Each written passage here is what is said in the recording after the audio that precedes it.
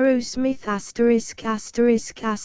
**** chapter I, 2, 3, 4, v, 6, 7, 8, 9, x, 11, 12, 13, 14, 15, 16, 17, 18, 19, XX, XXI, XXII, 23, XIV, XXV, XXVI, XXAE, XXVIII, XXVI, XXX, XXXI, XXUE, XXXII, XXIV, XXXV, XXXV, XXAE, XXVIII, XXVI, XL.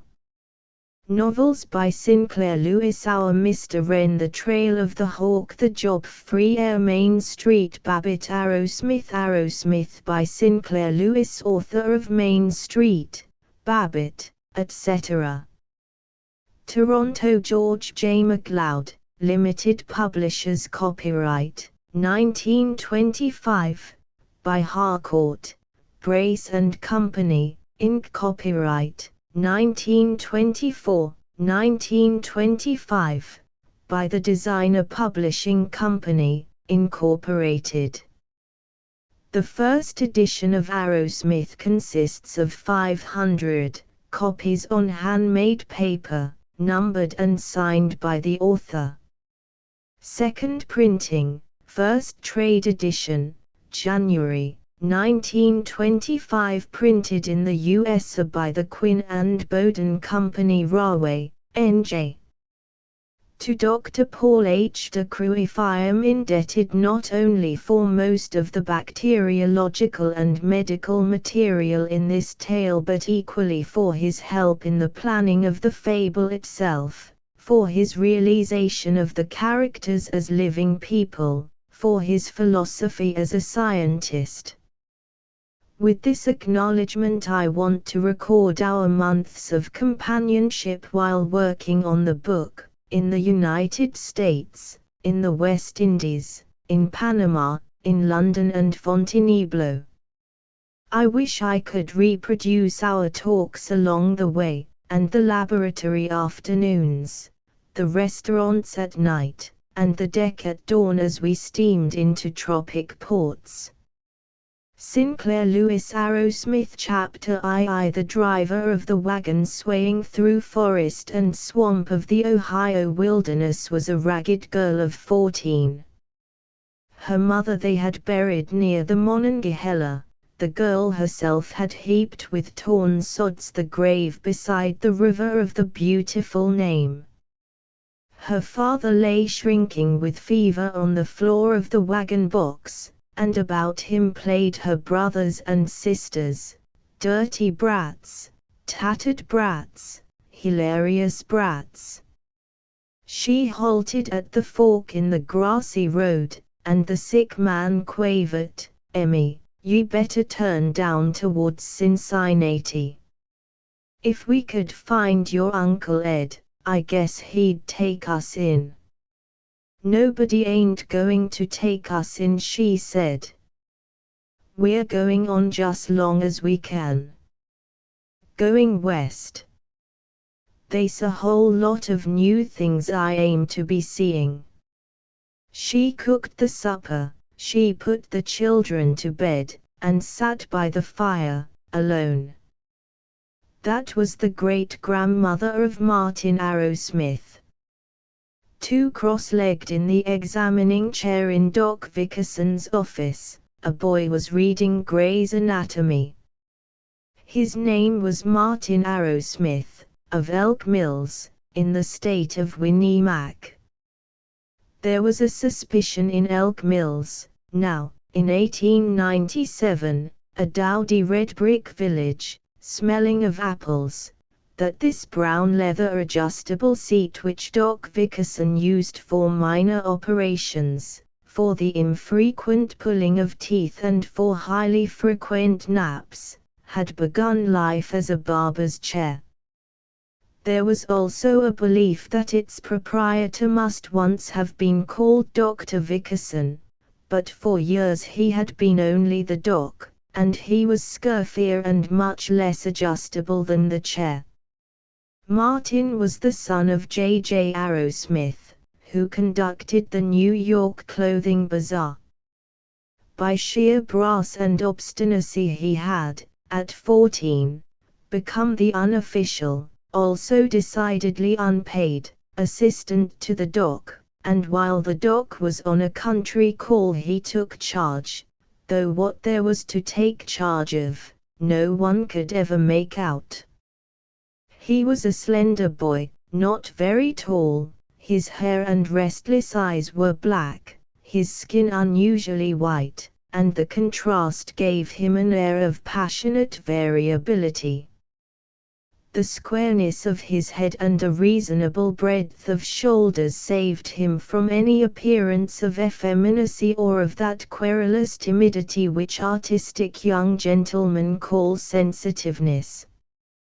When he lifted his head to listen, his right eyebrow, slightly higher than the left, rose and quivered in his characteristic expression of energy, of independence, and a hint that he could fight, a look of impertinent inquiry which had been known to annoy his teachers and the Sunday school superintendent.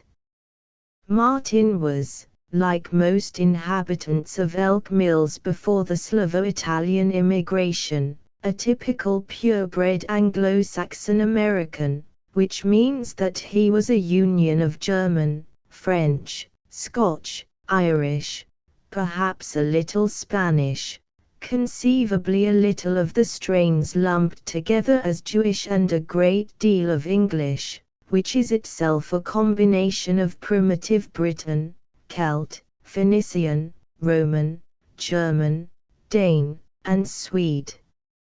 It is not certain that, in attaching himself to Doc Vickerson, Martin was entirely and edifyingly controlled by a desire to become a great healer. He did awe his gang by bandaging stone bruises, dissecting squirrels, and explaining the astounding and secret matters to be discovered at the back of the physiology, but he was not completely free from an ambition to command such glory among them as was enjoyed by the son of the Episcopalian minister, who could smoke an entire cigar without becoming sick. Yet this afternoon he read steadily at the section on the lymphatic system, and he muttered the long and perfectly incomprehensible words in a hum which made drowsier the dusty room. It was the central room of the three occupied by Doc Vickerson, facing on Main Street above the New York clothing bazaar. On one side of it was the fowl waiting room, on the other, the doc's bedroom. He was an aged widower. For what he called female fixings he cared nothing, and the bedroom with its tottering bureau and its cot of frosy blankets was cleaned only by Martin, in not very frequent attacks of sanitation.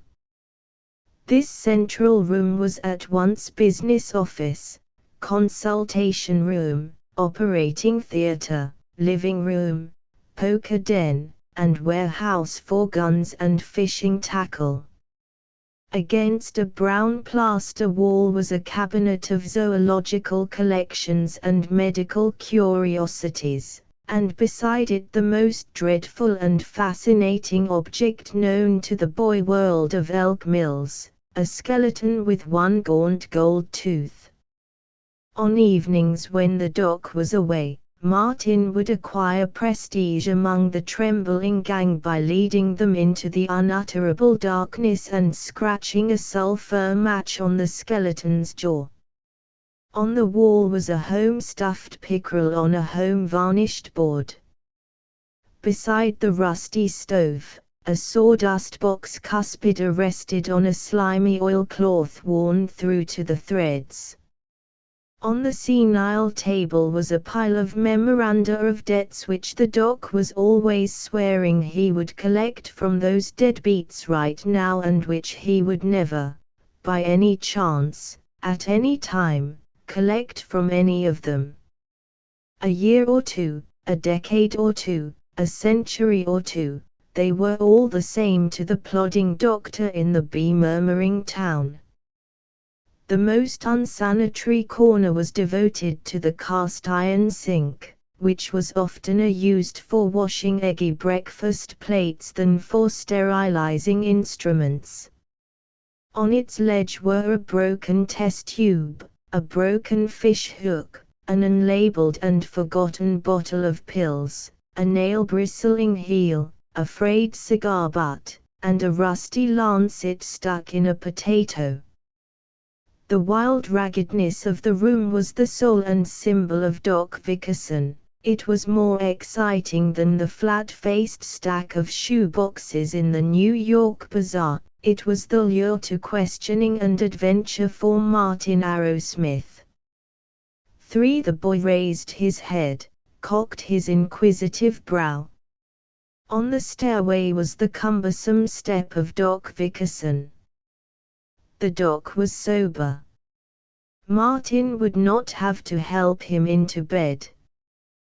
But it was a bad sign that the doc should first go down the hall to his bedroom. The boy listened sharply. He heard the doc open the lower part of the washstand, where he kept his bottle of Jamaica rum. After a long gurgle, the invisible doc put away the bottle and decisively kicked the doors shut. Still good. Only one drink. If he came into the consultation room at once, he would be safe. But he was still standing in the bedroom. Martin sighed as the washstand doors were hastily opened again, as he heard another gurgle and a third. The doc's step was much livelier when he loomed into the office, a grey mass of a man with a grey mass of mustache, a form vast and unreal and undefined, like a cloud taking for the moment a likeness of humanity. With the brisk attack of one who wishes to escape the discussion of his guilt, the doc rumbled while he waddled toward his desk chair. "What you doing here, young fella? What you doing here? I knew the cat would drag in something if I left the door unlocked." He gulped slightly. He smiled to show that he was being humorous. People had been known to misconstrue the doc's humor. He spoke more seriously, occasionally forgetting what he was talking about, reading Old Gray. "That's right. Physician's Library, just 3 books, Gray's Anatomy and Bible and Shakespeare. Study. You may become great doctor. Locate in Zenith and make $5,000 year, much as United States Senator. Set a high goal. Don't let things slide. Get training. Go college before go medical school. Study. Chemistry. Latin. Knowledge. I'm plug doc, got chick nor child, nobody, old drunk. But you, lead-in physician. Make $5,000 year. Murray woman's got endocarditis. Not thing I can do for her. Wants somebody hold her hand. Roads damn disgrace. Culverts out, beyond the grove. Zgrace. Endocarditis and training, that's what you got to get. Fundamentals. No chemistry. Biology. I never did. Mrs. Reverend Jones thinks she's got gastric ulcer. Wants to go city for operation. Ulcer, hell. She and the Reverend both eat too much. Why they don't repair that culvert, and don't be a booze hoister like me, either. And get your basic science. I'll splain. The boy, normal village youngster though he was, given to stoning cats and to playing pom-pom-pull-away, gained something of the intoxication of treasure hunting as the doc struggled to convey his vision of the pride of learning, the universality of biology, the triumphant exactness of chemistry. A fat old man and dirty and unvirtuous was the doc, his grammar was doubtful, his vocabulary alarming, and his references to his rival, good Dr. Needham, were scandalous, yet he invoked in Martin a vision of making chemicals explode with much noise and stink and of seeing animal kills that no boy in Elk Mills had ever beheld. The doc's voice was thickening, he was sunk in his chair, blurry of eye and lax of mouth. Martin begged him to go to bed, but the doc insisted, "Don't need nap." "No. Now you listen. You don't appreciate but, old man now. Giving you all I've learned. Show you collection. Only museum in whole county. Scientific pioneer." 100 times had Martin obediently looked at the specimens in the brown, crackly varnished bookcase, the beetles and chunks of mica, the embryo of a two-headed calf, the gallstones removed from a respectable lady whom the doc enthusiastically named to all visitors. The doc stood before the case, waving an enormous but shaky forefinger. "Look at that butterfly. Name is Porthesia chrysaria. Doc Needham couldn't tell you that. He don't know what butterflies are called. He don't care if you get trained. Remember that name now." He turned on Martin. "You paying attention? You interested?" "Ha! Oh, the devil. Nobody wants to know about my museum, not a person. Only one in county but, I'm an old failure." Martin asserted, honest, "It's slick. Look here. Look here. See that? In the bottle. It's an appendix. First one ever took out round here. I did it. Old Doc Vickerson, he did the first pendectomy in this neck of the woods, you bet. And first museum. It ain't so big, but it's start. I haven't put away money like Doc Needham, but I started first selection, I started it." He collapsed in a chair, groaning, "You're right. Got to sleep.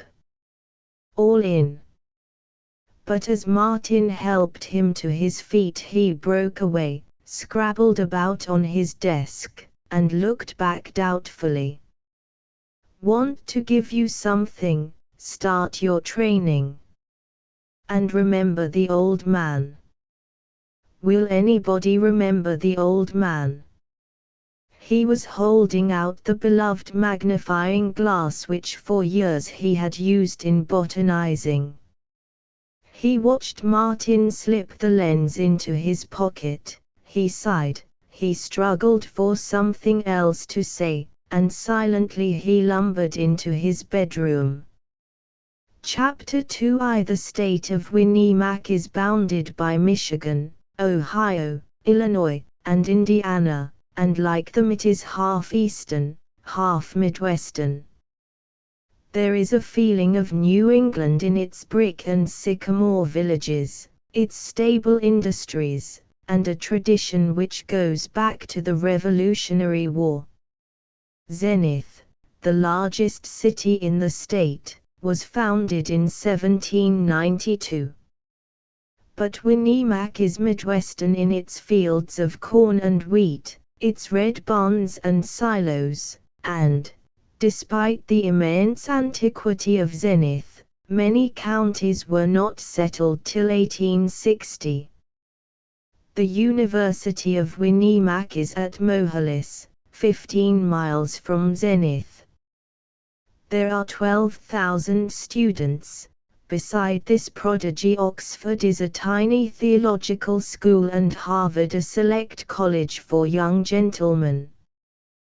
The university has a baseball field under glass, its buildings are measured by the mile, it hires hundreds of young doctors of philosophy to give rapid instruction in Sanskrit, navigation, accountancy, spectacle fitting, sanitary engineering, Provençal poetry, tariff schedules, rutabaga growing, motor car designing, the history of Voronezh, the style of Matthew Arnold, the diagnosis of myohypertrophia chyma paralytica, and department store advertising.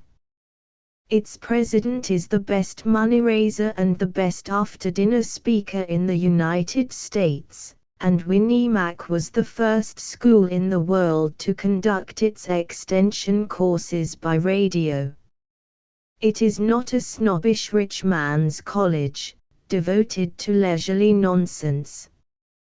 It is the property of the people of the state, and what they want, or what they are told they want, is a mill to turn out men and women who will lead moral lives, play bridge, drive good cars, be enterprising in business, and occasionally mention books, though they are not expected to have time to read them. It is a Ford Motor Factory, and if its products rattle a little, they are beautifully standardized, with perfectly interchangeable parts. Hourly the University of Winnemac grows in numbers and influence, and by 1951 may expect it to have created an entirely new world civilization, a civilization larger and brisker and purer. 2. In 1904, when Martin Arrowsmith was an arts and science junior preparing for medical school, Winnemac had but 5,000 students, yet it was already brisk. Martin was 21. He still seemed pale, in contrast to his black smooth hair, but he was a respectable runner, a fair basketball center, and a savage hockey player. The co-eds murmured that he looked so romantic, but as this was before the invention of sex and the era of petting parties, they merely talked about him at a distance, and he did not know that he could have been a hero of amours. For all his stubbornness he was shy. He was not entirely ignorant of caresses, but he did not make an occupation of them. He consorted with men whose virile pride it was to smoke filthy corncob pipes and to wear filthy sweaters. The university had become his world. For him Elk Mills did not exist. Doc Vickerson was dead and buried and forgotten. Martin's father and mother were dead, leaving him only enough money for his arts and medical courses. The purpose of life was chemistry and physics and the prospect of biology next year. His idol was Professor Edward Edwards, head of the Department of Chemistry, who was universally known as Encore. Edwards' knowledge of the history of chemistry was immense. He could read Arabic, and he infuriated his fellow chemists by asserting that the Arabs had anticipated all their researches. Himself, Professor Edwards never did researches. He sat before fires and stroked his collie and chuckled in his beard. This evening Encore was giving one of his small and popular at-homes. He lolled in a brown corduroy Morris chair, being quietly humorous for the benefit of Martin and half a dozen other fanatical young chemists, and baiting Dr. Norman Brumfitt, the instructor in English. The room was full of heartiness and beer and Brumfitt. Every university faculty must have a wild man to provide thrills and to shock crowded lecture rooms. Even in so energetically virtuous an institution as Winnemac there was one wild man, and he was Norman Brumfitt. He was permitted, without restriction, to speak of himself as immoral, agnostic, and socialistic, so long as it was universally known that he remained pure, Presbyterian, and Republican. Dr. Brumfitt was in form, tonight. He asserted that whenever a man showed genius, it could be proved that he had Jewish blood. Like all discussions of Judaism at Winnemac, this led to the mention of Max Gottlieb, professor of bacteriology in the medical school. Professor Gottlieb was the mystery of the university. It was known that he was a Jew, born and educated in Germany, and that his work on immunology had given him fame in the East and in Europe. He rarely left his small brown weedy house except to return to his laboratory, and few students outside of his classes had ever identified him, but everyone had heard of his tall, lean, dark aloofness. 1,000 fables fluttered about him. It was believed that he was the son of a German prince, that he had immense wealth, that he lived as sparsely as the other professors only because he was doing terrifying and costly experiments which probably had something to do with human sacrifice. It was said that he could create life in the laboratory, that he could talk to the monkeys which he inoculated, that he had been driven out of Germany as a devil worshipper or an anarchist, and that he secretly drank real champagne every evening at dinner. It was the tradition that faculty members did not discuss their colleagues with students, but Max Gottlieb could not be regarded as anybody's colleague. He was impersonal as the chill northeast wind. Dr. Brumfitt rattled, "I'm sufficiently liberal, I should assume, toward the claims of science, but with a man like Gottlieb, I'm prepared to believe that he knows all about material forces, but what astounds me is that such a man can be blind to the vital force that creates all others. He says that knowledge is worthless unless it is proven by rows of figures. Well, when one of you scientific sharks can take the genius of a Ben Jonson and measure it with a yardstick, then I'll admit that we literary chaps, with our doubtless absurd belief in beauty and loyalty and the world o' dreams, are off on the wrong track." Martin Arrowsmith was not exactly certain what this meant, and he enthusiastically did not care. He was relieved when Professor Edwards from the midst of his beardedness and smokiness made a sound curiously like "oh, hell," and took the conversation away from Brumfitt. Ordinarily Encore would have suggested, with amiable malice, that Gottlieb was a crepe-hanger who wasted time destroying the theories of other men instead of making new ones of his own. But tonight, in detestation of such literary playboys as Brumfitt, he exalted Gottlieb's long, lonely, failure-burdened effort to synthesize antitoxin, and his diabolic pleasure in disproving his own contentions as he would those of Ehrlich or Sir Arnroth Wright. He spoke of Gottlieb's great book, Immunology, which had been read by 7/9 of all the men in the world who could possibly understand it, the number of these being 9. The party ended with Mrs. Edwards' celebrated doughnuts. Martin tramped toward his boarding house through a veiled spring night. The discussion of Gottlieb had roused him to a reasonless excitement. He thought of working in a laboratory at night, alone, absorbed, contemptuous of academic success and of popular classes. Himself, he believed, he had never seen the man, but he knew that Gottlieb's laboratory was in the main medical building. He drifted toward the distant medical campus. The few people whom he met were hurrying with midnight timidity. He entered the shadow of the anatomy building, grim as a barracks, still as the dead men lying up there in the dissecting room.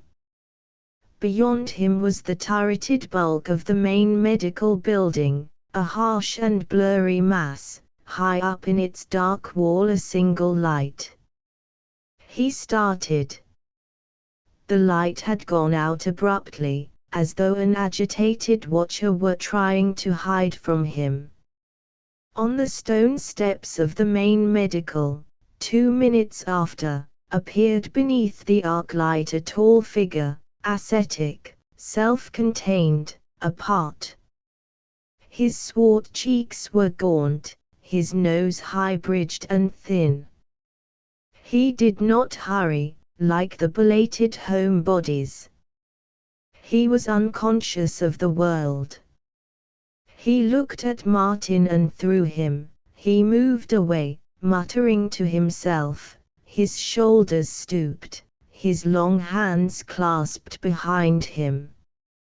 He was lost in the shadows, himself a shadow. He had worn the threadbare topcoat of a poor professor, yet Martin remembered him as wrapped in a black velvet cape with a silver star arrogant on his breast. 3 On his first day in medical school, Martin Arrowsmith was in a high state of superiority. As a medic he was more picturesque than other students, for medics are reputed to know secrets, horrors, exhilarating wickednesses. Men from the other departments go to their rooms to peer into their books. But also as an academic graduate, with a training in the basic sciences, he felt superior to his fellow medics, most of whom had but a high school diploma, with perhaps 1 year in a 10-room Lutheran college among the cornfields. For all his pride, Martin was nervous. He thought of operating, of making a murderous wrong incision, and with a more immediate, macabre fear, he thought of the dissecting room and the stony, steely anatomy building. He had heard older medics mutter of its horrors, of corpses hanging by hooks, like rows of ghastly fruit, in an abominable tank of brine in the dark basement, of Henry the janitor, who was said to haul the cadavers out of the brine, to inject red lead into their veins, and to scold them as he stuffed them on the dumbwaiter. There was prairie freshness in the autumn day, but Martin did not heed. He hurried into the slate-colored hall of the main medical, up the wide stairs to the office of Max Gottlieb. He did not look at passing students, and when he bumped into them he grunted in confused apology. It was a portentous hour. He was going to specialize in bacteriology, he was going to discover enchanting new germs. Professor Gottlieb was going to recognize him as a genius, make him an assistant, predict for him. He halted in Gottlieb's private laboratory, a small, tidy apartment with racks of cotton-corked test tubes on the bench, a place unimpressive and unmagical save for the constant temperature bath with its tricky thermometer and electric bulbs. He waited till another student, a stuttering gawk of a student, had finished talking to Gottlieb, dark, lean, impassive at his desk in a cubbyle of an office, then he plunged. If in the misty April night Gottlieb had been romantic as a cloaked horseman, he was now testy and middle-aged. Near at hand, Martin could see wrinkles beside the hawk eyes. Gottlieb had turned back to his desk, which was heaped with shabby notebooks, sheets of calculations, and a marvelously precise chart with red and green curves descending to vanish at zero. The calculations were delicate, minute, exquisitely clear, and delicate were the scientist's thin hands among the papers. He looked up, spoke with a hint of German accent. His words were not so much mispronounced as colored with a warm unfamiliar tint. Well. Yes. Oh, Professor Gottlieb, my name is Arrowsmith. I'm a medic freshman, Winnie Beer. I'd like awfully to take bacteriology this fall instead of next year. I've had a lot of chemistry, no. It is not time for you. Honest, I know I could do it now. There are two kinds of students that the gods give me. One kind they dump on me like a bushel of potatoes. I do not like potatoes, and the potatoes they do not ever seem to have great affection for me, but I take them and teach them to kill patients. The other kind, they are very few, they seem for some reason that is not at all clear to me to wish a little bit to become scientists, to work with bugs and make mistakes. Those, I seize them, I denounce them, I teach them right away the ultimate lesson of science, which is to wait and doubt.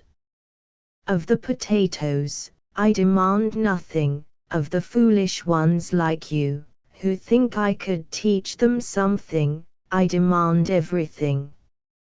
No. You are too young. Come back next year. But honestly, with my chemistry, have you taken physical chemistry? No, sir, but I did pretty well in organic. Organic chemistry. Puzzle chemistry. Stink chemistry. Drugstore chemistry. Physical chemistry is power, it is exactness, it is life. But organic chemistry, that is a trade for pot washers. No. You are too young. Come back in a year. Gottlieb was absolute. His talon fingers waved Martin to the door, and the boy hastened out, not daring to argue. He slunk off in misery. On the campus he met that jovial historian of chemistry, Encore Edwards, and begged, "Say, Professor, tell me, is there any value for a doctor in organic chemistry?" Value? Why, it seeks the drugs that allay pain. It produces the paint that slicks up your house, it dyes your sweetheart's dress, and maybe, in these degenerate days, her cherry lips. Who the dickens has been talking scandal about my organic chemistry? Nobody. I was just wondering, Martin complained, and he drifted to the college inn where, In an injured and melancholy manner, he devoured an enormous banana split and a bar of almond chocolate. As he meditated, I want to take bacteriology. I want to get down to the bottom of this disease stuff. I'll learn some physical chemistry. I'll show old Gottlieb, damn him. Someday I'll discover the germ of cancer or something, and then he'll look foolish in the face. Oh, Lord, I hope I won't take sick, first time I go into the dissecting room. I want to take bacteriology, now. He recalled Gottlieb's sardonic face, he felt and feared his quality of dynamic hatred. Then he remembered the wrinkles, and he saw Max Gottlieb not as a genius but as a man who had headaches, who became agonizingly tired, who could be loved. I wonder if Encore Edwards knows as much as I thought he did. What is truth? He puzzled. For Martin was jumpy on his first day of dissecting. He could not look at the inhumanly stiff faces of the starveling grey men lying on the wooden tables. But they were so impersonal, these lost old men, that in 2 days he was, like the other medics, calling them Billy and Ike and the parson and regarding them as he had regarded animals in biology. The dissecting room itself was impersonal. Hard cement floor, walls of hard plaster between wire glass windows.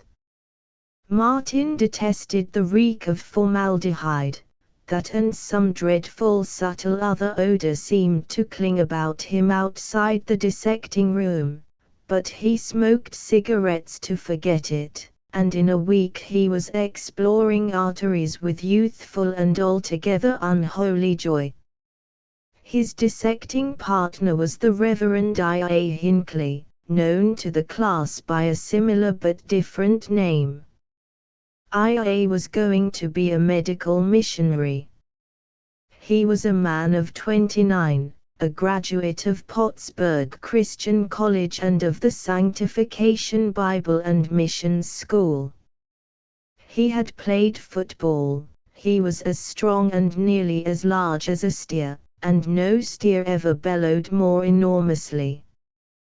He was a bright and happy Christian, a romping optimist who laughed away sin and doubt, a joyful Puritan who with annoying virility preached the doctrine of his tiny sect, the Sanctification Brotherhood, that to have a beautiful church was almost as damnable as the debaucheries of card-playing. Martin found himself viewing Billy their cadaver, an undersized, blotchy old man with a horrible little red beard on his petrified, vealy face, as a machine, fascinating, complex, beautiful, but a machine. It damaged his already feeble belief in man's divinity and immortality. He might have kept his doubts to himself, revolving them slowly as he dissected out the nerves of the mangled upper arm, but I.A. Hinckley would not let him alone. I.A. believed that he could bring even medical students to bliss, which, to I.A., meant singing extraordinarily long and unlovely hymns in a chapel of the Sanctification Brotherhood. "Mart, my son," he roared, "do you realize that in this, what some might call a sordid task, we are learning things that will enable us to heal the bodies and comfort the souls of countless lost unhappy folks?" Ha! Souls. I haven't found one yet in old Billy. Honest, do you believe that junk? I.A. clenched his fist and scowled, then belched with laughter, slapped Martin distressingly on the back, and clamored, "Brother, You've got to do better than that to get IA's goat. You think you've got a lot of these fancy modern doubts. You haven't, you've only got indigestion. What you need is exercise and faith. Come on over to the YMCA and I'll take you for a swim and pray with you. Why, you poor skinny little agnostic, here you have a chance to see the Almighty's handiwork, and all you grab out of it is a feeling that you're real smart. Buck up, young Arrowsmith. You don't know how funny you are, to a fellow that's got a serene faith. To the delight of Cliff Clawson, the class jester, who worked at the next table, I chucked Martin in the ribs, patted him, very painfully, upon the head, and amiably resumed work, while Martin danced with irritation. In college Martin had been a bub, he had not belonged to a Greek letter secret society. He had been rushed, but he had resented the condescension of the aristocracy of men from the larger cities. Now that most of his arts classmates had departed to insurance offices, law schools, and banks, he was lonely, and tempted by an invitation from Digama Pi, the chief medical fraternity. Digama Pi was a lively boarding house with a billiard table and low prices. Rough and amiable noises came from it at night, and a good deal of singing about "When I Die Don't Bury Me at All." Yet for 3 years Deagams had won the valedictory and the Hugh Loiseau Medal in experimental surgery. This autumn the Deagams elected I.A. Hinckley, because they had been gaining a reputation for dissipation.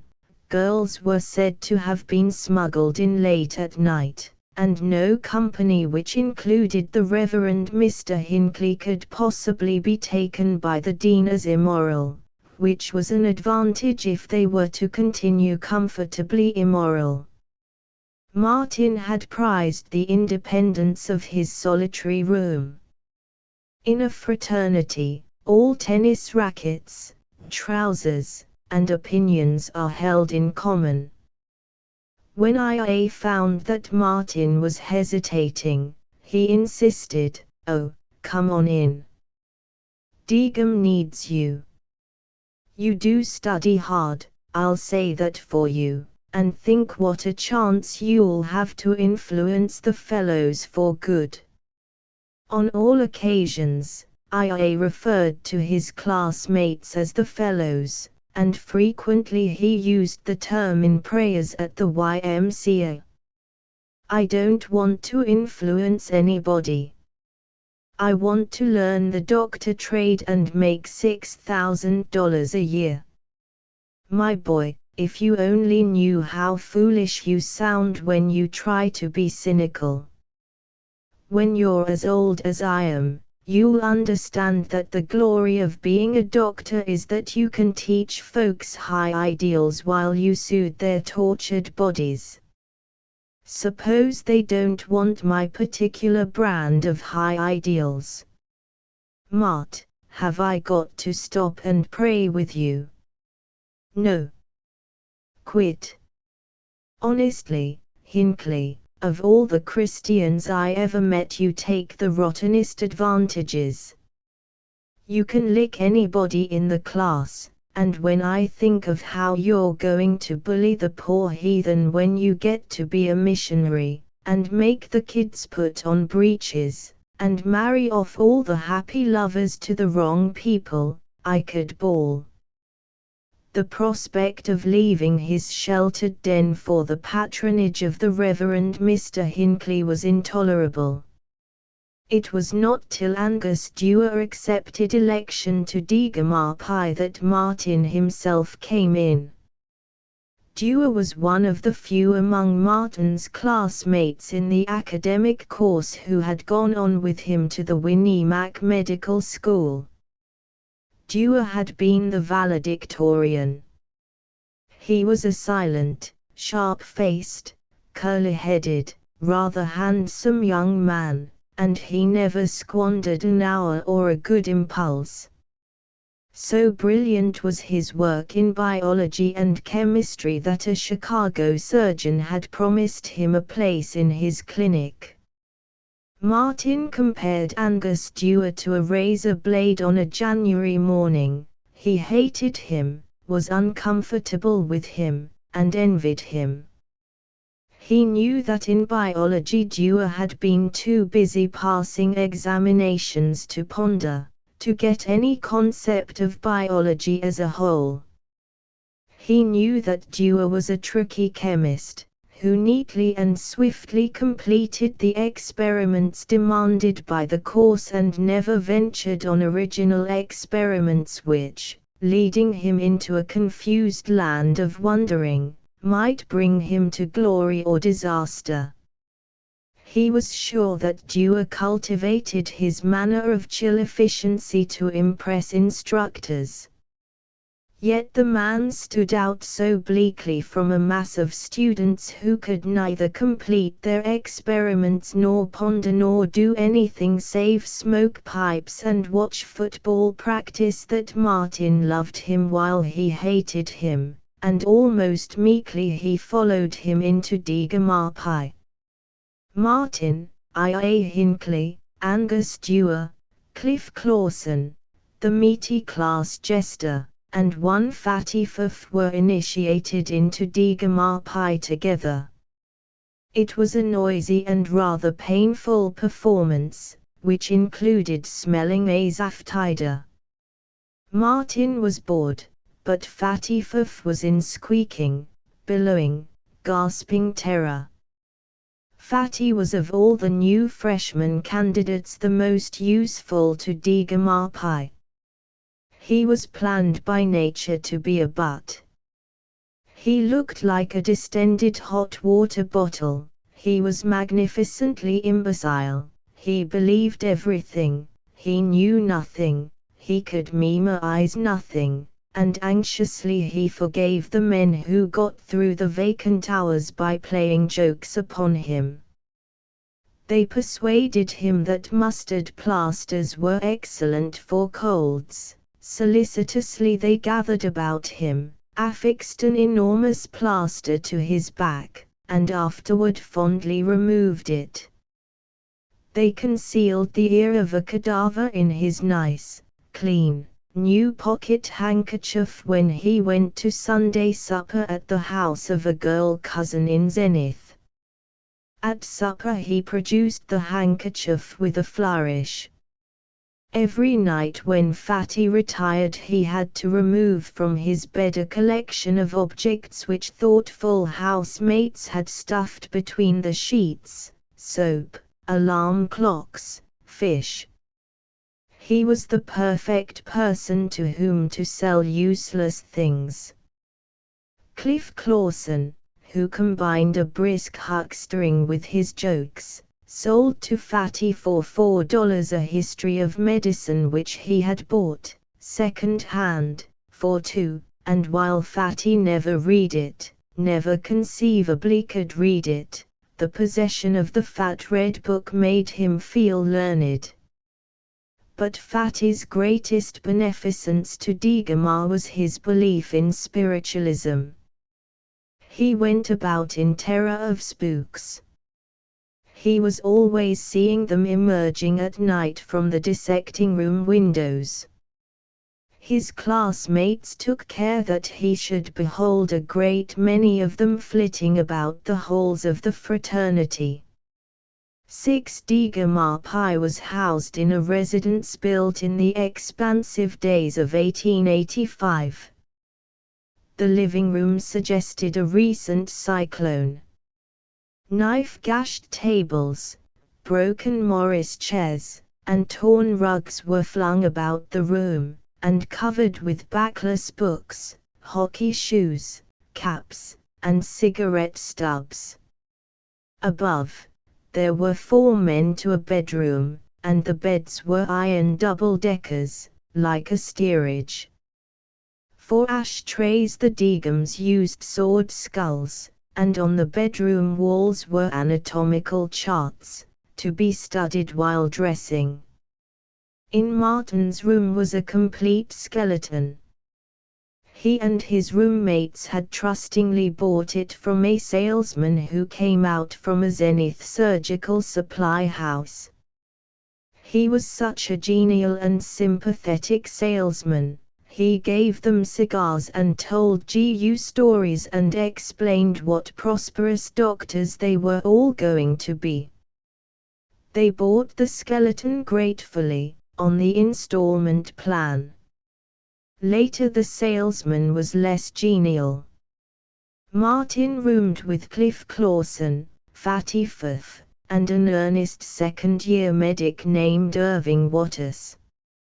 Any psychologist desiring a perfectly normal man for use in demonstrations could not have done better than to have engaged Irving Waters. He was always and carefully dull, smilingly, easily, dependably dull. If there was any cliché which he did not use, it was because he had not yet heard it. He believed in morality, except on Saturday evenings. He believed in the Episcopal Church, but not the High Church. He believed in the Constitution, Darwinism, systematic exercise in the gymnasium, and the genius of the president of the university. Among them, Martin most liked Cliff Clawson. Cliff was the clown of the fraternity house. He was given to raucous laughter, he clogged and sang meaningless songs, he even practiced on the cornet, yet he was somehow a good fellow and solid, and Martin, in his detestation of I.A. Hinckley, his fear of Angus Dewar, his pity for Fatty Firth, his distaste for the amiable dullness of Irving Waters, turned to the roaring Cliff as to something living and experimenting. At least Cliff had reality, the reality of a plowed field, of a steaming manure pile. It was Cliff who would box with him, Cliff who, though he loved to sit for hours smoking, grunting, magnificently loafing, could be persuaded to go for a 5-mile walk.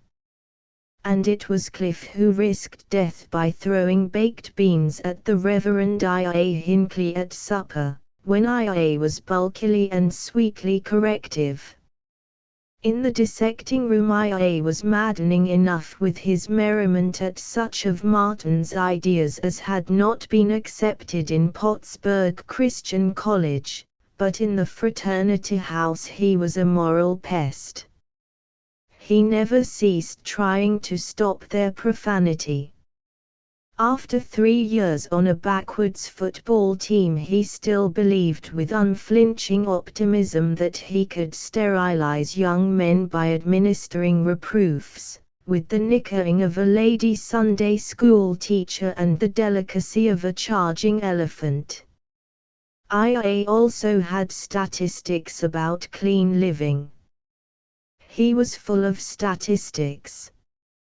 Where he got them did not matter to him. Figures in the daily papers, in the census report, or in the miscellany column of the Sanctification Herald were equally valid. He announced at supper table, "Cliff, it's a wonder to me how as bright a fella as you can go on sucking that dirty old pipe. Do you realize that 67.9% of all women who go to the operating table have husbands who smoke tobacco?" "What the devil would they smoke?" demanded Cliff. "Where'd you get those figures?" "From Martin. They came out at a medical convention in Philadelphia in 1902. IA condescended. Of course I don't suppose it'll make any difference to a bunch of wise galoots like you that someday you'll marry a nice bright little woman and ruin her life with your vices. Sure, keep right on, fine brave virile bunch. A poor weakling preacher like me wouldn't dare do anything so brave as smoke a pipe. He left them triumphantly, and Martin groaned, "IA makes me want to get out of medicine and be an honest harness maker." Or, "Gee now, Mart Fattyfuff complained, you oughtn't he to cuss IA out. He's awful sincere." Sincere? Hell! So is a cockroach. Thus they jabbered, while Angostura watched them in a superior silence that made Martin nervous. In the study of the profession to which he had looked forward all his life he found irritation and vacuity as well as serene wisdom. He saw no one clear path to truth but 1,000 paths to 1,000 truths far off and doubtful. Chapter 3 I John Robertshaw, John Aldington Robertshaw, professor of physiology in the medical school, was rather deaf, and he was the only teacher in the University of Winnemac who still wore mutton chop whiskers. He came from Back Bay, he was proud of it and let you know about it. With 3 other Brahmins he formed in Mohalis a Boston colony which stood for sturdy sweetness and decorously shaded light. On all occasions he remarked, when I was studying with Ludwig in Germany, he was too absorbed in his own correctness to heed individual students, and Cliff Clawson and the other young men technically known as Hellraisers looked forward to his lectures on physiology. They were held in an amphitheater whose seats curved so far around that the lecturer could not see both ends at once, and while Dr. Robertshaw, continuing to drone about blood circulation, was peering to the right to find out who was making that outrageous sound like a motor horn. Far over on the left Cliff Clawson would rise and imitate him, with soaring arm and stroking of imaginary whiskers. Once Cliff produced the masterpiece of throwing a brick into the sink beside the platform, just when Dr. Robertshaw was working up to his annual climax about the effect of brass bands on the intensity of the knee-jerk. Martin had been reading Max Gottlieb's scientific papers, as much of them as he could read, with their morass of mathematical symbols, and from them he had a conviction that experiments should be something dealing with the foundations of life and death, with the nature of bacterial infection, with the chemistry of bodily reactions. When Robertshaw chirped about fussy little experiments, standard experiments, maiden aunt experiments, Martin was restless. In college he had felt that prosody and Latin composition were futile, and he had looked forward to the study of medicine as illumination. Now, in melancholy worry about his own unreasonableness, he found that he was developing the same contempt for Robertshaw's rules of the thumb, and for most of the work in anatomy. The professor of anatomy, Dr. Oliver O. Stout, was himself an anatomy, a dissection chart, a thinly covered knot of nerves and blood vessels and bones. Stout had precise and enormous knowledge. In his dry voice he could repeat more facts about the left little toe than you would have thought anybody would care to learn regarding the left little toe. No discussion at the Degamar pie supper table was more violent than the incessant debate over the value to a doctor, a decent normal doctor who made a good living and did not worry about reading papers at medical associations, of remembering anatomical terms. But no matter what they thought, they all ground at learning the lists of names which enable a man to crawl through examinations and become an educated person, with a market value of $5 an hour. Unknown sages had invented rhymes which enabled them to memorize. At supper, the 30 piratical Deegums sitting at a long and spotty table, devouring clam chowder and beans and codfish balls and banana layer cake, the freshman earnestly repeated after a senior. On old Olympus' topmost top a fat-eared German viewed a hop. Thus by association with the initial letters they mastered the 12 cranial nerves, olfactory, optic, oculomotor, trochlear, and the rest. To the Deegums it was the world's noblest poem, and they remembered it for years after they had become practicing physicians and altogether forgotten the names of the nerves themselves. Too, in Dr. Stout's anatomy lectures there were no disturbances, but in his dissecting room were many pleasantries. The mildest of them was the insertion of a firecracker in the cadaver on which the two virginal and unhappy co-eds worked. The real excitement during freshman year was the incident of Cliff Clawson and the pancreas. Cliff had been elected class president, for the year, because he was so full of greetings. He never met a classmate in the Hall of Maine Medical without shouting, "How's your vermiform appendix functioning this morning?" or "I bid thee a lofty greeting, old pediculosis." With booming decorum he presided at class meetings, indignant meetings to denounce the proposal to let the Aggies use the North Side tennis courts, but in private life he was less decorous. The terrible thing happened when the Board of Regents were being shown through the campus. The regents were the supreme rulers of the university. They were bankers and manufacturers and pastors of large churches. To them even the president was humble. Nothing gave them more interesting thrills than the dissecting room of the medical school. The preachers spoke morally of the effect of alcohol on paupers, and the bankers of the disrespect for savings accounts which is always to be seen in the kind of men who insist on becoming cadavers. In the midst of the tour, led by Dr. Stout and the umbrella-carrying secretary of the university, the plumpest and most educational of all the bankers stopped near Cliff Clawson's dissecting table, with his derby hat reverently held behind him, and into that hat Cliff dropped a pancreas.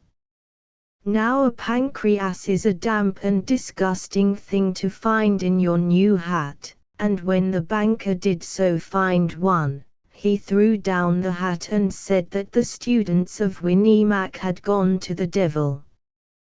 Dr. Stout and the secretary comforted him. They cleaned the derby and assured him that vengeance should be done on the man who could put a pancreas in a banker's hat. Dr. Stout summoned Cliff, as president of the freshmen. Cliff was pained. He assembled the class. He lamented that any Winnie-Mac man could place a pancreas in a banker's hat, and he demanded that the criminal be manly enough to stand up and confess. Unfortunately, the Reverend I.A. Hinckley, who sat between Martin and Angus Dewar, had seen Cliff drop the pancreas. He growled, "This is outrageous.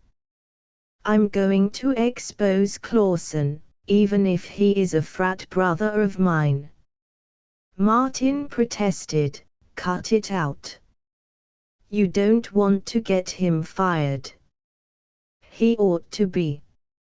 Angus Dewar turned in his seat, looked at IA, and suggested, "Will you kindly shut up?" And, as IA subsided, Angus became to Martin more admirable and more hateful than ever. 3. When he was depressed by a wonder as to why he was here, listening to a Professor Robert Shaw, repeating verses about fat-eared Germans, learning the trade of medicine like Fatty Fuff or Irving Wallace, then Martin had relief in what he considered debauches. Actually they were extremely small debauches. They rarely went beyond too much lager in the adjacent city of Zenith, or the smiles of a factory girl parading the sordid back avenues. But to Martin, with his pride in taut strength, his joy in a clear brain, they afterward seemed tragic. His safest companion was Cliff Clawson. No matter how much bad beer he drank, Cliff was never much more intoxicated than in his normal state. Martin sank or rose to Cliff's buoyancy, while Cliff rose or sank to Martin's speculativeness. As they sat in a back room, at a table glistening with beer glass rings, Cliff shook his finger and babbled, "You're only one that gets me, Mart. You know, with all the hell-raising, and all the talk about being commercial that I pull on these high boys like I.A. Stinkley, I'm just sick o' seem realism and bunk as you are." "Sure. You bet," Martin agreed with alcoholic fondness. "You're just like me. My God, do you get it? Dough-face like Irving Wallace or heartless climber like Angus Dewar, and then old Gottlieb. Ideal of research. Never being content with what seems true. Alone, not caring a damn, square-toed as a captain on the bridge, working all night, getting to the bottom of things. Dash stuff. That's my day, too. Let's have 'nother beer." "Shake you for it," observed Cliff Clawson. Zenith, with its saloons, was 15 miles from Mohalis and the University of Winnemac, half an hour by the huge, roaring, steel interurban trolleys, and to Zenith the medical students went for their forays. To say that one had gone into town last night was a matter for winks and leers. But with Angus Dewar, Martin discovered a new zenith. At supper Dewar said abruptly, "Come into town with me and hear a concert." For all his fancied superiority to the class, Martin was illimitably ignorant of literature, of painting, of music. That the bloodless and acquisitive Angus Dewar should waste time listening to fiddlers was astounding to him. He discovered that Dewar had enthusiasm for two composers, called Bach and Beethoven, presumably Germans, and that he himself did not yet comprehend all the ways of the world. On the interurban, Dewar's gravity loosened, and he cried, "Boy, if I hadn't been born to carve up innards, I'd have been a great musician. Tonight I'm going to lead you right into heaven." Martin found himself in a confusion of little chairs and vast gilded arches, of polite but disapproving ladies with programs in their laps, unromantic musicians making unpleasant noises below and, at last, incomprehensible beauty, which made for him pictures of hills and deep forests, then suddenly became achingly long-winded.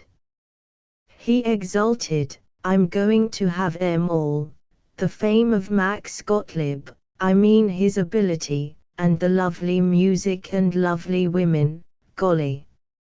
I'm going to do big things.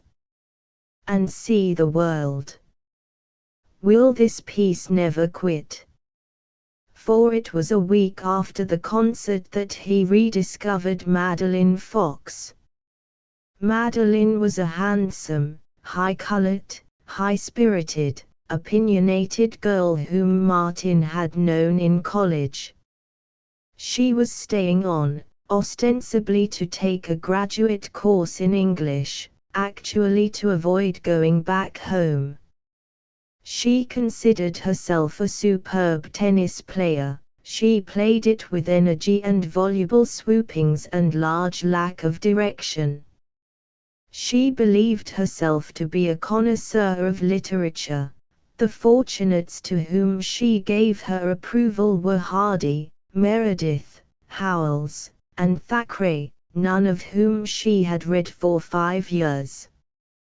She had often reproved Martin for his inappreciation of Howells, for wearing flannel shirts, and for his failure to hand her down from streetcars in the manner of a fiction hero. In college, they had gone to dances together, though as a dancer Martin was more spirited than accurate, and his partners sometimes had difficulty in deciding just what he was trying to dance. He liked Madeline's tall comeliness and her vigor. He felt that with her energetic culture she was somehow good for him. During this year, he had scarcely seen her. He thought of her late in the evenings, and planned to telephone to her, and did not telephone. But as he became doubtful about medicine he longed for her sympathy, and on a Sunday afternoon of spring he took her for a walk along the Chalusa River. From the river bluffs the prairie stretches in exuberant rolling hills.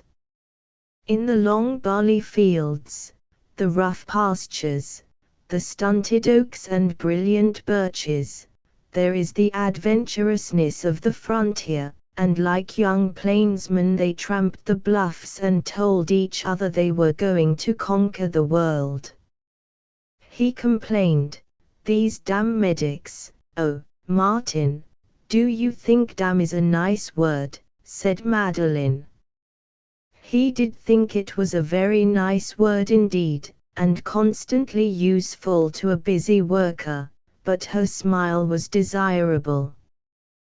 "Well, these darn studs, they aren't trying to learn science, they're simply learning a trade. They just want to get the knowledge that'll enable them to cash in. They don't talk about saving lives but about losing cases, losing dollars. And they wouldn't even mind losing cases if it was a sensational operation that'd advertise them. They make me sick. How many of them do you find that re-interested in the work Ehrlich is doing in Germany, yes, or that Max Gottlieb is doing right here and now? Gottlieb's just taken an awful fall out of Wright's opsonin theory." "Has he, really?" "Has he? I should say he had. And do you get any of the medics stirred up about it?" "You do not. They say, oh, sure, science is all right in its way, helps a doc to treat his patients, and then they begin to argue about whether they can make more money if they locate in a big city or a town, and is it better for a young doc to play the good fellow and lodge game, or join the church and look earnest? You ought to hear Irv Waters. He's just got one idea, the fellow that gets ahead in medicine. Is he the lad that knows his pathology? Oh, no, the bird that succeeds is the one that gets an office on a northeast corner, near a trolley car junction, with a phone number that'll be easy for patients to remember. Honest. He said so. I swear, when I graduate I believe I'll be a ship's doctor. You see the world that way, and at least you aren't racing up and down the boat trying to drag patients away from some rival dock that has an office on another deck. Yes, I know, it's dreadful the way people don't have ideals about their work. So many of the English grad students just want to make money teaching, instead of enjoying scholarship the way I do. It was disconcerting to Martin that she should seem to think that she was a superior person quite as much as himself, but he was even more disconcerted when she bubbled, at the same time, Martin, one does have to be practical, doesn't one? Think how much more money, no, I mean how much more social position and power for doing good a successful doctor has than one of these scientists that just putter, and don't know what's going on in the world. Look at a surgeon like Dr. Loiseau, riding up to the hospital in a lovely car with a chauffeur in uniform, and all his patients simply worshipping him, and then your Max Gottlieb, somebody pointed him out to me the other day, and he had on a dreadful old suit, and I certainly thought he could stand a haircut. Martin turned on her with fury, statistics, vituperation, religious zeal, and confused metaphors. They sat on a crooked old-fashioned rail fence where over the sun-soaked bright plantains the first insects of spring were humming. In the storm of his fanaticism she lost her airy culture and squeaked, "Yes, I see now, I see," without stating what it was she saw. "Oh, you do have a fine mind and such integrity." Honest. Do you think I have? Oh, indeed I do, and I'm sure you're going to have a wonderful future. And I'm so glad you aren't commercial, like the others. Don't mind what they say. He noted that Madeline was not only a rare and understanding spirit but also an extraordinarily desirable woman, fresh color, tender eyes, adorable slope from shoulder to side. As they walked back, he perceived that she was incredibly the right mate for him. Under his training she would learn the distinction between vague ideals and the hard sureness of science. They paused on the bluff, looking down at the muddy Chalusa, a springtime western river wild with floating branches. He yearned for her, he regretted the casual affairs of a student and determined to be a pure and extremely industrious young man, to be, in fact, worthy of her. "Oh, Madeline," he mourned, "you're so darn lovely." She glanced at him, timidly. He caught her hand, in a desperate burst he tried to kiss her. It was very badly done. He managed only to kiss the point of her jaw, while she struggled and begged, "Oh, don't." They did not acknowledge, as they ambled back into Mohalis, that the incident had occurred, but there was softness in their voices and without impatience now she heard his denunciation of Professor Robert Shaw as a phonograph, and he listened to her remarks on the shallowness and vulgarity of Dr. Norman Brumfitt, that sprightly English instructor. At her boarding house she sighed, "I wish I could ask you to come in, but it's almost supper time and, will you call me up someday?" "You bet I will," said Martin, according to the rules for amorous discourse in the University of Winnemac. He raced home in adoration. As he lay in his narrow upper bunk at midnight, he saw her eyes, now impertinent, now reproving, now warm with trust in him. "I love her. I love her. I'll phone her, wonder if I dare call her up as early as 8 in the morning." But at 8 he was too busy studying the lacrimal apparatus to think of ladies' eyes. He saw Madeline only once, and in the publicity of her boarding house porch, crowded with co-eds, red cushions, and marshmallows, before he was hurled into hectic studying for the year's final examinations. At examination time, Digama Pi fraternity showed its value to urgent seekers after wisdom. Generations of Digams had collected test papers and preserved them in the sacred quiz book. Geniuses for detail had labored through the volume and marked with red pencil the problems most often set in the course of years. The freshmen crouched in a ring about I.A. Hinckley in the Digam living room, while he read out the questions they were most likely to get.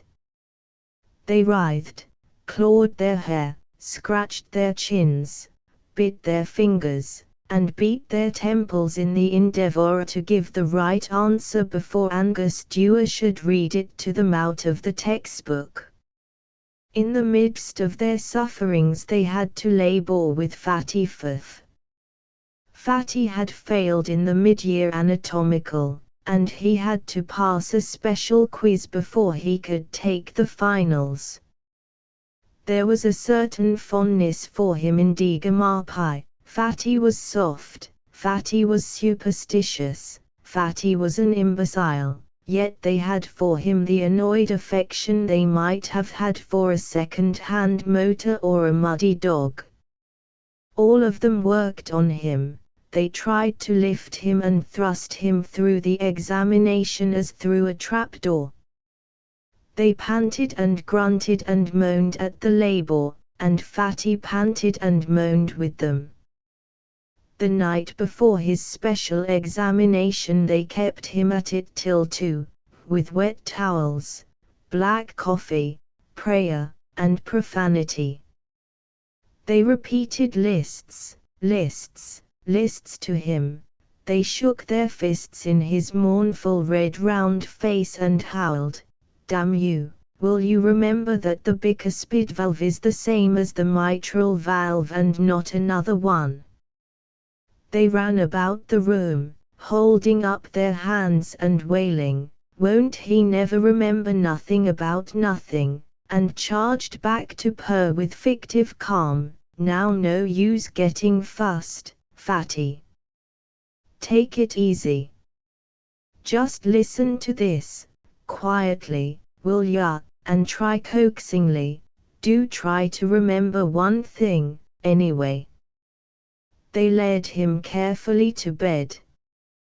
He was so filled with facts that the slightest jostling would have spilled them. When he awoke at 7, with red eyes and trembling lips, he had forgotten everything he had learned. "There's nothing for it," said the president of Digama Pi.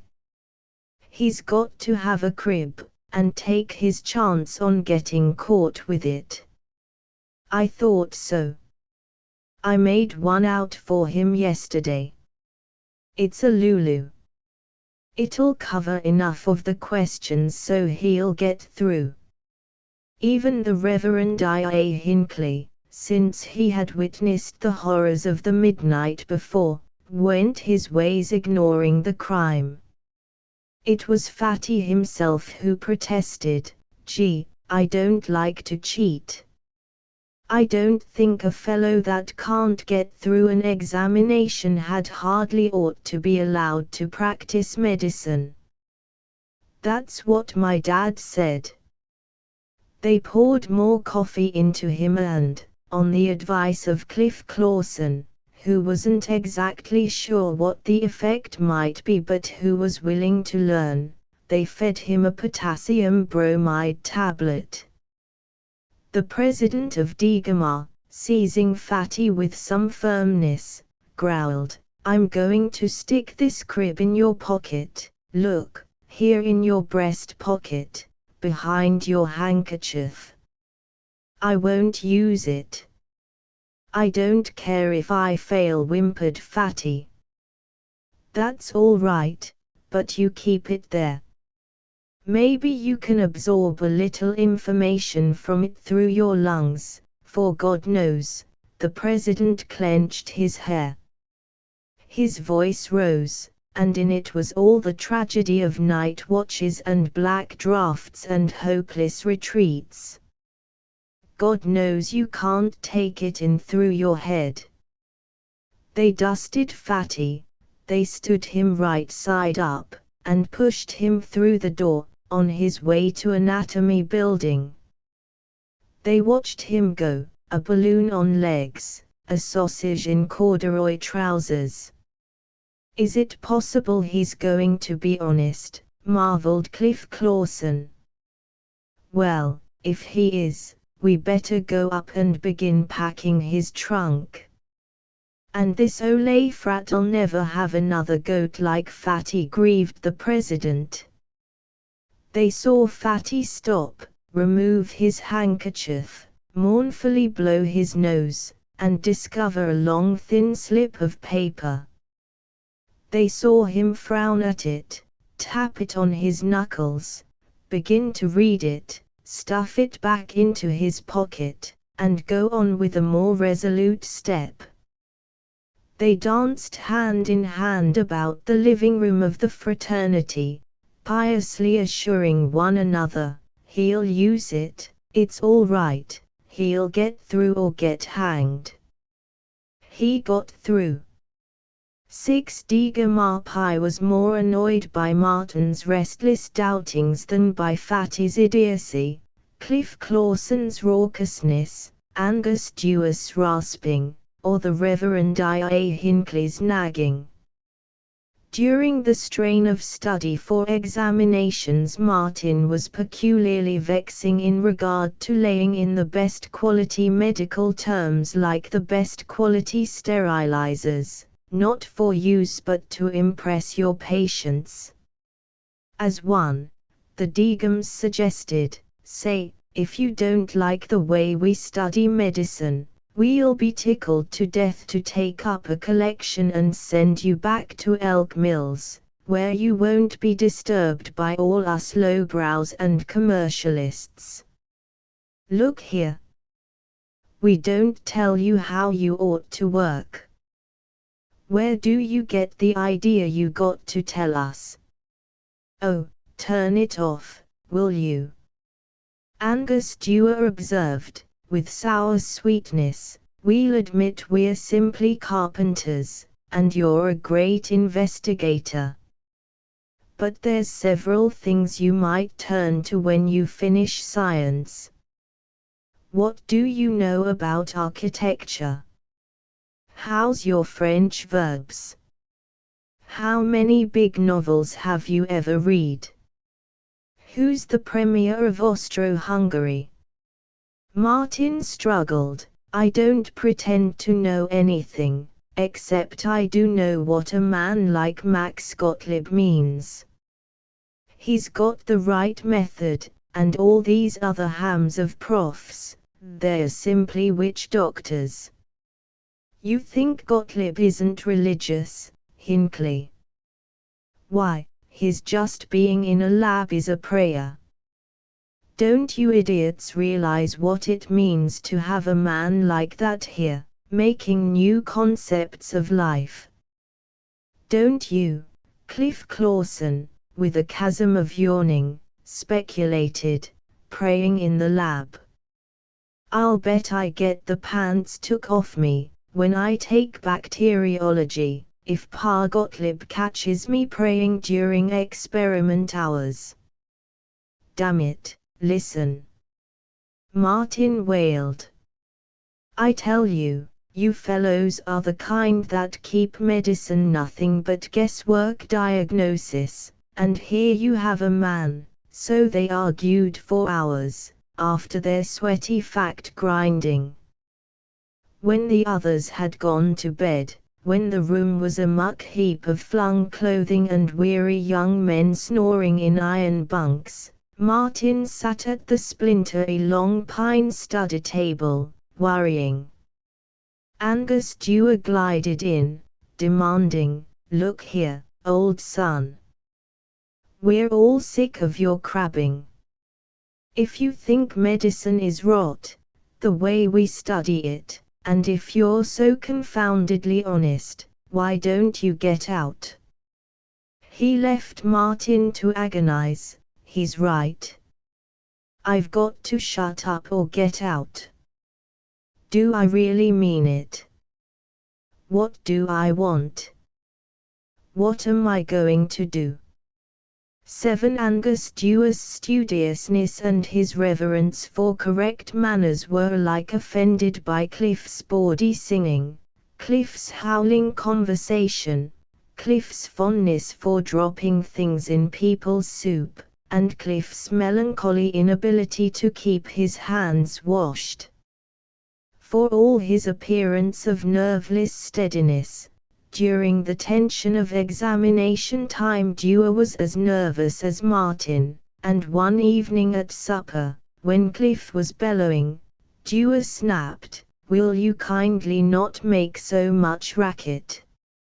I'll make all the damn racket I damn please," Cliff asserted, and a feud was on. Cliff was so noisy thereafter that he almost became tired of his own noise. He was noisy in the living room, he was noisy in the bath, and with some sacrifice he lay awake pretending to snore. If Dewar was quiet and book-wrapped, he was not in the least timid. He faced Cliff with the eye of a magistrate, and cowed him. Privily Cliff complained to Martin, "Darn him, he acts like I was a worm. Either he or me has got to get out of Deegam, that's a cinch, and it won't be me." He was ferocious and very noisy about it, and it was he who got out. He said that the Deegams were a bunch of bum sports, don't even have a decent game of poker, but he was fleeing from the hard eyes of Angus Dewar. And Martin resigned from the fraternity with him, planned to room with him the coming autumn.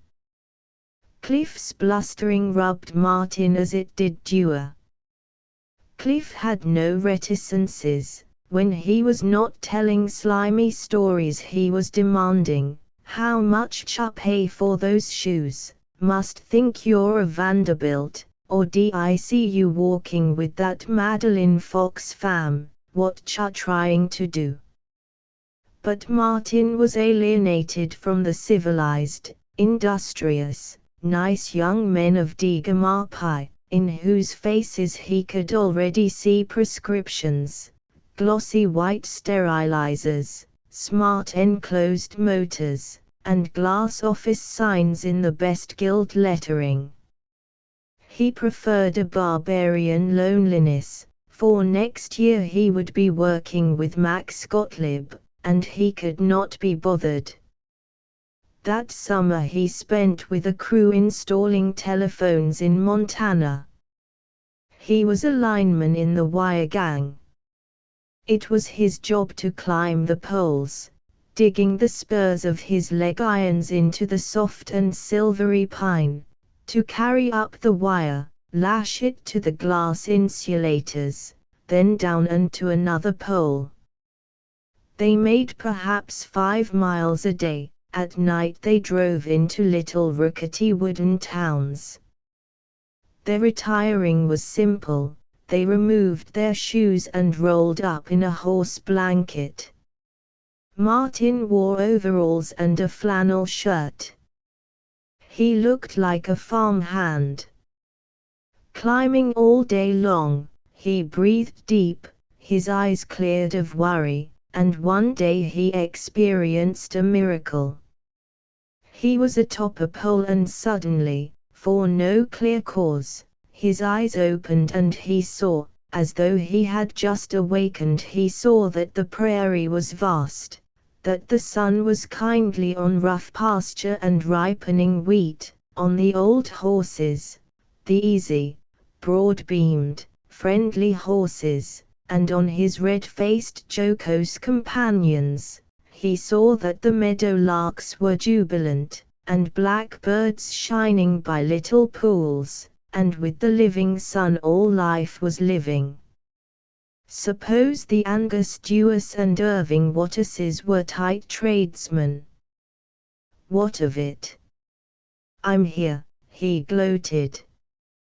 The Wire Gang were as healthy and as simple as the west wind.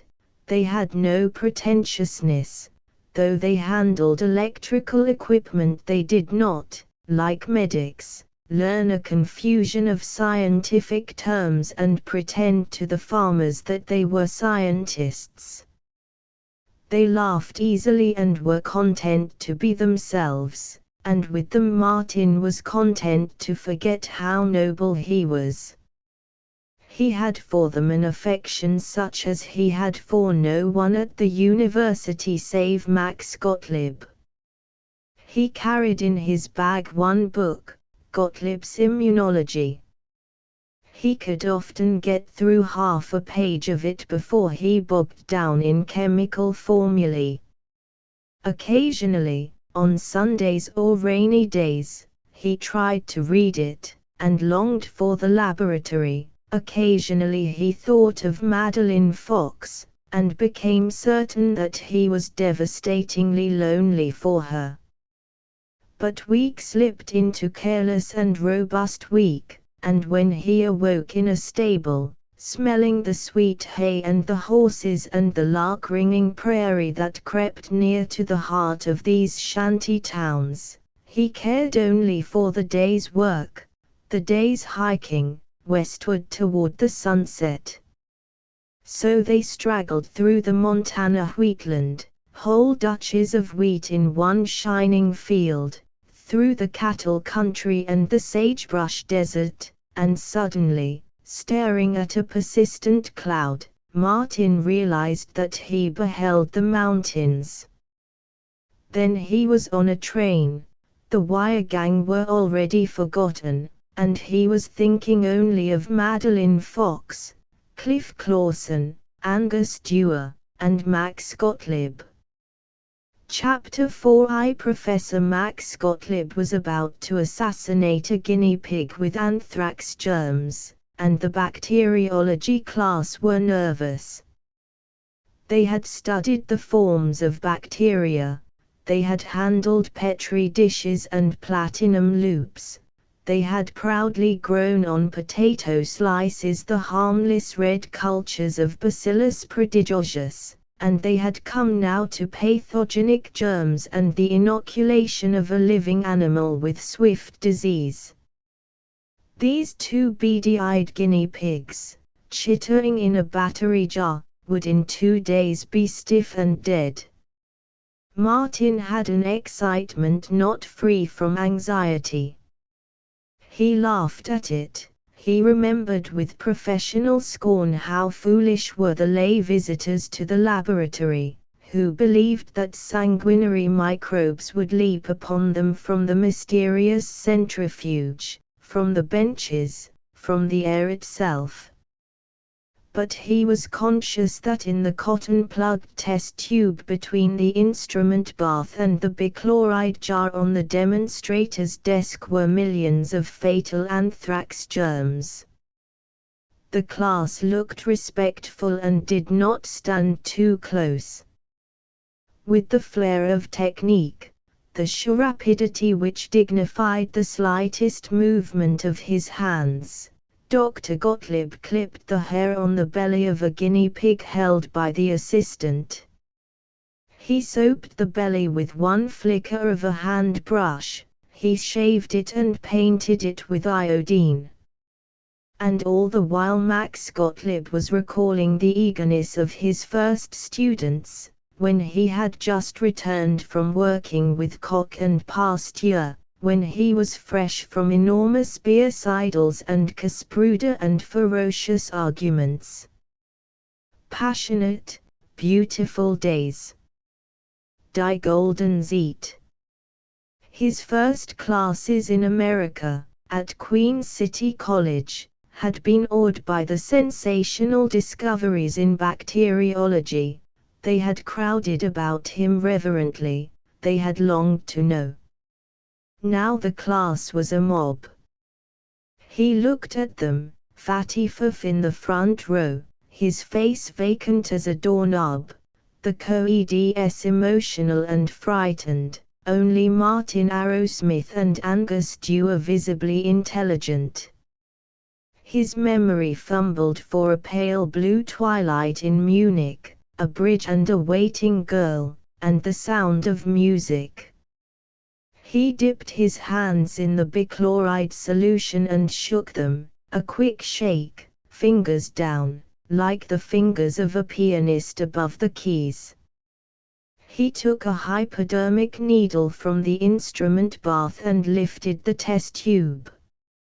His voice flowed indolently, with German vowels and blurred Ws. This, gentlemen, is a 24-hour culture of Bacillus anthracis. You will note, I am sure you will have noted already, that in the bottom of the tumbler there was cotton to keep the tube from being broken. I cannot advise breaking tubes of anthrax germs and afterwards getting the hands into the culture. You might merely get anthrax spoils. The class shuddered. Gottlieb twitched out the cotton plug with his little finger, so neatly that the medical students who had complained, "Bacteriology is junk, urinalysis and blood tests are all the lab stuff we need to know," now gave him something of the respect they had for a man who could do card tricks or remove an appendix in 7 minutes. He agitated the mouth of the tube in the Bunsen burner, droning, "Every time you take the plug from a tube, flame the mouth of the tube. Make that a rule. It is a necessity of the technique, and technique, gentlemen, is the beginning of all science. It is also the least known thing in science." The class was impatient. Why didn't he get on with it, on to the entertainingly dreadful moment of inoculating the pig? And Max Gottlieb, glancing at the other guinea pig in the prison of its battery jar, meditated, "Wretched innocent. Why should I murder him, to teach Dummkopf? It would be better to experiment on that fat young man." He thrust the syringe into the tube, he withdrew the piston dexterously with his index finger, and lectured, "Take 1/2 cc of the culture. There are 2 kinds of m.ds, those to whom cc means cubic centimeter and those to whom it means compound cathartic. The second kind are more prosperous. But one cannot convey the quality of it, the thin drawl, the sardonic amiability, the hiss of the SS, the DS turned into blunt and challenging TS. The assistant held the guinea pig close. Gottlieb pinched up the skin of the belly and punctured it with a quick down thrust of the hypodermic needle. The pig gave a little jerk, a little squeak, and the co-eds shuddered. Gottlieb's wise fingers knew when the peritoneal wall was reached. He pushed home the plunger of the syringe. He said quietly, "This poor animal will now soon be dead as Moses." The class glanced at one another uneasily. Some of you will think that it does not matter. Some of you will think, like Bernard Shaw, that I am an executioner and the more monstrous because I am cool about it, and some of you will not think at all. This difference in philosophy is what makes life interesting. While the assistant tagged the pig with a tin disc in its ear and restored it to the battery jar, Gottlieb set down its weight in a notebook, with the time of inoculation and the age of the bacterial culture. These notes he reproduced on the blackboard, in his fastidious script, murmuring, "Gentlemen, the most important part of living is not the living but pondering upon it.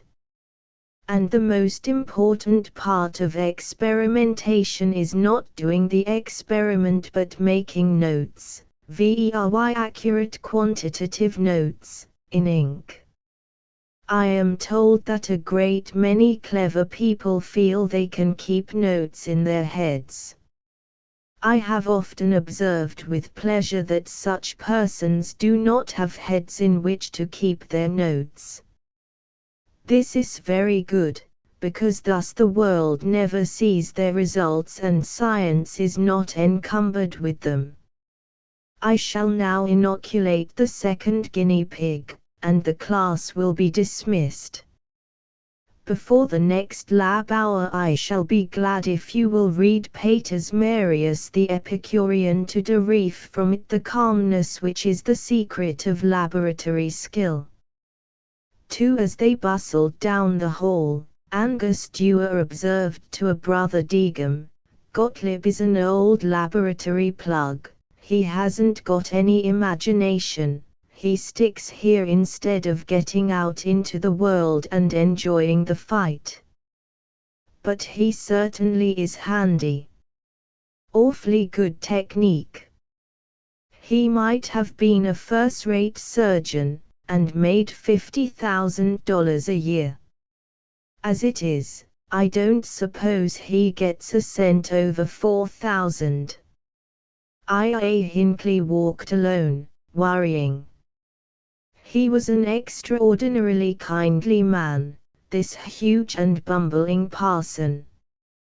He reverently accepted everything, no matter how contradictory to everything else, that his medical instructors told him, but this killing of animals, he hated it.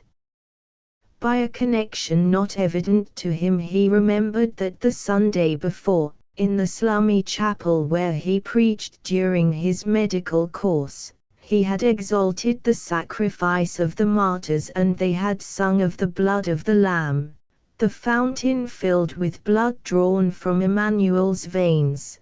But this meditation he lost, and he lumbered toward Degum Pie in a fog of pondering pity. Cliff Clawson, walking with Fatty Firth, shouted, "Gosh, ole pig certainly did jerk when Pa Gottlieb rammed that needle home," and Fatty begged, "Don't. Please." But Martin Arrowsmith saw himself doing the same experiment and, as he remembered Gottlieb's unerring fingers, his hands curved in imitation. 3. The guinea pigs grew drowsier and drowsier. In 2 days they rolled over, kicked convulsively, and died. Full of dramatic expectation, the class reassembled for the necropsy. On the demonstrators' table was a wooden tray, scarred from the tacks which for years had pinned down the corpses. The guinea pigs were in a glass jar, rigid, their hair ruffled. The class tried to remember how nibbling and alive they had been. The assistant stretched out one of them with thumbtacks. Gottlieb swabbed its belly with a cotton wad soaked in Lysol, slit it from belly to neck, and cauterized the heart with a red-hot spatula. The class quivered as they heard the searing of the flesh. Like a priest of diabolic mysteries, he drew out the blackened blood with a pipette. With the distended lungs, the spleen and kidneys and liver, the assistant made wavy smears on glass slides which were stained and given to the class for examination. The students who had learned to look through the microscope without having to close one eye were proud and professional, and all of them talked of the beauty of identifying the bacillus, as they twiddled the brass thumb screws to the right focus and the cells rose from cloudiness to sharp distinctness on the slides before them. But they were uneasy, for Gottlieb remained with them that day, stalking behind them, saying nothing, watching them always, watching the disposal of the remains of the guinea pigs, and along the benches ran nervous rumors about a bygone student who had died from anthrax infection in the laboratory. For there was for Martin in these days a quality of satisfying delight, the zest of a fast hockey game, the serenity of the prairie, the bewilderment of great music, and a feeling of creation.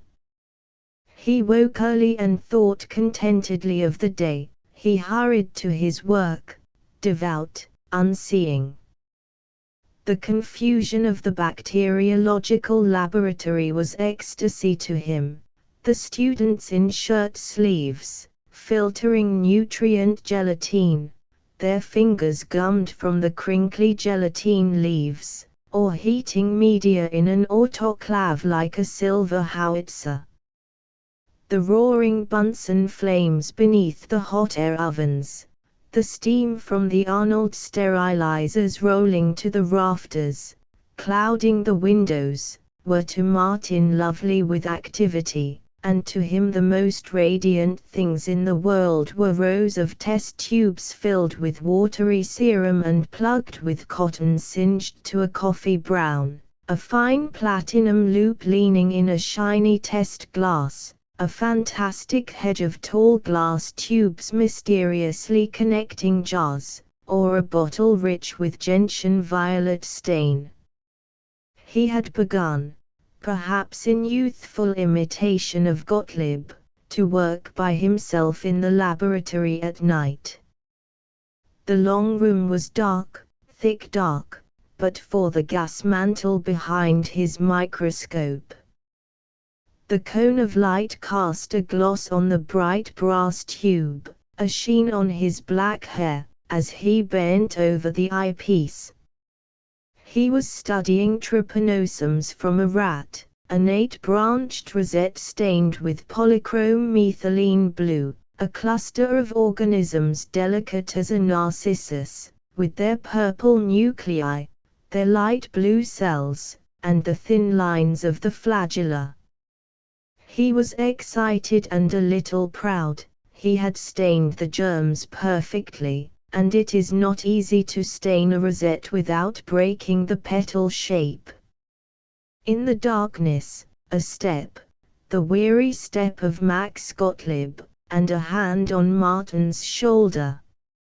Silently Martin raised his head, pushed the microscope toward him. Bending down, a cigarette stub in his mouth, the smoke would have stung the eyes of any human being. Gottlieb peered at the preparation. He adjusted the gaslight a 1/4 inch, and mused, "Splendid. You have craftsmanship. Oh, there is an art in science, for a few. You Americans, so many of you, all full with ideas, but you are impatient with the beautiful dullness of long labors. I see already, and I watch you in the lab before. Perhaps you may try the trypanosomes of sleeping sickness. They are very, very interesting, and very, very ticklish to handle. It is quite a nice disease. In some villages in Africa, 50% of the people have it, and it is invariably fatal. Yes, I think you might work on the bugs. Which, to Martin, was getting his brigade in battle. I shall have, said Gottlieb, a little sandwich in my room at midnight. If you should happen to work so late, I should be very pleased if you would come to have a bite. Diffidently, Martin crossed the hall to Gottlieb's immaculate laboratory at midnight. On the bench were coffee and sandwiches, curiously small and excellent sandwiches, foreign to Martin's lunchroom taste. Gottlieb talked till Cliff had faded from existence and Angus Dewar seemed but an absurd climber.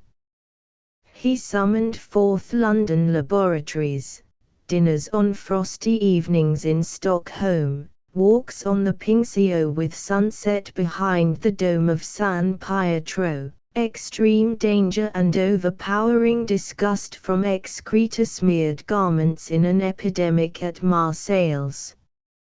His reserve slipped from him and he talked of himself and of his family as though Martin were a contemporary. The cousin who was a colonel in Uruguay and the cousin, a rabbi, who was tortured in a pogrom in Moscow. His sick wife, it might be cancer. The 3 children, the youngest girl, Miriam, she was a good musician, but the boy, the 14-year-old, he was a worry, he was saucy, he would not study. Himself, he had worked for years on the synthesis of antibodies, he was at present in a blind alley, and at Mohalis there was no one who was interested, no one to stir him, but he was having an agreeable time massacring the opsone in theory, and that cheered him. No, I have done nothing except be unpleasant to people that claim too much, but I have dreams of real discoveries some day. And, no. Not 5 times in 5 years do I have students who understand craftsmanship and precision and maybe some big imagination in hypotheses. I think perhaps you may have them. If I can help you, so. I do not think you will be a good doctor. Good doctors are fine, often they are artists, but their trade, it is not for us lonely ones that work in labs. Once, I took an MD label. In Heidelberg, that was, Herrgott, back in 1875. I could not get much interested in bandaging legs and looking at tongues. I was a follower of Helmholtz, what a wild blithering young fellow. I tried to make researches into the physics of sound, I was bad, most unbelievable, but I learned that in this whale of tears there is nothing certain but the quantitative method. And I was a chemist. A fine stink maker was I. And so into biology and much trouble. It has been good. I have found 1 or 2 things. And if sometimes I feel an exile, cold, I had to get out of Germany one time for refusing to sing Die Wattem Rhein and trying to kill a cavalry captain.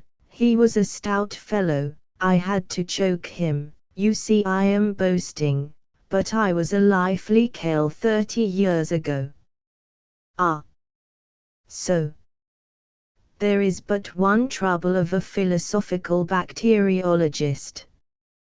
Why should we destroy these amiable pathogenic germs?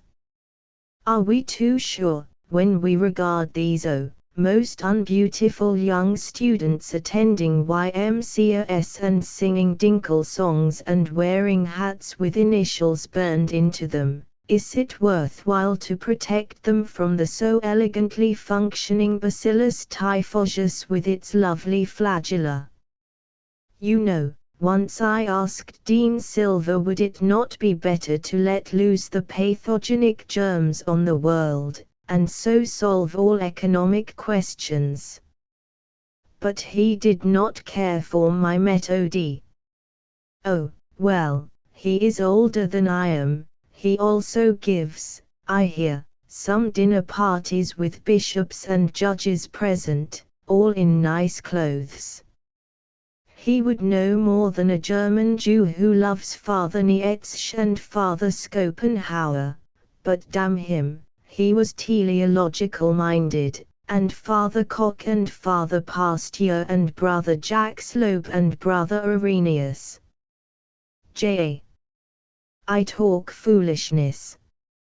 Let us go look at your slides, and so good night. When he had left Gottlieb at his stupid brown little house, his face as reticent as though the midnight supper and all the rambling talk had never happened, Martin ran home, altogether drunk. Chapter VI. Though bacteriology was all of Martin's life now, it was the theory of the university that he was also studying: pathology, hygiene, surgical anatomy, and enough other subjects to swamp a genius. Cliff Clawson and he lived in a large room with flowered wallpaper, piles of filthy clothes, iron beds, and cuspidors. They made their own breakfasts. They dined on hash at the Pilgrim lunch wagon or the Dewdrop Inn. Cliff was occasionally irritating.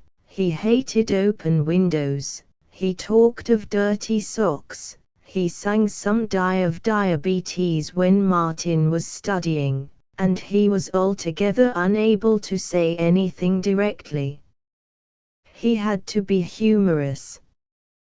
He remarked, "Is it your combobulatory concept that we might now feed the old faces, or how about ingurgitating a few calories?" But he had for Martin a charm that could not be accounted for by his cheerfulness, his shrewdness, his vague courage. The whole of Cliff was more than the sum of his various parts. In the joy of his laboratory work, Martin thought rarely of his recent associates in Digamar. He occasionally protested that the Reverend I.A. Hinckley was a village policeman and Irving Waters a plumber, that Angus Dewar would walk to success over his grandmother's head, and that for an idiot like Fatty Fuff to practice on helpless human beings was criminal, but mostly he ignored them and ceased to be a pest. And when he had passed his first triumphs in bacteriology and discovered how remarkably much he did not know, he was curiously humble. If he was less annoying in regard to his classmates, he was more so in his classrooms. He had learned from Gottlieb the trick of using the word control in reference to the person or animal or chemical left untreated during an experiment, as a standard for comparison, and there is no trick more infuriating. When a physician boasted of his success with this drug or that electric cabinet, Gottlieb always snorted, "Where was your control? How many cases did you have under identical conditions, and how many of them did not get the treatment?"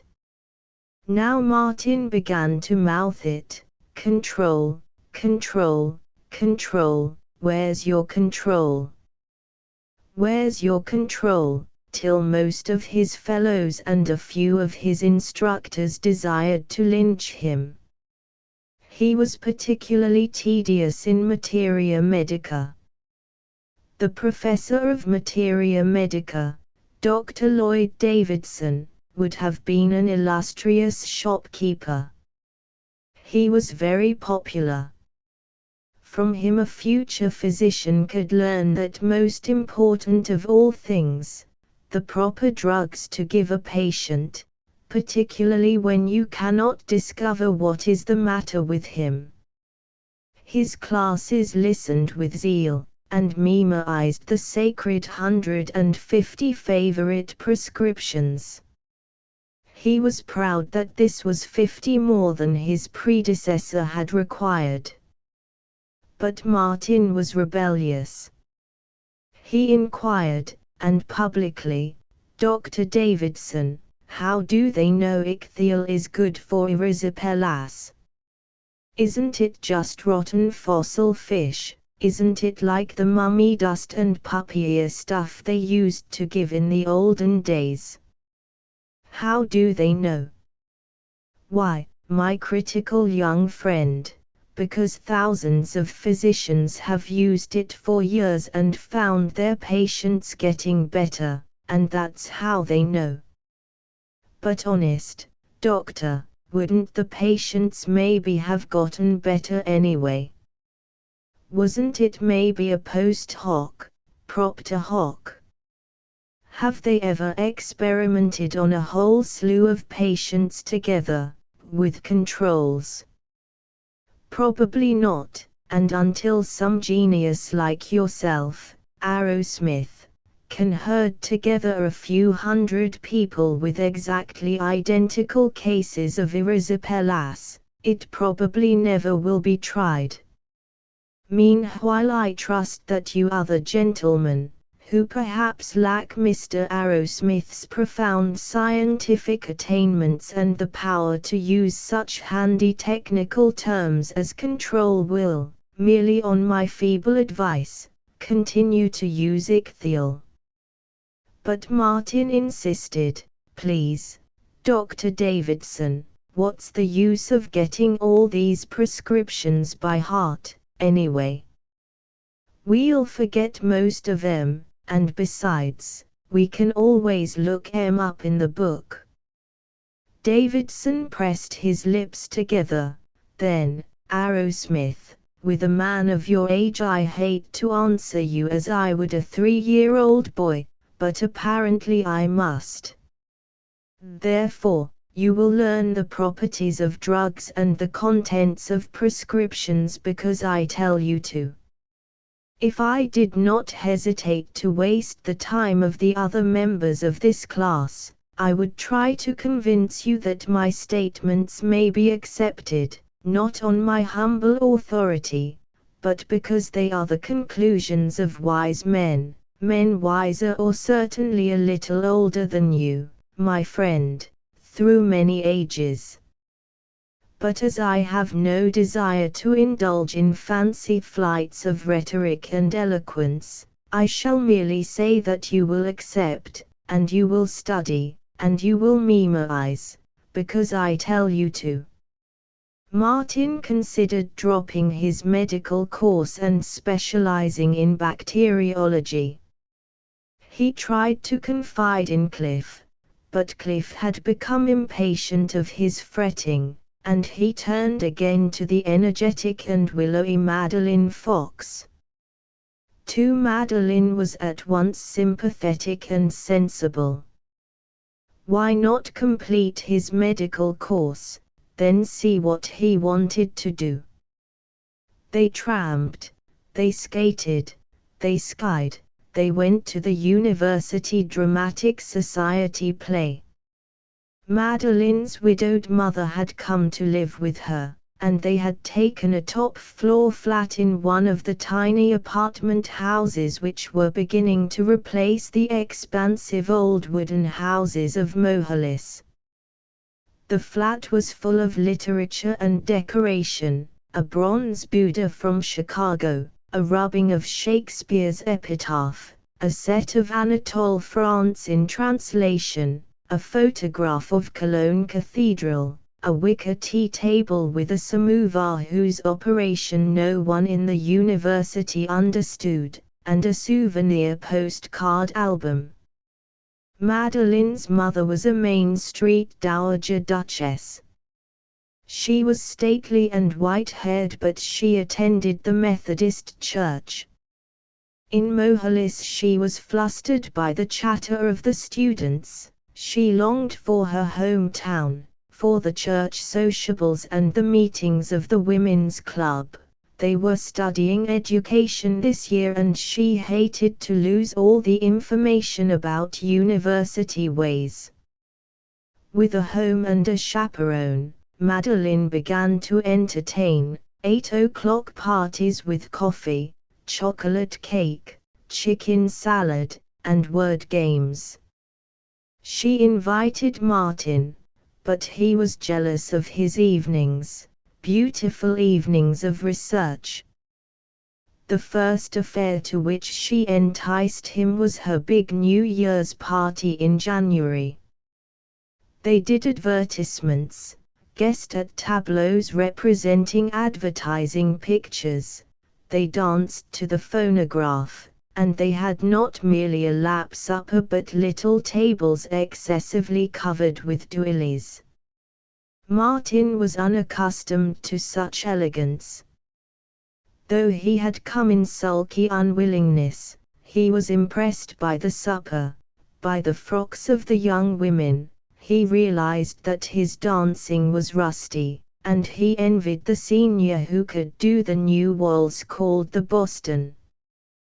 There was no strength, no grace, no knowledge, that Martin Arrowsmith did not covet, when consciousness of it had pierced through the layers of his absorption.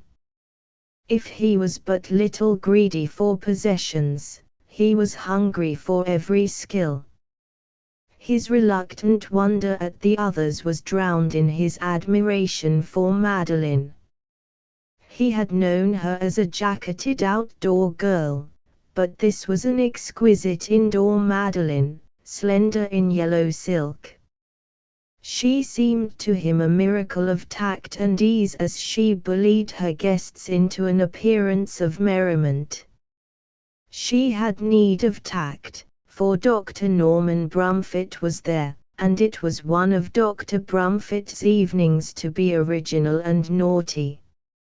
He pretended to kiss Madeline's mother, which vastly discomforted the poor lady. He sang a strongly improper Negro song containing the word hell. He maintained to a group of women graduate students that George Sand's affairs might perhaps be partially justified by their influence on men of talent, and when they looked shocked, he pranced a little, and his eyeglasses glittered. Madeline took charge of him. She trilled, "Dr. Brumfitt, you're terribly learned," and so on and so forth, and sometimes in English classes I'm simply scared to death of you, but other times you're nothing but a bad small boy, and I won't have you teasing the girls. You can help me bring in the sherbet, that's what you can do. Martin adored her. He hated Brumfitt for the privilege of disappearing with her into the closet-like kitchen of the flat. Madeline. She was the one person who understood him. Here, where everyone snatched at her and Dr. Brumfitt beamed on her with almost matrimonial fondness, she was precious, she was something he must have. On pretense of helping her set the tables, he had a moment with her, and whimpered, "Lord, you're so lovely. I'm glad you think I'm a wee bit nice."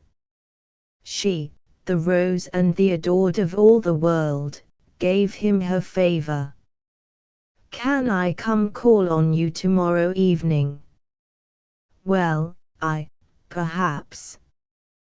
3. It cannot be said, in this biography of a young man who was in no degree a hero, who regarded himself as a seeker after truth yet who stumbled and slid back all his life and bogged himself in every obvious morass, that Martin's intentions toward Madeline Fox were what is called honorable.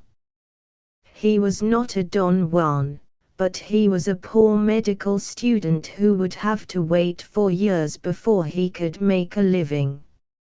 Certainly he did not think of proposing marriage. He wanted, like most poor and ardent young men in such a case, he wanted all he could get. As he raced toward her flat, he was expectant of adventure.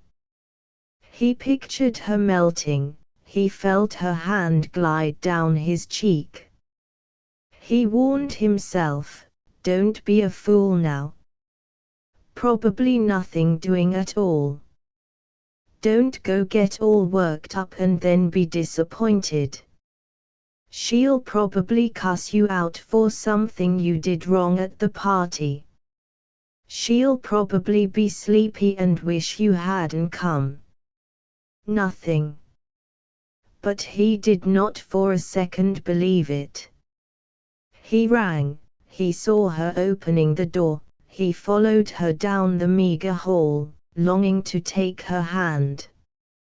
He came into the overbright living room, and he found her mother, solid as a pyramid, permanent looking as sunless winter. But of course mother would obligingly go, and leave him to conquest. Mother did not.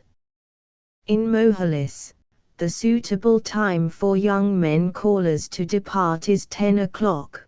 But from 8 till a quarter after 11 Martin did battle with Mrs. Fox, talked to her in 2 languages, an audible gossip and a mute but furious protest, while Madeline, she was present, she sat about and looked pretty. In an equally silent tongue Mrs. Fox answered him, till the room was thick with their antagonism, while they seemed to be discussing the weather, the university, and the trolley service into Zenith. Yes, of course, someday I guess they'll have a car every 20 minutes, he said weightily. Darn her, why doesn't she go to bed? Cheers. She's doing up her knitting. Nope. Damn it. She's taking another ball of wool.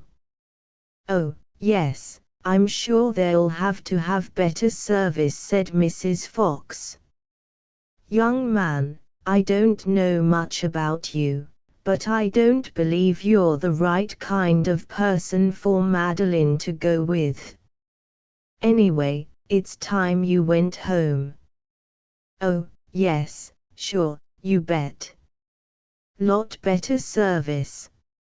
I know I'm staying too long, and I know you know it, but I don't care. It seemed impossible that Mrs. Fox should endure his stolid persistence. He used thought forms, willpower, and hypnotism, and when he rose, defeated, she was still there, extremely placid. They said goodbye not too warmly. Madeline took him to the door. For an exhilarating half-minute he had her alone. I wanted so much, I wanted to talk to you. I know. I'm sorry. Sometime, she muttered. He kissed her. It was a tempestuous kiss, and very sweet. 4 fudge parties, skating parties, sleighing parties, a literary party with the guest of honor, a lady journalist who did the social page for the Zenith Advocate Times. Madeline leaped into an orgy of jocund but extraordinarily tiring entertainments, and Martin obediently and smolderingly followed her. She appeared to have trouble in getting enough men, and to the literary evening Martin dragged the enraged Cliff Clawson. Cliff grumbled, "This is the damnedest zoo of sparrows I ever did time in," but he bore off treasure. He had heard Madeline call Martin by her favorite name of Martikins. That was very valuable. Cliff called him Martikins. Cliff told others to call him Martikins. Fatty Fuff and Irving Waters called him Martikins. And when Martin wanted to go to sleep, Cliff croaked, "Yeah, you'll probably marry her. She's a dead shot. She can hit a smart young MD at 90 paces. Oh, you'll have one fine young time going on with science after that skirt sets you at tonsil snatching. She's one of these literary birds. She knows all about literature except maybe how to read. She's not so bad looking, now. She'll get fat, like her ma." Martin said that which was necessary, and he concluded, "She's the only girl in the graduate school that's got any pep. The others just sit around and talk, and she gets up the best parties, any kissing parties. Now you look here. I'll be getting sore, first thing you know. You and I are roughnecks, but Madeline Fox, she's like Angus Dewar, some ways. I realize all the stuff we're missing, music and literature, yes, and decent clothes, too. No harm to dressing well, that's just what I was telling you. She'll have you all dolled up in a Prince Albert and a boiled shirt, diagnosing everything as rich widowitis. How you can fall for that four-flushing dame, where's your control?" Cliff's opposition stirred him to consider Madeline not merely with a sly and avaricious interest but with a dramatic conviction that he longed to marry her. Few women can for long periods keep from trying to improve their men, and to improve means to change a person from what he is, whatever that may be, into something else. Girls like Madeline Fox, artistic young women who do not work at it, cannot be restrained from improving for more than a day at a time. The moment the urgent Martin showed that he was stirred by her graces, she went at his clothes, his corduroys and soft collars and eccentric old grey felt hat, at his vocabulary and his taste in fiction, with new and more patronizing vigor. Her sketchy way of saying, "Why, of course everybody knows that Emerson was the greatest thinker," irritated him the more in contrast to Gottlieb's dark patience. "Oh, let me alone," he hurled at her. "You're the nicest thing the Lord ever made, when you stick to things you know about. But when you spring your ideas on politics and chemotherapy, darn it, quit bullying me. I guess you're right about slang. I'll cut out all this junk about feeding your face and so on. But I will not put on a hard-boiled collar. I won't." He might never have proposed to her but for the spring evening on the roof. She used the flat roof of her apartment house as a garden. She had set out one box of geraniums and a cast-iron bench like those once beheld in cemetery plots. She had hung up 2 Japanese lanterns. They were ragged and they hung crooked. She spoke with scorn of the other inhabitants of the apartment house, who were so prosaic, so conventional, that they never came up to this darling hiding place. She compared her refuge to the roof of a Moorish palace, to a Spanish patio, to a Japanese garden, to a pleasaunce of old Provencal. But to Martin it seemed a good deal like a plain roof. He was vaguely ready for a quarrel, that April evening when he called on Madeline and her mother sniffily told him that she was to be found on the roof. Damned Japanese lanterns.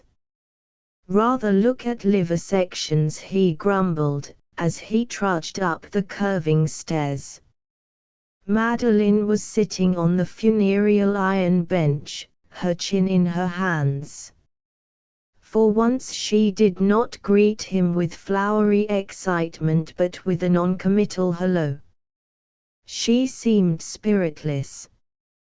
He felt guilty for his scoffing. He suddenly saw the pathos in her pretense that this stretch of tar paper and slatted walks was a blazing garden. As he sat beside her he piped, "Say, that's a dandy new strip of matting you've put down." "It is not. It's mangy." She turned toward him. She wailed, "Oh, Mart, I'm so sick of myself, tonight. I'm always trying to make people think I'm somebody. I'm not. I'm a bluff." "What is it, dear?" "Oh, it's lots. Dr. Brumfitt, hang him, only he was right. He as good as told me that if I don't work harder I'll have to get out of the graduate school. I'm not doing a thing," he said, "and if I don't have my PhD, then I won't be able to land a nice job teaching English in some swell school, and I'd better land one, too, because it doesn't look to poor Madeline as if anybody was going to marry her." His arm about her, he bled, "I know exactly who. No, I'm not fishing. I'm almost honest, tonight. I'm no good, Mart. I tell people how clever I am. And I don't suppose they believe it. Probably they go off and laugh at me. They do not. If they did, I'd like to see anybody that tried laughing. It's awfully sweet and dear of you, but I'm not worth it." The poetic Madeline, with her refined vocabulary. I'm a, Martin, I'm a tin horn sport. I'm everything your friend Cliff thinks I am." "Oh, you needn't tell me. I know what he thinks. And I'll have to go home with Mother, and I can't stand it, dear, I can't stand it. I won't go back. That town. Never anything doing. The old tabbies, and the beastly old men, always telling the same old jokes. I won't." Her head was in the hollow of his arm, she was weeping, hard, he was stroking her hair, not covetously now but tenderly, and he was whispering, "Darling, I almost feel as if I dared to love you. You're going to marry me and take me couple more years to finish my medical course and couple in hospital, then we'll be married and, by thunder, with you helping me, I'm going to climb to the top. Be big surgeon. We're going to have everything. Dearest, do be wise. I don't want to keep you from your scientific work, oh. Well, I would like to keep up some research. But thunder, I'm not just a lab cat. Battle o' life. Smashing your way through. Competing with real men in real he struggle. If I can't do that and do some scientific work too, I'm no good. Course while I'm with Gottlieb, I want to take advantage of it, but afterward, oh, Madeline."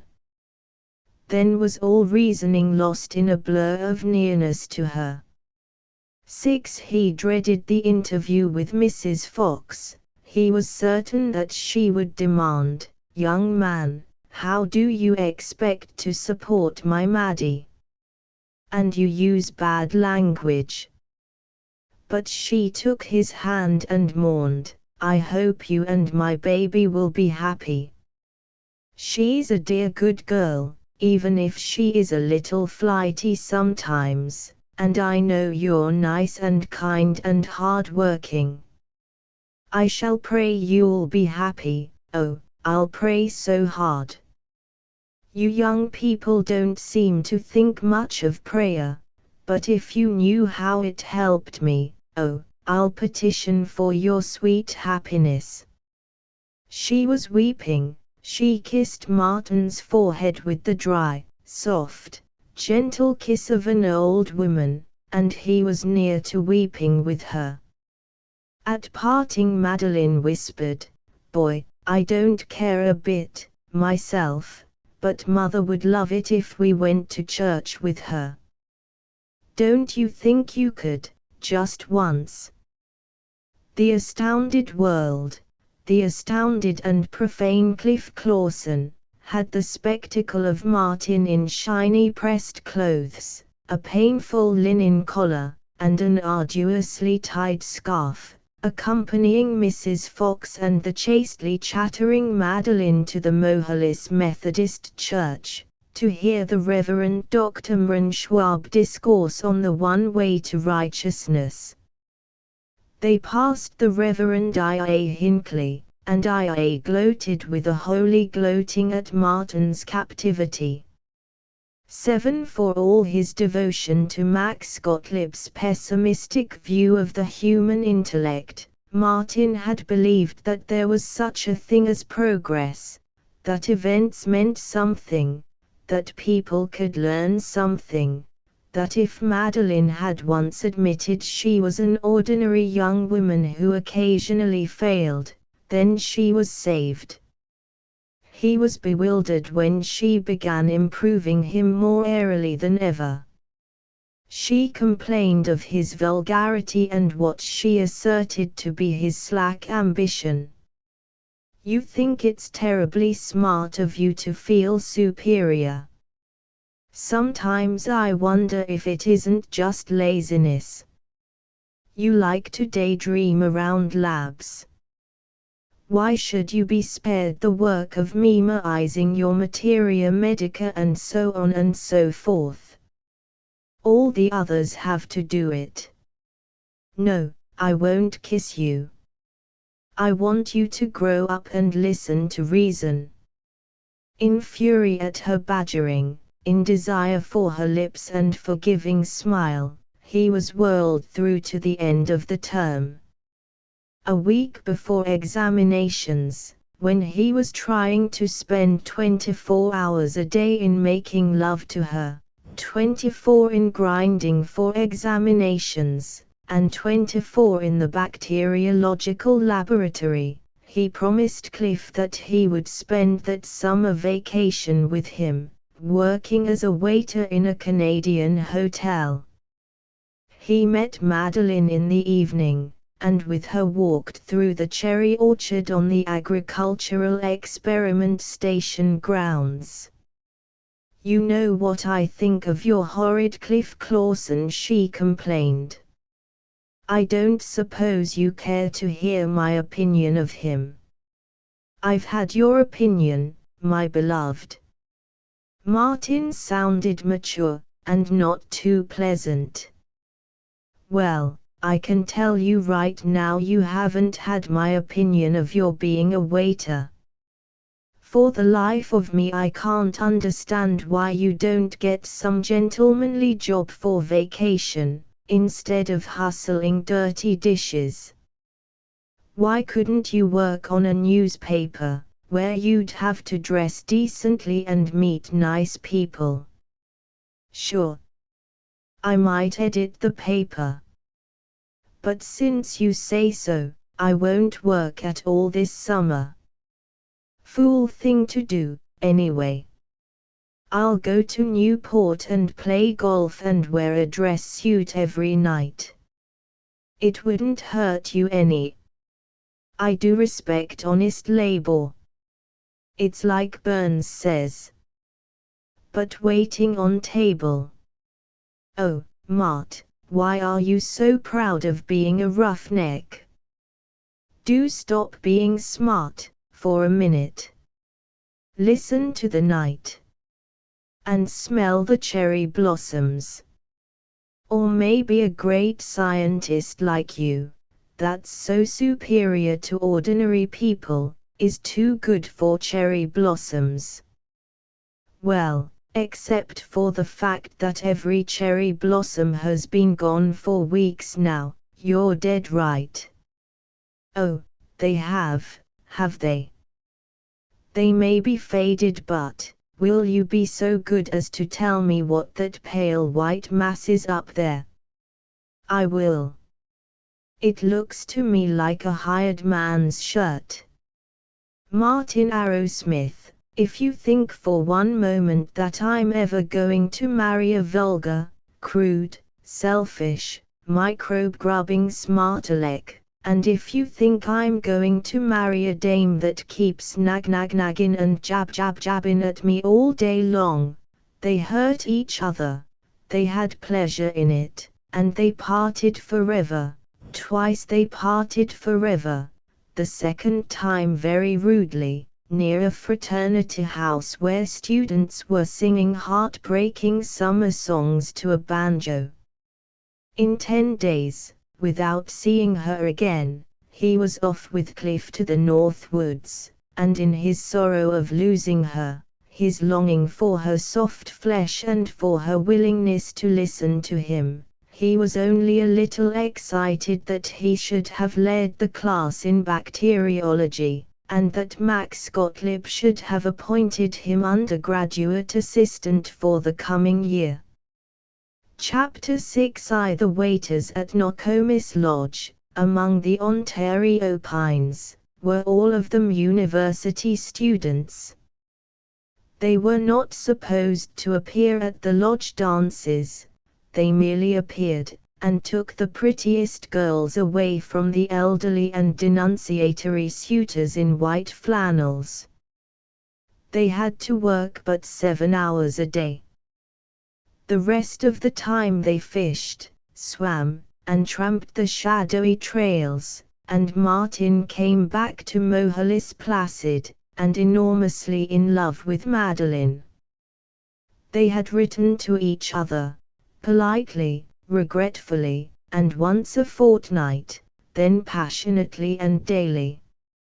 For the summer she had been dragged to her hometown, near the Ohio border of Winnimac, a town larger than Martin's native Elk Mills but more sun-baked, more barren with little factories.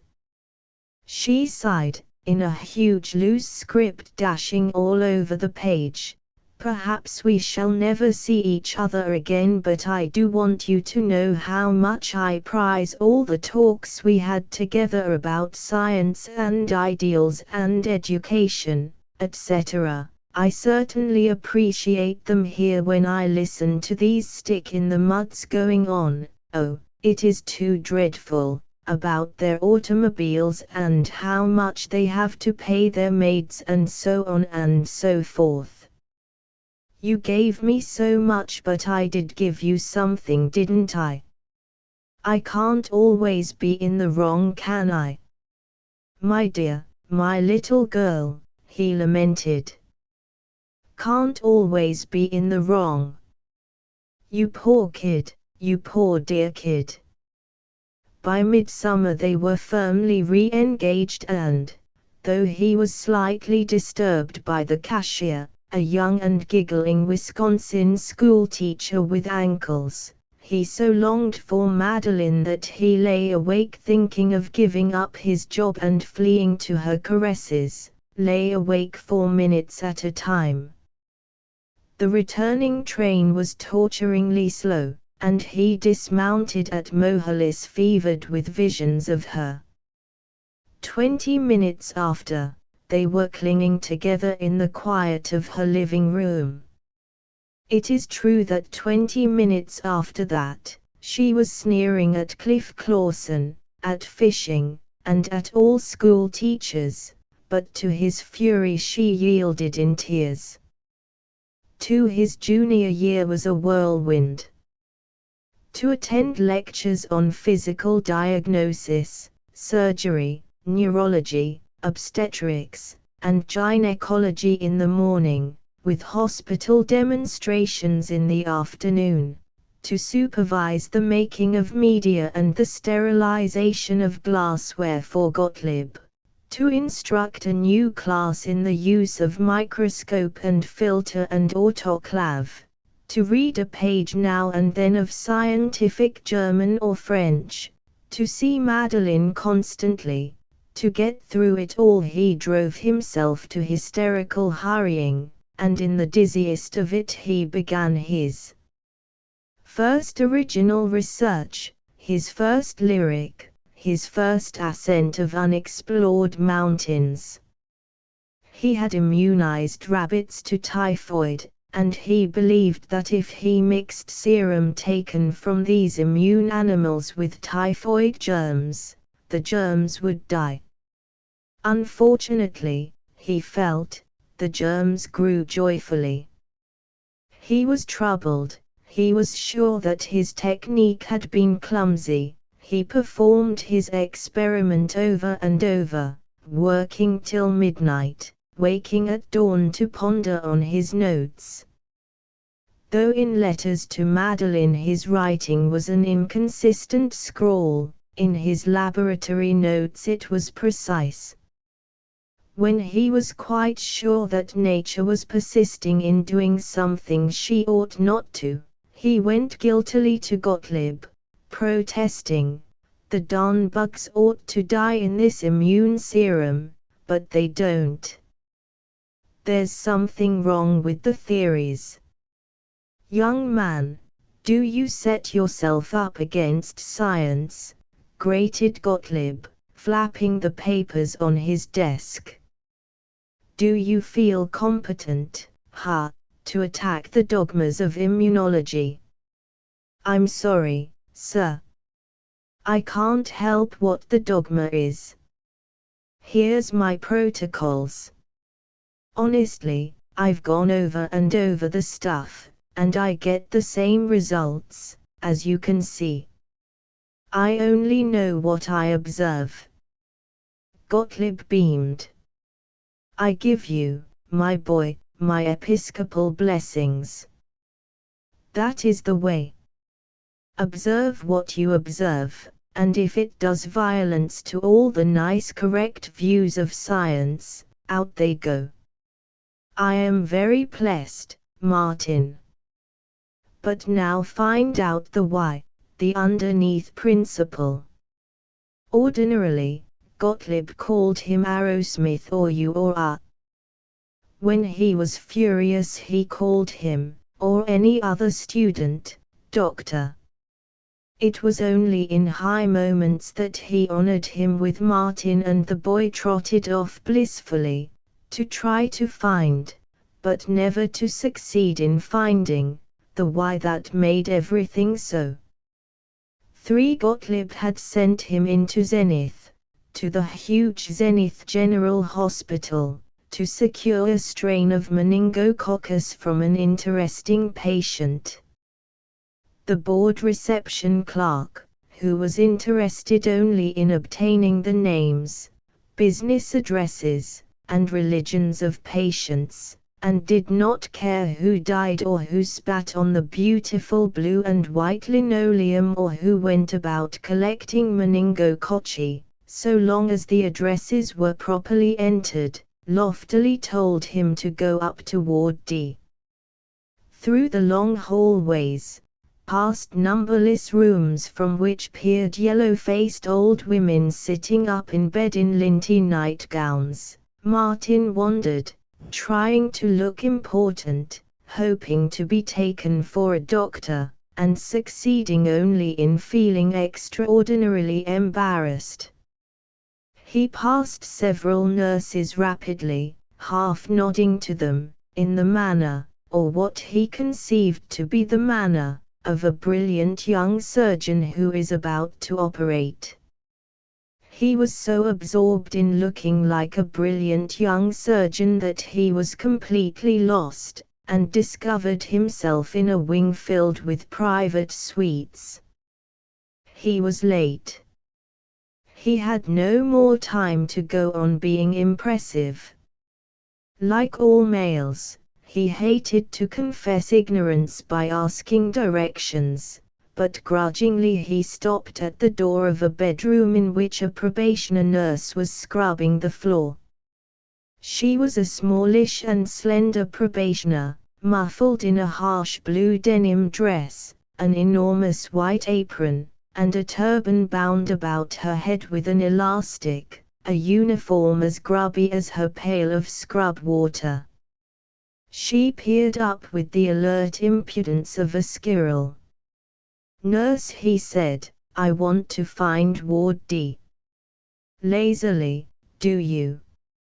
"I do. If I can interrupt your work, doesn't matter.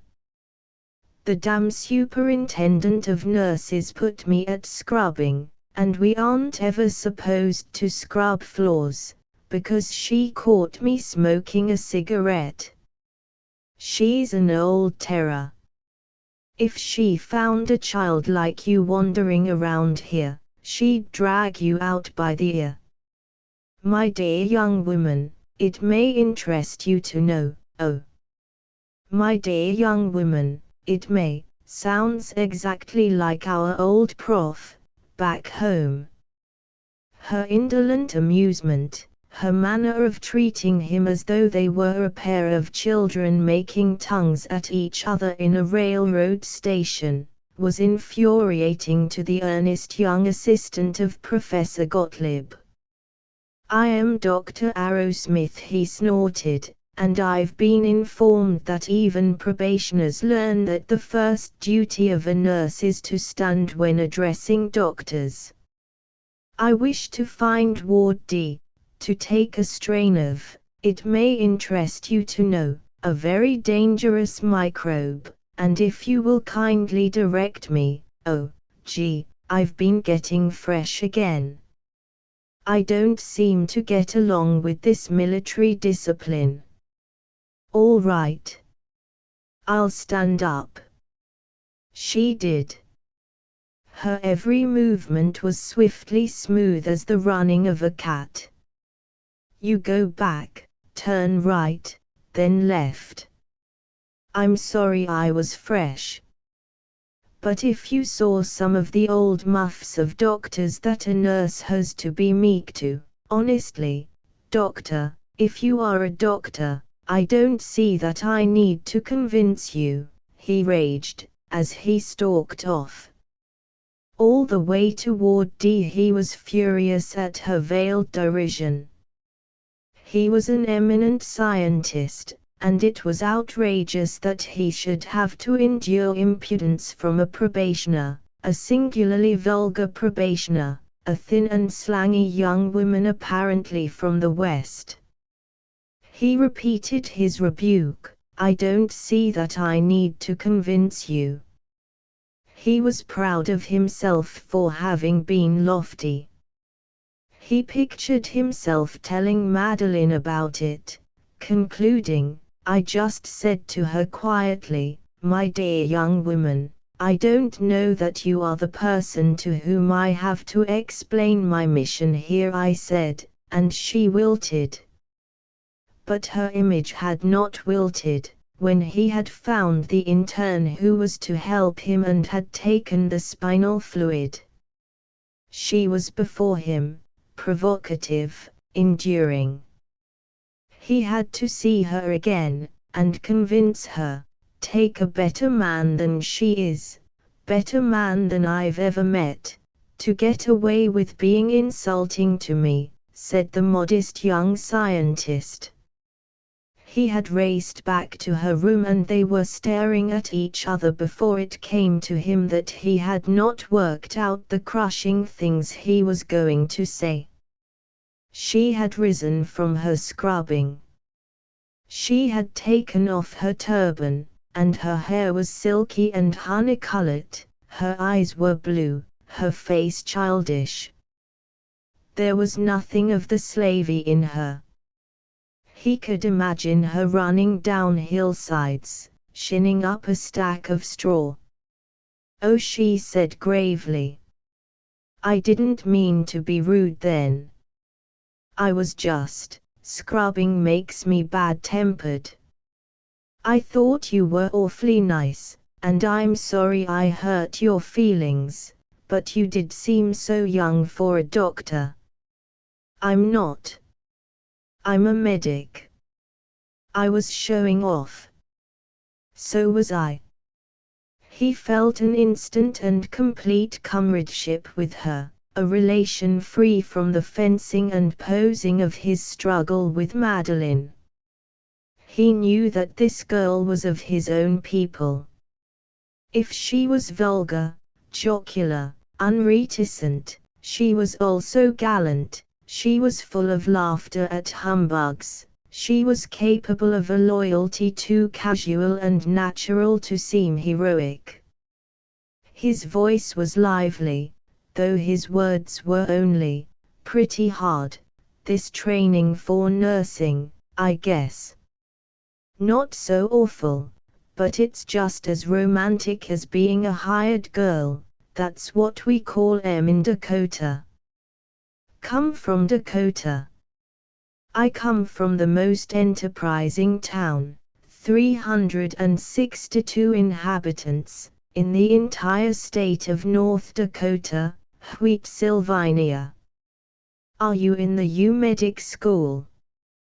To a passing nurse, the two youngsters would have seemed absorbed in hospital business. Martin stood at the door, she by her scrubbing pail. She had reassumed her turban, its bagginess obscured her bright hair. "Yes, I'm a junior medic in Mohalis. But, I don't know. I'm not much of a medic. I like the lab side. I think I'll be a bacteriologist, and raise Cain with some of the fool theories of immunology. And I don't think much of the bedside manner." "I'm glad you don't. You get it here. You ought to hear some of the docs that are the sweetest old pussies with their patients, the way they bawl out the nurses. But labs, they seem sort of real. I don't suppose you can bluff a bacteria. What is it, bacterium?" "No, there, what do they call you?" "Me? Oh, it's an idiotic name, Lyra Tozer." "What's the matter with Lyra?" "It's fine. Sound of mating birds, sound of spring blossoms dropping in the tranquil air, the bark of sleepy dogs at midnight. Who is to set them down and make them anything but hackneyed? And as natural, as conventional, as youthfully gauche, as eternally beautiful and authentic as those ancient sounds was the talk of Martin and Lyra in that passionate half-hour when each found in the other a part of his own self, always vaguely missed, discovered now with astonished joy. They rattled like hero and heroine of a sticky tale, like sweatshop operatives, like bouncing rustics, like prince and princess. Their words were silly and inconsequential, heard one by one, yet taken together they were as wise and important as the tides or the sounding wind.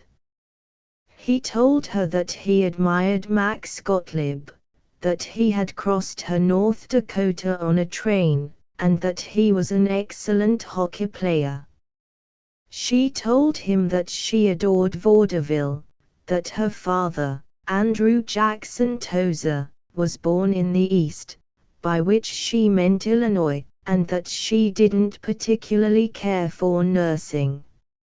She had no especial personal ambition. She had come here because she liked adventure. She hinted, with debonair regret, that she was not too popular with the superintendent of nurses, She meant to be good, but somehow she was always dragged into rebellions connected with midnight fudge or elopements. There was nothing heroic in her story, but from her placid way of telling it he had an impression of gay courage. He interrupted with an urgent, "When can you get away from the hospital for dinner?" "Tonight." "Why, please?" "All right." "When can I call for you?" "Do you think I ought to?" "Well, 7. All the way back to Mohalis he alternately raged and rejoiced. He informed himself that he was a moron to make this long trip into Zenith twice in one day. He remembered that he was engaged to a girl called Madeline Fox. He worried the matter of unfaithfulness. He asserted that Lyra Tozer was merely an imitation nurse who was as illiterate as a kitchen wench and as impertinent as a newsboy. He decided, several times he decided, to telephone her and free himself from the engagement. He was at the hospital at 6:45. He had to wait for 20 minutes in a reception room like that of an undertaker. He was in a panic. What was he doing here? She'd probably be agonizingly dull, through a whole long dinner. Would he even recognize her, in mufti? Then he leaped up. She was at the door. Her sulky blue uniform was gone. She was childishly slim and light in a princess frock that was a straight line from high collar and soft young breast to her feet. It seemed natural to tuck her hand under his arm as they left the hospital. She moved beside him with a little dancing step, shyer now than she had been in the dignity of her job, but looking up at him with confidence. "Glad I came?" he demanded. She thought it over. She had a trick of gravely thinking over obvious questions, and gravely, but with the gravity of a child, not the ponderous gravity of a politician or an office manager. She admitted, "Yes, I am glad. I was afraid you'd go and get sore at me because I was so fresh, and I wanted to apologize, and I liked your being so crazy about your bacteriology. I think I'm a little crazy, too. The interns here, they come bothering around a lot, but they are so sort of soggy, with their new stethoscopes and their brand new dignity. Oh, most gravely of all, oh, gee, yes, I'm glad you came. Am I an idiot to admit it? You're a darling to admit it."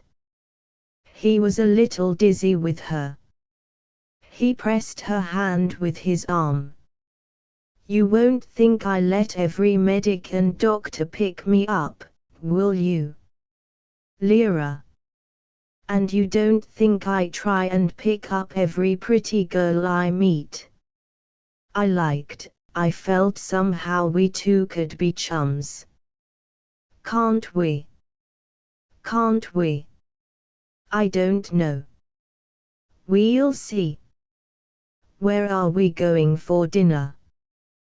"The Grand Hotel." "We are not. It's terribly expensive. Unless you're awfully rich." "You aren't, are you?" "No, I'm not. Just enough money to get through medic school." "But I want, let's go to the Bijou. It's a nice place, and it isn't expensive." He remembered how often Madeline Fox had hinted that it would be a tasty thing to go to the Grand, Zenith's most resplendent hotel, but that was the last time he thought of Madeline that evening. He was absorbed in Lyra. He found in her a casualness, a lack of prejudice, a directness, surprising in the daughter of Andrew Jackson Tozer. She was feminine but undemanding, she was never improving and rarely shocked, she was neither flirtatious nor cold. She was indeed the first girl to whom he had ever talked without self-consciousness. It is doubtful if Lyra herself had a chance to say anything, for he poured out his every confidence as a disciple of Gottlieb. To Madeline, Gottlieb was a wicked old man who made fun of the sanctities of marriage and Easter lilies. To Cliff, he was a bore, but Lyra glowed as Martin banged the table and quoted his idol. Up to the present, even in the work of Ehrlich, most research has been largely a matter of trial and error. The empirical method, which is the opposite of the scientific method, by which one seeks to establish a general law governing a group of phenomena so that he may predict what will happen. He intoned it reverently, staring across the table at her, almost glaring at her. He insisted, "Do you see where he leaves all these detail grubbing, machine-made researchers buzzing in the manure heap just as much as he does the commercial docs? Do you get him? Do you?" "Yes, I think I do. Anyway, I get your enthusiasm for him. But please don't bully me so." Was I bullying? I didn't mean to. Only, when I get to thinking about the way most of these damned profs don't even know what he's up to, Martin was off again, and if Lyra did not altogether understand the relation of the synthesis of antibodies to the work of Arrhenius, yet she listened with comfortable pleasure in his zeal, with none of Madeline Fox's gently corrective admonitions. She had to warn him that she must be at the hospital by 10. "I've talked too much. Lord, I hope I haven't bored you," he blurted. I loved it. And I was so technical, and so noisy. Oh, I am a chump. I like having you trust me. I'm not earnest and I haven't any brains whatever, but I do love it when my menfolks think I'm intelligent enough to hear what they really think and, good night. They dined together twice in 2 weeks, and only twice in that time, though she telephoned to him, did Martin see his honest affianced, Madeline. He came to know all of Lyra's background. Her bedridden grandaunt in Zenith, who was her excuse for coming so far to take hospital training. The hamlet of Wheat Sylvania, North Dakota, one street of shanties with the red grain elevators at the end. Her father, Andrew Jackson Tozer, sometimes known as Jackass Tozer, owner of the bank, of the creamery, and an elevator, therefore the chief person in town, pious at Wednesday evening prayer meeting, fussing over every penny he gave to Lyra or her mother. Bert Tozer, her brother, squirrel teeth, a gold eyeglass chain over his ear, cashier and all the rest of the staff in the one-room bank owned by his father. The chicken salad and coffee suppers at the United Brethren Church, German Lutheran farmers singing ancient Teutonic hymns, the Hollanders, the Bohemians and Poles. And round about the village, the living wheat, arched above by tremendous clouds. He saw Lyra, always an odd child doing obediently enough the flat household tasks but keeping snug the belief that someday she would find a youngster with whom, in whatever danger or poverty, she would behold all the colored world. It was at the end of her hesitating effort to make him see her childhood that he cried, "Darling, you don't have to tell me about you. I've always known you. I'm not going to let you go, no matter what. You're going to marry me." They said it with clasping hands, confessing eyes, in that blatant restaurant. Her first words were, "I want to call you Sandy." "Why do I?" "I don't know why. You're as unsandy as can be.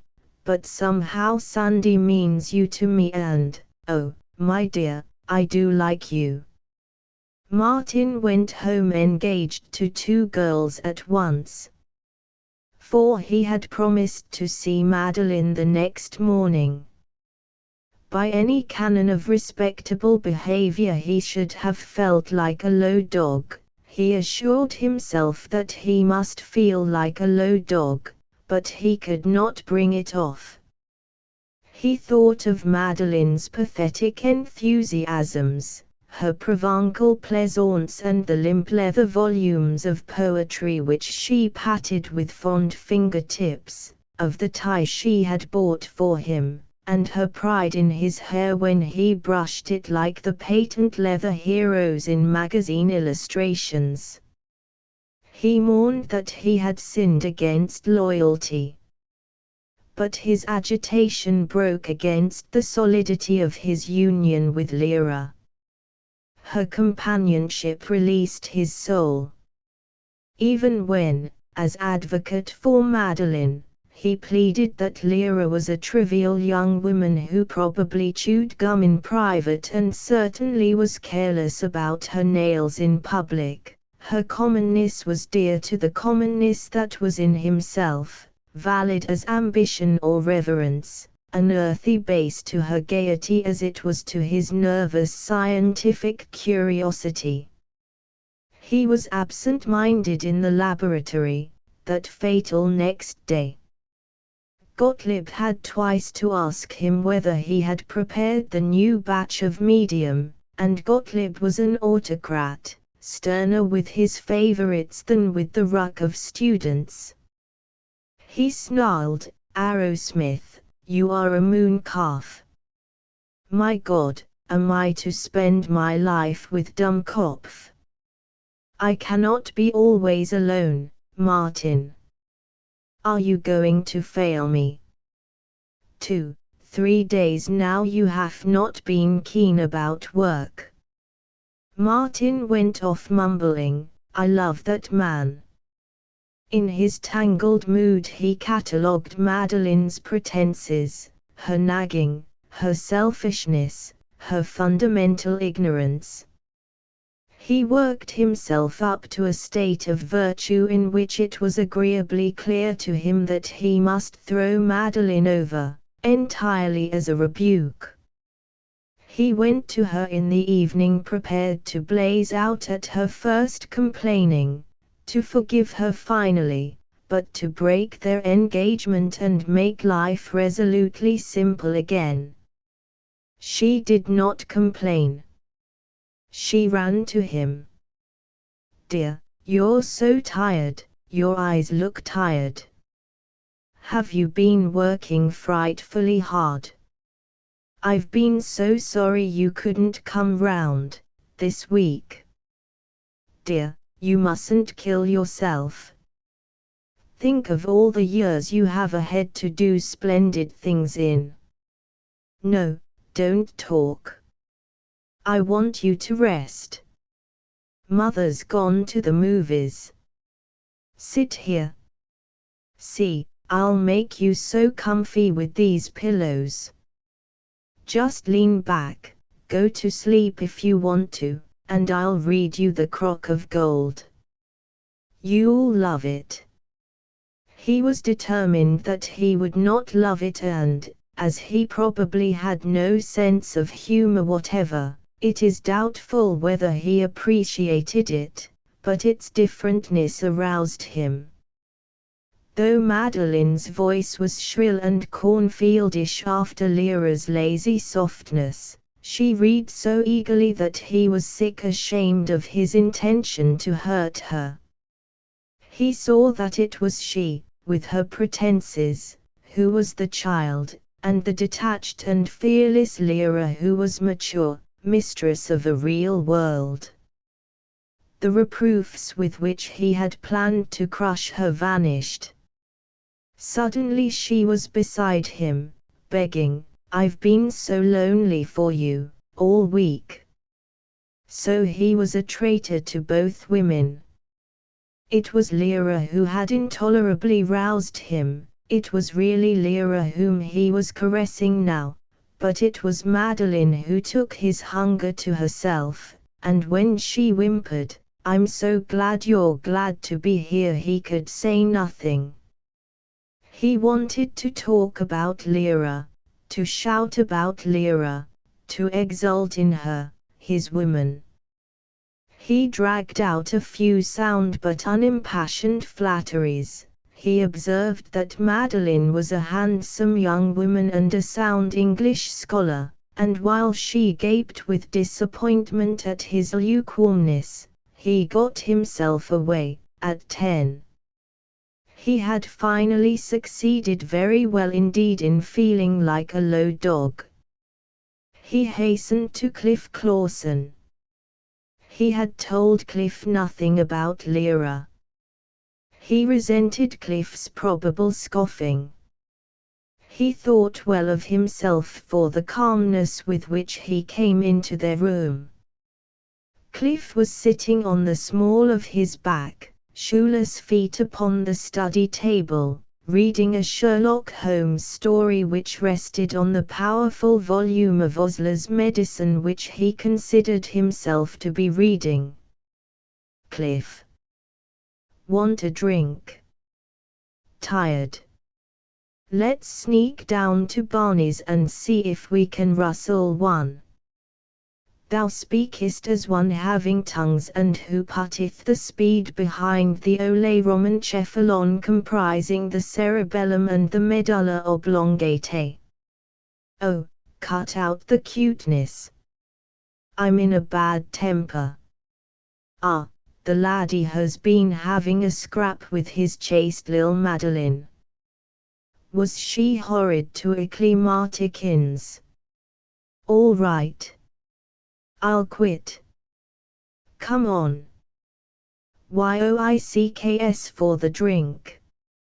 He told 3 new stories about Professor Robert Shaw, all of them scurrilous and most of them untrue, on their way, and he almost coaxed Martin into cheerfulness.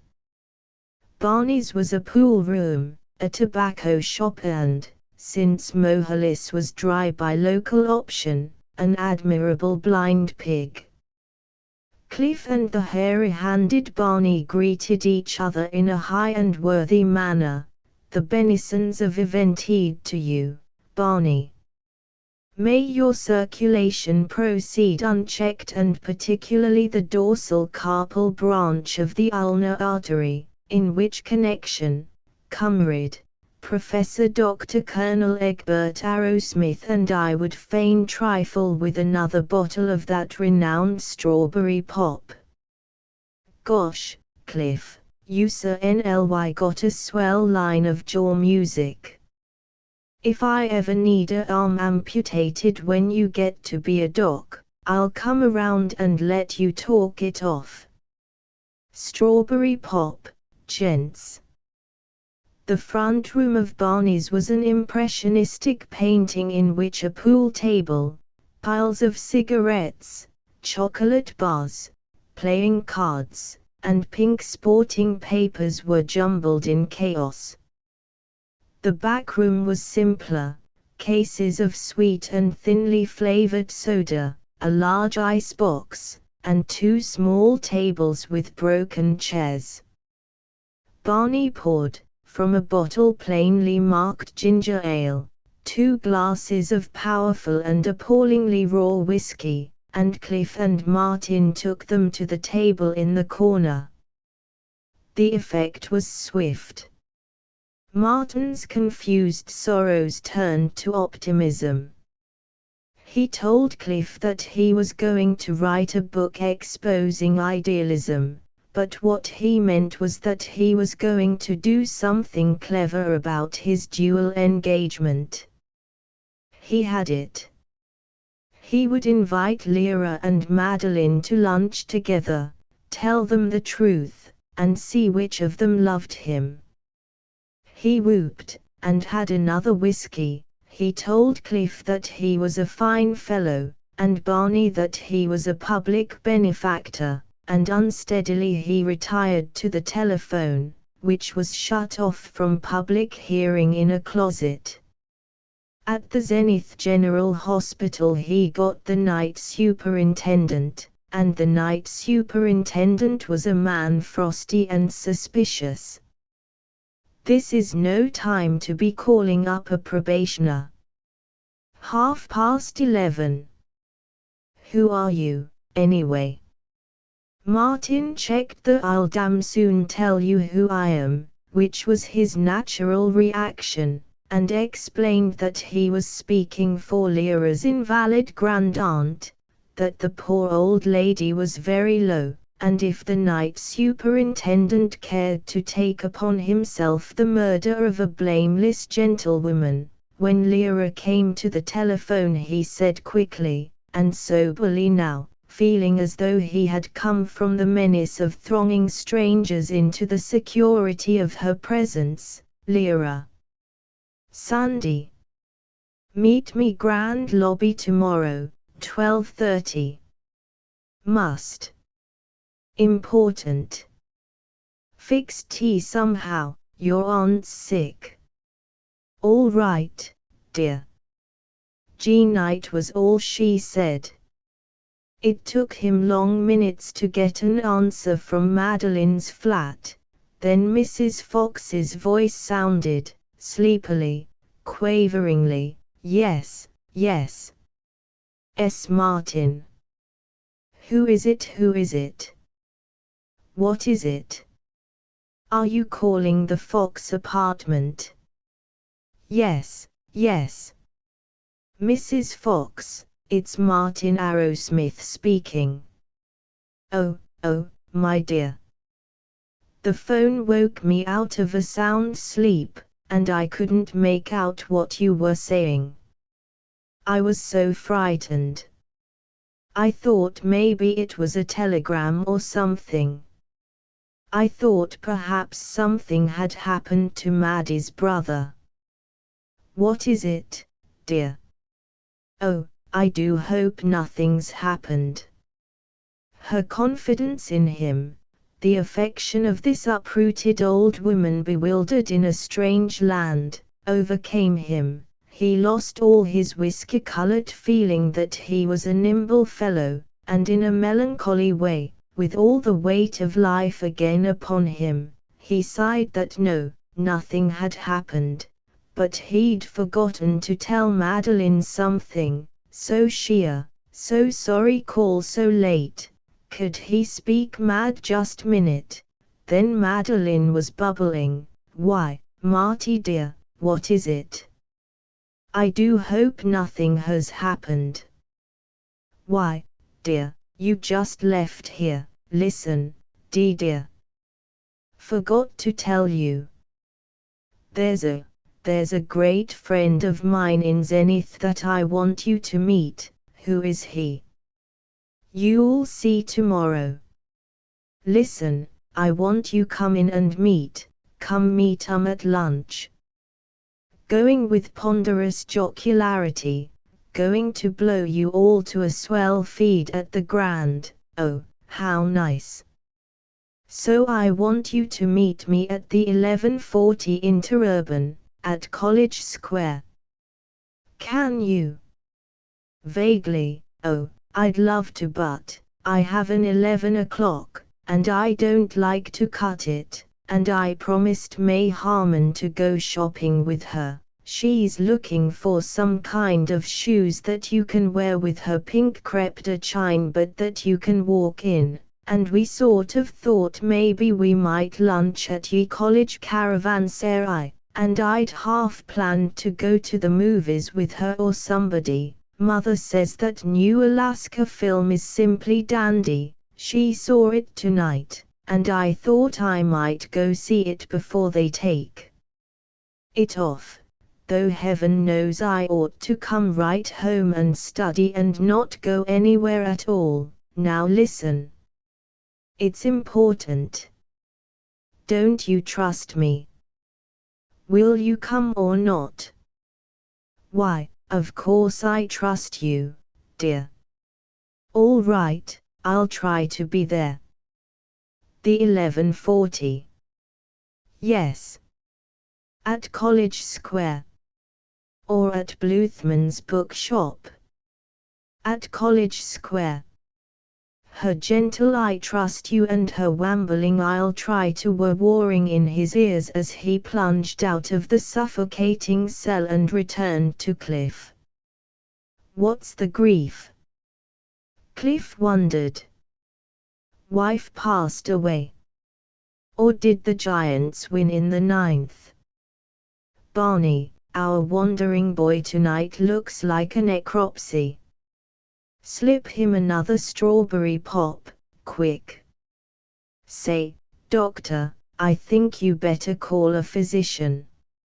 Oh, shut up was all Martin had to say, and that without conviction. Before telephoning he had been full of little brightnesses. He had praised Cliff's pool playing and called Barney old Simex lecturers, but now, while the affectionate Cliff worked on him, he sat brooding save when he grumbled, with a return of self-satisfaction, "If you knew all the troubles I have, all the doggone mess a fellow can get into, you'd feel down in the mouth." Cliff was alarmed. "Look here, old socks. If you've gotten in debt, I'll raise the cash, somehow. If it's been going a little too far with Madeline. You make me sick. You've got a dirty mind. I'm not worthy to touch Madeline's hand. I regard her with nothing but respect." "The hell you do. But never mind, if you say so. Gosh, wish there was something I could do for you." "Oh. Have 'nother shot. Barney. Come a running." By several drinks Martin was warmed into a hazy carelessness, and Cliff solicitously dragged him home after he had desired to fight 3 large academic sophomores. But in the morning he awoke with a crackling skull and a realization that he was going to face Lyra and Madeline at lunch. His half-hour journey with Madeline into Zenith seemed a visible and oppressing thing, like a tornado cloud. He had not merely to get through each minute as it came, the whole grim 30 minutes were present at the same time. While he was practicing the tactful observation he was going to present 2 minutes from now, he could still hear the clumsy thing he had said 2 minutes before. He fought to keep her attention from the great friend of his whom they were to meet. With fatuous beaming he described a night at Barney's. Without any success whatever he tried to be funny, and when Madeline lectured him on the evils of liquor and the evils of association with immoral persons, he was for once relieved. But he could not sidetrack her. "Who is this man we're going to see? What are you so mysterious about? Oh, Martikins, is it a joke? Aren't we going to meet anybody? Did you just want to run away from Mama for a while and we have a bat at the Grand together? Oh, what fun! I've always wanted to lunch at the Grand. Of course I do think it's too sort of rococo, but still, it is impressive, and, did I guess it, darling? No, there's someone. Oh, we're going to meet somebody, all right. Then why don't you tell me who he is? Honestly, Mart, you make me impatient. Well, I'll tell you. It isn't a him, it's a her. Oh. You know my work takes me to the hospitals, and some of the nurses at Zenith General have been awfully helpful. He was panting. His eyes ached. Since the torture of the coming lunch was inevitable, he wondered why he should go on trying to resist his punishment. Especially there's one nurse there who's a wonder.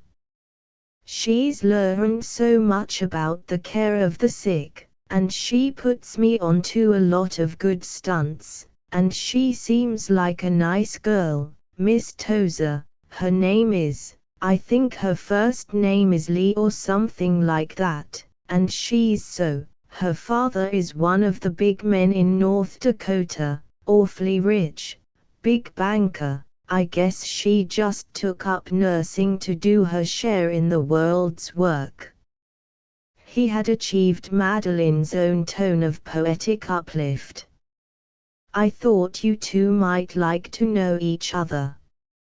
You remember you were saying how few girls there are in Mohalis that really appreciate ideals.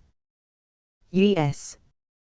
Madeline gazed at something far away and, whatever it was, she did not like it. I shall be very pleased to meet her, of course. Any friend of yours, oh, Mart. I do hope you don't flirt, I hope you don't get too friendly with all these nurses. I don't know anything about it, of course. But I keep hearing how some of these nurses are regular manhunters. Well, let me tell you right now, Lyra isn't. No, I'm sure, but, oh, Martikins, you won't be silly and let these nurses just amuse themselves with you. I mean, for your own sake. They have such an advantage. Poor Madeline, she wouldn't be allowed to go hanging around men's rooms learning things, and you think you're so psychological, Mart, but honestly, any smart woman can twist you around her finger. Well, I guess I can take care of myself. Oh, I don't mean, but I do hope this Tozer person, I'm sure I shall like her, if you do, but, I am your own true love, aren't I, always? She, the proper, ignored the passengers as she clasped his hand. She sounded so frightened that his anger at her reflections on Lyra turned into misery. Incidentally, her thumb was gouging painfully into the back of his hand. He tried to look tender as he protested, sure, gosh, honest, Mad, look out. That old duffer across the aisle is staring at us.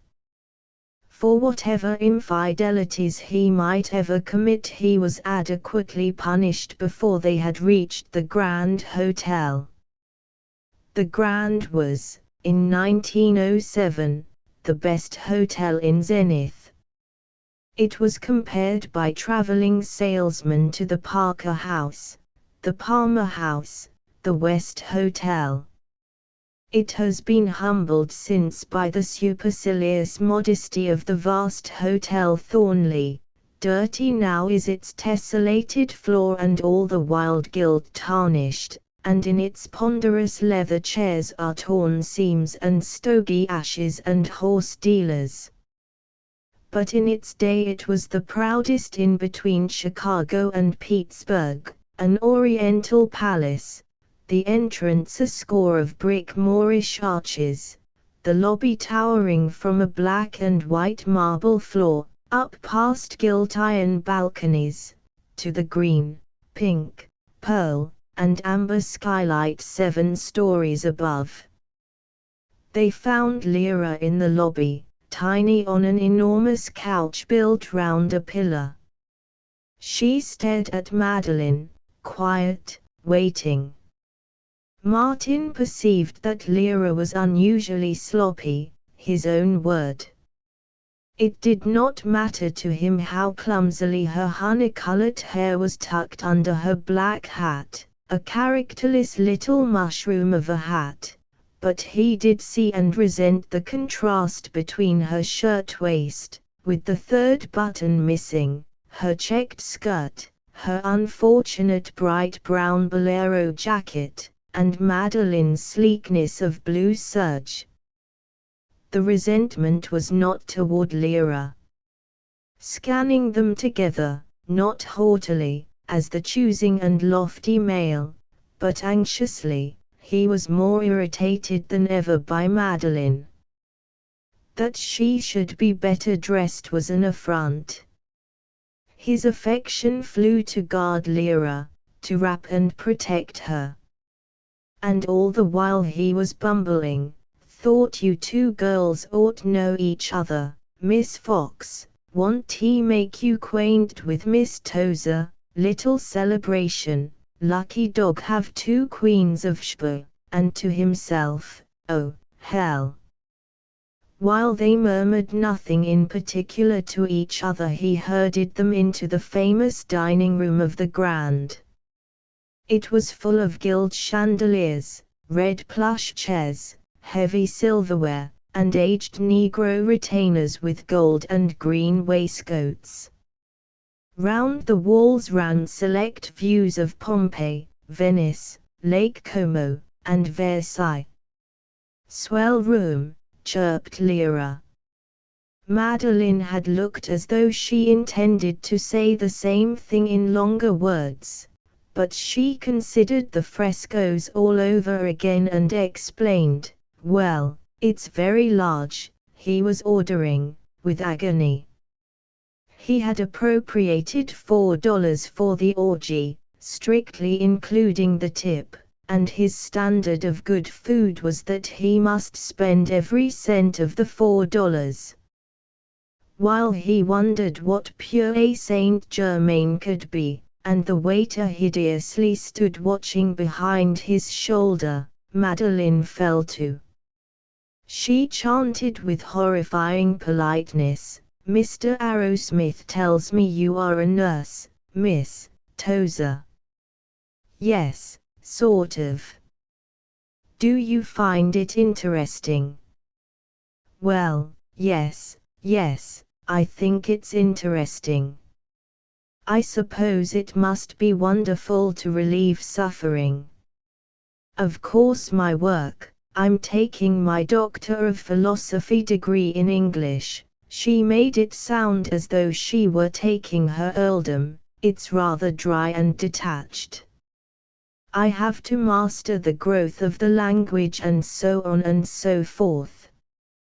With your practical training, I suppose you'd find that rather stupid." "Yes, it must be. No, it must be very interesting." "Do you come from Zenith, Miss Tozer?" "No, I come from just a little town." "Well, hardly a town." "North Dakota." "Oh. North Dakota." "Yes." "Way west." "Oh, yes." "Are you staying east for some time?" It was precisely what a much resented New York cousin had once said to Madeline. "Well, I don't, yes, I guess I may be here quite some time. Do you find you like it here? Oh, yes, it's pretty nice. These big cities, so much to see. Big. Well, I suppose it all depends on the point of view, doesn't it?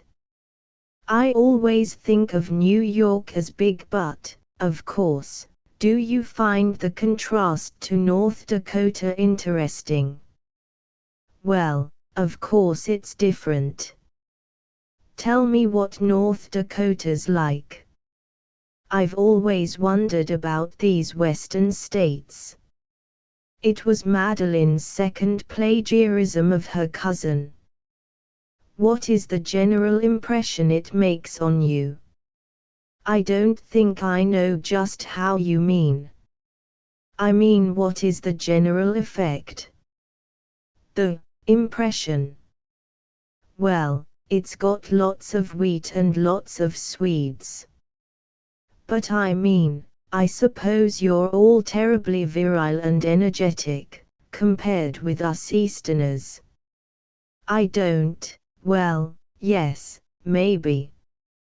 Have you met lots of people in Zenith? Not so awfully many. Oh, have you met Dr. Birchall, that operates in your hospital? He's such a nice man, and not just a good surgeon but frightfully talented. He sings wonderfully, and he comes from the most frightfully nice family. No, I don't think I've met him yet, Lyra bleated. Oh, you must. And he plays the slickest, the most gorgeous game of tennis. He always goes to all these millionaire parties on Royal Ridge. Frightfully smart. Martin now first interrupted. Smart. Him. He hasn't got any brains whatever. My dear child, I didn't mean smart in that sense. He sat alone and helpless while she again turned on Lyra and ever more brightly inquired whether Lyra knew this son of a corporation lawyer and that famous debutante, this hat shop and that club. She spoke familiarly of what were known as the leaders of Zenith society, the personages who appeared daily in the society columns of the Advocate Times, the Cowgeses and Van Antrims and Dodsworths. Martin was astonished by the familiarity. He remembered that she had once gone to a charity ball in Zenith, but he had not known that she was so intimate with the peerage. Certainly Lyra had appallingly never heard of these great ones, nor ever attended the concerts, the lectures, the recitals at which Madeline apparently spent all her glittering evenings. Madeline shrugged a little, then, well, of course with the fascinating doctors and everybody that you meet in the hospital, I suppose you'd find lectures frightfully tame. Well, she dismissed Lyra and looked patronizingly at Martin.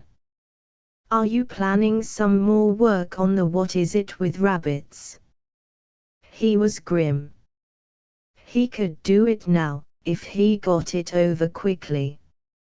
Madeline brought you two together because, don't know whether you cotton to each other or not, but I wish you could, because I'm not making any excuses for myself. I couldn't help it. I'm engaged to both of you, and I want to know. Madeline had sprung up. She had never looked quite so proud and fine. She stared at them, and walked away, wordless. She came back, she touched Lyra's shoulder, and quietly kissed her. Dear, I'm sorry for you. You've got a job.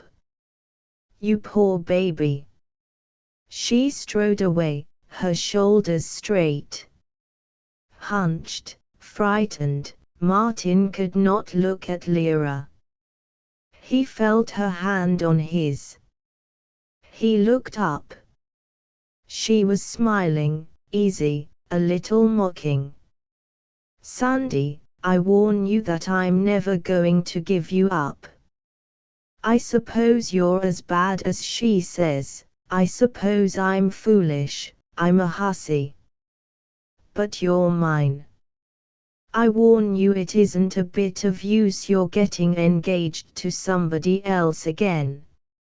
I'd tear her eyes out. Now don't think so well of yourself. I guess you're pretty selfish. But I don't care. You're mine. He said brokenly, many things beautiful in their commonness. She pondered, I do feel we're nearer together than you and her. Perhaps you like me better because you can bully me, because I tag after you and she never would.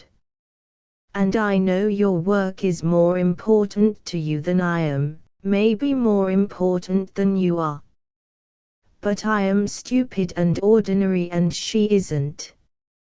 I simply admire you frightfully, heaven knows why, but I do, while she has sense enough to make you admire her and tag after her.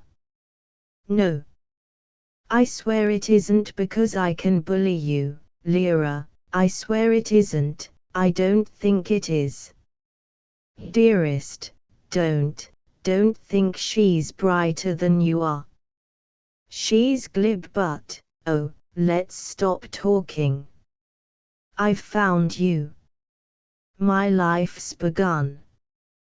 Chapter 7 The difference between Martin's relations to Madeline and to Lyra was the difference between a rousing duel and a serene comradeship.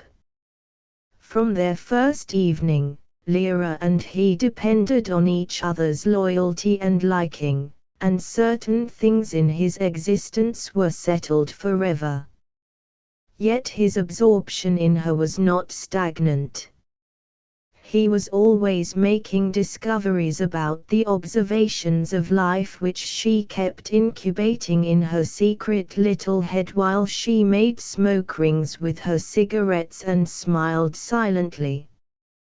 He longed for the girl Lyra, she stirred him, and with gay frank passion she answered him, but to another, sexless Lyra he talked more honestly than to Gottlieb or his own worried self, while with her boyish nod or an occasional word she encouraged him to confidence in his evolving ambition and disdains. 2D Gamma Pi fraternity was giving a dance. It was understood among the anxiously whispering medics that so cosmopolitan was the University of Winnemac becoming that they were expected to wear the symbols of respectability known as dress suits. On the solitary and nervous occasion when Martin had worn evening clothes he had rented them from the varsity pantry, but he must own them, now that he was going to introduce Lyra to the world as his pride and flowering. Like two little old people, absorbed in each other and diffidently exploring new, unwelcoming streets of the city where their alienated children live, Martin and Lyra edged into the garnished magnificence of Benson, Hanley and Cox, the loftiest department store in Zenith. She was intimidated by the luminous cases of mahogany and plate glass, by the opera hats and lustrous mufflers and creamy riding breeches. When he had tried on a dinner suit and come out for her approval, his long brown tie and soft-collared shirt somewhat rustic behind the low evening waistcoat, and when the clerk had gone to fetch collars, she wailed, "Darn it, Sandy, you're too grand for me. I just simply can't get myself to fuss over my clothes, and here you're going to go and look so spiffy I won't have a chance with you." He almost kissed her. The clerk, returning, warbled, "I think, madam, you'll find that your husband will look very nice indeed in these wing collars." Then, while the clerk sought ties, he did kiss her, and she sighed, "Oh, gee, you're one of these people that get ahead. I never thought I'd have to live up to a man with a dress suit and a come-to-heaven collar. Oh, well, I'll tag 3 for the Degamar ball." The university armory was extremely decorated. The brick walls were dizzy with bunting, spotty with paper chrysanthemums and plaster skulls and wooden scalpels 10 feet long. In 6 years at Mohalis, Martin had gone to less than a score of dances, though the refined titillations of communal embracing were the chief delight of the coeducational university. When he arrived at the armory, with Lyra timorously brave in a blue crepe de chine made in no recognized style, he did not care whether he had a single two-step, though he did achingly desire to have the men crowd in and ask Lyra, admire her and make her welcome. Yet he was too proud to introduce her about, lest he seem to be begging his friends to dance with her.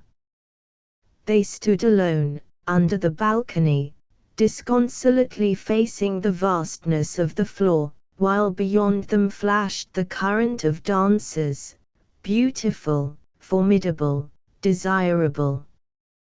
Lyra and he had assured each other that, for a student affair, dinner jacket and black waistcoat would be the thing, as stated in the Benson, Hanley and Koch chart of correct gents wearing apparel, but he grew miserable at the sight of voluptuous white waistcoats, and when that embryo famous surgeon, Angus Dewar, came by, disdainful as a greyhound and pushing on white gloves, which are the whitest, the most superciliously white objects on earth, then Martin felt himself a hobbledehoy. "Come on, we'll dance," he said, as though it were a defiance to all Angus Dewars. He very much wanted to go home. He did not enjoy the dance, though she waltzed easily and himself not too badly. He did not even enjoy having her in his arms. He could not believe that she was in his arms. As they revolved he saw Dewar join a brilliance of pretty girls and distinguished-looking women about the great Dr. Silver, dean of the medical school. Angus seemed appallingly at home, and he waltzed off with the prettiest girl, sliding, swinging, deft. Martin tried to hate him as a fool, but he remembered that yesterday Angus had been elected to the Honorary Society of Sigma 11. Lyra and he crept back to the exact spot beneath the balcony where they had stood before, to their den, their one safe refuge. While he tried to be nonchalant and talk up to his new clothes, he was cursing the men he saw go by laughing with girls, ignoring his Lyra. "Not many here yet," he fussed. "Pretty soon they'll all be coming, and then you'll have lots of dances." "Oh, I don't mind. God, won't somebody come and ask the poor kid?" He fretted over his lack of popularity among the dancing men of the medical school. He wished Cliff Clawson were present. Cliff liked any sort of assembly, but he could not afford dress clothes. Then, rejoicing as at sight of the best beloved, he saw Irving Waters, that paragon of professional normality, wandering toward them, but Waters passed by, merely nodding. Thrice Martin hoped and desponded, and now all his pride was gone. If Lyra could be happy, I wouldn't care a hoot if she fell for the gabbiest fusser in the whole U, and gave me the go-by all evening. Anything to let her have a good time. If I could coax Dewar over, no, that's one thing I couldn't stand, crawling to that dirty snob, I will. Up ambled Fatty Firth, just arrived. Martin pounced on him lovingly. H-lo, old fat. You a stag tonight. Meet my friend Miss Tozer. Fatty's bulbous eyes showed approval of Lyra's cheeks and amber hair. He heaved. Pleased meech, dance starting, have the honor, in so flattering a manner that Martin could have kissed him. That he himself stood alone through the dance did not occur to him. He leaned against a pillar and gloated. He felt gorgeously unselfish. That various girl wallflowers were sitting near him, waiting to be asked, did not occur to him either. He saw Fatty introduce Lyra to a decorative pair of Degums, one of whom begged her for the next. Thereafter she had more invitations than she could take. Martin's excitement cooled. It seemed to him that she clung too closely to her partners, that she followed their steps too eagerly. After the fifth dance he was agitated. Course. She's enjoying herself. Hasn't got time to notice that I just stand here, yes, by thunder, and hold her scarf. Sure. Fine for her. Fact I might like a little dancing myself, and the way she grins and gawps at that fool Brindle Morgan, the damnedest. Oh, you and I are going to have a talk, young woman. And those hounds trying to pinch her off me, the one thing I've ever loved. Just because they dance better than I can, and spiel a lot of foolishness, and that damn orchestra playing that damn peppery music, and she falling for all their damn cheap compliments, and you and I are going to have one lovely little understanding. When she next returned to him, besieged by 3 capering medics, he muttered to her, "Oh, it doesn't matter about me. Would you like this one? Course you shall have it." She turned to him fully. She had none of Madeline's sense of having to act for the benefit of observers. Through a strained eternity of waiting, while he glowered, she babbled of the floor, the size of the room, and her dandy partners. At the sound of the music he held out his arms. "No," she said. "I want to talk to you." She led him to a corner and hurled at him, "Sandy, this is the last time I'm going to stand for your looking jealous." "Oh, I know. See here. If we're going to stick together, and we are, I'm going to dance with just as many men as I want to, and I'm going to be just as foolish with them as I want to. Dinners and those things, I suppose I'll always go on being a clam. Nothing to say. But I love dancing, and I'm going to do exactly what I want to, and if you had any sense whatever, you'd know I don't care a hang for anybody but you. Yours. Absolute. No matter what fool things you do, and there'll probably be a plenty. So when you go and get jealous on me again, you sneak off and get rid of it. Aren't you ashamed of yourself? I wasn't jealous. Yes, I was. Oh, I can't help it. I love you so much. I'd be one fine lover, now wouldn't I, if I never got jealous? All right. Only you've got to keep it undercover. Now we'll finish the dance. He was her slave. For it was regarded as immoral, at the University of Winnemac, to dance after midnight, and at that hour the guests crowded into the imperial cafeteria.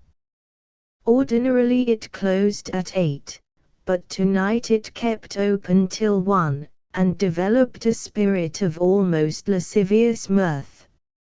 Fatty Fuff did a jig, another humorous student, with a napkin over his arm, pretended to be a waiter, and a girl, but she was much disapproved, smoked a cigarette.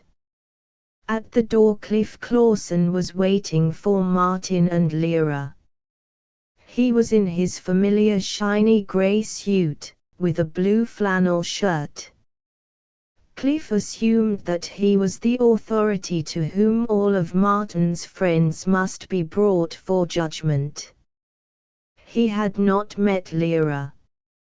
Martin had confessed his double engagement. He had explained that Lyra was unquestionably the most gracious young woman on earth.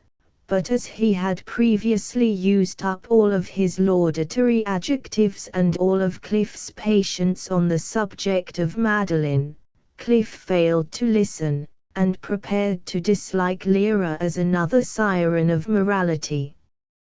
He eyed her now with patronizing enmity. He croaked at Martin, behind her back, "Good-looking kid, I will say that for her. What's wrong with her?"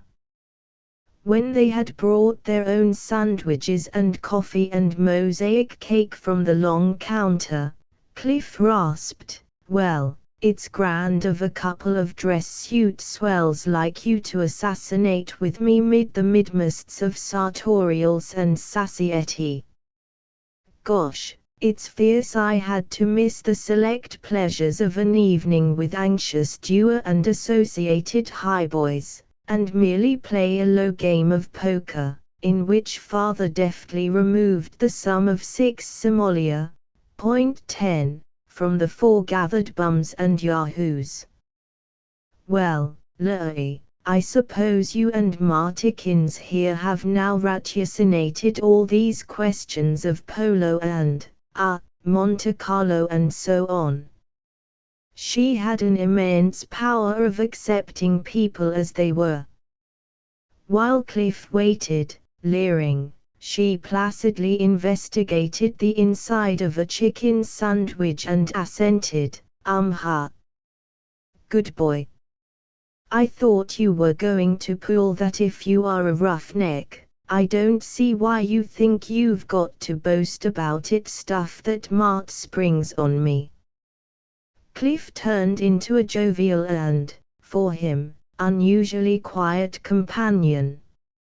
Ex-farmhand, ex-book agent, ex-mechanic, he had so little money yet so scratching a desire to be resplendent that he took refuge in pride in poverty, pride in being offensive. Now, when Lyra seemed to look through his boasting, he liked her as quickly as had Martin, and they buzzed with gaiety. Martin was warmed to benevolence toward mankind, including Angus Dewar, who was at the end of the room at a table with Dean Silver and his silvery women. Without plan, Martin sprang up, raced down the room. Holding out his hand he clamored, "Angus, old man, want to congratulate you on getting Sigma 11. That's fine. Dewar regarded the outstretched hand as though it was an instrument which he had seen before but whose use he could not quite remember. He picked it up and shook it tentatively. He did not turn his back, he was worse than rude, he looked patient. "Well, good luck," said Martin, chilled and shaky. "Very good of you." "Thanks." Martin returned to Lyra and Cliff, to tell them the incident as a cosmic tragedy. They agreed that Angus Dewar was to be shot. In the midst of it Dewar came past, trailing after Dean Silver's party, and nodded to Martin, who glared back, feeling noble and mature. At parting, Cliff held Lyra's hand and urged, "Honey, I think a lot of Mart, and one time I was afraid the old kid was going to get tied up to parties that would turn him into a handshaker. I'm a handshaker myself. I know less about medicine than Professor Robert Shaw. But this boob has some conscience to him, and I'm so darn glad he's playing around with a girl that's real folks and, oh, listen at me falling all over my clumsy feet. But I just mean I hope you won't mind Uncle Cliff saying he does by golly like you a lot." It was almost 4 when Martin returned from taking Lyra home and sagged into bed. He could not sleep. The aloofness of Angus Dewar racked him as an insult to himself, as somehow an implied insult to Lyra, but his boyish rage had passed into a bleaker worry. Didn't Dewar, for all his snobbishness and shallowness, have something that he himself lacked? Didn't Cliff, with his puppy dog humor, his speech of a vaudeville farmer, his suspicion of fine manners as posing, take life too easily? Didn't Dewar know how to control and drive his hard little mind? Wasn't there a technique of manners as there was of experimentation? Gottlieb's fluent bench technique versus the clumsy and podgy hands of I.A. Hinckley? Or was all this inquiry a treachery, a yielding to Dewar's own affected standard? He was so tired that behind his closed eyelids were flashes of fire. His whirling mind flew over every sentence he had said or heard that night, till round his twisting body there was fevered shouting. As he grumped across the medical campus next day, he came unexpectedly upon Angus and he was smitten with the guiltiness and embarrassment one has toward a person who has borrowed money and probably will not return it. Mechanically he began to blurt hello, but he checked it in a croak, scowled, and stumbled on. "Oh, Mart," Angus called. He was dismayingly even. "Remember speaking to me last evening? It struck me when I was going out that you looked huffy. I was wondering if you thought I'd been rude. I'm sorry if you did. Fact is, I had a rotten headache. Look. I've got 4 tickets for As It Listeth in Zenith, next Friday evening. Original New York cast. Like to see it? And I noticed you were with a peach, at the dance. Suppose she might like to go along with us, she and some friend of hers. Why, gosh, I'll phone her. Darn nice of you to ask us." It was not till melancholy dusk, when Lyra had accepted and promised to bring with her a probationer nurse named Nellie Bias, that Martin began to brood, wonder if he did have a headache last night. Wonder if somebody gave him the tickets. Why didn't he ask Dad Silver's daughter to go with us? Does he think Lyra is some tart I've picked up? Sure, he never really quarrels with anybody, wants to keep us all friendly, so we'll send him surgical patients someday when we're hic GPS and he's a great and only. Why did I crawl down so meekly? I don't care. If Lyra enjoys it, me personally, I don't care two hoots for all this trotting around. Though of course it isn't so bad to see pretty women in fine clothes, and be dressed as good as anybody, I don't know. 6. In the slightly Midwestern city of Zenith, the appearance of a play with the original New York cast was an event. What play it was did not much matter. The Dodsworth Theatre was splendid with the aristocracy from the big houses on Royal Ridge. Lyra and Nellie Bias admired the Bloods, graduates of Yale and Harvard and Princeton, lawyers and bankers, motor manufacturers and inheritors of real estate, virtuosi of golf, familiars of New York, who with their shrill and glistening women occupied the front rows. Miss Bias pointed out the Dodsworths, who were often mentioned in town topics. Lyra and Miss Bias bounced with admiration of the hero when he refused the governorship.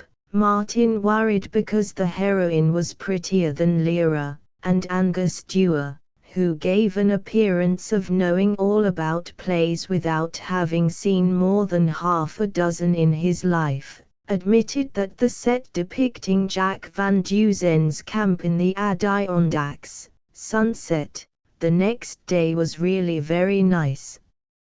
Martin was in a mood of determined hospitality. He was going to give them supper and that was all there was to it. Miss Bias explained that they had to be in the hospital by 11:15, but Lyra said lazily, "Oh, I don't care. I'll slip in through a window. If you're there in the morning, the old cat can't prove you got in late." Shaking her head at this lying wickedness, Miss Bias fled to a trolley car, while Lyra, Angus, and Martin strolled to Epstein's Alt Nuremberg Café for beer and Swiss cheese sandwiches flavored by the sight of German drinking mottos and paper mache armor. Angus was studying Lyra, looking from her to Martin, watching their glances of affection. That a keen young man should make a comrade of a girl who could not bring him social advancement, that such a thing as the boy and girl passion between Martin and Lyra could exist, was probably inconceivable to him. He decided that she was conveniently frail. He gave Martin a refined version of Alia, and set himself to acquiring her for his own uses. "I hope you enjoyed the play," he condescended to her. "Oh, yes, Jove, I envy you too. Of course I understand why girls fall for Martin here, with his romantic eyes, but a grind like me, I have to go on working without a single person to give me sympathy. Oh, well, I deserve it for being shy of women." With unexpected defiance from Lyra, "When anybody says that, it means they're not shy, and they despise women." "Despise them? Why, child, honestly, I long to be a Don Juan. But I don't know how. Won't you give me a lesson?" Angus's aridly correct voice had become lulling. He concentrated on Lyra as he would have concentrated on dissecting a guinea pig. She smiled at Martin now and then to say, "Don't be jealous, idiot. I'm magnificently uninterested in this conceited hypnotist. But she was flustered by Angus's sleek assurance, by his homage to her eyes and wit and reticence. Martin twitched with jealousy. He blurted that they must be going. Lyra really had to be back.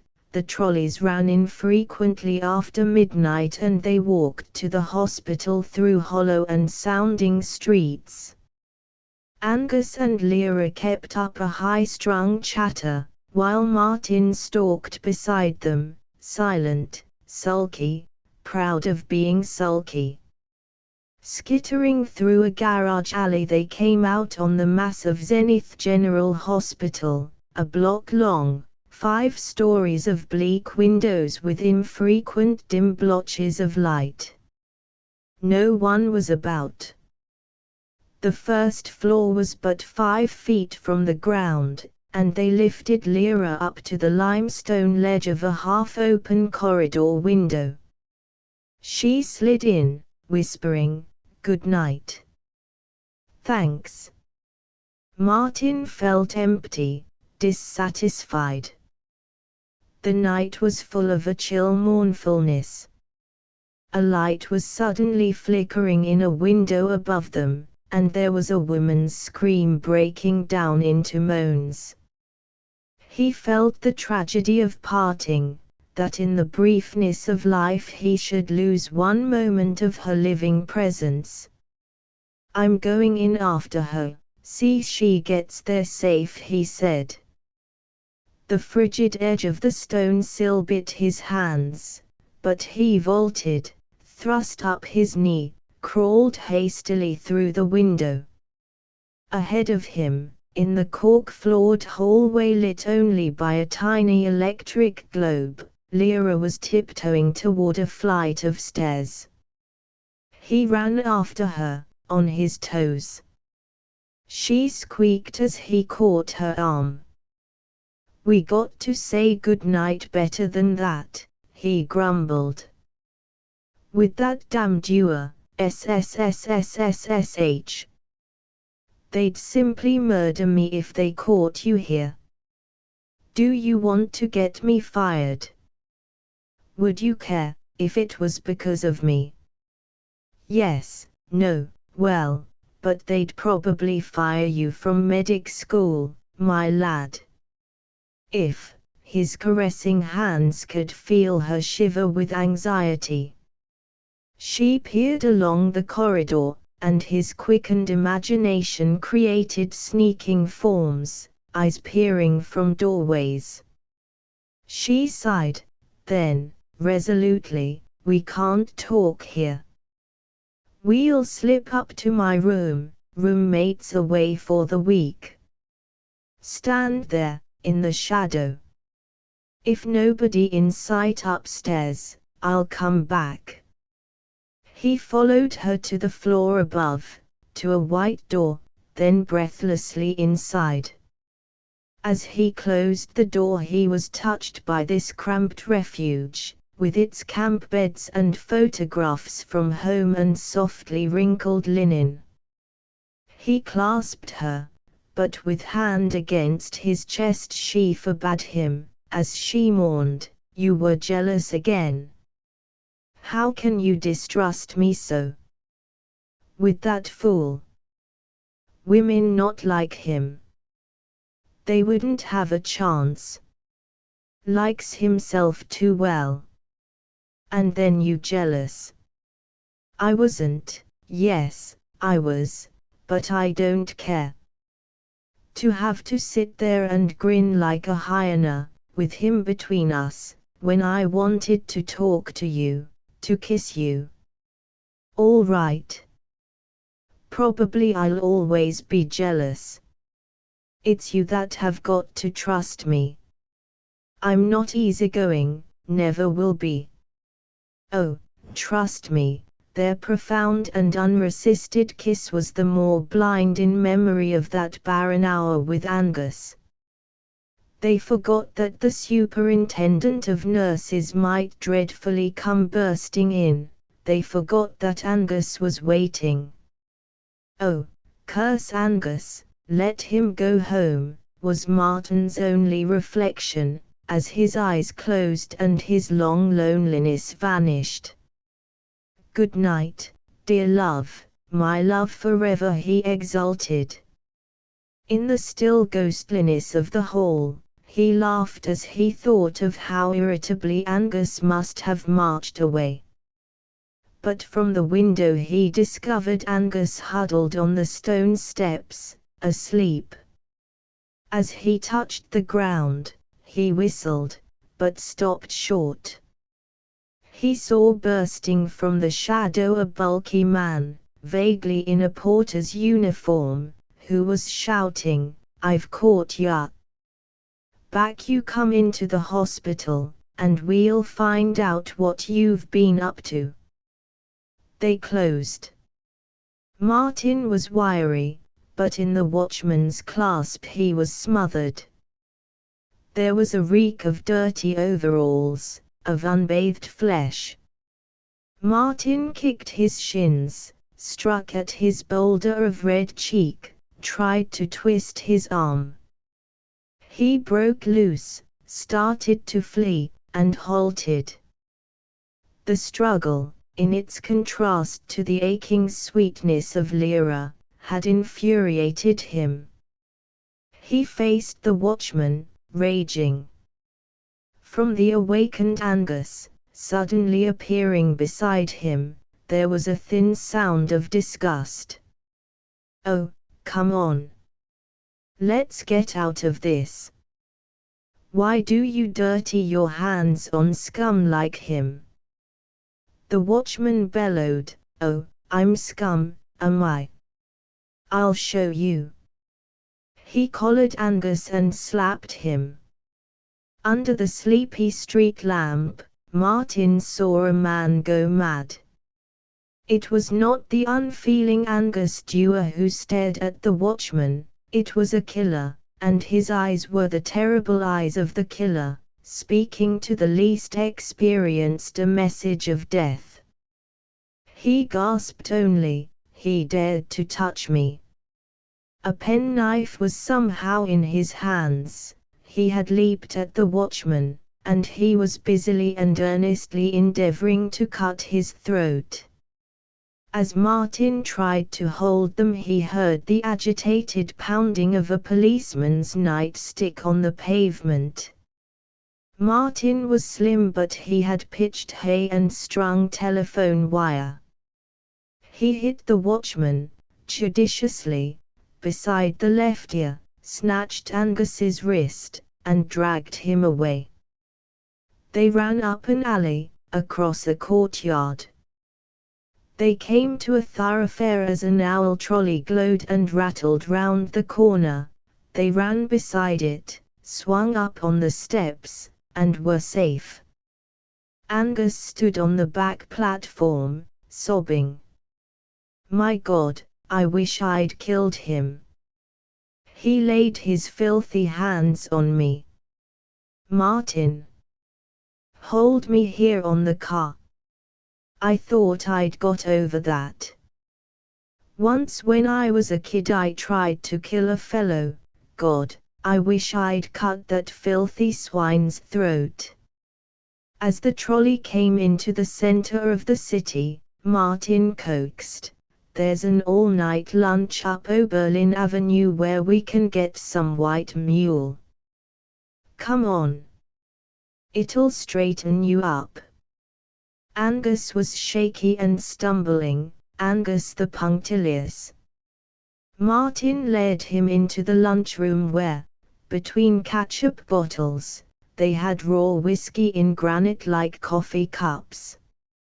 Angus leaned his head on his arm and sobbed, careless of stairs, till he had drunk himself into obliteration, and Martin steered him home. Then to Martin, in his furnished room with Cliff snoring, the evening became incredible and nothing more incredible than Angus Dewar. Well, he'll be a good friend of mine now, for always. Fine. Next morning, In the hall of the anatomy building, he saw Angus and rushed toward him. Angus snapped, "You were frightfully stewed last night, Arrowsmith. If you can't handle your liquor better than that, you better cut it out entirely." He walked on, clear-eyed, unruffled.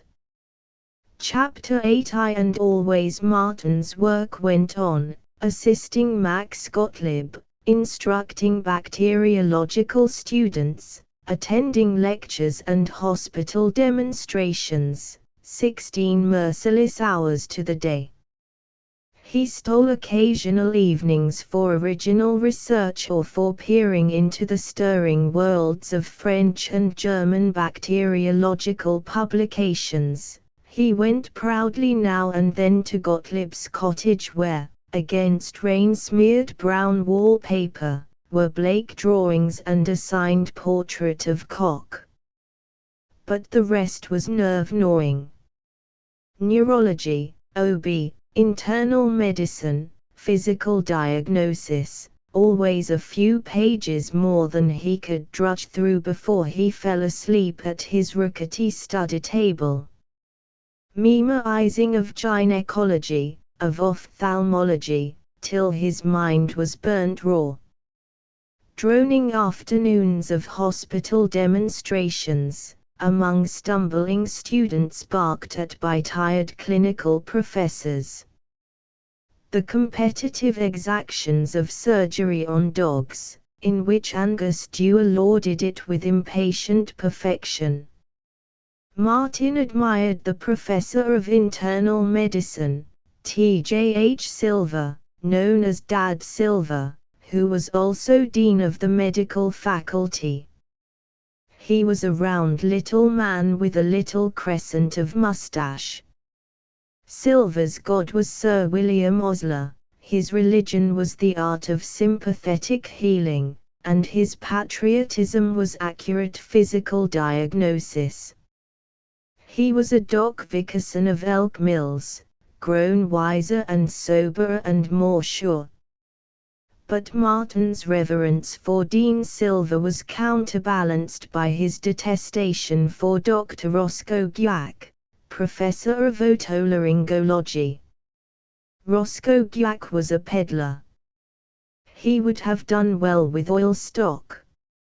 As an otolaryngologist, he believed that tonsils had been placed in the human organism for the purpose of providing specialists with closed motors. A physician who left the tonsils in any patient was, he felt, foully and ignorantly overlooking his future health and comfort, the physician's future health and comfort. His earnest feeling regarding the nasal septum was that it never hurt any patient to have part of it removed, and if the most hopeful examination could find nothing the matter with the patient's nose and throat except that he was smoking too much, still, in any case, the enforced rest after an operation was good for him. Guyac denounced this cant about letting nature alone. Why, the average well-to-do man appreciated attention. He really didn't think much of his specialists unless he was operated on now and then, just a little and not very painfully. Guyac had one classic annual address in which, winging far above otolaryngology, he evaluated all medicine, and explained to grateful healers like Irving Watters the method of getting suitable fees. Knowledge is the greatest thing in the medical world, but it's no good whatever unless you can sell it, and to do this you must first impress your personality on the people who have the dollars. Whether a patient is a new or an old friend, you must always use salesmanship on him. Explain to him, also to his stricken and anxious family, the hard work and thought you are giving to his case, and so make him feel that the good you have done him, or intend to do him, is even greater than the fee you plan to charge. Then, when he gets your bill, he will not misunderstand or kick. 2. There was, as yet, no vision in Martin of serene spaciousness of the mind. Beyond doubt he was a bustling young man, and rather shrill. He had no uplifted moments when he saw himself in relation to the whole world, if indeed he realized that there was a deal of the world besides himself. His friend Cliff was boorish, his beloved Lyra was rustic, however gallant she might be, and he himself wasted energy in hectic business and in astonishment at dullness. But if he had not ripened, yet he was close to earth, he did hate pretentiousness, he did use his hands, and he did seek iron actualities with a curiosity inextinguishable. And at infrequent times he perceived the comedy of life, relaxed for a gorgeous hour from the intensity wearing to his admirers. Such was the hour before Christmas vacation when Roscoe Guyac rose to glory. It was announced in the Winnimac Daily News that Dr. Guyac had been called from the chair of otolaryngology to the vice presidency of the puissant New Idea Medical Instrument and Furniture Company of Jersey City. In celebration he gave a final address to the entire medical school on the art and science of furnishing the doctor's office. He was a neatly finished person, Guyac, eyeglassed and enthusiastic and fond of people. He beamed on his loving students and cried, "Gentlemen, the trouble with too many doctors, even those splendid old pioneer war horses who through mud and storm, through winter's chill blast and August's untempered heat, go bringing cheer and surcease from pain to the world's humblest, yet even these old nesters not so infrequently settle down in a rut and never shake themselves loose. Now that I am leaving this field where I have labored so long and happily, I want to ask every man jack of you to read, before you begin to practice medicine, not merely your Rosie Now and Howell and Gray, but also, as a preparation for being that which all good citizens must be, namely, practical men, a most valuable little manual of modern psychology. How to Put Pep in Salesmanship by Grosvenor Abibbi. For don't forget, gentlemen, and this is my last message to you, the man worthwhile is not merely the man who takes things with a smile but also the man who's trained in philosophy, practical philosophy, so that instead of daydreaming and spending all his time talking about ethics splendid though they are, and charity glorious virtue though that be, yet he never forgets that unfortunately the world judges a man by the amount of good hard cash he can lay away.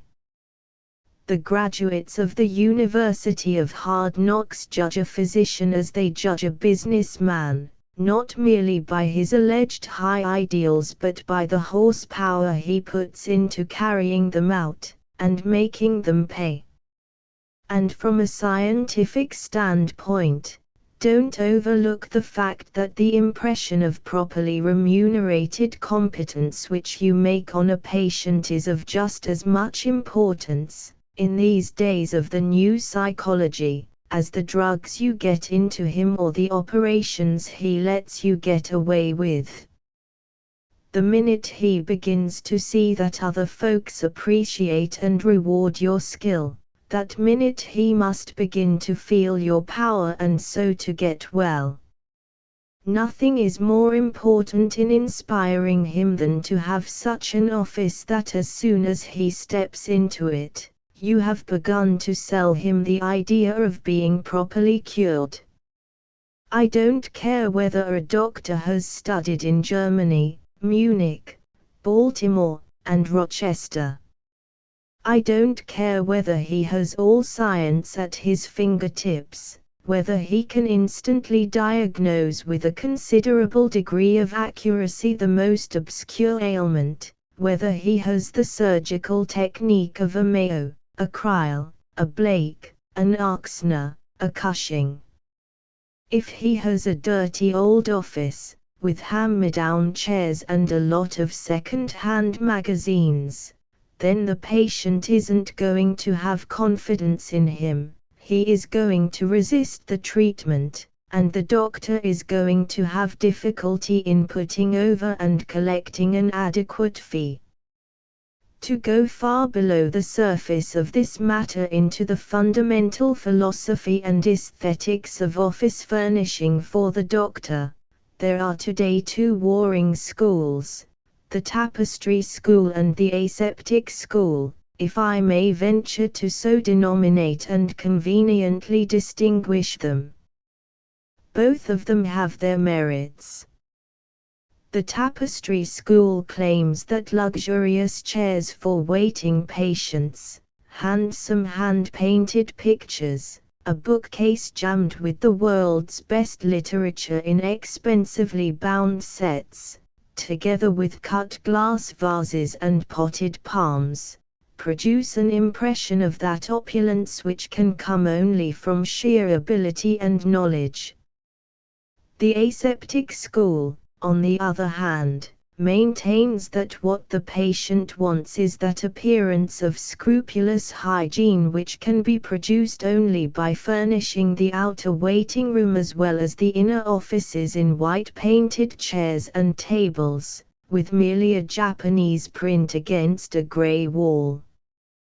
But, gentlemen, it seems obvious to me, so obvious that I wonder it has not been brought out before, that the ideal reception room is a combination of these two schools. Have your potted palms and handsome pictures. To the practical physician they are as necessary a part of his working equipment as a sterilizer or a bowmanometer. But so far as possible have everything in sanitary-looking white, and think of the color schemes you can evolve, or the good wife for you, if she be one blessed with artistic tastes. Rich golden or red cushions, in a Morris chair enameled the purest white. A floor covering of white enamel, with just a border of delicate rose. Recent and unspotted numbers of expensive magazines, with art covers, lying on a white table. Gentlemen, there is the idea of imaginative salesmanship which I wish to leave with you. There is the gospel which I hope to spread in my fresh field of endeavor, the new ideal instrument company of Jersey City, where at any time I shall be glad to see and shake by the hand any and all of you. Through the storm of his Christmas examinations, Martin had an intensified need of Lyra. She had been summoned home to Dakota, perhaps 4 months, on the ground that her mother was unwell, and he had, or thought he had, to see her daily. He must have slept less than 4 hours a night. Grinding at examinations on the interurban car, he dashed into her, looking up to scowl when he thought of the lively interns and the men patients whom she met in the hospital, scorning himself for being so primitive, and worrying all over again. To see her at all, he had to wait 4 hours in the lobby, or walk up and down in the snow outside till she could slip to a window and peep out. When they were together, they were completely absorbed. She had a genius for frank passion, she teased him, tantalized him, but she was tender and unafraid. He was sick lonely when he saw her off at the Union Station. His examination papers were competent but, save in bacteriology and internal medicine, they were sketchy. He turned emptily to the laboratory for vacation time. He had so far displayed more emotion than achievement in his tiny original researches. Gottlieb was patient. It is a fine system, this education. All what we cram into the students, not cock and 2 DNs could learn. Do not worry about the research. We shall do it yet. But he expected Martin to perform a miracle or two in the whole fortnight of the holidays, and Martin had no stomach with which to think. He played in the laboratory, he spent his time polishing glassware, and when he transplanted cultures from his rabbits, his notes were incomplete. Gottlieb was instantly grim. Was gibt es dann? Do you call these notes? Always when I praise a man must he stop working. Do you think that you are a Theobald Smith or a Novi that you should sit and meditate? You have the ability of faith. For once, Martin was impenitent. He mumbled to himself, as Gottlieb stamped out like a Grand Duke, "Rats, I've got some rest coming to me. Gosh, most fellows, why, they go to swell homes for vacation, and have dances and fathers and everything. If Lyra was here, we'd go to a show tonight." He viciously seized his cap, a soggy and doubtful object, sought Cliff Clawson, who was spending the vacation in sleeping between poker games at Barney's, and outlined a project of going into town and getting drunk. It was executed so successfully that during vacation it was repeated whenever he thought of the coming torture wheel of uninspiring work, whenever he realized that it was only Gottlieb and Lyra who held him here. After vacation, in late January, he found that whiskey relieved him from the frenzy of work, from the terror of loneliness, then betrayed him and left him the more weary, the more lonely. He felt suddenly old. He was 24 now, he reminded himself, and a schoolboy, his real work not even begun. Cliff was his refuge. Cliff admired Lyra and would listen to his babbling of her. But Cliff and Martin came to the misfortune of Founders' Day. For January 30th, the birthday of the late Dr. Warburton Stonage, founder of the medical department of Winnie Mac, was annually celebrated by a banquet rich in fraternalism and speeches and large lack of wine. All the faculty reserved their soundest observations for the event, and all the students were expected to be present. This year it was held in the large hall of the University YMCA, a moral apartment with red wallpaper, portraits of whiskered alumni who had gone out to be missionaries, and long thin pine boxes intended to resemble exposed oak beams. About the famous guests, Dr. Rounsfield, the Chicago surgeon, a diabetes specialist from Omaha, a Pittsburgh internist, stood massed the faculty members. They tried to look festal, but they were worn and nervous after 4 months of school. They had wrinkles and tired eyes. They were all in business suits, mostly unpressed. They sounded scientific and interested. They used words like phlebitis ictasia and hepatocholangioenterostomy, and they asked the guests, "So you just been in Rochester? What are Charlie and Will doing in orthopedics?" But they were full of hunger and melancholy. It was 7:30, and they who did not normally dine at 7, dined at 6:30.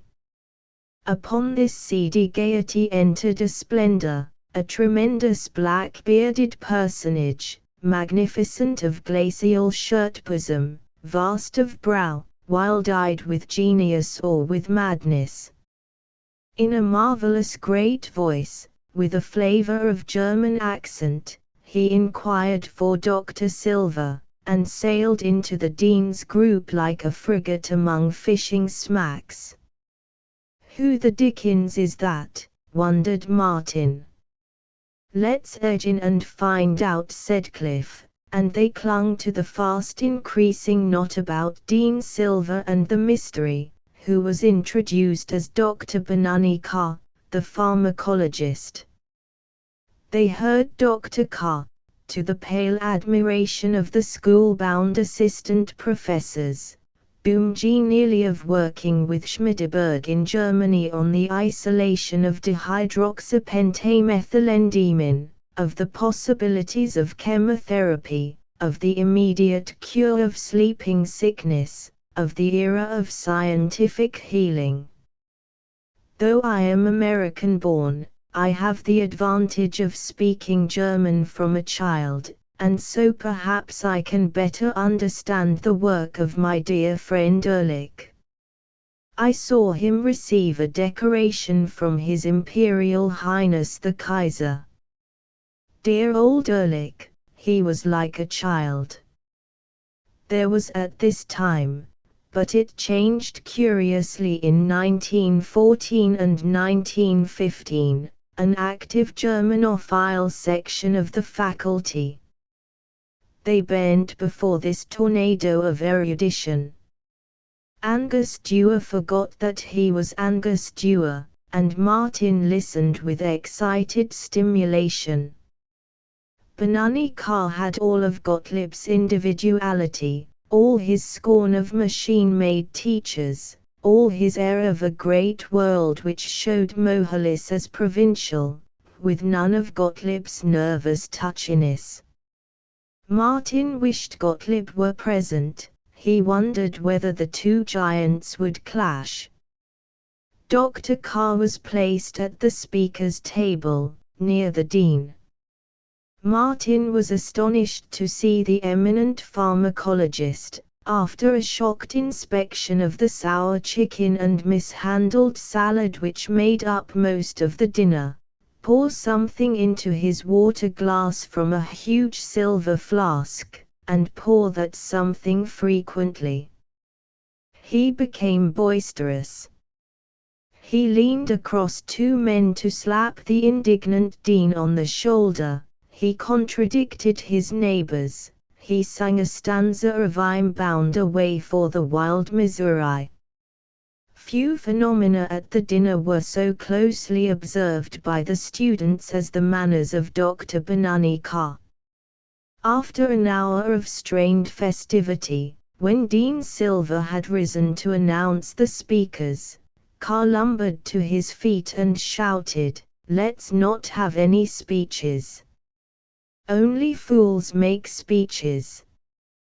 Wise men sing songs. Whoopee. Oh, tirely, oh, tirely, oh, tirely a lady. You profs are the bunk." Dean Silver was to be seen beseeching him, then leading him out of the room, with the assistance of two professors and a football tackle, and in the hush of a joyful horror Cliff grunted to Martin, "Here's where I get mine." And the damn fool promised to stay sober. Ha! I might have known he'd show up stewed and spill the beans. Oh, maybe the dean won't hand me hell proper. He explained. Dr. Benani Carr was born Benno Karkowski. He had graduated from a medical school which gave degrees in 2 years. He had read vastly, but he had never been in Europe. He had been spieler in medicine shows, chiropodist, spiritualist medium, esoteric teacher, head of sanitariums for the diversion of neurotic women. Cliff had encountered him in Zenith, when they were both drunk. It was Cliff who had told Dean Silver that the celebrated pharmacologist, just back from Europe, was in Zenith for a few days and perhaps might accept an invitation. The Dean had thanked Cliff ardently. The banquet ended early, and there was inadequate attention to Dr. Rounsfield's valuable address on the sterilization of catgut. Cliff sat up worrying, and admitting the truth of Martin's several observations. Next day, he had a way with women when he deigned to take the trouble. He pumped the dean's girl secretary, and discovered his fate. There had been a meeting of a faculty committee. The blame for the Benoni car outrage had been placed on Cliff, and the dean had said all the things Cliff had imagined, with a number which he had not possessed the talent to conceive. But the dean was not going to summon him at once. He was going to keep him waiting in torture, then execute him in public. Goodbye, old MD degree.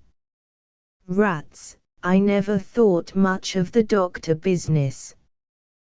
Guess I'll be a bond salesman, said Cliff to Martin.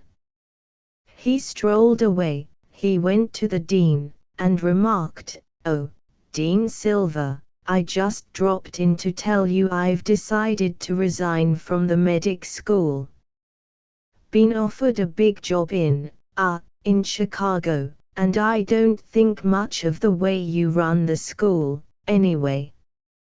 Too much memorizing and too little real spirit of science. Good luck, Doc. So long." "G," said Dean Silver. Cliff moved into Zenith, and Martin was left alone. He gave up the double room at the front of his boarding house for a whole room at the rear, and in that narrow den he sat and mourned in a desolation of loneliness. He looked out on a vacant lot in which a tattered advertisement of pork and beans flapped on a leaning billboard. He saw Lyra's eyes and heard Cliff's comfortable scoffing, and the quiet was such as he could not endure. Chapter 9. The persistent yammer of a motor horn drew Martin to the window of the laboratory, a late afternoon in February. He looked down on a startling roadster, all streamlines and cream paint, with enormous headlights. He slowly made out that the driver, a young man in coffee-colored loose motor coat and hectic checked cap and intense neckwear, was Cliff Clawson, and that Cliff was beckoning. He hastened down, and Cliff cried, "Oh, boy! How do you like the boat? Do you diagnose this suit? Scotch heather, honest. Uncle Cliff has nabbed off a $25 a week job with commissions, selling autos. Boy, I was lost in your old medic school. I can sell anything to anybody. In a year I'll be making 80 a week. Jump in, old son. I'm going to take you into the Grand and blow you to the handsomest feed you ever stuffed into your skinny organism."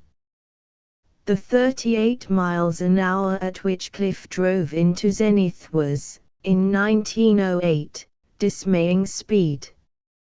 Martin discovered a new Cliff. He was as noisy as ever, but more sure, glowing with schemes for immediately acquiring large sums of money. His hair, once bushy and greasy in front, tending to stick out jaggedly behind, was sleek now, and his face had the pinkness of massage. He stopped at the fabulous Grand Hotel with a jar of brakes.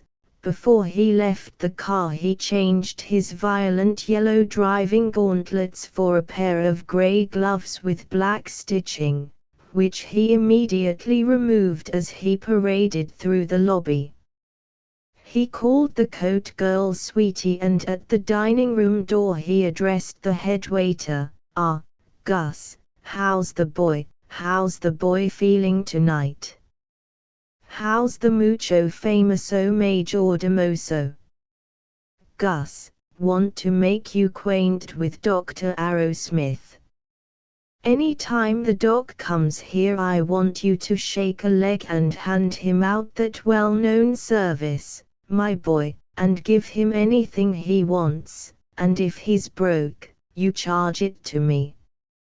Now, Gus, I want a nice little table for two, with garage and hot and cold water, and wouldst fain have thy advice, Gustavus, on the oysters and hors d'oeuvres and all the ingredients fair of a Macedonian feast." "Yes, sir, right this way, Mr. Clawson," breathed the head waiter. Cliff whispered to Martin, "I've got him like that in 2 weeks. You watch my smoke." While Cliff was ordering, a man stopped beside their table.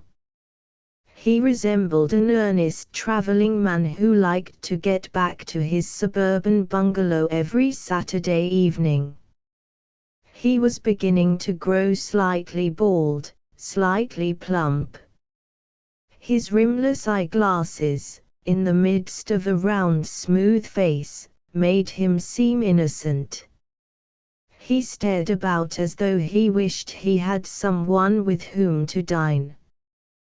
Cliff darted up, patted the man's elbow, and bawled, "Ah, there, Babski, old boy. Feeding with anybody? Come join the Sporting Gents Association." "All right, be glad to." "Wife's out of town," said the man. "Shake hands with Dr. Arrowsmith. Mart, meet George F. Babbitt, the hoch-celebrated Zenith real estate king. Mr. Babbitt has just adorned his 34th birthday by buying his first benzine buggy from yours truly and beg to remain as always." It was, at least on the part of Cliff and Mr. Babbitt, a mirthful affair, and when Martin had joined them in cocktails, St. Louis beer, and highballs, he saw that Cliff was the most generous person now living, and Mr. George F. Babbitt a companion of charm. Cliff explained how certain he was. Apparently his distinguished medical training had something to do with it, to be president of a motor factory, and Mr. Babbitt confided, "You fellows are a lot younger than I am, 8-10 years, and you haven't learned yet, like I have, that where the big pleasure is in ideals and service and a public career. Now just between you and me and the gatepost, my vogue doesn't lie in real estate but in oratory. Fact, one time I planned to study law and go right in for politics. Just between ourselves, and I don't want this to go any farther, I've been making some pretty good affiliations lately. Been meeting some of the rising young Republican politicians. Of course a fellow has got to start in modestly, but I may say, sotto voce, that I expect to run for alderman next fall. It's practically only a step from that to mayor and then to governor of the state, and if I find the career suits me, there's no reason why in 10 or 12 years, say in 1918 or 1920, I shouldn't have the honor of representing the great state of Winnemac in Washington, D.C. In the presence of a Napoleon like Cliff and a Gladstone like George F. Babbitt, Martin perceived his own lack of power and business skill, and when he had returned to Mohalis he was restless. Of his poverty he had rarely thought, but now, in contrast to Cliff's rich ease, his own shabby clothes and his pinched room seemed shameful. To a long letter from Lyra, hinting that she might not be able to return to Zenith, left him the more lonely. Nothing seemed worth doing. In that listless state he was mooning about the laboratory during elementary bacteriology demonstration hour, when Gottlieb sent him to the basement to bring up 6 male rabbits for inoculation. Gottlieb was working 18 hours a day on new experiments. He was jumpy and testy, he gave orders like insults. When Martin came dreamily back with 6 females instead of males, Gottlieb shrieked at him, "You are the worst fool that was ever in this lab."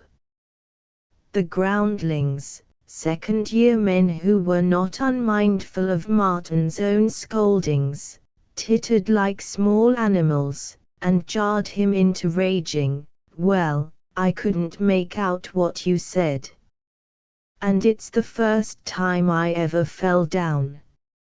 I won't stand your talking to me like that. You will stand anything I say. Clumsy. You can take your hat and get out." "You mean I'm fired as assistant?" "I am glad you have enough intelligence to understand that, no matter how wretched I talk." Martin flung away. Gottlieb suddenly looked bewildered and took a step toward Martin's retreating back. But the class, the small giggling animals, they stood delighted, hoping for more, and Gottlieb shrugged, glared them into terror, sent the least awkward of them for the rabbits, and went on, curiously quiet. And Martin, at Barney's dive, was hotly drinking the first of the whiskies which sent him wandering all night, by himself. With each drink he admitted that he had an excellent chance to become a drunkard, and with each he boasted that he did not care. Had Lyra been nearer than Wheat Sylvania, 1,200 miles away, he would have fled to her for salvation. He was still shaky next morning, and he had already taken a drink to make it possible to live through the morning when he received the note from Dean Silver bidding him report to the office at once. The dean lectured, "Arrowsmith, you've been discussed a good deal by the faculty council of late. Except in 1 or 2 courses, in my own I have no fault to find. You have been very inattentive. Your marks have been all right, but you could do still better. Recently you have also been drinking. You have been seen in places of very low repute, and you have been intimate with a man who took it upon himself to insult me, the founder, our guests, and the university. Various faculty members have complained of your superior attitude, making fun of our courses right out in class. But Dr. Gottlieb has always warmly defended you. He insisted that you have a real flair for investigative science. Last night, however, he admitted that you had recently been impertinent to him. Now unless you immediately turn over a new leaf, young man, I shall have to suspend you for the rest of the year and, if that doesn't do the work, I shall have to ask for your resignation. And I think it might be a good thing for your humility. You seem to have the pride of the devil, young man. It might be a good idea for you to see Dr. Gottlieb and start off your reformation by apologizing. It was the whiskey spoke, not Martin. I'm damned if I will. He can go to the devil. I've given him my life, and then he tattles on me. That's absolutely unfair to Dr. Gottlieb.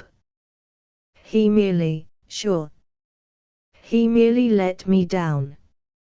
I'll see him in hell before I'll apologize, after the way I've worked for him.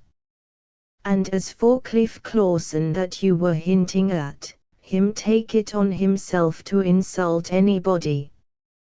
He just played a joke, and you went after his scalp. I'm glad he did it. Then Martin waited for the words that would end his scientific life. The little man, the rosy, pudgy, good little man, he stared and hummed and spoke softly. Arrowsmith, I could fire you right now, of course, but I believe you have good stuff in you. I decline to let you go. Naturally, you're suspended, at least till you come to your senses and apologize to me and to Gottlieb. He was fatherly, almost he made Martin repent, but he concluded, and as for Clawson, his joke regarding this Benoni car person, and why I never looked the fellow up is beyond me. I suppose I was too busy. His joke, as you call it, was the action either of an idiot or a blackguard, and until you are able to perceive that fact, I don't think you will be ready to come back to us. All right, said Martin, and left the room. He was very sorry for himself. The real tragedy, he felt, was that though Gottlieb had betrayed him and ended his career, ended the possibility of his mastering science and of marrying Lyra, he still worshipped the man. He said goodbye to no one in Mohalis save his landlady. He packed, and it was a simple packing. He stuffed his books, his notes, a shabby suit, his inadequate linen, and his one glory, the dinner clothes, into his unwieldy imitation leather bag. He remembered with drunken tears the hour of buying the dinner jacket. Martin's money, from his father's tiny estate, came in bi-monthly checks from the bank at Elk Mills. He had now but $6. In Zenith he left his bag at the interurban trolley station and sought Cliff, whom he found practicing eloquence over a beautiful pearl grey motor hearse, in which a beer-fed undertaker was jovially interested. He waited, sitting hunched and twisted on the steel running board of a limousine. He resented, but he was too listless to resent greatly, the stares of the other salesmen and the girl stenographers. Cliff dashed up, bumbling, well, how's the boy? Come out and catch little drink. I could use one. Martin knew that Cliff was staring at him. As they entered the bar of the Grand Hotel, with its paintings of lovely but absent-minded ladies, its mirrors, its thick marble rail along a mahogany bar, he blurted, well, I got mine, too. Dad Silvers fired me, for general footlessness. I'm going to bum around a little and then get some kind of a job. God, but I'm tired and nervous. Say, can you lend me some money? You bet. All I've got. How much you want? Guess I'll need $100. May drift around quite some time. Golly, I haven't got that much, but probably I can raise it at the office. Here, sit down at this table and wait for me. How Cliff obtained the $100 has never been explained, but he was back with it in a quarter hour. They went on to dinner, and Martin had much too much whiskey. Cliff took him to his own boarding house, which was decidedly less promissory of prosperity than Cliff's clothes, firmly gave him a cold bath to bring him to, and put him to bed. Next morning he offered to find a job for him, but Martin refused and left Zenith by the northbound train at noon. Always, in America, there remains from pioneer days a cheerful paradom of shabby young men who prowl causelessly from state to state, from gang to gang, in the power of the wanderlust. They wear black sateen shirts, and carry bundles. They are not permanently tramps. They have hometowns to which they return, to work quietly in the factory or the section gang for a year, for a week, and as quietly to disappear again. They crowd the smoking cars at night. They sit silent on benches in filthy stations. They know all the land, yet of it they know nothing, because in 100 cities they see only the employment agencies, the all-night lunches, the blind pigs, the scabrous lodging houses. Into that world of voyageurs Martin vanished.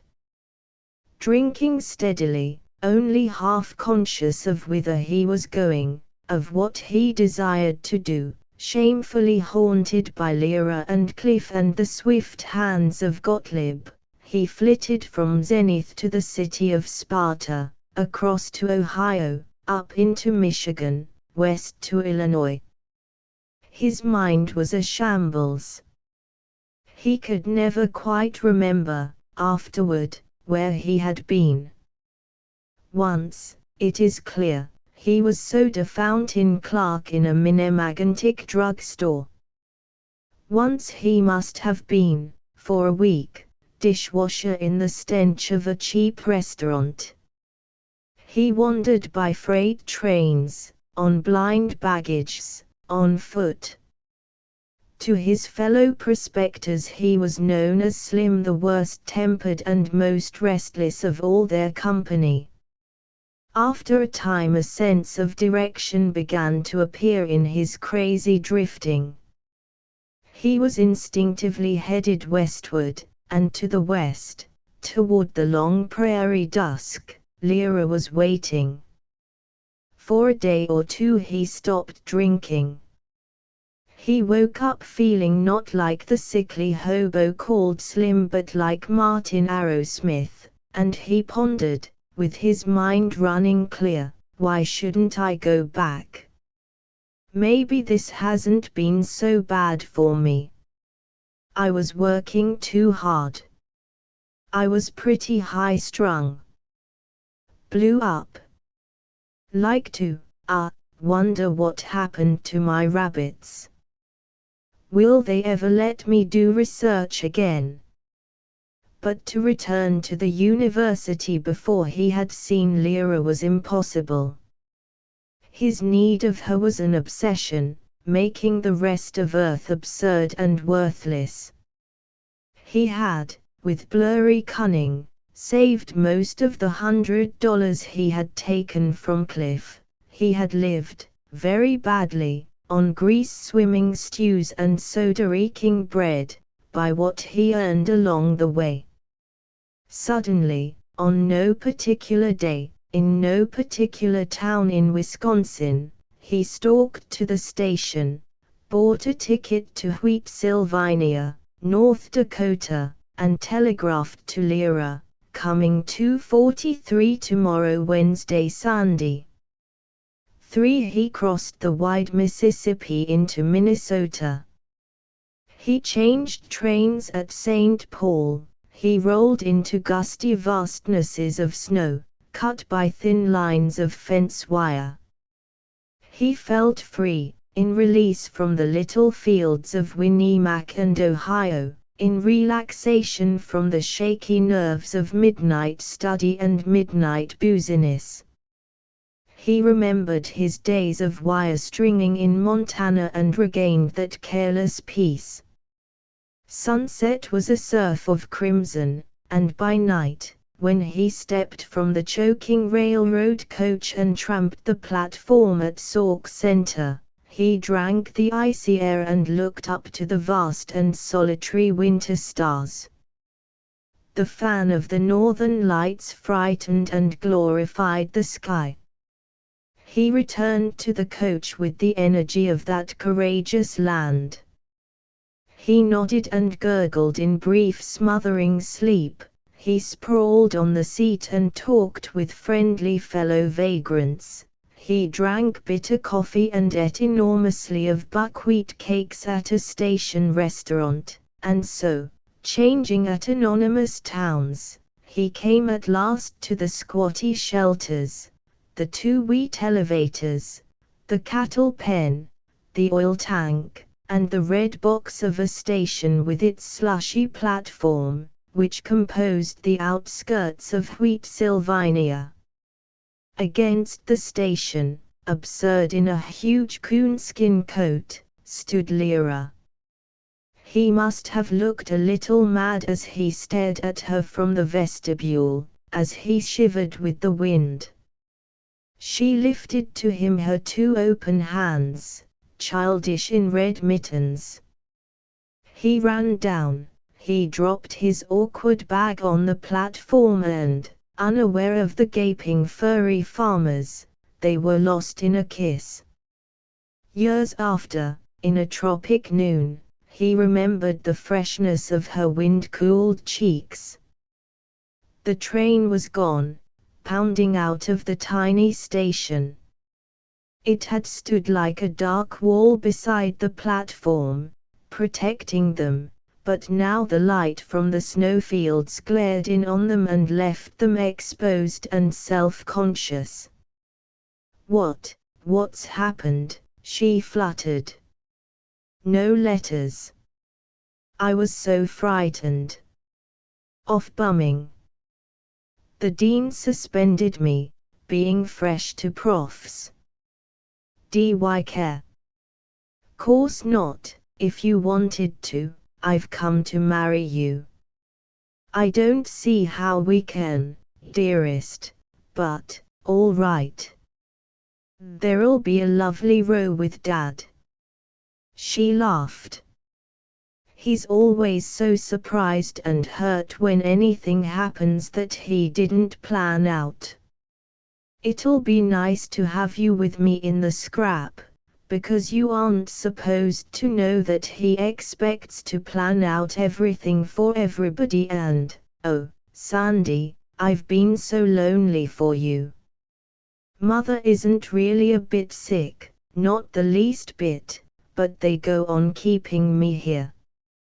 I think probably somebody hinted to Dad that folks were saying he must be broke, if his dear little daughter had to go off and learn nursing, and he hasn't worried it all out yet. It takes Andrew Jackson Tozer about a year to worry out anything.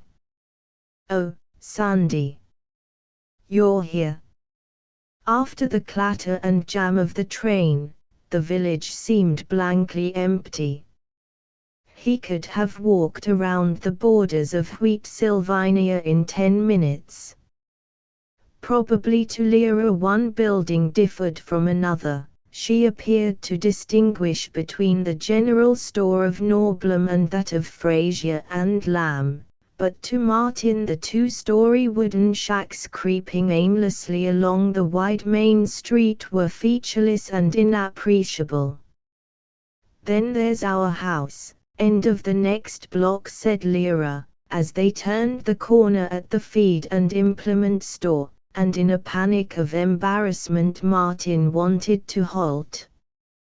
He saw a storm coming, Mr. Tozer denouncing him as a failure who desired to ruin Lyra, Mrs. Tozer weeping. Say, have you told Em about me?" he stammered. "Yes. Sort of.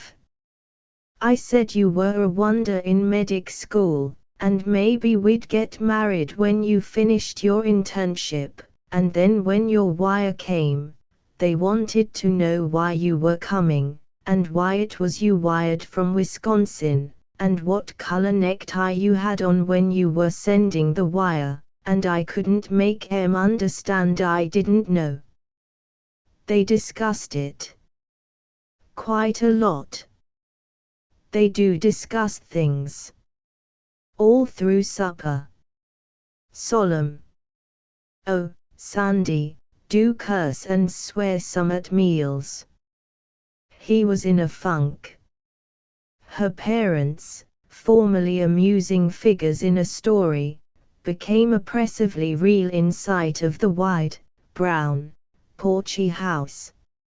A large plate glass window with a colored border had recently been cut through the wall, as a sign of prosperity, and the garage was new and authoritative. He tagged after Lyra, expecting the blast. Mrs. Tozer opened the door, and stared at him plaintively, a thin, faded, unhumorous woman. She bowed as though he was not so much unwelcome as unexplained and doubtful. "Will you show Mr. Arrowsmith his room, or shall I?" she peeped.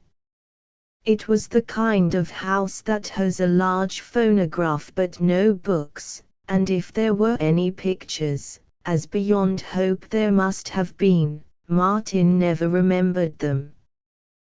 The bed in his room was lumpy but covered with a chaste-figured spread, and the flowery pitcher and bowl rested on a cover embroidered in red with lambs, frogs, water lilies, and a pious motto. He took as long as he could in unpacking things which needed no unpacking, and hesitated down the stairs. No one was in the parlor, which smelled of furnace heat and balsam pillows. Then, from nowhere apparent, Mrs. Tozer was there, worrying about him and trying to think of something polite to say. "Did you have a comfortable trip on the train?" "Oh, yes, it was pretty crowded." "Oh, was it crowded?" "Yes. There were a lot of people traveling." "Were there?" "I suppose, yes. Sometimes I wonder where all the people can be going that you see going places all the time." Was it very cold in the cities, in Minneapolis and St. Paul?" "Yes, it was pretty cold." "Oh, was it cold?" Mrs. Tozer was so still, so anxiously polite. He felt like a burglar taken for a guest, and intensely he wondered where Lyra could be. She came in serenely, with coffee and a tremendous Swedish coffee ring voluptuous with raisins and glistening brown sugar, and she had them talking, almost easily, about the coldness of winter and the value of Fords when into the midst of all this brightness slid Mr. Andrew Jackson Tozer, and they drooped again to politeness. Mr. Tozer was as thin and undistinguished and sun-worn as his wife, and like her he kept silence and fretted. He was astonished by everything in the world that did not bear on his grain elevator, his creamery, his tiny bank, the United Brethren Church, and the careful conduct of an overland car.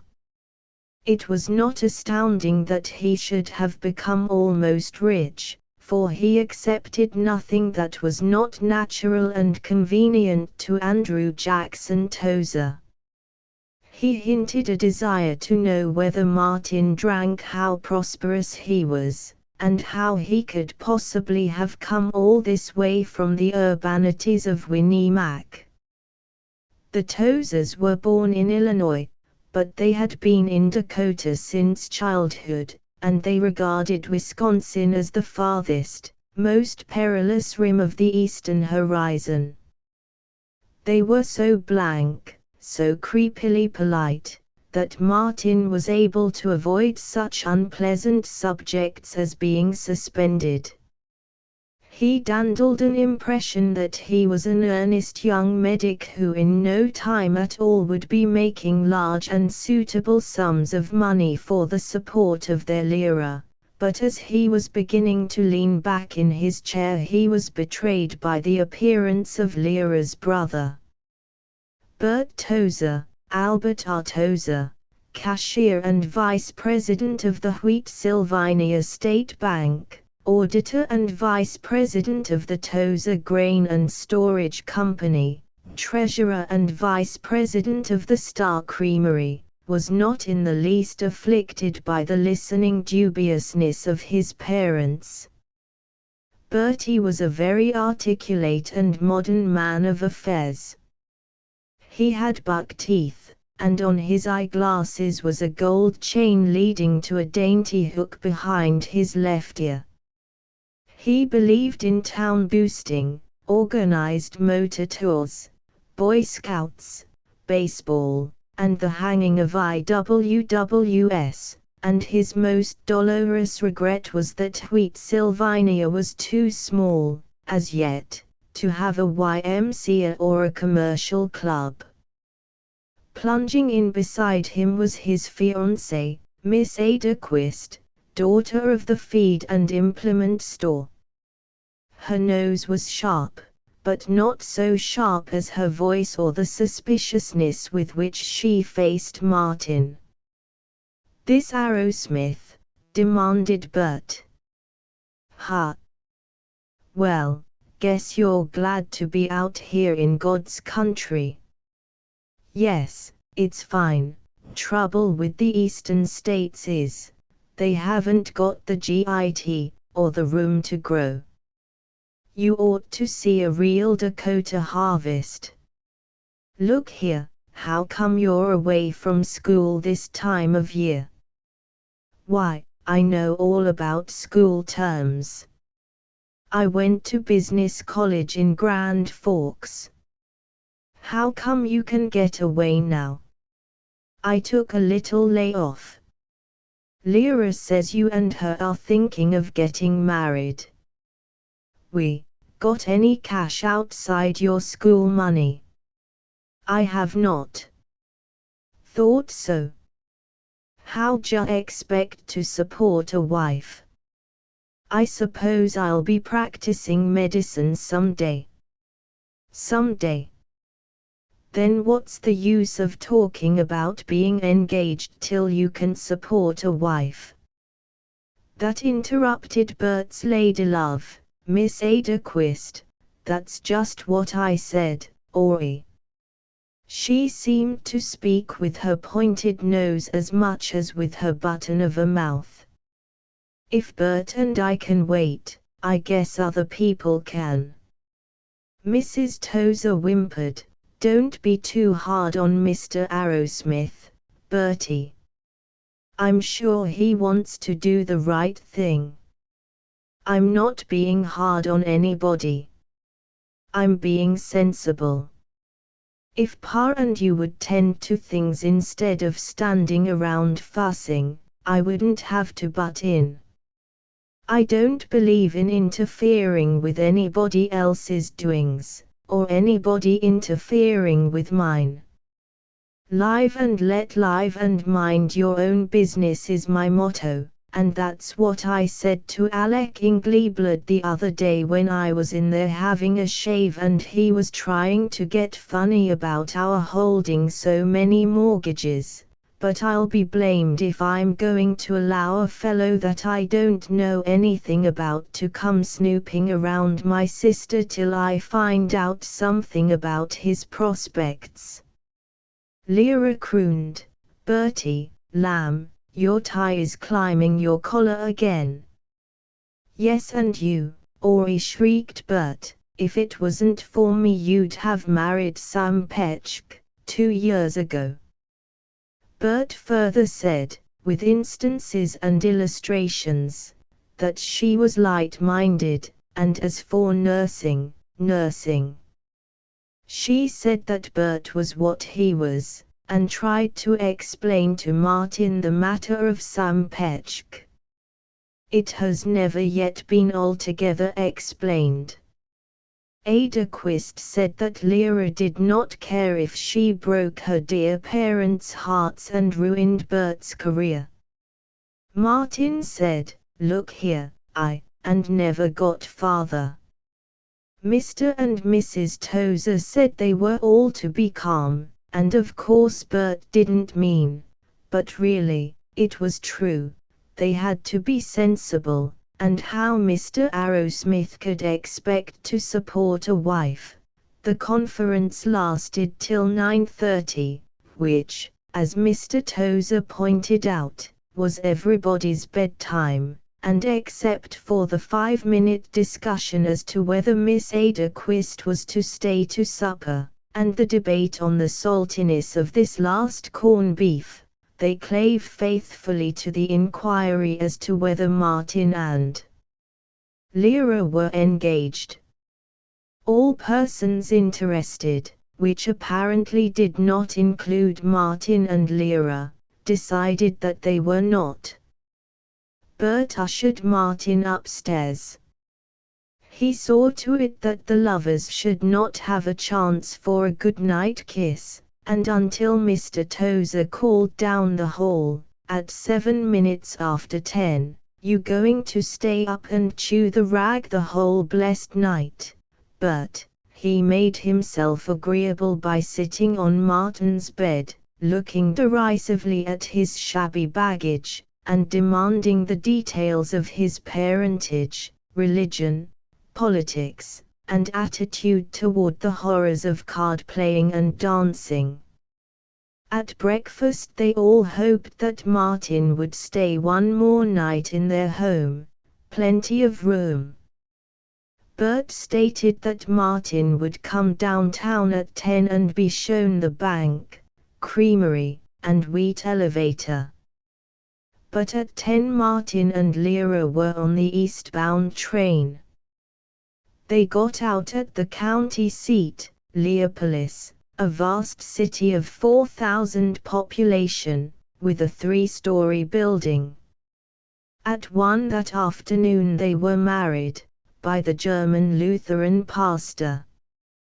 His study was a bareness surrounding a large, rusty wood stove, and the witnesses, the pastor's wife and an old German who had been shoveling walks, sat on the woodbox and looked drowsy. Not till they had caught the afternoon train for Wheat-Sylvania did Martin and Lyra escape from the ghostly apprehension which had hunted them all day. In the fetid train, huddled close, hands locked, innocently free of the alienation which the pomposity of weddings sometimes casts between lovers, they sighed, "Now what are we going to do? What are we going to do?" At the Wheat-Sylvania station they were met by the whole family, rampant. Bert had suspected elopement. He had searched half a dozen towns by long-distance telephone, and got through to the county clerk just after the license had been granted. It did not soften Bert's mood to have the clerk remark that if Martin and Lyra were of age, there was nothing he could do, and he didn't care a damn who's talking, "I'm running this office."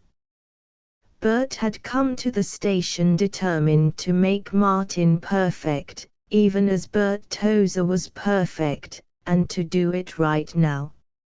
It was a dreadful evening in the Tozer mansion. Mr. Tozer said, with length, that Martin had undertaken responsibilities. Mrs. Tozer wept, and said that she hoped Ori had not, for certain reasons, had to be married.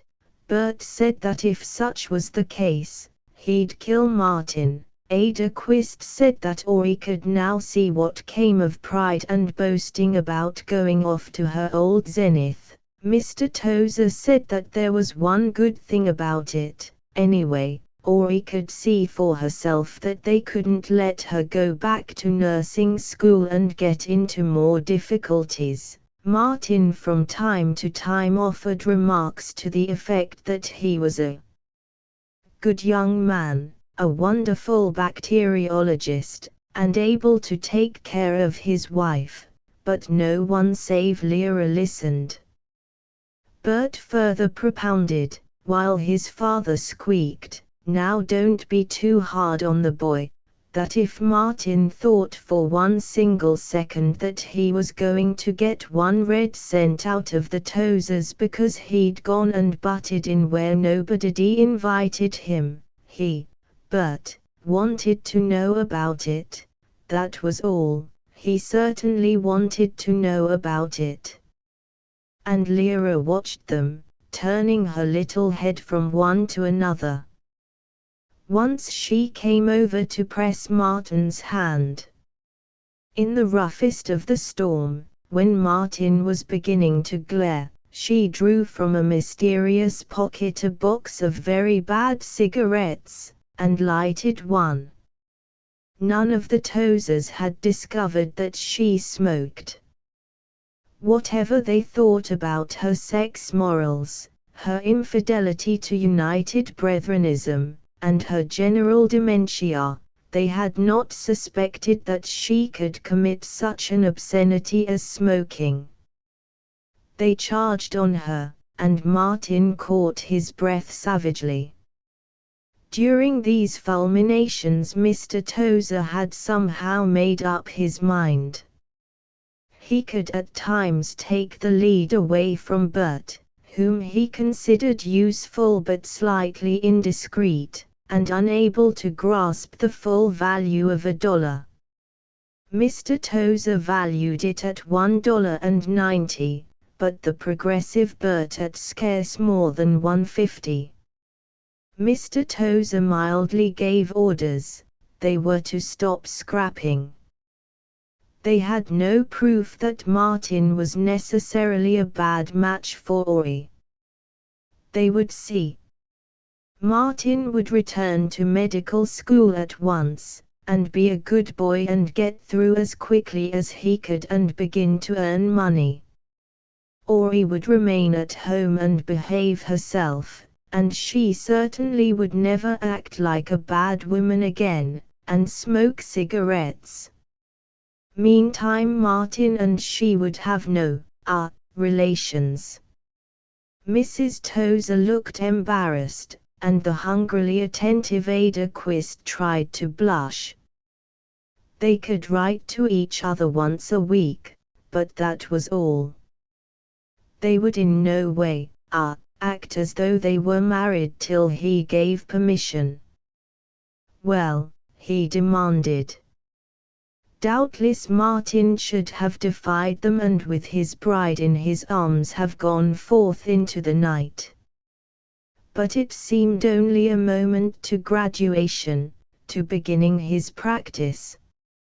He had Lyra now, forever.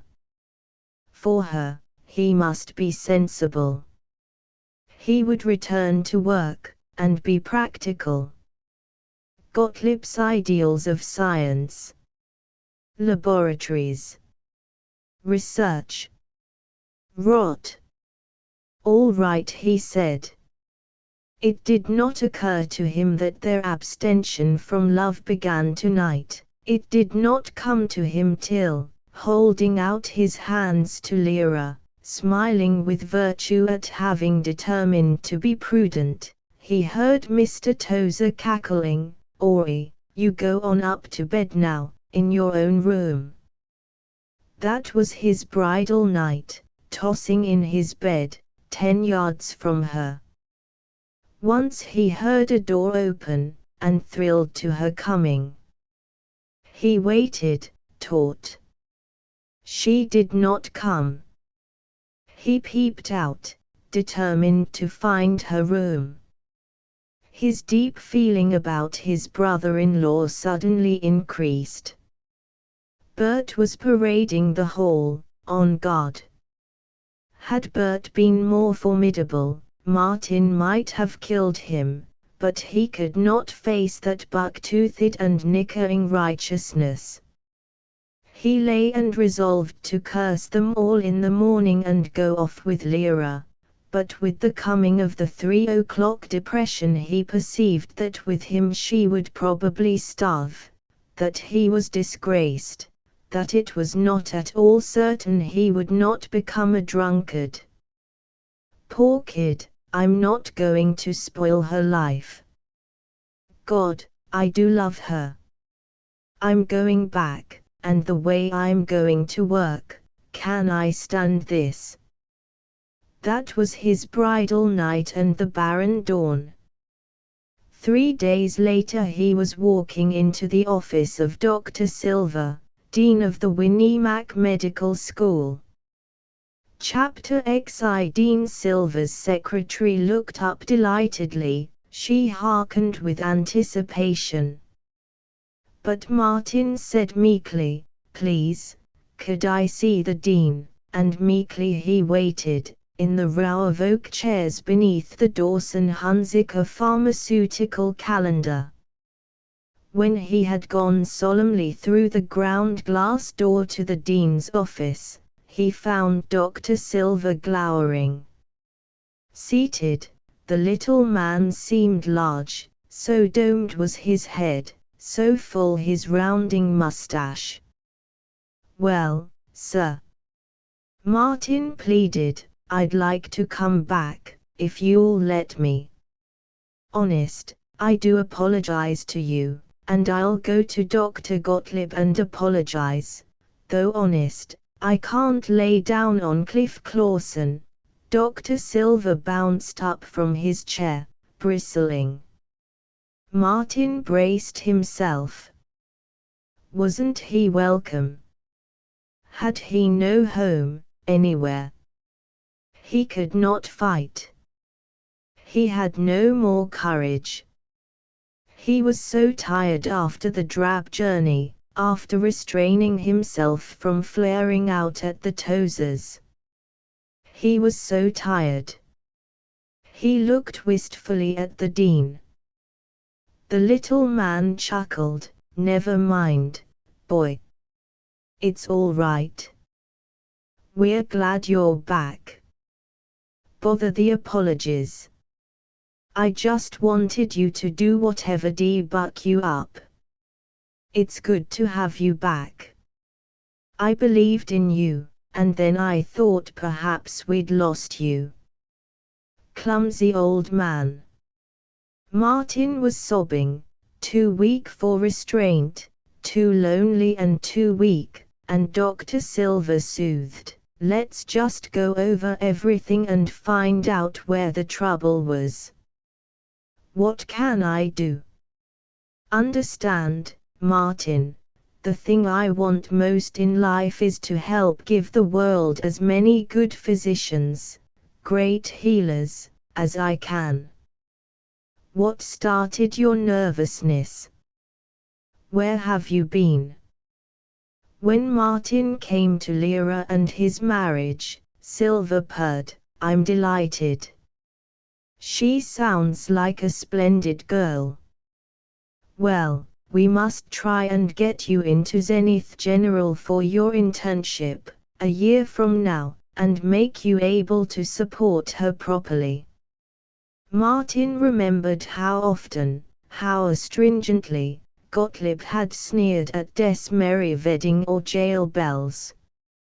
He went away Silver's disciple, he went away to study furiously, and the brilliant insanity of Max Gottlieb's genius vanished from his faith. To Lyra wrote that she had been dropped from the School of Nursing for over-absence and for being married.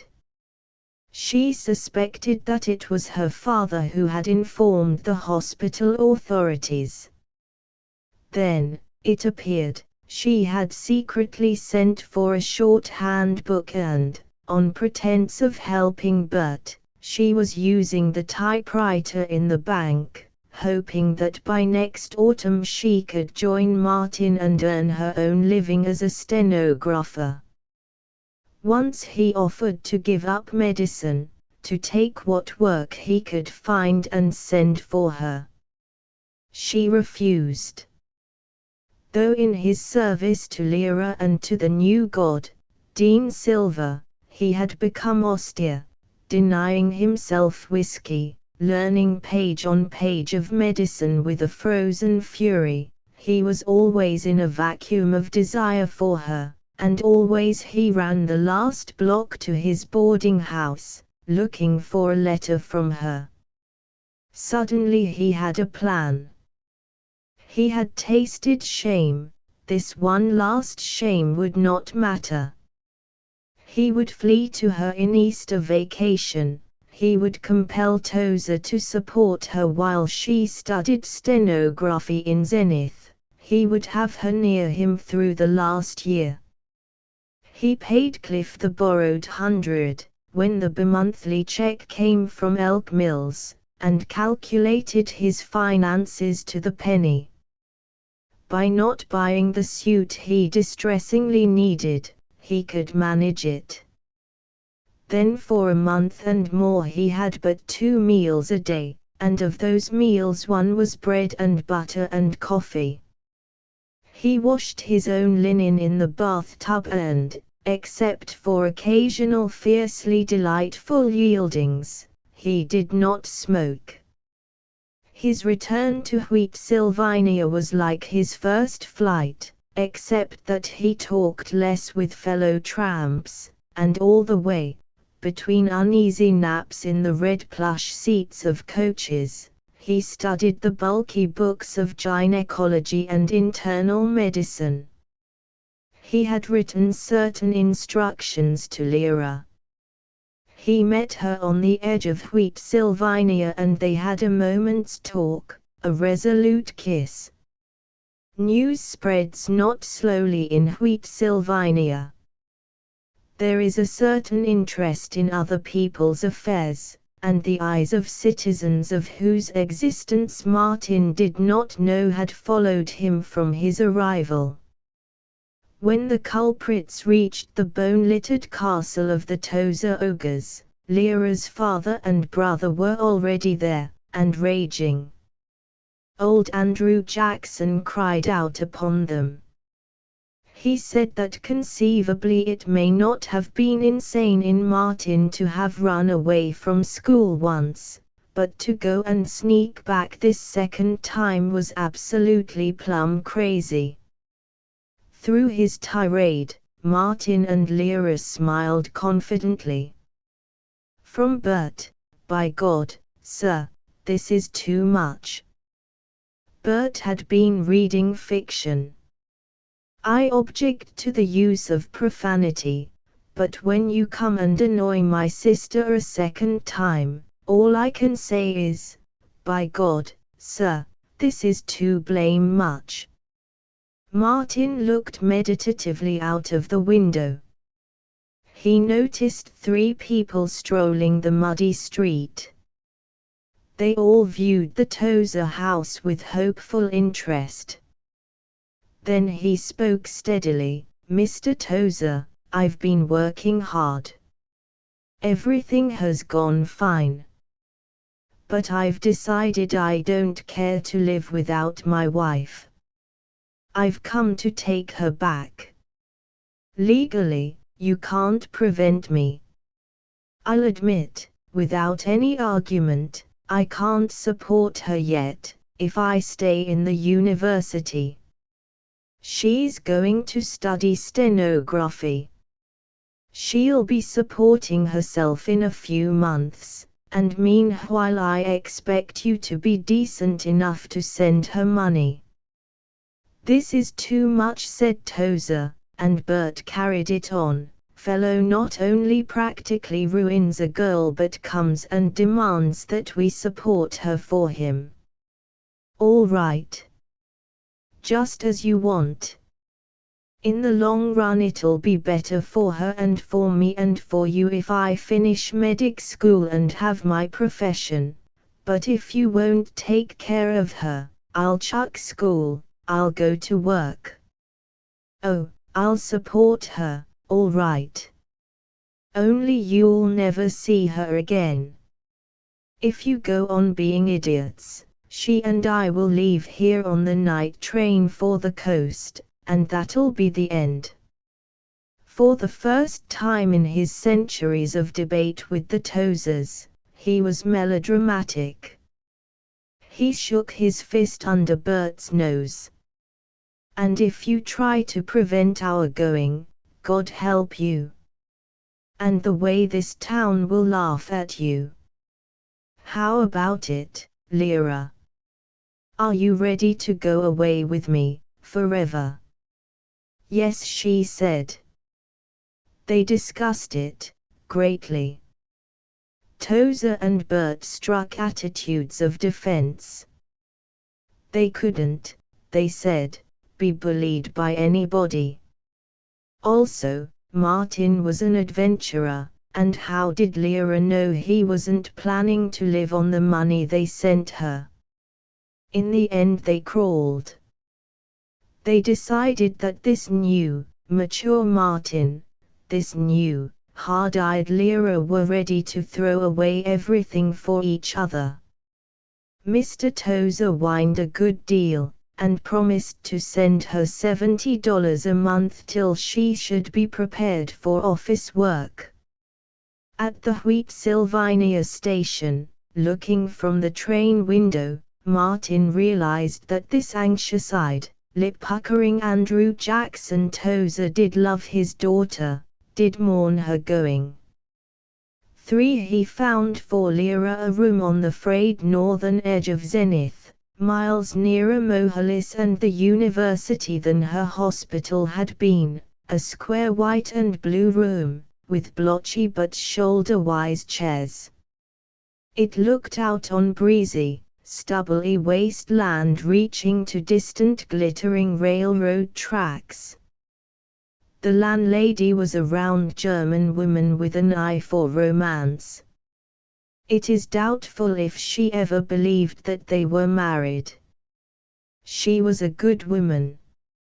Lyra's trunk had come.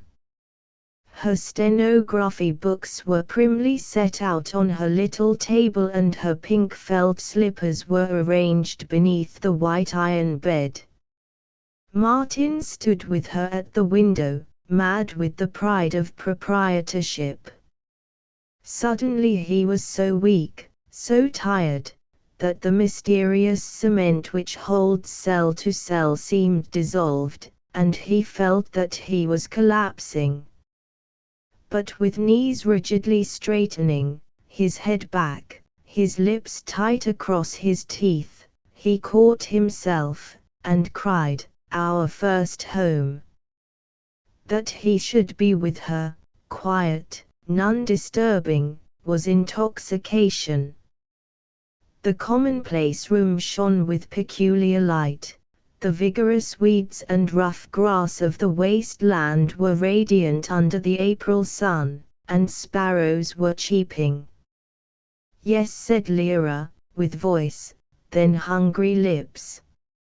For Lyra attended the Zenith University of Business Administration and Finance, which title indicated that it was a large and quite reasonably bad school for stenographers, bookkeepers, and such sons of Zenith brewers and politicians as were unable to enter even state universities.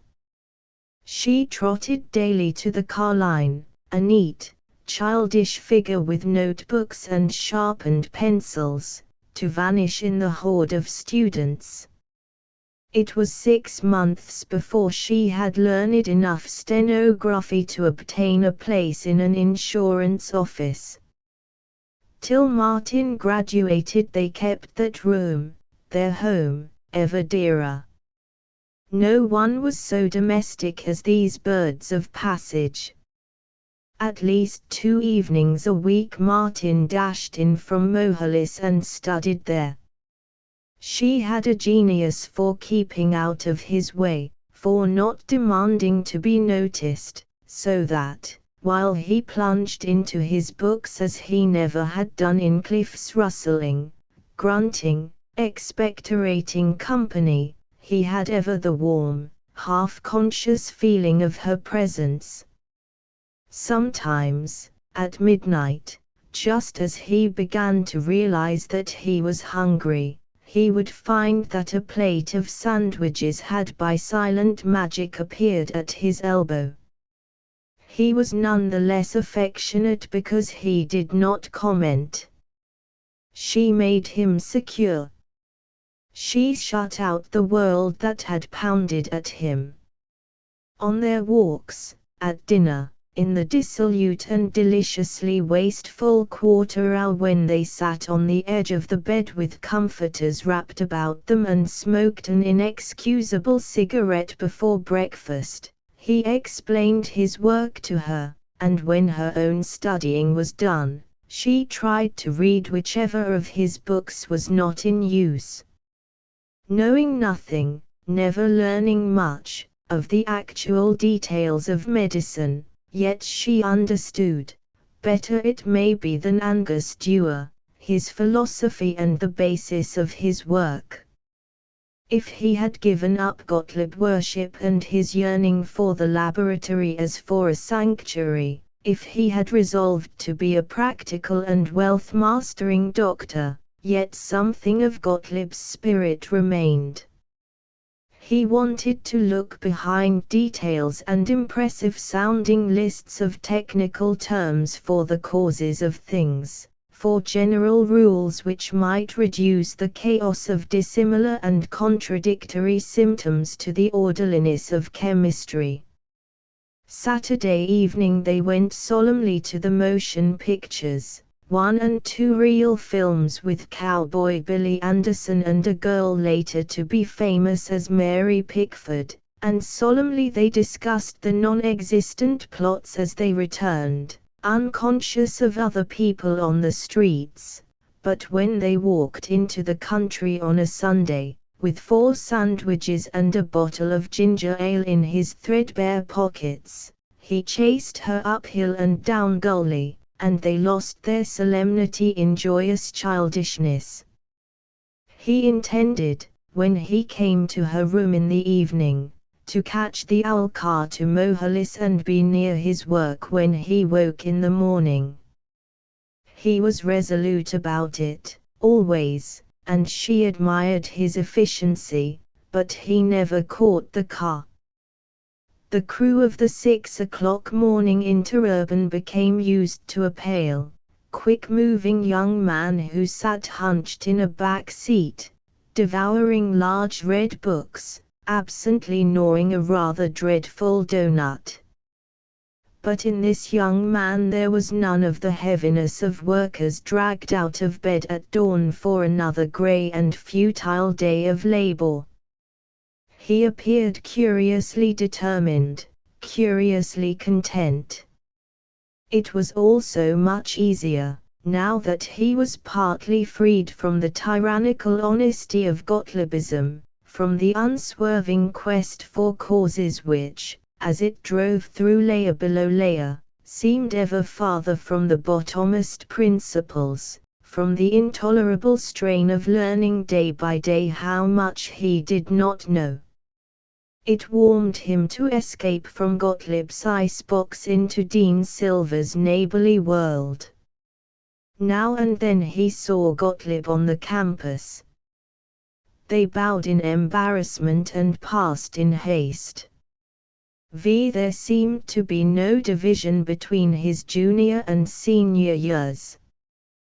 Because of the time he had lost, he had to remain in Mohalis all summer, The year and a half from his marriage to his graduation was one whirling bewilderment, without seasons or dates. When he had, as they put it, cut out his nonsense and buckled down to work, he had won the admiration of Dr. Silver and all the good students, especially Angus Dewar and the Reverend I.A. Hinckley. Martin had always announced that he did not care for their approbation, for the applause of commonplace drudges, but now that he had it, he prized it. However much he scoffed, he was gratified when he was treated as a peer by Angus, who spent the summer as extern in the Zenith General Hospital, and who already had the unapproachable dignity of a successful young surgeon. Through that hot summer Martin and Lyra labored, panting, and when they sat in her room, over their books and a stout pot of beer, neither their costumes nor their language had the decorum which one ought to expect from a romantic pair devoted to science and high endeavor. They were not very modest. Lyra came to use, in her casual way, such words, such ancient Anglo-Saxon monosyllables, as would have dismayed Angus or Bert Tozer. On their evenings off they went economically to an imitation Coney Island beside a scummy and stinking lake, and with grave pleasure they ate hot dogs. Painstakingly they rode the Scenic Railway. Their chief appetizer was Cliff Clawson. Cliff was never willingly alone or silent except when he was asleep. It is probable that his success in motor salesmanship came entirely from his fondness for the enormous amounts of bright conversation which seem necessary in that occupation. How much of his attention to Martin and Lyra was friendliness and how much of it was due to his fear of being alone cannot be determined, but certainly he entertained them and drew them out of themselves, and never seemed offended by the surly unwillingness with which Martin was sometimes guilty of greeting him. He would come roaring up to the house in a motor, the muffler always cut out. He would shout at their window, "Come on, you guys. Come out of it. Shake a leg. Let's have a little drive and get cooled off, and then I'll buy you a feed." That Martin had to work, Cliff never comprehended. There was small excuse for Martin's occasional brutality in showing his annoyance, but, now that he was fulfilled in Lyra and quite thoroughly and selfishly careless as to what hungry need others might have of himself, now that he was in a rut of industry and satisfied companionship, he was bored by Cliff's unchanging flood of heavy humor. It was Lyra who was courteous.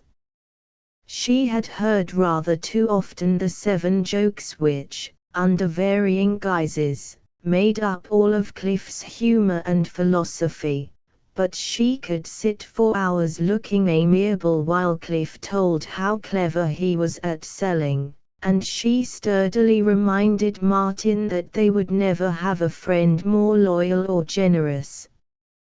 But Cliff went to New York, to a new motor agency, and Martin and Lyra were more completely and happily dependent on each other than ever before. Their last agitation was removed by the complacence of Mr. Tozer. He was cordial now in all his letters, however much he irritated them by the parental advice with which he penalized them for every check he sent.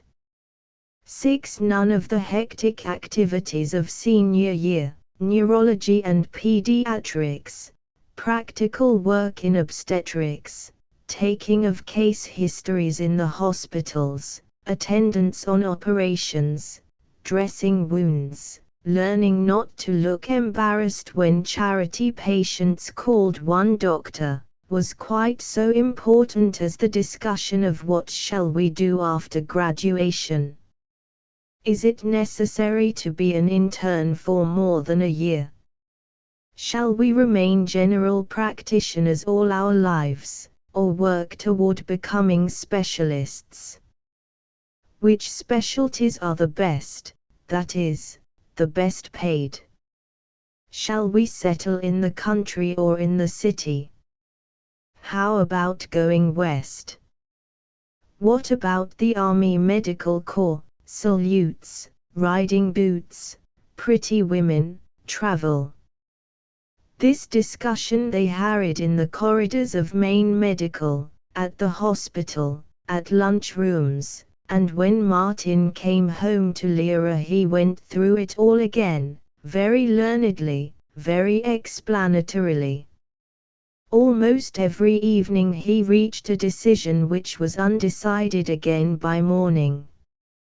Once when Dr. Loiseau, professor of surgery, had operated before a clinic which included several renowned visiting doctors, the small white figure of the surgeon below them, slashing between life and death, dramatic as a great actor taking his curtain call, Martin came away certain that he was for surgery. He agreed then with Angus Dewar, who had just won the Hugh Loiseau Medal in experimental surgery, that the operator was the lion, the eagle, the soldier among doctors. Angus was one of the few who knew without wavering precisely what he was going to do. After his internship he was to join the celebrated Chicago clinic headed by Dr. Rounsfield, the eminent abdominal surgeon. He would, he said briefly, be making $20,000 a year as a surgeon within 5 years. Martin explained it all to Lyra. Surgery. Drama. Fearless nerves. Adoring assistants. Save lives. Science in devising new techniques. Make money. Not be commercial, of course, but provide Lyra with comforts. To Europe, they two together, grey London. Viennese cafes. Lyra was useful to him during his oration. She blandly agreed, and the next evening, when he sought to prove that surgery was all rot and most surgeons merely good carpenters, she agreed more amiably than ever. Next to Angus, and the future medical missionary, I.A. Hinckley, Fatty Fuff was the first to discover what his future was. He was going to be an obstetrician, or, as the medical students called it technically, a baby snatcher. Fatty had the soul of a midwife. He sympathized with women in their gasping agony, sympathized honestly and almost tearfully, and he was magnificent at sitting still and drinking tea and waiting. During his first obstetrical case, when the student with him was merely nervous as they fidgeted by the bed in the hard desolation of the hospital room, Fatty was terrified, and he longed as he had never longed for anything in his flabby yet wistful life to comfort this grey-faced, straining, unknown woman, to take her pains on himself. While the others drifted, often by chance, often through relatives, into their various classes, Martin remained doubtful. He admired Dean Silver's insistence on the physician's immediate service to mankind, but he could not forget the cool ascetic hours in the laboratory. Toward the end of senior year, decision became necessary, and he was moved by a speech in which Dean Silver condemned too much specialization and pictured the fine old country doctor, priest and father of his people, sane under open skies, serene in self-conquest. On top of this came urgent letters from Mr. Tozer, begging Martin to settle in Wheatsylvania. Tozer loved his daughter, apparently, and more or less liked Martin, and he wanted them near him. Wheatsylvania was a good location, he said, solid Scandinavian and Dutch and German and Bohemian farmers who paid their bills. The nearest doctor was Hesselink, at Groningen, 9.5 miles away, and Hesselink had more than he could do. If they would come, he would help Martin buy his equipment. He would even send him a check now and then during his 2-year hospital internship. Martin's capital was practically gone. Angus Dewar and he had received appointments to Zenith General Hospital, where he would have an incomparable training, but Zenith General gave its interns, for the first year, nothing but board and room, and he had feared that he could not take the appointment. Tozer's offer excited him. All night Lyra and he sat up working themselves into enthusiasm about the freedom of the West, about the kind hearts and friendly hands of the pioneers, about the heroism and usefulness of country doctors, and this time they reached a decision which remained decided. They would settle in Wheatsylvania. If he ached a little for research and Gottlieb's divine curiosity, well, he would be such a country doctor as Robert Koch. He would not degenerate into a bridge-playing, duck-hunting drone. He would have a small laboratory of his own. So he came to the end of the year and graduated, looking rather flustered in his cap and gown. Angus stood first and Martin 7th in the class. He said goodbye, with lamentations and considerable beer. He found a room for Lyra nearer to the hospital, and he emerged as Martin L. Arrowsmith, M.D., house physician in the Zenith General Hospital. Chapter 11. The Boardman box factory was afire. All South Zenith was agitated by the glare on the low-hung clouds, the smell of scorched timber, the infernal bells of charging fire apparatus. Miles of small wooden houses west of the factory were threatened, and shawled women, tousled men in trousers over night shirts, tumbled out of bed and came running with a thick mutter of footsteps in the night-chilled streets. With professional calmness, firemen in helmets were stoking the dripping engines. Policemen tramped in front of the press of people, swinging their clubs, shouting, "Get back there, you!" The fire line was sacred. Only the factory owner and the reporters were admitted. A crazy-eyed factory hand was stopped by a police sergeant. "My tools are in there," he shrieked. "That don't make no never minds," bawled the strutting sergeant. "Nobody can't get through here." But one got through. They heard the blang blang blang of a racing ambulance, incessant, furious, defiant. Without orders, the crowd opened, and through them, almost grazing them, slid the huge grey car. At the back, haughty in white uniform, nonchalant on a narrow seat, was the doctor, Martin Arrowsmith. The crowd admired him, the policeman sprang to receive him. "Where's the fireman got hurt?" he snapped. "Over in that shed," cried the police sergeant, running beside the ambulance. Drive over closer. Never mind the smoke. Martin barked at the driver.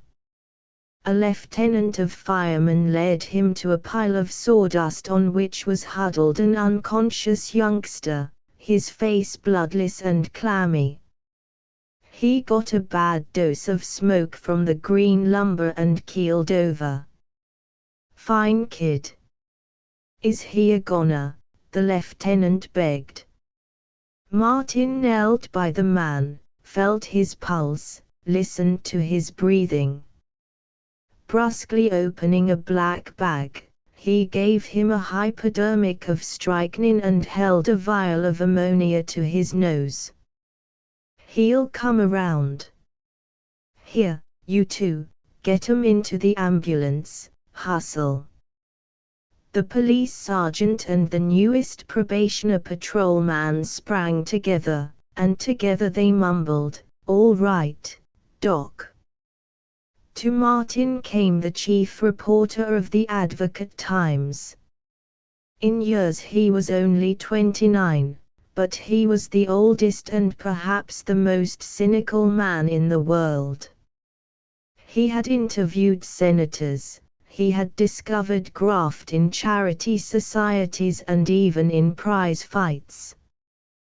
There were fine wrinkles beside his eyes. He rolled Bull Durham cigarettes constantly, and his opinion of man's honor and woman's virtue was but low. Yet to Martin, or at least to the doctor, he was polite. "Will he pull through, Doc?" he twanged. "Sure, I think so." Suffocation. Heart's still going. Martin yelped the last words from the step at the back of the ambulance as it went bumping and rocking through the factory yard, through the bitter smoke, toward the shrinking crowd. He owned and commanded the city, he and the driver. They ignored traffic regulations, they disdained the people, returning from theaters and movies, who dotted the streets which unrolled before the flying grey hood. Let 'em get out of the way. The traffic officer at Chickasaw and 20th heard them coming, speeding like the Midnight Express, blang blang blang blang, and cleared the noisy corner. People were jammed against the curb, threatened by rearing horses and backing motors, and past them hurled the ambulance, blang blang blang blang, with the doctor holding a strap and swinging easily on his perilous seat. At the hospital the whole man cried, "Shooting case in the arbor, Doc." "All right. Wait till I sneak in a drink," said Martin placidly. On the way to his room he passed the open door of the hospital laboratory, with its hacked bench, its lifeless rows of flasks and test tubes. "Ha! That stuff. Poking round labs. This is real sure enough life," he exulted, and he did not permit himself to see the vision of Max Gottlieb waiting there, so gaunt, so tired, so patient. To the 6 interns in Zenith General, including Martin and Angus Dewar, lived in a long dark room with 6 camp beds, and 6 bureaus fantastic with photographs and ties and undone socks. They spent hours sitting on their beds, arguing surgery versus internal medicine, planning the dinners which they hoped to enjoy on their nights off, and explaining to Martin, as the only married man, the virtues of the various nurses with whom, one by one, they fell in love. Martin found the hospital routine slightly dull. Though he developed the intern's walk, that quick corridor step with the stethoscope conspicuous in the pocket, he could not, develop the bedside manner. He was sorry for the bruised, yellowed, suffering patients, always changing as two individuals and never changing as a mass of drab pain. But when he had thrice dressed a wound, he had had enough. He wanted to go on to new experiences. Yet the ambulance work outside the hospital was endlessly stimulating to his pride. The doctor, and the doctor alone, was safe by night in the slum called the Arbor. His black bag was a pass. Policemen saluted him, prostitutes bowed to him without mockery, saloon keepers called out, "Evening, Doc," and hold-up men stood back in doorways to let him pass. Martin had power, the first obvious power in his life. And he was led into incessant adventure. He took a bank president out of a dive. He helped the family conceal the disgrace. He irritably refused their bribe, and afterward, when he thought of how he might have dined with Lyra, he was sorry he had refused it. He broke into hotel rooms reeking with gas and revived would-be suicides. He drank Trinidad rum with a congressman who advocated prohibition. He attended a policeman assaulted by strikers, and a striker assaulted by policemen. He assisted at an emergency abdominal operation at 3 o'clock in the morning. The operating room, white tile walls and white tile floor and glittering frosted glass skylight, seemed lined with fire-lit ice, and the large incandescents glared on the glass instrument cases, the cruel little knives. The surgeon, in long white gown, white turban, and pale orange rubber gloves, made his swift incision in the square of yellowish flesh exposed between towels, cutting deep into layers of fat, and Martin looked on unmoved as the first blood menacingly followed the cut. And a month after, during the Shalusa River flood, he worked for 76 hours, with half hours of sleep in the ambulance or on a police station table. He landed from a boat at what had been the second story of a tenement and delivered a baby on the top floor. He bound up heads and arms for a line of men, but what gave him glory was the perfectly foolhardy feat of swimming the flood to save 5 children marooned and terrified on a bobbing church pew. The newspapers gave him large headlines, and when he had returned to kiss Lyra and sleep 12 hours, he lay and thought about research with salty self-defensive scorn. Gottlieb, the poor old impractical fusser. "I'd like to see him swim that current," jeered Dr. Arrowsmith to Martin. But on night duty, alone, he had to face the self he had been afraid to uncover, and he was homesick for the laboratory, for the thrill of uncharted discoveries, the quest below the surface and beyond the moment, the search for fundamental laws which the scientist, however blasphemously and colloquially he may describe it, exalts above temporary healing as the religious exalts the nature and terrible glory of God above pleasant daily virtues. With this sadness there was envy that he should be left out of things, that others should go ahead of him, ever surer in technique, more widely aware of the phenomena of biological chemistry, more deeply daring to explain laws at which the pioneers had but fumbled and hinted.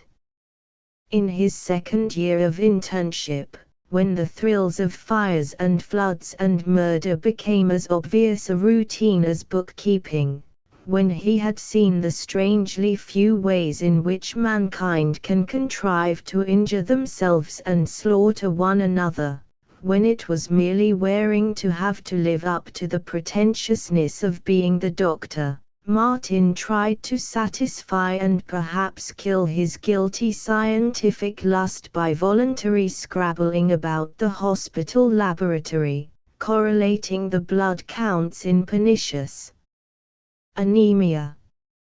His trifling with the drug of research was risky. Amid the bustle of operations he began to picture the rapt quietude of the laboratory. "I better cut this out," he said to Lyra, "if I'm going to settle down in Wheat Sylvania and tend to business and make a living, and I by golly. Dean Silver often came to the hospital on consultations. He passed through the lobby one evening when Lyra, returned from the office where she was a stenographer, was meeting Martin for dinner. Martin introduced them, and the little man held her hand, purred at her, and squeaked, "Will you children give me the pleasure of taking you to dinner? My wife has deserted me. I am a lone and misanthropic man." He trotted between them, round and happy. Martin and he were not student and teacher, but two doctors together, for Dean Silver was one pedagogue who could still be interested in a man who no longer sat at his feet. He led the two starvelings to a chop house, and in a settle-walled booth he craftily stuffed them with roast goose and mugs of ale. He concentrated on Lyra, but his talk was of Martin. "Your husband must be an artist healer, not a picker of trifles like these laboratory men." "But Gottlieb's no picker of trifles," insisted Martin. "No. But with him, it's a difference of one's gods. Gottlieb's gods are the cynics, the destroyers, crepe hangers, the vulgar call 'em, Diderot and Voltaire and Elsa, great men, wonder workers, yet men that had more fun destroying other people's theories than creating their own. But my gods now, they are the men who took the discoveries of Gottlieb's gods and turned them to the use of human beings, made them come alive.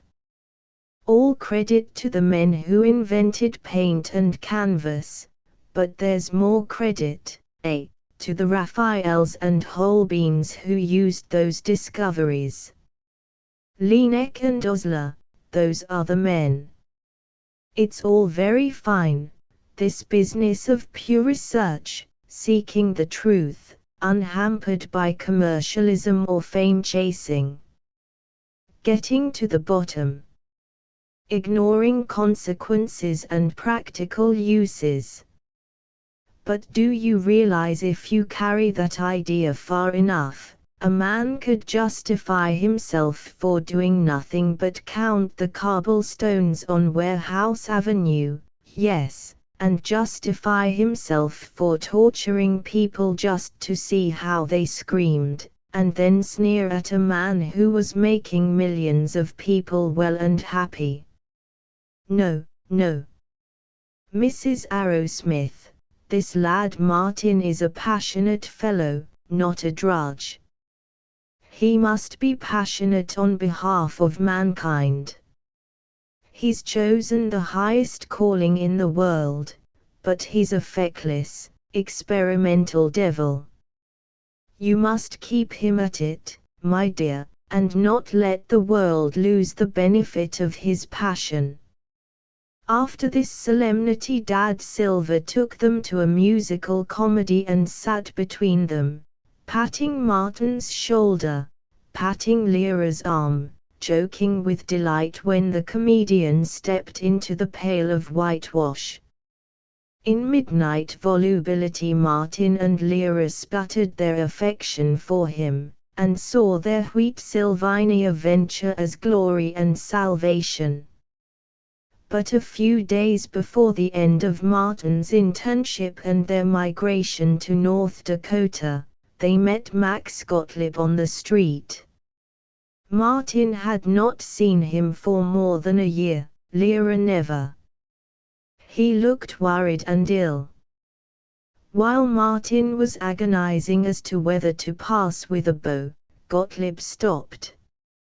"How is everything, Martin?" he said cordially. But his eyes said, "Why have you never come back to me?" The boy stammered something, nothing, and when Gottlieb had gone by, stooped and moving as in pain, he longed to run after him. Lyra was demanding, "Is that the Professor Gottlieb you're always talking about?" "Yes." "Say. How does he strike you?" "I don't, Sandy, he's the greatest man I've ever seen." "I don't know how I know, but he is. Dr. Silver is a darling, but that was a great man. I wish we were going to see him again. There's the first man I ever laid eyes on that I'd leave you for, if he wanted me. He's so, oh, he's like a sword, no, he's like a brain walking. Oh, Sandy, he looked so wretched. I wanted to cry.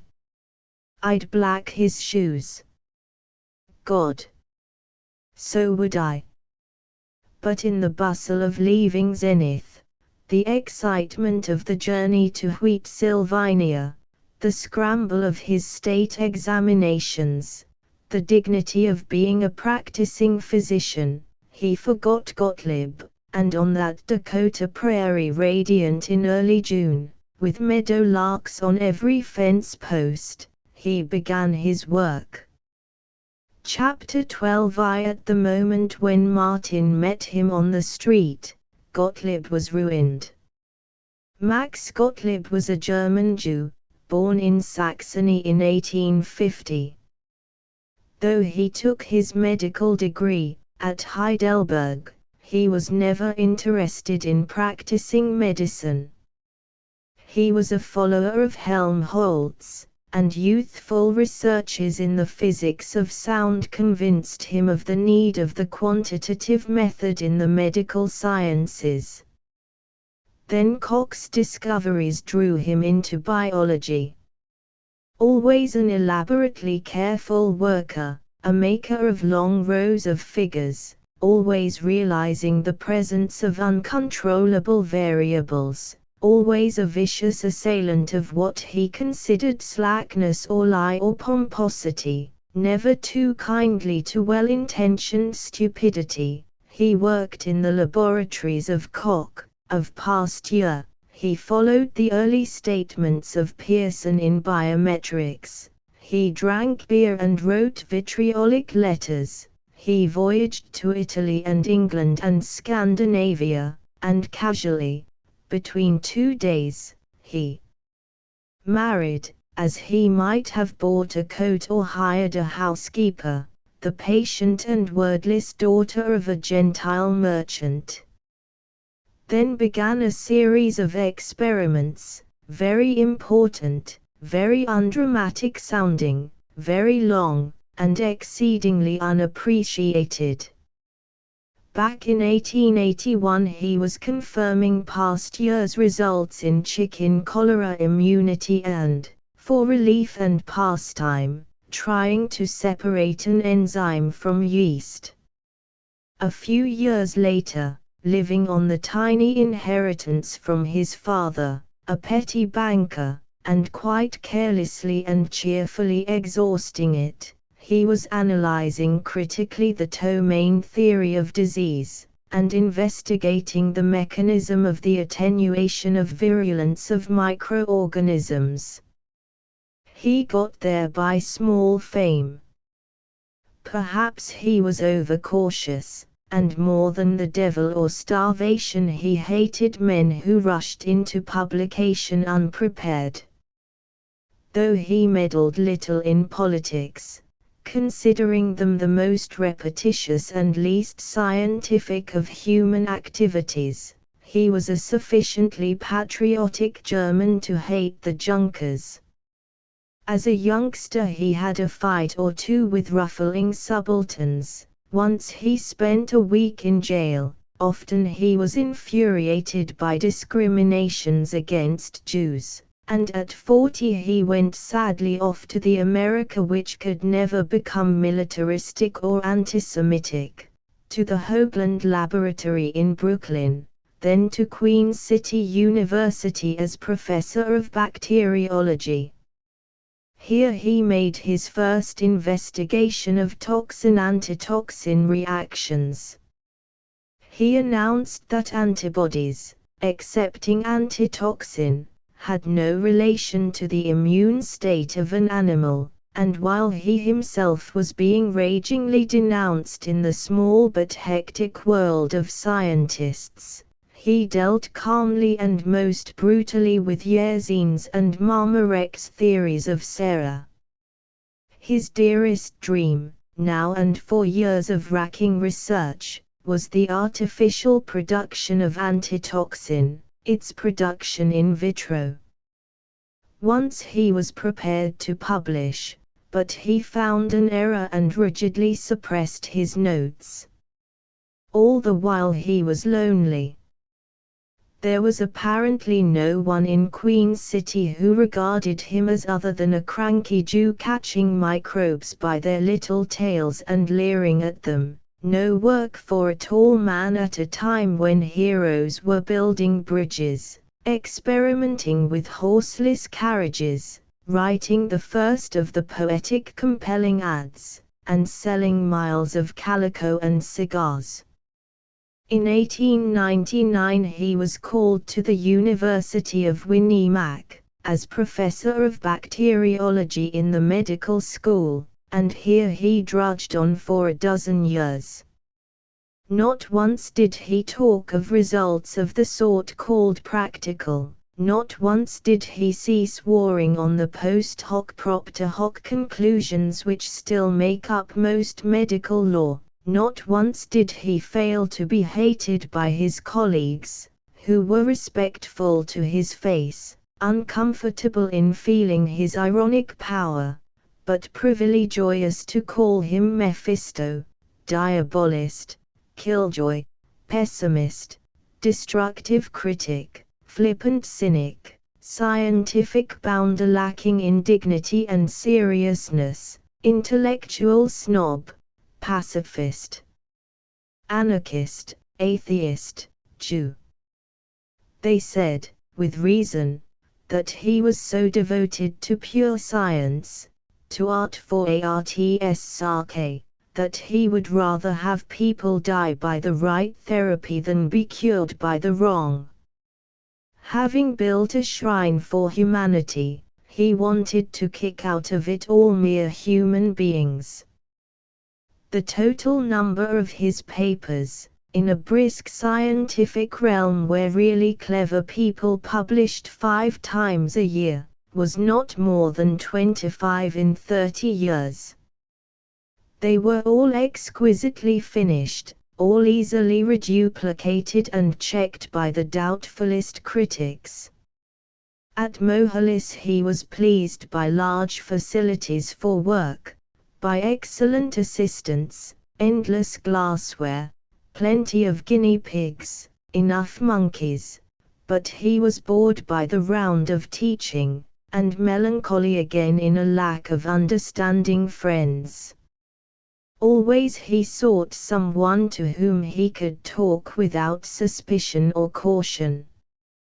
He was human enough, when he meditated upon the exaltation of doctors bold through ignorance, of inventors who were but tinkers magnified, to be irritated by his lack of fame in America, even in Mohalis, and to complain not too nobly. He had never dined with a duchess, never received a prize, never been interviewed, never produced anything which the public could understand, nor experienced anything since his schoolboy amours which nice people could regard as romantic. He was, in fact, an authentic scientist. He was of the great benefactors of humanity. There will never, in any age, be an effort to end the great epidemics or the petty infections which will not have been influenced by Max Gottlieb's researches, for he was not one who tagged and prettily classified bacteria and protozoa. He sought their chemistry, the laws of their existence and destruction, basic laws for the most part unknown after a generation of busy biologists. Yet they were right who called him pessimist, for this man who, as much as any other, will have been the cause of reducing infectious diseases to almost zero often doubted the value of reducing infectious diseases at all. He reflected, it was an international debate in which he was joined by a few and damned by many, that half a dozen generations nearly free from epidemics would produce a race so low in natural immunity that when a great plague, suddenly springing from almost zero to a world-smothering cloud, appeared again, it might wipe out the world entire, so that the measures to save lives to which he lent his genius might in the end be the destruction of all human life. He meditated that if science and public hygiene did remove tuberculosis and the other major plagues, the world was grimly certain to become so overcrowded, to become such a universal slave-packed shambles, that all beauty and ease and wisdom would disappear in a famine-driven scamper for existence. Yet these speculations never checked his work. If the future became overcrowded, the future must by birth control or otherwise look to itself. Perhaps it would, he reflected. But even this drop of wholesome optimism was lacking in his final doubts.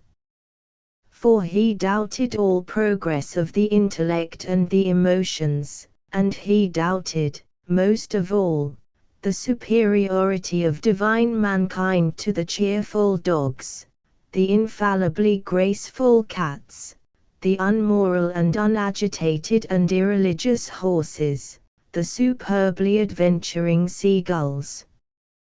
While medical quacks, manufacturers of patent medicines, chewing gum salesmen, and high priests of advertising lived in large houses, attended by servants, and took their sacred persons abroad in limousines, Max Gottlieb dwelt in a cramped cottage whose paint was peeling, and rode to his laboratory on an ancient and squeaky bicycle. Gottlieb himself protested rarely. He was not so unreasonable, usually, as to demand both freedom and the fruits of popular slavery. Why, he once said to Martin, should the world pay me for doing what I want and what they do not want? If in his house there was but one comfortable chair, on his desk were letters, long, intimate, and respectful, from the great ones of France and Germany, Italy and Denmark, and from scientists whom Great Britain so much valued that she gave them titles almost as high as those with which she rewarded distillers, cigarette manufacturers, and the owners of obscene newspapers. But poverty kept him from fulfillment of his summer longing to sit beneath the poplars by the Rhine or the tranquil Seine, at a table on whose checkered cloth were bread and cheese and wine and dusky cherries, those ancient and holy simplicities of all the world. Max Gottlieb's wife was thick and slow-moving and mute. At 60 she had not learned to speak easy English, and her German was of the small-town bourgeois, who pay their debts and overeat and grow red.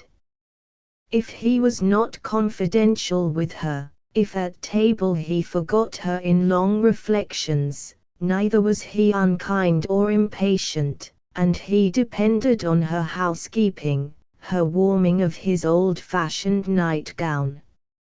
She had not been well of late. She had nausea and indigestion, but she kept on with her work. Always you heard her old slippers slapping about the house.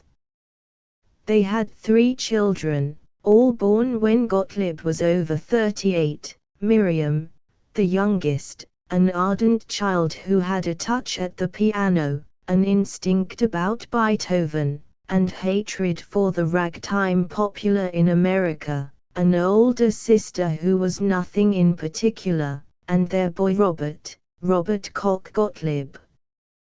He was a wild thing and a distress. They sent him, with anxiety over the cost, to a smart school near Zenith, where he met the sons of manufacturers and discovered a taste for fast motors and eccentric clothes, and no taste whatever for studying. At home he clamored that his father was a tightwad. When Gottlieb sought to make it clear that he was a poor man, the boy answered that out of his poverty he was always sneakingly spending money on his researches. He had no right to do that and shame his son. Let the confounded university provide him with material. There were few of Gottlieb's students who saw him and his learning as anything but hurdles to be leaped as quickly as possible. One of the few was Martin Arrowsmith. However harshly he may have pointed out Martin's errors, however loftily he may have seemed to ignore his devotion, Gottlieb was as aware of Martin as Martin of him. He planned vast things. If Martin really desired his help, Gottlieb could be as modest personally as he was egotistic and swaggering in competitive science. He would make the boy's career his own. During Martin's minute original research, Gottlieb rejoiced in his willingness to abandon conventional, and convenient, theories of immunology and in the exasperated carefulness with which he checked results. When Martin for unknown reasons became careless, when he was obviously drinking too much, obviously mixed up in some absurd personal affair, it was tragic hunger for friends and flaming respect for excellent work which drove Gottlieb to snarl at him. Of the apologies demanded by Silver he had no notion. He would have raged. He waited for Martin to return. He blamed himself, fool. There was a fine spirit. You should have known one does not use a platinum loop for shoveling coal. As long as he could, while Martin was dishwashing and wandering on improbable trains between impossible towns, he put off the appointment of a new assistant. Then all his wistfulness chilled to anger. He considered Martin a traitor, and put him out of his mind. For it is possible that Max Gottlieb was a genius. Certainly he was mad as any genius. He did, during the period of Martin's internship in Zenith General, a thing more preposterous than any of the superstitions at which he scoffed. He tried to become an executive and a reformer. He, the cynic, the anarch, tried to found an institution, and he went at it like a spinster organizing a league to keep small boys from learning naughty words. He conceived that there might, in this world, be a medical school which should be altogether scientific, ruled by exact quantitative biology and chemistry, with spectacle fitting and most of surgery ignored, and he further conceived that such an enterprise might be conducted at the University of Winnemac. He tried to be practical about it. He was extremely practical and plausible. I admit we should not be able to turn out doctors to cure village bellyaches. And ordinary physicians are admirable and altogether necessary, perhaps. But there are too many of them already. And on the practical side, you give me 20 years of a school that is precise and cautious, and we shall cure diabetes, maybe tuberculosis and cancer, and all these arthritis things that the carpenters shake their heads at them and call them rheumatism. So, he did not desire the control of such a school, nor any credit. He was too busy. But at a meeting of the American Academy of Sciences he met one Dr. Entwistle, a youngish physiologist from Harvard, who would make an excellent dean. Entwistle admired him, and sounded him on his willingness to be called to Harvard. When Gottlieb outlined his new sort of medical school, Entwistle was fervent. "Nothing I'd like so much as to have a chance at a place like that," he fluttered, and Gottlieb went back to Mohalis triumphant. He was the more assured because, though he sardonically refused it, he was at this time offered the medical deanship of the University of West Chippewa. So simple, or so insane, was he that he wrote to Dean Silver politely bidding him step down and hand over his school, his work, his life, to an unknown teacher in Harvard. A courteous old gentleman was Dad Silver, a fit disciple of Osler, but this incredible letter killed his patience. He replied that while he could see the value of basic research, the medical school belonged to the people of the state, and its task was to provide them with immediate and practical attention. For himself, he hinted, if he ever believed that the school would profit by his resignation he would go at once, but he needed a rather broader suggestion than a letter from one of his own subordinates. Gottlieb retorted with spirit and indiscretion. He damned the people of the state of Winnemac.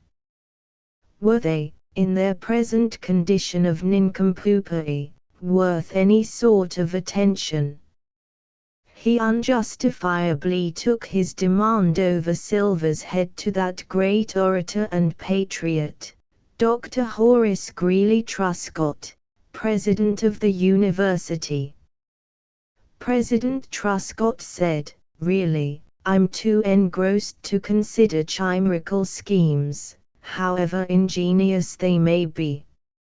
"You are too busy to consider anything but selling honorary degrees to millionaires for gymnasiums," remarked Gottlieb. Next day he was summoned to a special meeting of the University Council.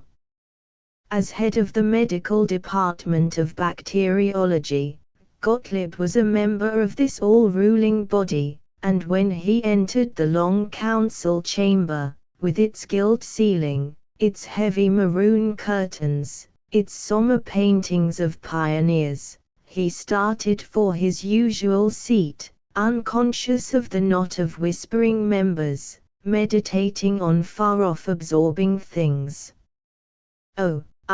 Professor Gottlieb, will you please sit down there at the far end of the table?" called President Truscott. Then Gottlieb was aware of tensions. He saw that out of the 7 members of the Board of Regents, the 4 who lived in or near Zenith were present. He saw that sitting beside Truscott was not the dean of the academic department but Dean Silver. He saw that however easily they talked, they were looking at him through the mist of their chatter. President Truscott announced, "Gentlemen, this joint meeting of the Council and the Regents is to consider charges against Professor Max Gottlieb preferred by his dean and by myself." Gottlieb suddenly looked old.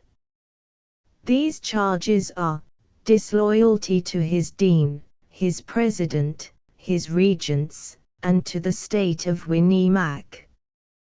Disloyalty to recognized medical and scholastic ethics. Insane egotism. Atheism. Persistent failure to collaborate with his colleagues, and such inability to understand practical affairs as makes it dangerous to let him conduct the important laboratories and classes with which we have entrusted him. Gentlemen, I shall now prove each of these points, from Professor Gottlieb's own letters to Dean Silver." He proved them. The chairman of the Board of Regents suggested, "Gottlieb, I think it would simplify things if you just handed us your resignation and permitted us to part in good feeling, instead of having the unpleasant, 'I'm damned if I will resign.'"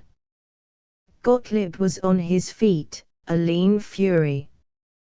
"Because you all have schoolboy minds, golf links minds, you are twisting my expression, and perfectly accurate expression, of a sound revolutionary ideal, which would personally to me be of no value or advantage whatever, into a desire to steal promotions. That fools should judge honor." His long forefinger was a fish hook, reaching for President Truscott's soul. "No. I will not resign. You can cast me out. I'm afraid, then, we must ask you to leave the room while we vote." The president was very suave, for so large and strong and hearty a man. Gottlieb rode his wavering bicycle to the laboratory. It was by telephone message from a brusque girl clerk in the president's office that he was informed that his resignation had been accepted. He agonized, "Discharge me." They couldn't. "I'm the chief glory, the only glory, of this shopkeeper's school." When he comprehended that apparently they very much had discharged him, he was shamed that he should have given them a chance to kick him.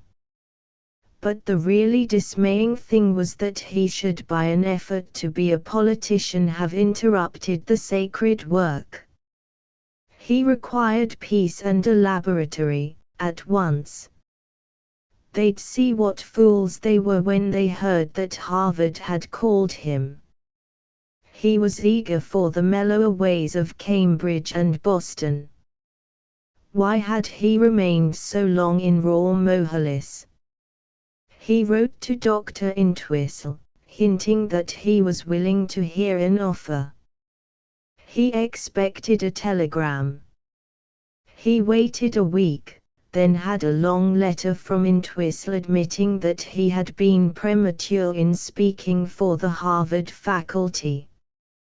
Entwistle presented the faculty's compliments and their hope that sometime they might have the honor of his presence, but as things were now, Gottlieb wrote to the University of West Chippewa that, after all, he was willing to think about their medical deanship, and had answered that the place was filled, that they had not greatly liked the tone of his former letter, and they did not care to go into the matter further. At 61, Gottlieb had saved but a few $100, literally a few hundred. Like any bricklayer out of work, he had to have a job or go hungry. He was no longer a genius impatient of interrupted creation but a shabby schoolmaster in disgrace. He prowled through his little brown house, fingering papers, staring at his wife, staring at old pictures, staring at nothing. He still had a month of teaching. They had dated ahead the resignation which they had written for him, but he was too dispirited to go to the laboratory. He felt unwanted, almost unsafe. His ancient sureness was broken into self-pity. He waited from delivery to delivery for the mail. Surely there would be aid from somebody who knew what he was, what he meant. There were many friendly letters about research, but the sort of men with whom he corresponded did not listen to intercollegiate faculty tattle nor know of his need. He could not, after the Harvard mischance and the West Chippewa rebuke, approach the universities or the scientific institutes, and he was too proud to write begging letters to the men who revered him. No, he would be businesslike. He applied to a Chicago teachers' agency, and received a stilted answer promising to look about and inquiring whether he would care to take the position of teacher of physics and chemistry in a suburban high school. Before he had sufficiently recovered from his fury to be able to reply, his household was overwhelmed by his wife's sudden agony. She had been unwell for months. He had wanted her to see a physician, but she had refused, and all the while she was stolidly terrified by the fear that she had cancer of the stomach. Now when she began to vomit blood, she cried to him for help. The Gottlieb who scoffed at medical credos, at carpenters and pill-mongers had forgotten what he knew of diagnosis, and when he was ill, or his family, he called for the doctor as desperately as any backwoods layman to whom illness was the black malignity of unknown devils. In unbelievable simplicity he considered that, as his quarrel with Silver was not personal, he could still summon him, and this time he was justified. Silver came, full of excessive benignity, chuckling to himself, "When he's got something the matter, he doesn't run for an Hyas or Jack's Loeb, but for me." Into the meager cottage the little man brought strength, and Gottlieb gazed down on him trustingly. Mrs. Gottlieb was suffering. Silver gave her morphine. Not without satisfaction he learned that Gottlieb did not even know the dose. He examined her. His pudgy hands had the sensitiveness if not the precision of Gottlieb's skeleton fingers. He peered about the airless bedroom, the dark green curtains, the crucifix on the dumpy bureau, the color print of a virtuously voluptuous maiden. He was bothered by an impression of having recently been in the room. He remembered. It was the twin of the doleful chamber of a German grocer whom he had seen during a consultation a month ago. He spoke to Gottlieb not as to a colleague or an enemy but as a patient, to be cheered. "Don't think there's any tumorous mass. As of course you know, doctor, you can tell such a lot by the differences in the shape of the lower border of the ribs, and by the surface of the belly during deep breathing." "Oh, yes. I don't think you need to worry in the least. We'd better hustle her off to the university hospital, and we'll give her a test meal and get her x-rayed and take a look for Borsopela bugs. She was taken away, heavy, inert, carried down the cottage steps. Gottlieb was with her. Whether or not he loved her, whether he was capable of ordinary domestic affection, could not be discovered. The need of turning to Dean Silver had damaged his opinion of his own wisdom. It was the final affront, more subtle and more enervating than the offer to teach chemistry to children. As he sat by her bed, his dark face was blank, and the wrinkles which deepened across that mask may have been sorrow, may have been fear. Nor is it known how, through the secure and uninvaded years, he had regarded his wife's crucifix, which Silver had spied on their bureau, a gaudy plaster crucifix on a box set with gilded shells. Silver diagnosed it as probable gastric ulcer, and placed her on treatment, with light and frequent meals. She improved, but she remained in the hospital for 4 weeks, and Gottlieb wondered, are these doctors deceiving us? Is it really cancer, which by their mystic craft they are concealing from me who know naught? Robbed of her silent assuring presence on which night by weary night he had depended, he fretted over his daughters, despaired at their noisy piano practice, their inability to manage the slattern maid. When they had gone to bed he sat alone in the pale lamplight, unmoving, not reading. He was bewildered. His haughty self was like a robber baron fallen into the hands of rebellious slaves, stooped under a filthy load, the proud Irumi and patient with despair, the sword hand chopped off, obscene flies crawling across the gnawed wrist. It was at this time that he encountered Martin and Lyra on the street in Zenith. He did not look back when they had passed him, but all that afternoon he brooded on them. That girl, maybe it was she that stole Martin from me, from science. No. He was right. One sees what happens to the fools like me. On the day after Martin and Lyra had started for Wheat Sylvania, singing, Gottlieb went to Chicago to see the teachers' agency.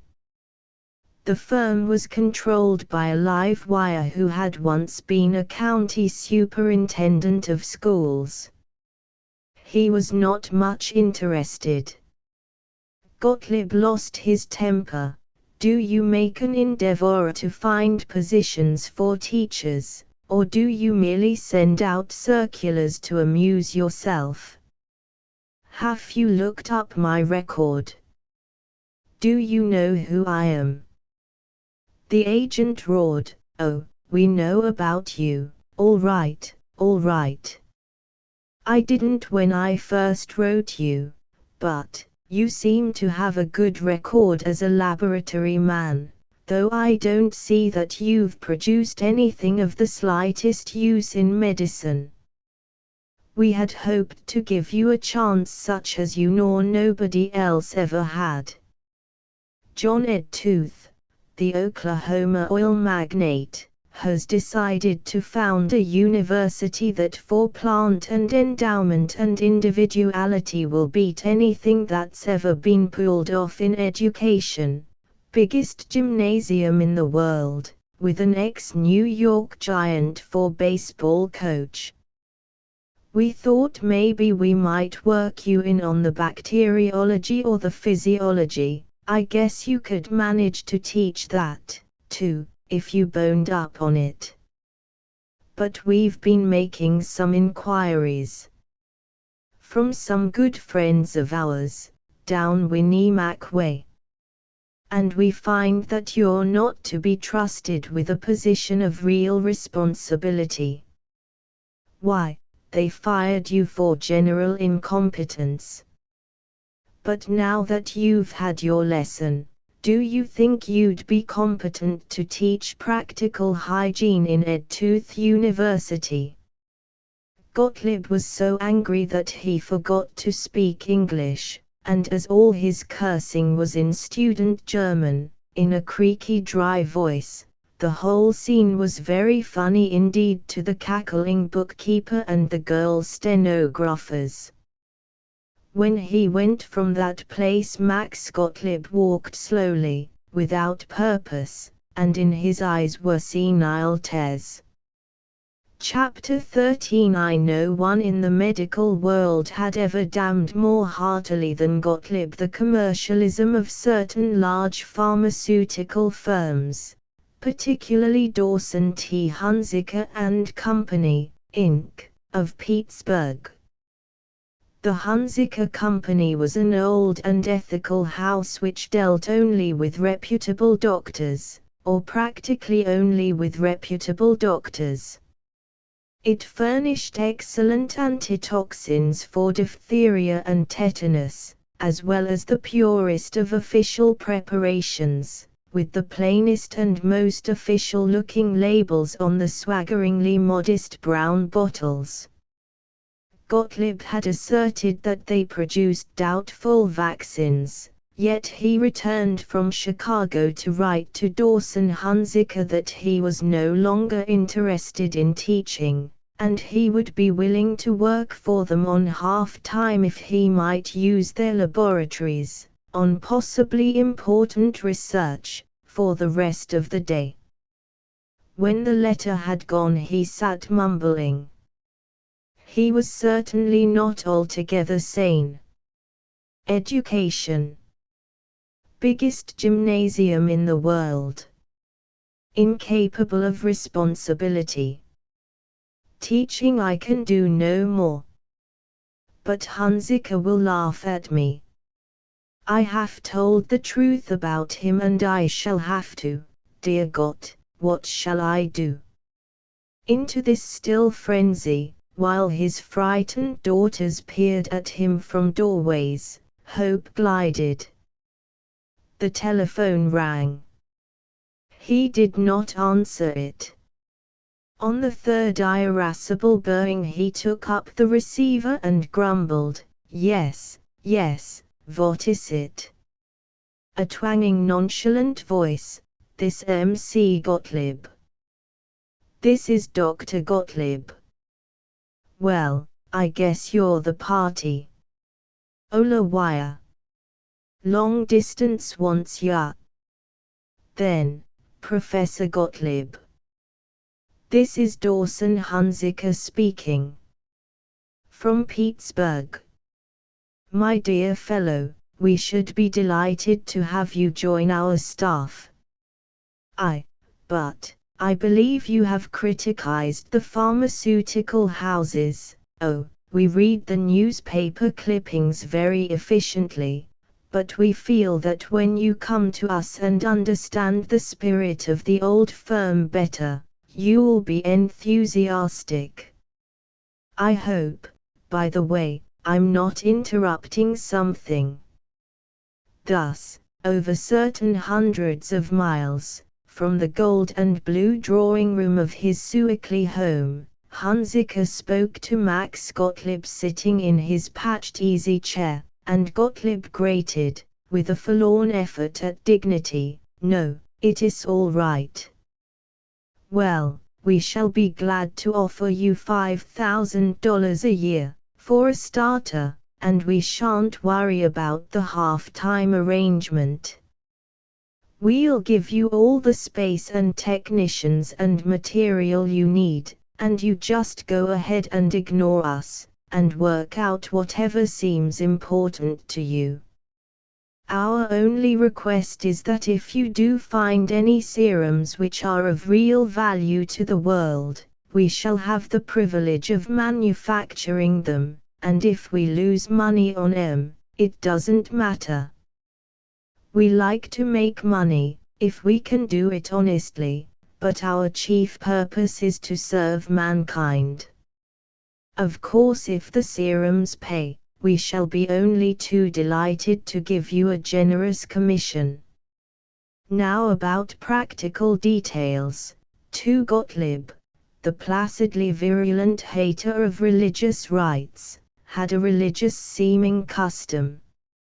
Often he knelt by his bed and let his mind run free. It was very much like prayer, though certainly there was no formal invocation, no consciousness of a supreme being, other than Max Gottlieb. This night, as he knelt, with the wrinkles softening in his drawn face, he meditated, I was asinine that I should ever scold the commercialists. This salesman fellow, he has his feet on the ground. How much more authentic the worst counterjumper than frightened professors. Fine DNS. Freedom. No teaching of imbeciles. Du Heiliger. But he had no contract with Dawson Hunziker. 3. In the medical periodicals, the Dawson Hunziker Company published full-page advertisements, most starchy and refined in type, announcing that Professor Max Gottlieb, perhaps the most distinguished immunologist in the world, had joined their staff. In his Chicago clinic, one Dr. Rounsfield chuckled, that's what becomes of these super highbrows. Pardon me if I seem to grin. In the laboratories of Ehrlich and Roux, Baudet and Sir David Bruce, sorrowing men wailed, how could old Max have gone over to that damned pill peddler? Why didn't he come to us? Oh, well, if he didn't want to, voila. He is dead. In the village of Wheat, Sylvania, in North Dakota, a young doctor protested to his wife, of all the people in the world. I wouldn't have believed it. Max Gottlieb falling for those crooks. I don't care, said his wife. If he's gone into business, he had some good reason for it. I told you, I'd leave you for, oh, well, sighingly, give and forgive. I learned a lot from Gottlieb and I'm grateful for, God, Lyra, I wish he hadn't gone wrong. And Max Gottlieb, with his 3 young and a pale, slow-moving wife, was arriving at the station in Pittsburgh, tugging a shabby wicker bag, an immigrant bundle, and a Bond Street dressing case. From the train he had stared up at the valiant cliffs, down to the smoke-tinged splendor of the river, and his heart was young. Here was fiery enterprise, not the flat land and flat mines of Winnie Mac. At the station entrance every dingy taxicab seemed radiant to him, and he marched forth a conqueror. For in the Dawson Hunziker building, Gottlieb found such laboratories as he had never planned, and instead of student assistants he had an expert who himself had taught bacteriology, as well as 3 swift technicians, one of them German-trained. He was received with acclaim in the private office of Hunziker, which was remarkably like a minor cathedral. Hunziker was bald and businesslike as to skull but tortoise-spectacled and sentimental of eye. He stood up at his Jacobean desk, gave Gottlieb a Havana cigar, and told him that they had awaited him pantingly. In the enormous staff dining room Gottlieb found scores of competent young chemists and biologists who treated him with reverence. He liked them. If they talked too much of money, of how much this new tincture of Sinclair ought to sell, and how soon their salaries would be increased, yet they were free of the careful pomposities of college instructors. As a youngster, the cap-tilted young Max had been a laughing man, and now in gusty arguments his laughter came back. His wife seemed better, his daughter Miriam found an excellent piano teacher, the boy Robert entered college that autumn, they had a spacious though decrepit house. The relief from the droning and the annually repeated, inevitable routine of the classroom was exhilarating, and Gottlieb had never in his life worked so well. He was unconscious of everything outside of his laboratory and a few theaters and concert halls. 6 months passed before he realized that the young technical experts resented what he considered his jolly thrusts at their commercialism. They were tired of his mathematical enthusiasms, and some of them viewed him as an old bore, muttered of him as a Jew. He was hurt, for he liked to be merry with fellow workers. He began to ask questions and to explore the Hunziker building. He had seen nothing of it save his laboratory, a corridor or two, the dining room, and Hunziker's office. However abstracted and impractical, Gottlieb would have made an excellent Sherlock Holmes. If anybody who would have made an excellent Sherlock Holmes would have been willing to be a detective. His mind burned through appearances to actuality. He discovered now that the Dawson-Hunziker Company was quite all he had asserted in earlier days. They did make excellent antitoxins and ethical preparations, but they were also producing a new cancer remedy manufactured from the orchid, pontifically recommended and possessing all the value of mud. And to various billboard advertising beauty companies they sold millions of bottles of a complexion cream guaranteed to turn a Canadian Indian guide as lily-fair as the angels. This treasure cost 6 cents a bottle to make and $1 over the counter, and the name of Dawson-Hunziker was never connected with it. It was at this time that Gottlieb succeeded in his masterwork after 20 years of seeking. He produced antitoxin in the test tube, which meant that it would be possible to immunize against certain diseases without tediously making sera by the inoculation of animals. It was a revolution, the revolution, in immunology, if he was right. He revealed it at a dinner for which Hunziker had captured a general, a college president, and a pioneer aviator. It was an expansive dinner, with admirable hock, the first decent German wine Gottlieb had drunk in years. He twirled the slender green glass affectionately. He came out of his dreams and became excited, gay, demanding. They applauded him, and for an hour he was a great scientist. Of them all, Hunziker was most generous in his praise. Gottlieb wondered if someone had not tricked this good bald man into intrigues with the beautifiers.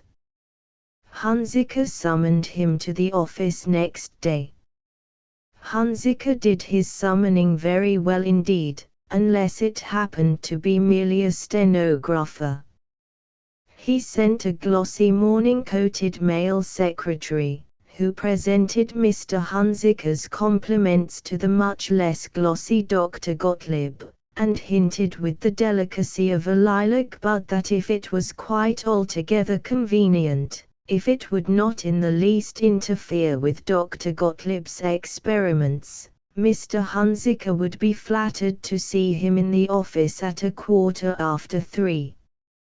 When Gottlieb rambled in, Hunziker motioned the secretary out of existence and drew up a tall Spanish chair.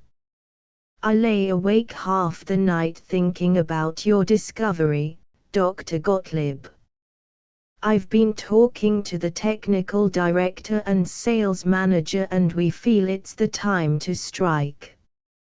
We'll patent your method of synthesizing antibodies and immediately put them on the market in large quantities, with a great big advertising campaign, not circus it, of course, strictly high-class ethical advertising.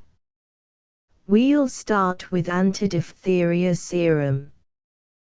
By the way, when you receive your next check you'll find we've raised your honorarium to 7,000 a year." Hunziker was a large purring pussy, now, and Gottlieb deaf still. "Need I say, my dear fellow, that if there's the demand I anticipate, you will have exceedingly large commissions coming." Hunziker leaned back with a manner of "How's that for glory, my boy?" Gottlieb spoke nervously, "I do not approve of patenting serological processes. They should be open to all laboratories. And I am strongly against premature production or even announcement. I think I am right, but I must check my technique, perhaps improve it, be sure. Then, I should think, there should be no objection to market production, but in very small quantities and in fair competition with others, not under patents, as if this was a dinglebat toy for the Christmas tradings.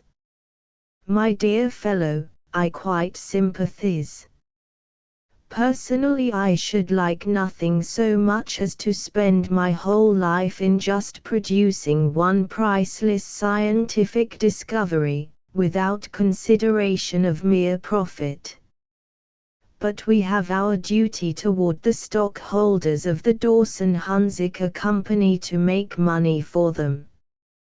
Do you realize that they have, and many of them are poor widows and orphans, invested their little all in our stock, and that we must keep faith?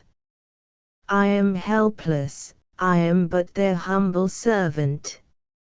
And on the other side, I think we've treated you rather well, Dr. Gottlieb, and we've given you complete freedom. And we intend to go on treating you well.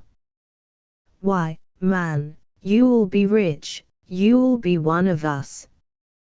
I don't like to make any demands, but on this point it's my duty to insist, and I shall expect you at the earliest possible moment to start manufacturing. Gottlieb was 62. The defeat at Winnemac had done something to his courage. And he had no contract with Hunziker. He protested shakily, but as he crawled back to his laboratory it seemed impossible for him to leave this sanctuary and face the murderous brawling world, and quite as impossible to tolerate a cheapened and ineffective imitation of his antitoxin. He began, that hour, a sordid strategy which his old proud self would have called inconceivable. He began to equivocate, to put off announcement and production till he should have cleared up a few points, while week on week Hunziker became more threatening. Meantime he prepared for disaster.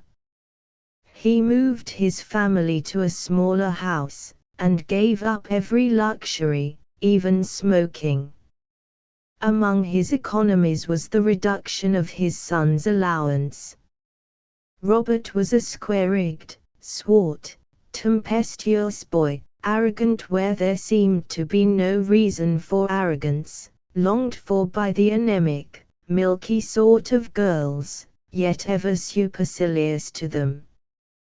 While his father was alternately proud and amiably sardonic about his own Jewish blood, the boy conveyed to his classmates in college that he was from pure and probably noble German stock. He was welcomed, or half welcomed, in a motoring, poker-playing, country club set, and he had to have more money. Gottlieb missed $20 from his desk. He who ridiculed conventional honor had the honor, as he had the pride, of a savage old squire. A new misery stained his incessant bitterness at having to deceive Hunziker. He faced Robert with, "My boy, did you take the money from my desk?" Few youngsters could have faced that jut of his hawk nose, the red-veined rage of his sunken eyes. Robert spluttered, then shouted, "Yes, I did. And I've got to have some more. I've got to get some clothes and stuff. It's your fault. You bring me up to train with a lot of fellows that have all the cash in the world, and then you expect me to dress like a hobo.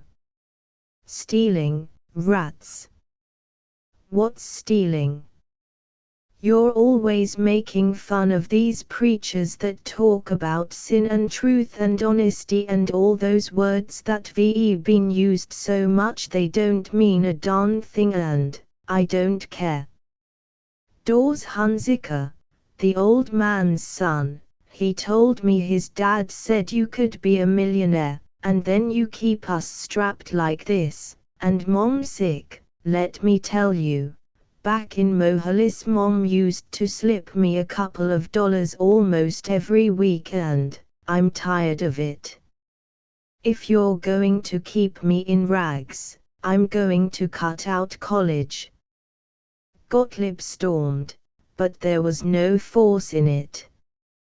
He did not know, all the next fortnight, what his son was going to do, what himself was going to do. Then, so quietly that not till they had returned from the cemetery did they realize her passing, his wife died, and the next week his oldest daughter ran off with a worthless laughing fellow who lived by gambling. Gottlieb sat alone. Over and over he read the book of Job. "Truly the Lord hath smitten me and my house," he whispered. When Robert came in, mumbling that he would be good, the old man lifted to him a blind face, unhearing. But as he repeated the fables of his fathers, it did not occur to him to believe them, or to stoop in fear before their God of wrath, or to gain ease by permitting Hunziker to defile his discovery. He arose, in time, and went silently to his laboratory. His experiments were as careful as ever, and his assistants saw no change save that he did not lunch in hall. He walked blocks away, to a vile restaurant at which he could save 30 cents a day. Out of the dimness which obscured the people about him, Miriam emerged. She was 18, the youngest of his brood, squat, and in no way comely save for her tender mouth. She had always been proud of her father, understanding the mysterious and unreasoning compulsions of his science, but she had been in awe till now, when he walked heavily and spoke rarely.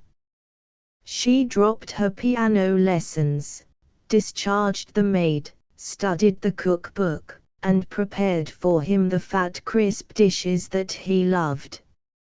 Her regret was that she had never learned German, for he dropped now and then into the speech of his boyhood. He eyed her, and at length, "So one is with me. Could you endure the poverty if I went away, to teach chemistry in a high school?"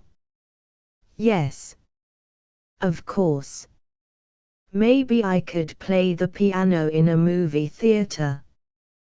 He might not have done it without her loyalty, but when Dawson Hunziker next paraded into the laboratory, demanding, "Now look here. We've fussed long enough. We got to put your stuff on the market," then Gottlieb answered, "No. If you wait till I have done all I can, maybe 1 year, probably 3, you shall have it. But not till I am sure." "No."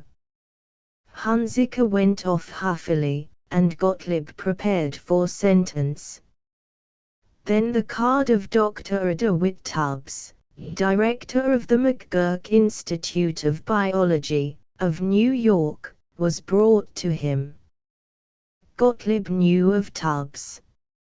He had never visited McGurk, but he considered it, next to Rockefeller and McCormick, the soundest and freest organization for pure scientific research in the country, and if he had pictured a heavenly laboratory in which good scientists might spend eternity in happy and thoroughly impractical research, he would have devised it in the likeness of McGurk. He was mildly pleased that its director should have called on him. Dr. DeWitt Tubbs was tremendously whiskered on all visible spots save his nose and temples and the palms of his hands, short but passionately whiskered, like a Scotch terrier. Yet they were not comic whiskers, they were the whiskers of dignity, and his eyes were serious, his step an earnest trot, his voice a piping solemnity. "Dr. Gottlieb, this is a great pleasure. I have heard your papers at the Academy of Sciences, but, to my own loss, I have hitherto failed to have an introduction to you." Gottlieb tried not to sound embarrassed. Tubbs looked at the assistants, like a plotter in a political play, and hinted, "May we have a talk?" Gottlieb led him to his office, overlooking a vast bustle of side tracks, of curving rails and brown freight cars, and Tubbs urged, "It has come to our attention, by a curious chance, that you are on the eve of your most significant discovery. We all wondered, when you left academic work, at your decision to enter the commercial field.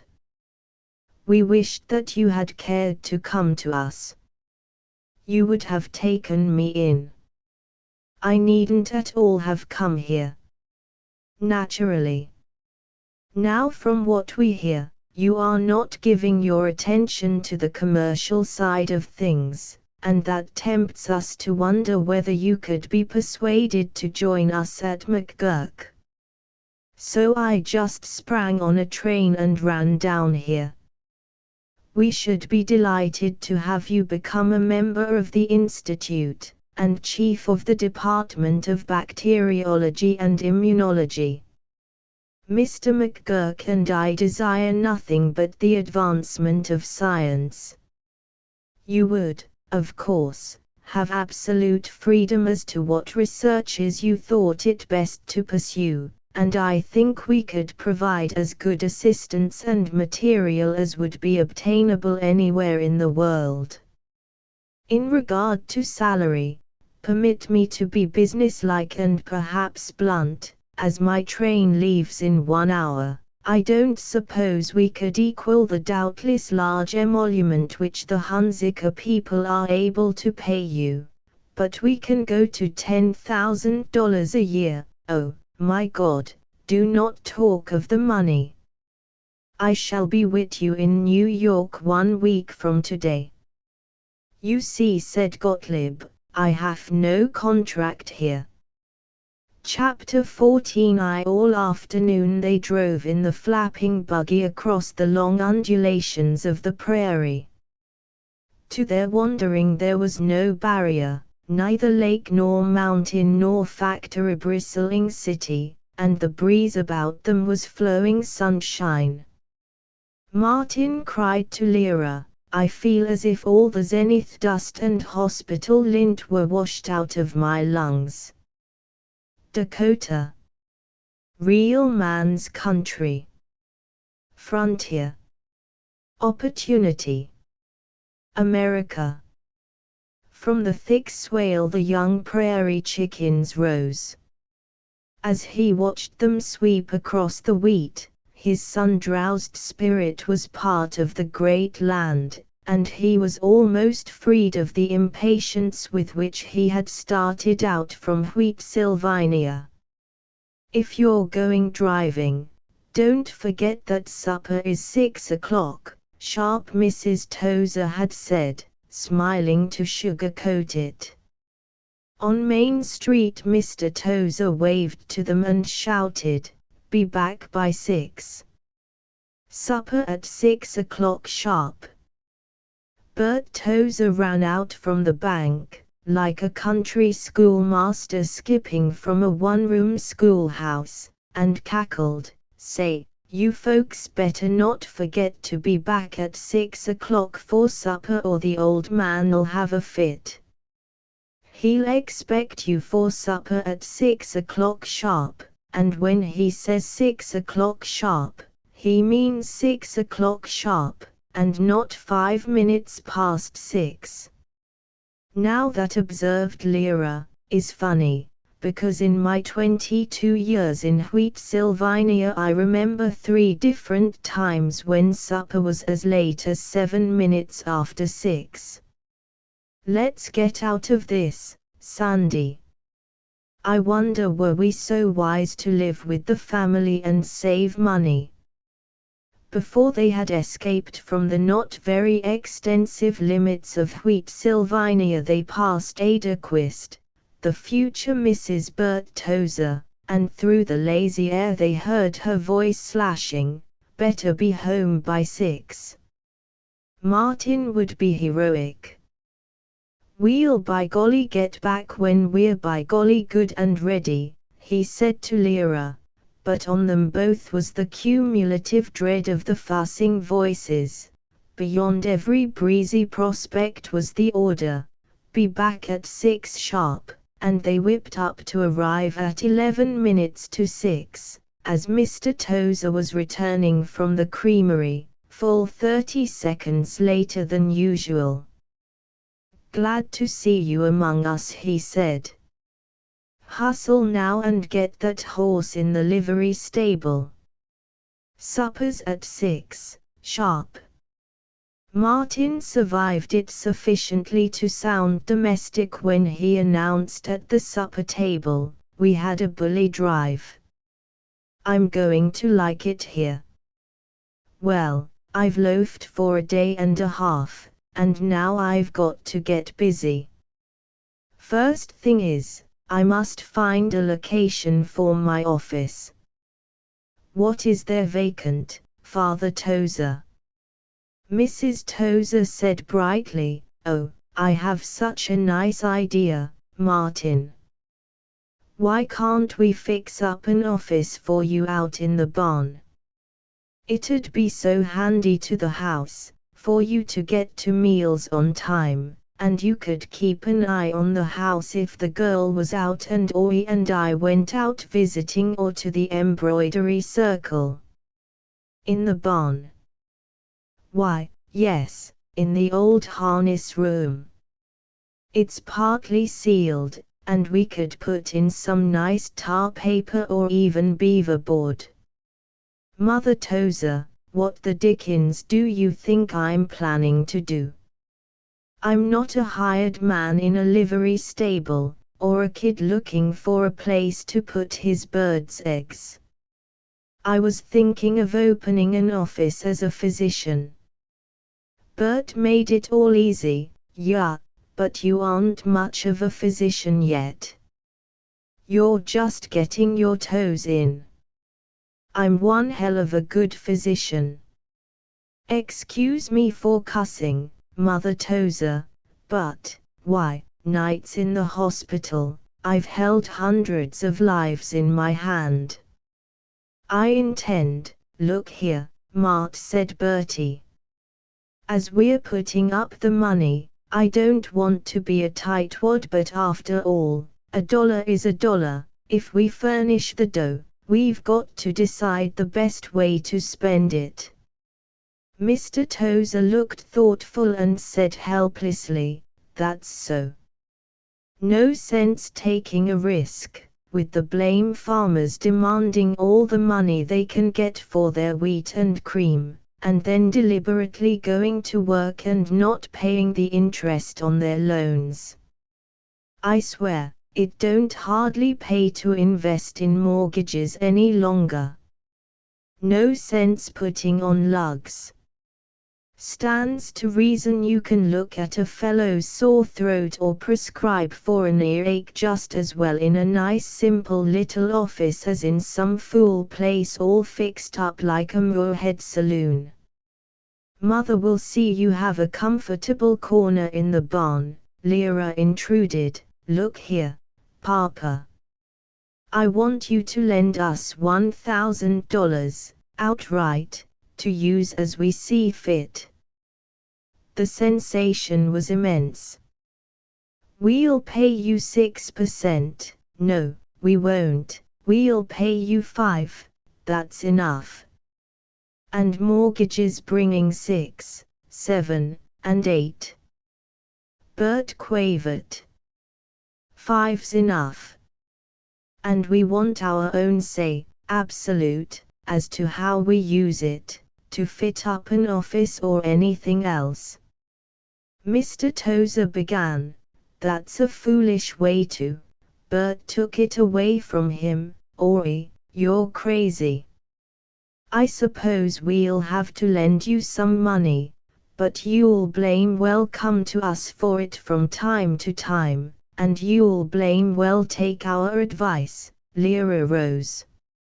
Either you do what I say, just exactly what I say, or Mart and I take the first train and go back to Zenith, and I mean it.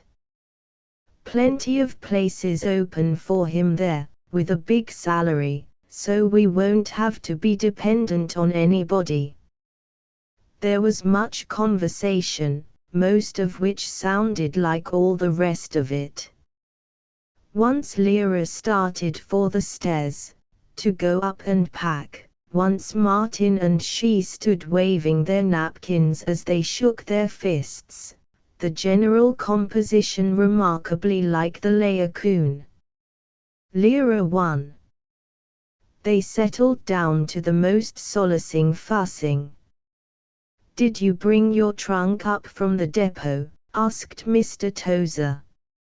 No sense leaving it there, paying 2 bits a day storage, fumed Bert. I got it up this morning, said Martin. Oh, yes, Martin had it brought up this morning, agreed Mrs. Tozer. You had it brought. Didn't you bring it up yourself? Agonized Mr. Tozer. No, I had the fellow that runs the lumberyard haul it up for me, said Martin. Well, gosh almighty, you could just as well put it on a wheelbarrow and brought it up yourself and saved a quarter, said Bert. But a doctor has to keep his dignity, said Lyra. Dignity, rats. Blame sight more dignified to be seen shoving a wheelbarrow than smoking them dirty cigarettes all the time. Well, anyway, where'd you put it? Asked Mr. Tozer. It's up in our room, said Martin. Where'd you think we better put it when it's unpacked? The attic is awful full, Mr. Tozer submitted to Mrs. Tozer. Oh, I think Martin could get it in there. Why couldn't he put it in the barn? Oh, not a nice new trunk like that. What's the matter with the barn? Said Bert. It's all nice and dry. Seems a shame to waste all that good space in the barn, now that you've gone and decided he mustn't have his dear little office there. Bertie from Lyra, I know what we'll do. You seem to have the barn on your brain. You move your old bank there, and Martin'll take the bank building for his office. That's entirely different. Now there's no sense you two showing off and trying to be smart, protested Mr. Tozer. Do you ever hear your mother and I scrapping and fussing like that? When do you think you'll have your trunk unpacked, Mart? Mr. Tozer could consider bonds and he could consider trunks, but his was not a brain to grasp two such complicated matters at the same time.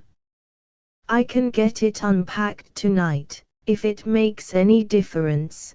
Well, I don't suppose it really makes any special difference, but when you start to do a thing, oh, what difference does it make whether if he's going to look for an office, instead of moving right into the barn, he can't take a month of Sundays getting unpacked and, oh, good Lord, I'll get it done tonight, and I think we can get it in the attic. I tell you it's jam full already, we'll go take a look at it after supper. Well now, I tell you, when I tried to get that duck boat in, Martin probably did not scream, but he heard himself screaming. The free and virile land was leagues away and for years forgotten. To find an office took a fortnight of diplomacy, and of discussion brightening 3 meals a day, every day. Not that office finding was the only thing the Tozers mentioned. They went thoroughly into every moment of Martin's day. They commented on his digestion, his mail, his walks, his shoes that needed cobbling, and whether he had yet taken them to the farmer-trapper cobbler, and how much the cobbling ought to cost, and the presumable theology, politics, and marital relations of the cobbler. Mr. Tozer had from the first known the perfect office. The Norblums lived above their general store, and Mr. Tozer knew that the Norblums were thinking of moving. There was indeed nothing that was happening or likely to happen in Wheat Sylvania which Mr. Tozer did not know and explain. Mrs. Norblum was tired of keeping house, and she wanted to go to Mrs. Beeson's boarding house, to the front room, on the right as you went along the upstairs hall, the room with the plaster walls and the nice little stove that Mrs. Beeson bought from Otto Cragg for $7.35, no, 7.25 it was. They called on the Norblums and Mr. Tozer hinted that it might be nice for the doctor to locate over the store, if the Norblums were thinking of making any change. The Norblums stared at each other, with long, bleached, cautious, Scandinavian stares, and grumbled that they didn't know. Of course it was the finest location in town. Mr. Norblum admitted that if, against all probability, they ever considered moving, they would probably ask $25 a month for the flat, unfurnished. Mr. Tozer came out of the international conference as craftily joyful as any Mr. Secretary Tozer or Lord Tozer in Washington or London. Fine. Fine. We made him commit himself. 25, he says. That means, when the time's ripe, we'll offer him 18 and close for $21.75. If we just handle him careful, and give him time to go see Mrs. Beeson and fix up about boarding with her, we'll have him just where we want him. Oh, if the Norblums can't make up their minds, then let's try something else, said Martin. There's a couple of vacant rooms behind the Eagle office. What? Go chasing around, after we've given the Norblums reason to think we're serious, and make enemies of them for life. Now that would be a fine way to start building up a practice, wouldn't it? And I must say I wouldn't blame the Norblums one bit for getting wild if you let 'em down like that. This ain't Zenith, where you can go yelling around expecting to get things done in 2 minutes.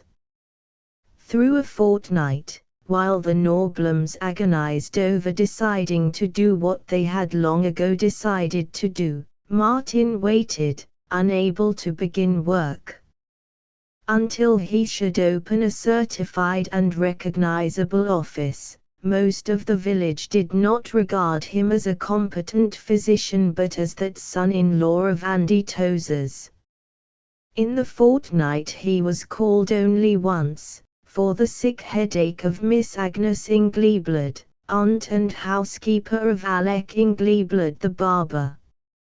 He was delighted, till Bert Tozer explained, "Oh, so she called you in, eh? She's always doctoring around. There ain't a thing the matter with her, but she's always trying out the latest stunt. Last time it was a fellow that come through here selling pills and liniments out of a Ford, and the time before that it was a faith healer, crazy loon up here at Dutchman's Forge, and then for quite a spell she doctored with an osteopath in Leopolis, though I tell you there's something to this osteopathy. They cure a lot of folks that you regular docs can't seem to find out what's the matter with them, don't you think so?" Martin remarked that he did not think so. "Oh, you docs!" Bert crowed in his most jocund manner, for Bert could be very jokey and bright. "You're all alike, especially when you're just out of school and think you know it all. You can't see any good in chiropractic or electric belts or bone setters or anything, because they take so many good dollars away from you." Then behold the Dr. Martin Arrowsmith, who had once infuriated Angus Dewar and Irving Waters by his sarcasm on medical standards, upholding to a lewdly grinning Bert Tozer the benevolence and scientific knowledge of all doctors, proclaiming that no medicine had ever, at least by any Winnie Mac graduate, been prescribed in vain nor any operation needlessly performed. He saw a good deal of Bert now. He sat about the bank, hoping to be called on a case, his fingers itching for bandages.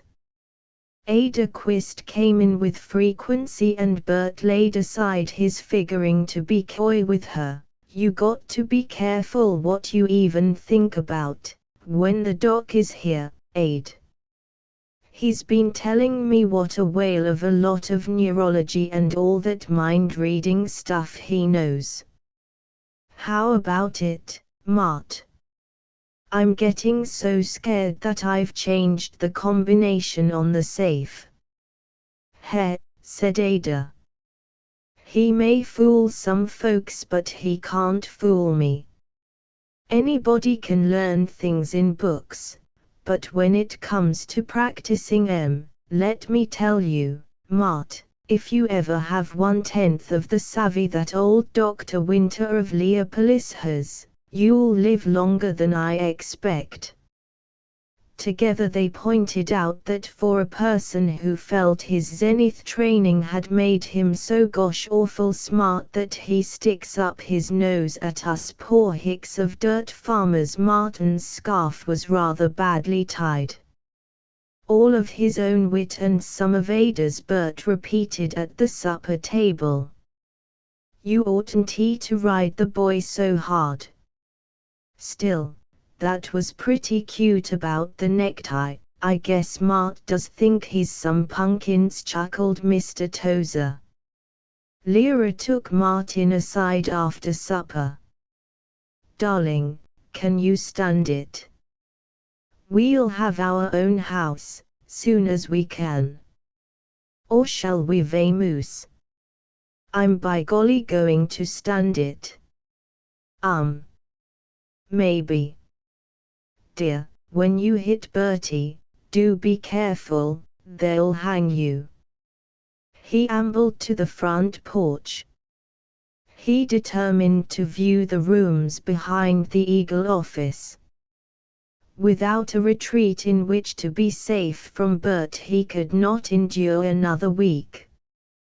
He could not wait for the Norblums to make up their minds, though they had become to him dread and eternal figures whose enmity would crush him, prodigious gods shadowing this wheat Sylvania which was the only perceptible world. He was aware, in the late sad light, that a man was tramping the plank walk before the house, hesitating and peering at him. The man was one Wise, a Russian Jew known to the village as Wise the Polak. In his shack near the railroad he sold silver stock and motor factory stock, bought and sold farmlands and horses and muskrat hides. He called out, "That you, Doc?" "Yup." Martin was excited. "A patient. Say, I wish you'd walk down a ways with me. Couple things I'd like to talk to you about. Or say, come on over to my place and sample some new cigars I've got." He emphasized the word cigars. North Dakota was, like Mohalis, theoretically dry. Martin was pleased. He had been sober and industrious so long now. Wise's shack was a one-story structure, not badly built, half a block from Main Street, with nothing but the railroad track between it and open wheat country. It was lined with pine, pleasant smelling under the stench of old pipe smoke. Wise winked. He was a confidential, untrustworthy wisp of a man, and murmured, "Think you could stand a little jolt of first-class Kentucky bourbon?" "Well, I wouldn't get violent about it." Wise pulled down the sleazy window shades and from a warped drawer of his desk brought up a bottle out of which they both drank, wiping the mouth of the bottle with circling palms. Then Wise, abruptly, "Look here, Doc. You're not like these hicks. You understand that sometimes a fellow gets mixed up in crooked business he didn't intend to. Well, make a long story short, I guess I've sold too much mining stock, and they'll be coming down on me. I've got to be moving, curse it. Hoped I could stay settled for couple of years, this time. Well, I hear you're looking for an office. This place would be ideal. Ideal. 2 rooms at the back besides this one. I'll rent it to you, furniture and the whole shooting match, for $15 a month, if you'll pay me 1 year in advance. Oh, this ain't phony. Your brother-in-law knows all about my ownership. Martin tried to be very businesslike. Was he not a young doctor who would soon be investing money, one of the most substantial citizens in Wheat Sylvania? He returned home, and under the parlor lamp, with its green daisies on pink glass, the Tozers listened acutely, Bert stooping forward with open mouth. You'd be safe renting it for a year, but that ain't the point, said Bert. It certainly isn't. Antagonize the Norblums, now that they've almost made up their minds to let you have their place. Make me a fool, after all the trouble I've taken, groaned Mr. Tozer. They went over it and over it till almost 10 o'clock, but Martin was resolute, and the next day he rented Wise's shack. For the first time in his life he had a place utterly his own, his and Lyra's. In his pride of possession this was the most lordly building on earth, and every rock and weed and doorknob was peculiar and lovely. At sunset he sat on the back stoop, a very interesting and not too broken soapbox, and from the flamboyant horizon the open country flowed across the thin band of the railroad to his feet. Suddenly Lyra was beside him, her arm round his neck, and he hymned all the glory of their future. Know what I found in the kitchen here? A dandy old auger, hardly rusty a bit, and I can take a box and make a test tube rack of my own. Chapter 15. With none of the profane observations on medical peddlers which had annoyed Digamappi, Martin studied the catalogue of the New Idea Instrument and Furniture Company, of Jersey City. It was a handsome thing. On the glossy green cover, in red and black, were the portraits of the president, a round quippish man who loved all young physicians, the general manager, a cadaverous scholarly man who surely gave all his laborious nights and days to the advancement of science, and the vice president, Martin's former preceptor, Dr. Roscoe Guyac, who had a lively, eye-glassed, forward-looking modernity all his own. The cover also contained, in surprisingly small space, a quantity of poetic prose, and the inspiring promise, "Doctor, don't be buffaloed by the unenterprising. No reason why you should lack the equipment which impresses patients, makes practice easy, and brings honor and riches. All the high-class supplies which distinguish the leaders of the profession from the dubs are within your reach right now by the famous New Idea financial system, just a little down and the rest free, out of the increased earnings which New Idea apparatus will bring you." Above, in a border of laurel wreaths and Ionic capitals, was the challenge: "Sing not the glory of soldiers or explorers or statesmen, for who can touch the doctor, wise, heroic, uncontaminated by common greed? Gentlemen, we salute you humbly and herewith offer you the most up-to-the-jiffy catalogue ever presented by any surgical supply house." The back cover, though it was less glorious with green and red, was equally arousing. It presented illustrations of the Beindldorf tonsillectomy outfit and of an electric cabinet, with the demand, "Doctor, are you sending your patients off to specialists for tonsil removal or to sanatoriums for electric, etc., treatment? If so, you are losing the chance to show yourself one of the distinguished powers in the domain of medical advancement in your locality, and losing a lot of big fees. Don't you want to be a high-class practitioner? Here's the open door."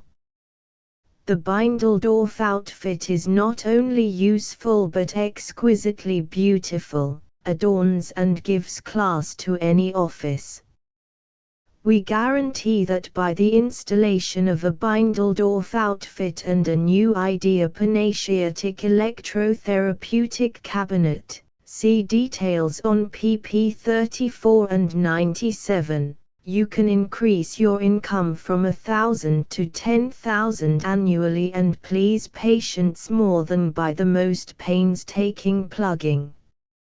When the great call sounds, doctor, and it's time for you to face your reward, will you be satisfied by a big Masonic funeral and tributes from grateful patients if you have failed to lay up provision for the kiddies and faithful wife who has shared your tribulations?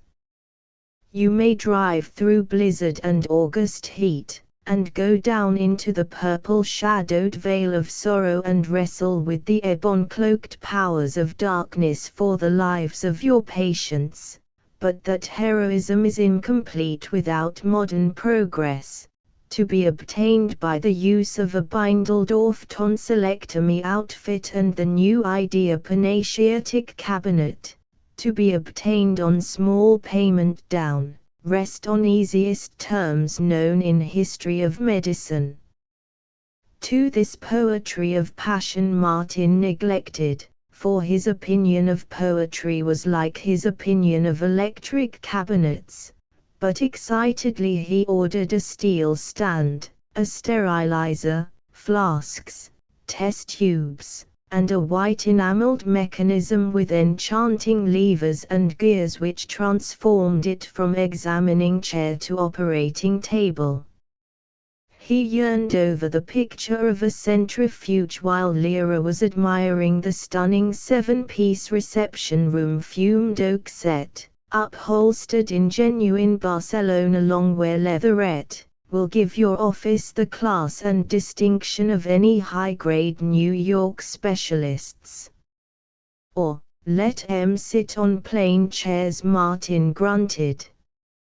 In the attic Mrs. Tozer found enough seedy chairs for the reception room, and an ancient bookcase which, when Lyra had lined it with pink-fringed paper, became a noble instrument cabinet. Till the examining chair should arrive, Martin would use Wise's lumpy couch, and Lyra busily covered it with white oilcloth. Behind the front room of the tiny office building were 2 cubicles, formerly bedroom and kitchen. Martin made them into consultation room and laboratory. Whistling, he sawed out racks for the glassware and turned the oven of a discarded kerosene stove into a hot air oven for sterilizing glassware. But understand, Lee, I'm not going to go monkeying with any scientific research. I'm through with all that. Lyra smiled innocently. While he worked, she sat outside in the long wild grass, sniffing the prairie breeze, her hands about her ankles, but every quarter hour she had to come in and admire. Mr. Tozer brought home a package at supper time. The family opened it, babbling. After supper Martin and Lyra hastened with the new treasure to the office and nailed it in place. It was a plate glass sign, on it in gold letters, M. Arrowsmith, M.D. They looked up, arms about each other, squealing softly, and in reverence he grunted, "There, by Jiminy." They sat on the back stoop, exulting in freedom from Tozers. Along the railroad bumped a freight train with a cheerful clanking. The fireman waved to them from the engine, a brakesman from the platform of the red caboose. After the train there was silence but for the crickets and a distant frog. "I've never been so happy," he murmured. 3. He had brought from Zenith his own Arxner surgical case. As he laid out the instruments he admired the thin, sharp, shining bistoury, the strong tenotome, the delicate curved needles. With them was a dental forceps. Dad Silver had warned his classes, Don't forget the country doctor often has to be not only physician but dentist, yes, and priest, divorce lawyer, blacksmith, chauffeur, and road engineer, and if you are too lily-handed for those trades, don't get out of sight of a trolley line and a beauty parlor. And the first patient whom Martin had in the new office, the second patient in Wheat Sylvania, was Nils Cragg, the carpenter, roaring with an ulcerated tooth. This was a week before the glass sign was up, and Martin rejoiced to Lyra, begun already. You'll see 'em tumbling in now. They did not see them tumbling in. For 10 days Martin tinkered at his hot air oven or sat at his desk, reading and trying to look busy. His first joy passed into fretfulness, and he could have yelped at the stillness, the inactivity. Late one afternoon, when he was in a melancholy way preparing to go home, into the office stamped a grizzled Swedish farmer who grumbled, "Doc, I got a fish hook caught in my thumb and it's all swole." To Arrowsmith, intern in Zenith General Hospital with its outpatient clinic treating hundreds a day, the dressing of a hand had been less important than borrowing a match, but to Dr. Arrowsmith of Wheat Sylvania it was a hectic operation, and the farmer a person remarkable and very charming. Martin shook his left hand violently and burbled, "Now if there's anything, you just phone me, you just phone me." There had been, he felt, a rush of admiring patients sufficient to justify them in the one thing Lyra and he longed to do, the thing about which they whispered at night, the purchase of a motor car for his country calls. They had seen the car at Frazier's store. It was a Ford, 5 years old, with torn-up upholstery, a gummy motor, and springs made by a blacksmith who had never made springs before. Next to the chugging of the gas engine at the creamery, the most familiar sound in Wheat Sylvania was Frazier's closing the door of his Ford. He banged it flatly at the store, and usually he had to shut it thrice again before he reached home. But to Martin and Lyra, when they had tremblingly bought the car and 3 new tires and a horn, it was the most impressive vehicle on earth. It was their own, they could go when and where they wished. During his summer at a Canadian hotel Martin had learned to drive the Ford station wagon, but it was Lyra's first venture. Bert had given her so many directions that she had refused to drive the family overland. When she first sat at the steering wheel, when she moved the hand throttle with her little finger and felt in her own hands all this power, sorcery enabling her to go as fast as she might desire, within distinct limits, she transcended human strength. She felt that she could fly like the wild goose, and then in a stretch of sand she killed the engine. Martin became the demon driver of the village. To ride with him was to sit holding your hat, your eyes closed, waiting for death. Apparently he accelerated for corners, to make them more interesting. The sight of anything on the road ahead, from another motor to a yellow pup, stirred in him a frenzy which could be stilled only by going up and passing it. The village adored, "The young doc is quite some driver, all right." They waited, with amiable interest, to hear that he had been killed. It is possible that half of the first dozen patients who drifted into his office came because of or at his driving, the rest because there was nothing serious the matter, and he was nearer than Dr. Hesselink at Groningen. For with his first admirers he developed his first enemies. When he met the Norblums on the street, and in Wheat-Sylvania it is difficult not to meet everyone on the street every day, they glared. Then he antagonized Pete Jeske.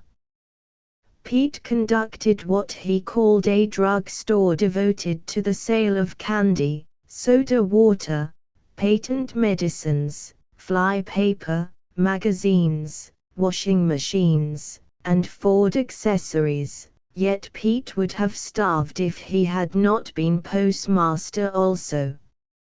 He alleged that he was a licensed pharmacist, but he so mangled prescriptions that Martin burst into the store and addressed him piously. "You young docs make me sick," said Pete. "I was putting up prescriptions when you was in the cradle. The old doc that used to be here sent everything to me. My way o' doing things suits me, and I don't figure on changing it for you or any other half-baked young string bean." Thereafter Martin had to purchase drugs from St. Paul, overcrowd his tiny laboratory, and prepare his own pills and ointments, looking in a homesick way at the rarely used test tubes and the dust gathering on the bell glass of his microscope, while Pete Jeske joined with the Norblums in whispering, "This new doc here ain't any good. You better stick to Hesselink." V so blank, so idle, had been the week that when he heard the telephone at the Tozers, at 3 in the morning, he rushed to it as though he were awaiting a love message. A hoarse and shaky voice, "I want to speak to the doctor." "Yeah, the doctor speaking. This is Henry Novak, 4 miles northeast, on the Leopolis Road. My little girl, Mary, she has a terrible sore throat. I think maybe it is croup and she look awful, and could you come right away?" "You bet. Be right there." 4 miles, he would do it in 8 minutes. He dressed swiftly, dragging his worn brown tie together, while Lyra beamed over the first night call. He furiously cranked the Ford, banged and clattered past the station and into the wheat prairie. When he had gone 6 miles by the speedometer, slackening at each rural box to look for the owner's name, he realized that he was lost. He ran into a farm driveway and stopped under the willows, his headlight on a heap of dented milk cans, broken harvester wheels, cordwood, and bamboo fishing poles.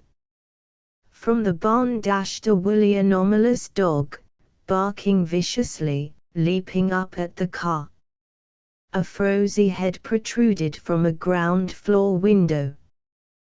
"What you want?" screamed a Scandinavian voice. "This is the doctor." "Where does Henry Novak live?" "Oh, the doctor. Dr. Hesselink." "No. Dr. Arrowsmith." "Oh, Dr. Arrowsmith. From Wheat-Sylvania. Well, you went right near his place. You used turn back 1 mile and turn to the right by the brick schoolhouse, and it's about 40 rods up the road, the house with a cement silo. Somebody sick by Henry's." Yeah, girl's got croup, thanks, used keep to the right. You can't miss it. Probably no one who has listened to the dire "You Can't Miss It" has ever failed to miss it. Martin swung the Ford about. Grazing a slashed chopping block, he rattled up the road, took the corner that side of the schoolhouse instead of this, ran half a mile along a boggy trail between pastures, and stopped at a farmhouse. In the surprising fall of silence, cows were to be heard feeding, and a white horse, startled in the darkness, raised its head to wonder at him. He had to arouse the house with wild squawkings of his horn, and an irate farmer who bellowed, "Who's there?" "I've got a shotgun," sent him back to the country road. It was 40 minutes from the time of the telephone call when he rushed into a furrowed driveway and saw on the doorstep, against the lamplight, a stooped man who called, "The doctor." "This is Novak."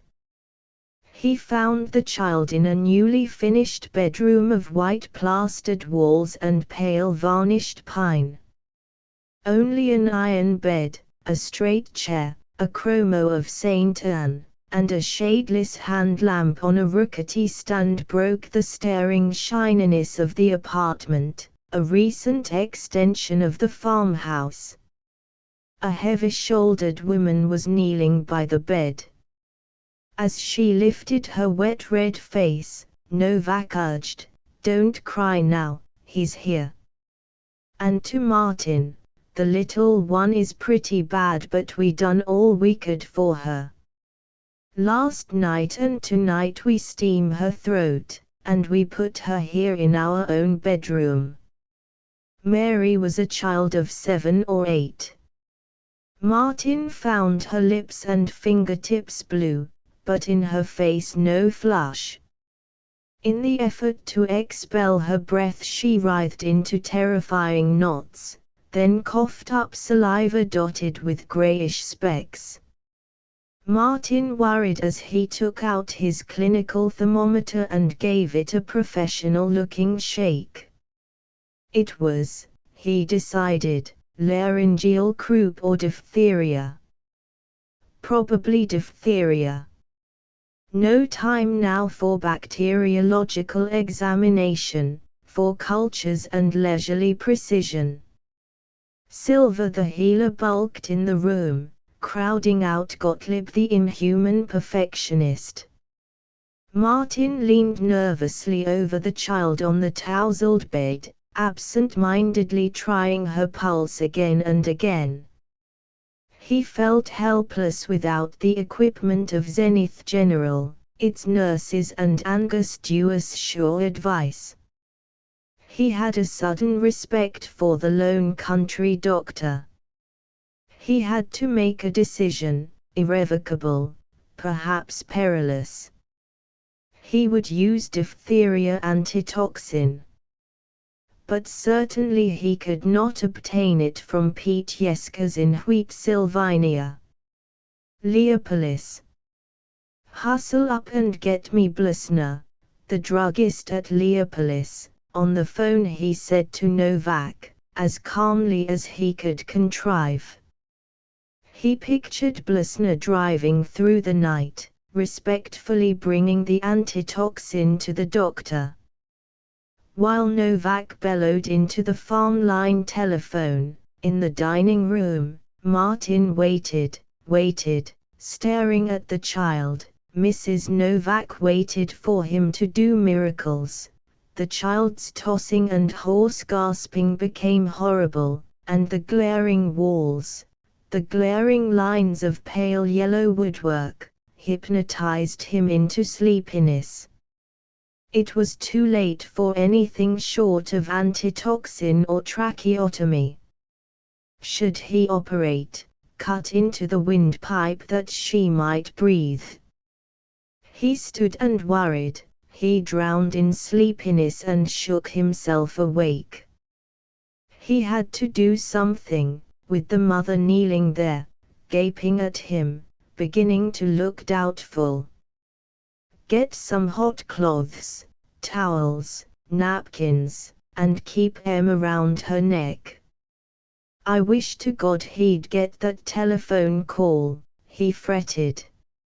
As Mrs. Novak, padding on thick slippered feet, brought in the hot cloths, Novak appeared with a blank "Nobody sleeping at the drugstore, and Blusner's house line is out of order." "Then listen. I'm afraid this may be serious. I've got to have antitoxin. Going to drive to Leopolis and get it. You keep up these hot applications and wish we had an atomizer. And room ought to be moister. Got an alcohol stove. Keep some water boiling in here. No use of medicine. Be right back." He drove the 24 miles to Leopolis in 37 minutes. Not once did he slow down for a crossroad. He defied the curves, the roots thrusting out into the road, though always one dark spot in his mind feared a blowout and a swerve. The speed, the casting away of all caution, wrought in him a high exultation, and it was blessed to be in the cool air and alone, after the strain of Mrs. Novak's watching. In his mind all the while was the page in Osler regarding diphtheria, the very picture of the words, "In severe cases the first dose should be from 8,000, no. Oh, yes, from 10,000 to 15,000 units." He regained confidence. He thanked the God of science for antitoxin and for the gas motor. It was, he decided, a race with death. "I'm going to do it, going to pull it off and save that poor kid," he rejoiced. He approached a grade crossing and hurled toward it, ignoring possible trains. He was aware of a devouring whistle, saw sliding light on the rails, and brought up sharp. Past him, 10 feet from his front wheels, flung the Seattle Express like a flying volcano. The fireman was stoking, and even in the thin clearness of coming dawn the glow from the firebox was appalling on the underside of the rolling smoke. Instantly the apparition was gone and Martin sat trembling, hands trembling on the little steering wheel, foot trembling like St. Vitus's dance on the brake. "That was an awful close thing," he muttered, and thought of a widowed Lyra, abandoned to Tozers.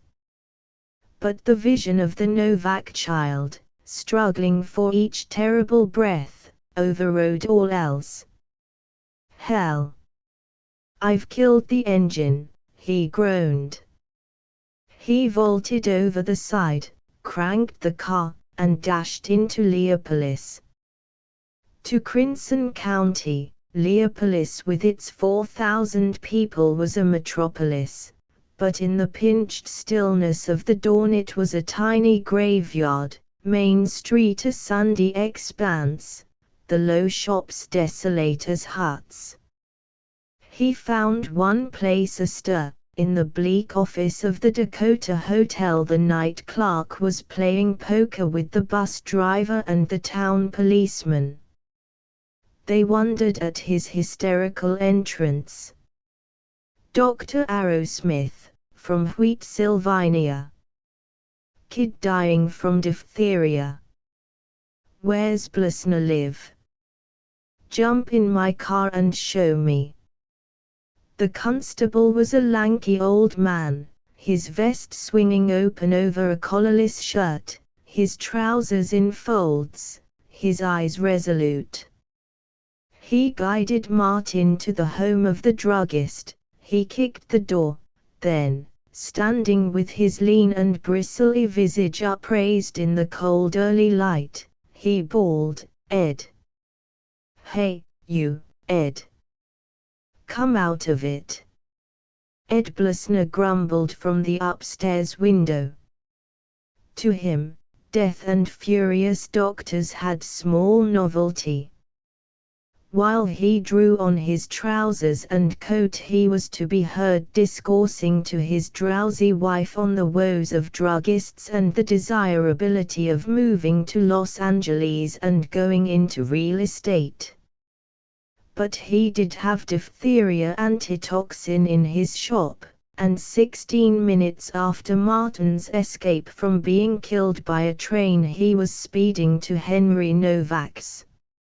6. The child was still alive when he came brusquely into the house. All the way back he had seen her dead and stiff. He grunted thank God, and angrily called for hot water.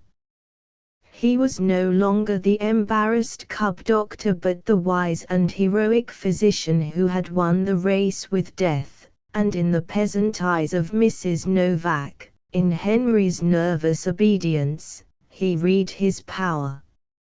Swiftly, smoothly, he made intravenous injection of the antitoxin, and stood expectant.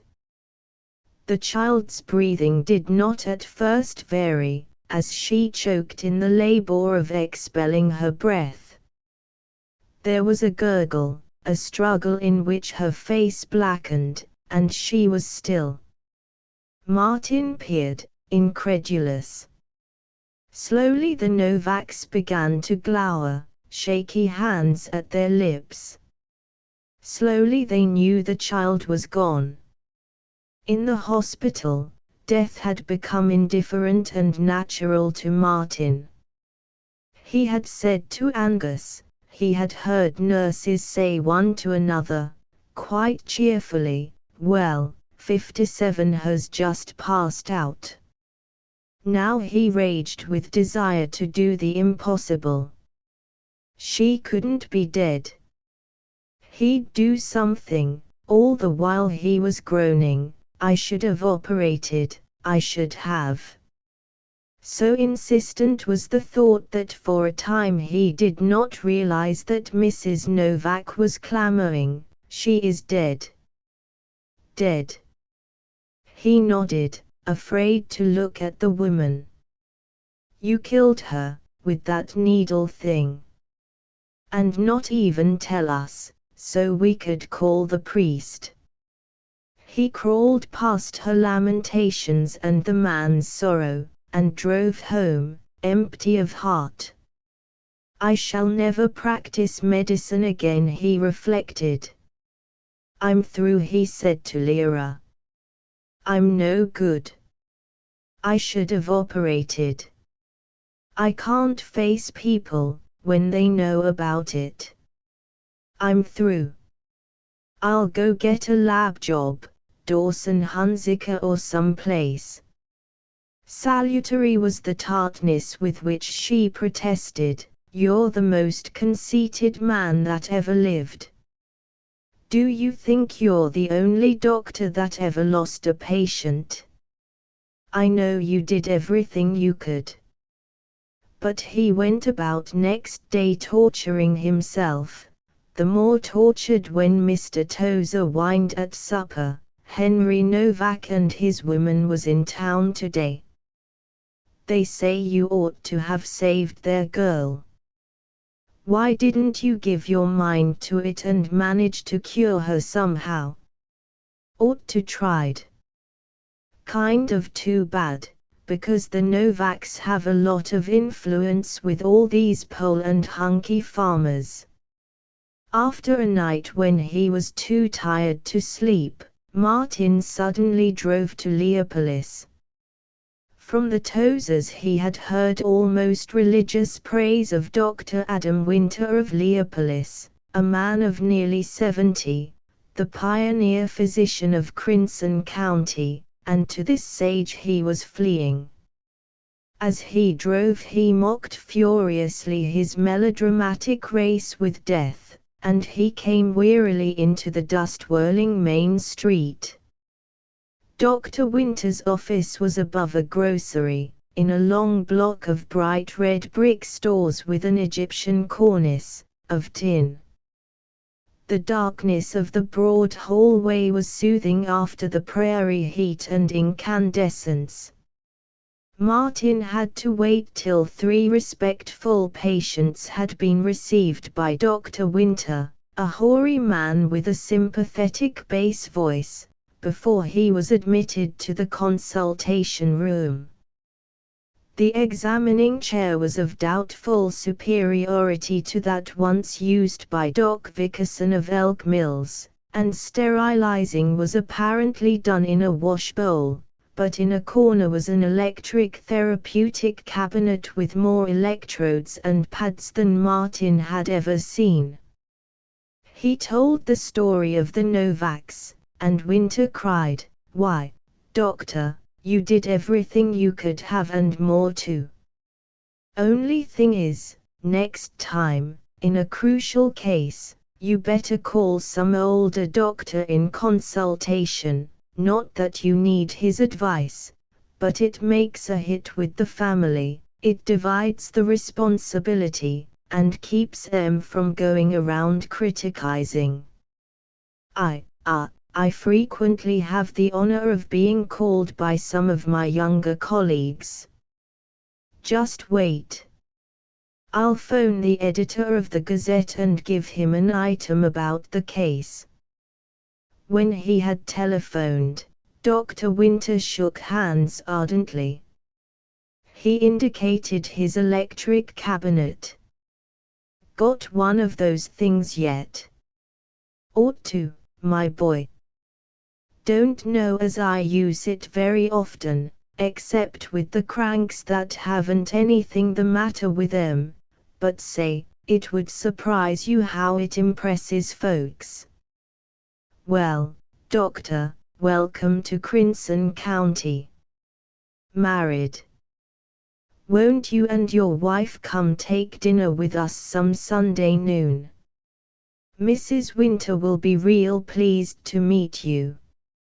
And if I ever can be of service to you in a consultation, I only charge a very little more than my regular fee, and it looks so well, talking the case over with an older man." Driving home, Martin fell into vain and wicked boasting, "You bet I'll stick to it. At worst, I'll never be as bad as that snuffling old fee-splitter." 2 weeks after, the Wheat-Sylvania Eagle, a smeary 4-page rag, reported. Our enterprising contemporary, the Leopolis Gazette, had as follows last week to say of one of our townsmen who we recently welcomed to our midst. Dr. M. Arrowsmith of Wheat-Sylvania is being congratulated, we are informed by our valued pioneer local physician, Dr. Adam Winter, by the medical fraternity all through the Pony River Valley, there being no occupation or profession more unselfishly appreciative of each other's virtues than the medical gentleman, on the courage and enterprise he recently displayed in addition to his scientific skill. Being called to attend the little daughter of Henry Norwalk of near Delft the well-known farmer and finding the little one near death with diphtheria he made a desperate attempt to save it by himself bringing antitoxin from Blesner our ever-popular druggist, who had on hand a full and fresh supply. He drove out and back in his gasoline chariot, making the total distance of 48 miles in 79 minutes. Fortunately our ever-alert policeman, Joe Colby, was on the job and helped Dr. Arrowsmith find Mr. Blesner's bungalow on Red River Avenue, and this gentleman rose from bed and hastened to supply the doctor with the needed article, but unfortunately the child was already too low to be saved. But it is by such incidents of pluck and quick thinking as well as knowledge which make the medical profession one of our greatest blessings. 2 hours after this was published, Miss Agnes Ingleblood came in for another discussion of her non-existent ailments, and 2 days later Henry Novak appeared, saying proudly, "Well, Doc, we all done what we could for the poor little girl, but I guess I waited too long calling you. The woman is awful cut up. She and I was reading that piece in the Eagle about it. We showed it to the priest. Say, Doc, I wish you'd take a look at my foot. I got kind of a rheumatic pain in the ankle." Chapter 16. When he had practiced medicine in Wheat, Sylvania for 1 year, Martin was an inconspicuous but not discouraged country doctor. In summer Lyra and he drove to the Pony River for picnic suppers and a swim, very noisy, splashing, and immodest. Through autumn he went duck hunting with Bert Tozer, who became nearly tolerable when he stood at sunset on a pass between 2 sloughs, and with winter isolating the village in a sun-blank desert of snow. They had sleigh rides, card parties, sociables at the churches. When Martin's flock turned to him for help, their need and their patient obedience made them beautiful. Once or twice he lost his temper with jovial villagers who bountifully explained to him that he was less aged than he might have been. Once or twice he drank too much whiskey at poker parties in the back room of the cooperative store, but he was known as reliable, skillful, and honest, and on the whole he was rather less distinguished than Alec Ingleblood the barber, less prosperous than Nils Cragg, the carpenter, and less interesting to his neighbors than the Finnish garageman. Then one accident and one mistake made him famous for full 12 miles about. He had gone fishing, in the spring. As he passed a farmhouse a woman ran out shrieking that her baby had swallowed a thimble and was choking to death. Martin had for surgical kit a large jackknife. He sharpened it on the farmer's oilstone, sterilized it in the tea kettle, operated on the baby's throat, and saved its life. Every newspaper in the Pony River Valley had a paragraph, and before this sensation was over he cured Miss Agnes Ingleblood of her desire to be cured. She had achieved cold hands and a slow circulation, and he was called at midnight. He was soggily sleepy, after 2 country drives on muddy roads, and in his torpor he gave her an overdose of strychnine, which so shocked and stimulated her that she decided to be well. It was so violent a change that it made her more interesting than being an invalid. People had of late taken remarkably small pleasure in her symptoms. She went about praising Martin, and all the world said, "I hear this Doc Arrowsmith is the only fellow Agnes ever doctored with that's done her a mite of good." He gathered a practice small, sound, and in no way remarkable.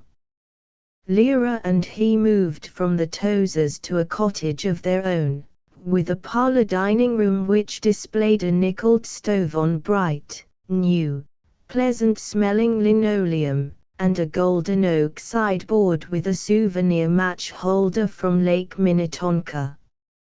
He bought a small Röntgen ray outfit, and he was made a director of the Tozer Bank. He became too busy to long for his days of scientific research, which had never existed, and Lyra sighed, "It's fierce, being married.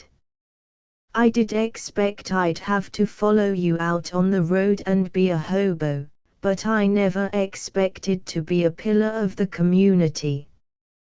"Well, I'm too lazy to look up a new husband.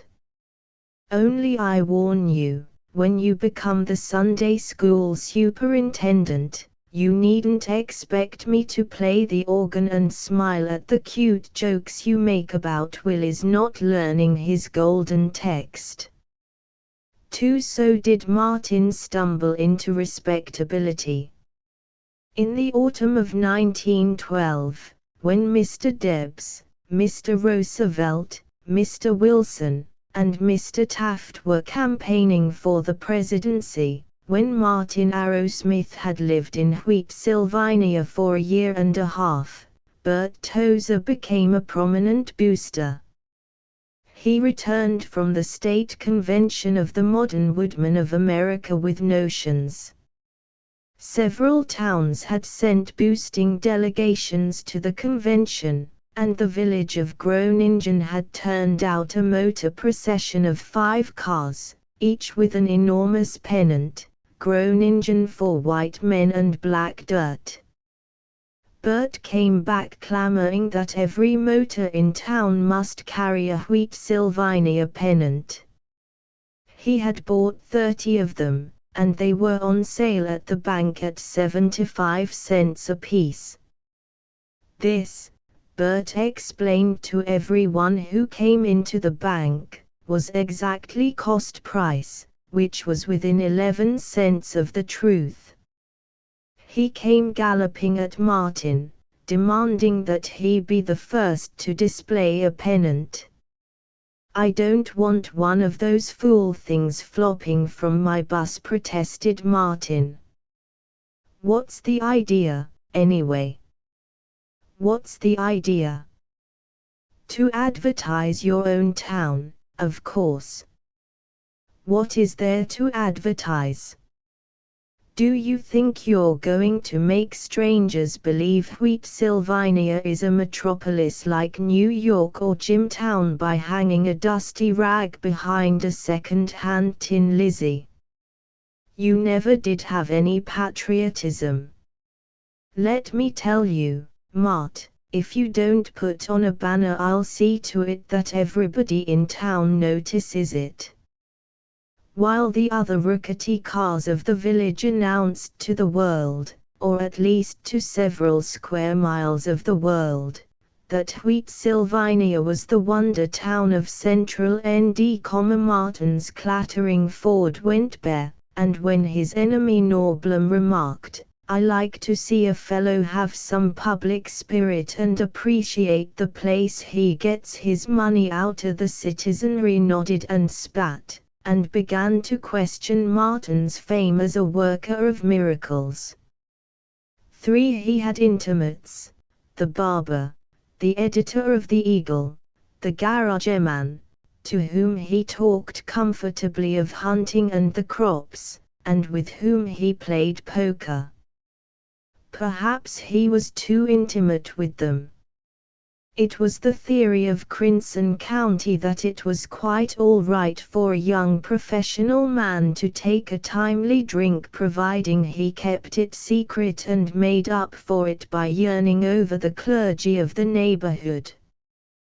But with the clergy Martin was brief, and his drinking and poker he never concealed.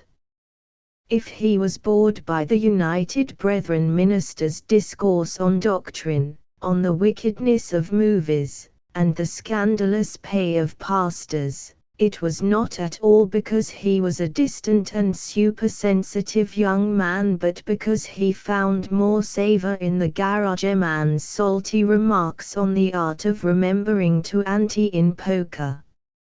Through all the state there were celebrated poker players, rustic-looking men with stolid faces, men who sat in shirt sleeves, chewing tobacco, men whose longest remark was "buy me," and who delighted to plunder the gilded and condescending traveling salesman. When there was news of a big game on, the county sports dropped in silently and went to work. The sewing machine agent from Leopolis, the undertaker from Vanderhyde's Grove, the bootlegger from St. Luke, the red fat man from Melody who had no known profession. Once, still do men tell of it gratefully, up and down the valley, they played for 72 unbroken hours, in the office of the Wheat Sylvania garage. It had been a livery stable, it was littered with ropes and long whips, and the smell of horses mingled with the reek of gasoline. The players came and went, and sometimes they slept on the floor for an hour or two, but they were never less than 4 in the game. The stink of cheap feeble cigarettes and cheap powerful cigars hovered about the table like a malign spirit. The floor was scattered with stubs, matches, old cards, and whiskey bottles. Among the warriors were Martin, Alec Ingleblood the barber, and a highway engineer, all of them stripped to flannel undershirts, not moving for hour on hour, ruffling their cards, eyes squinting and vacant. When Bert Tozer heard of the affair, he feared for the good fame of Wheat Sylvania, and to everyone he gossiped about Martin's evil ways and his own patience. Thus it happened that while Martin was at the height of his prosperity and credit as a physician, along the Pony River Valley sinuated the whispers that he was a gambler, that he was a drinking man, that he never went to church, and all the godly enjoyed mourning. Too bad to see a decent young man like that going to the dogs. Martin was as impatient as he was stubborn. He resented the well-meant greetings, "You ought to leave a little hooch for the rest of us to drink, Doc, or I suppose you're too busy playing poker to drive out to the house and take a look at the woman." He was guilty of an absurd and boyish tactlessness when he heard Norblom observing to the postmaster, "A fellow that calls himself a doctor just because he had luck with that fool Agnes Ingleblood, he hadn't ought to go getting drunk and disgracing." Martin stopped. "Norblom, you talking about me?" The storekeeper turned slowly. "I got more important things to do and talk about you," he cackled. As Martin went on he heard laughter. He told himself that these villagers were generous, that their snooping was in part an affectionate interest, and inevitable in a village where the most absorbing event of the year was the United Brethren Sunday School picnic on 4th of July. But he could not rid himself of twitchy discomfort at their unending and maddeningly detailed comments on everything. He felt as though the lightest word he said in his consultation room would be megaphoned from flapping ear to ear all down the country roads. He was contented enough in gossiping about fishing with the barber, nor was he condescending to meteorologicomania. But except for Lyra he had no one with whom he could talk of his work. Angus Dewar had been cold, but Angus had his teeth into every change of surgical technique, and he was an acrid debater. Martin saw that, unless he struggled, not only would he harden into timid morality under the pressure of the village, but be fixed in a routine of prescriptions and bandaging. He might find a stimulant in Dr. Hesselink of Groningen. He had seen Hesselink only once, but everywhere he heard of him as the most honest practitioner in the valley. On impulse Martin drove down to call on him. Dr. Hesselink was a man of 40, ruddy, tall, broad-shouldered. You knew immediately that he was careful and that he was afraid of nothing, however much he might lack in imagination. He received Martin with no vast ebullience, and his stare said, "Well, what do you want? I'm a busy man." Dr. Martin chattered, "Do you find it hard to keep up with medical developments?" "No." "Read the medical journals?" "Well, don't you? Gosh, I don't want to get sentimental about it, but don't you find that without contact with the big guns you get mentally lazy, sort of lacking in inspiration?" "I do not. There's enough inspiration for me in trying to help the sick." To himself Martin was protesting, "All right, if you don't want to be friendly, go to the devil." But he tried again, "I know. But for the game of the thing, for the pleasure of increasing medical knowledge, how can you keep up if you don't have anything but routine practice among a lot of farmers?" "Arrowsmith, I may do you an injustice, but there's a lot of you young practitioners who feel superior to the farmers, that are doing their own jobs better than you are. You think that if you were only in the city with libraries and medical meetings and everything, you'd develop. Well, I don't know of anything to prevent your studying at home.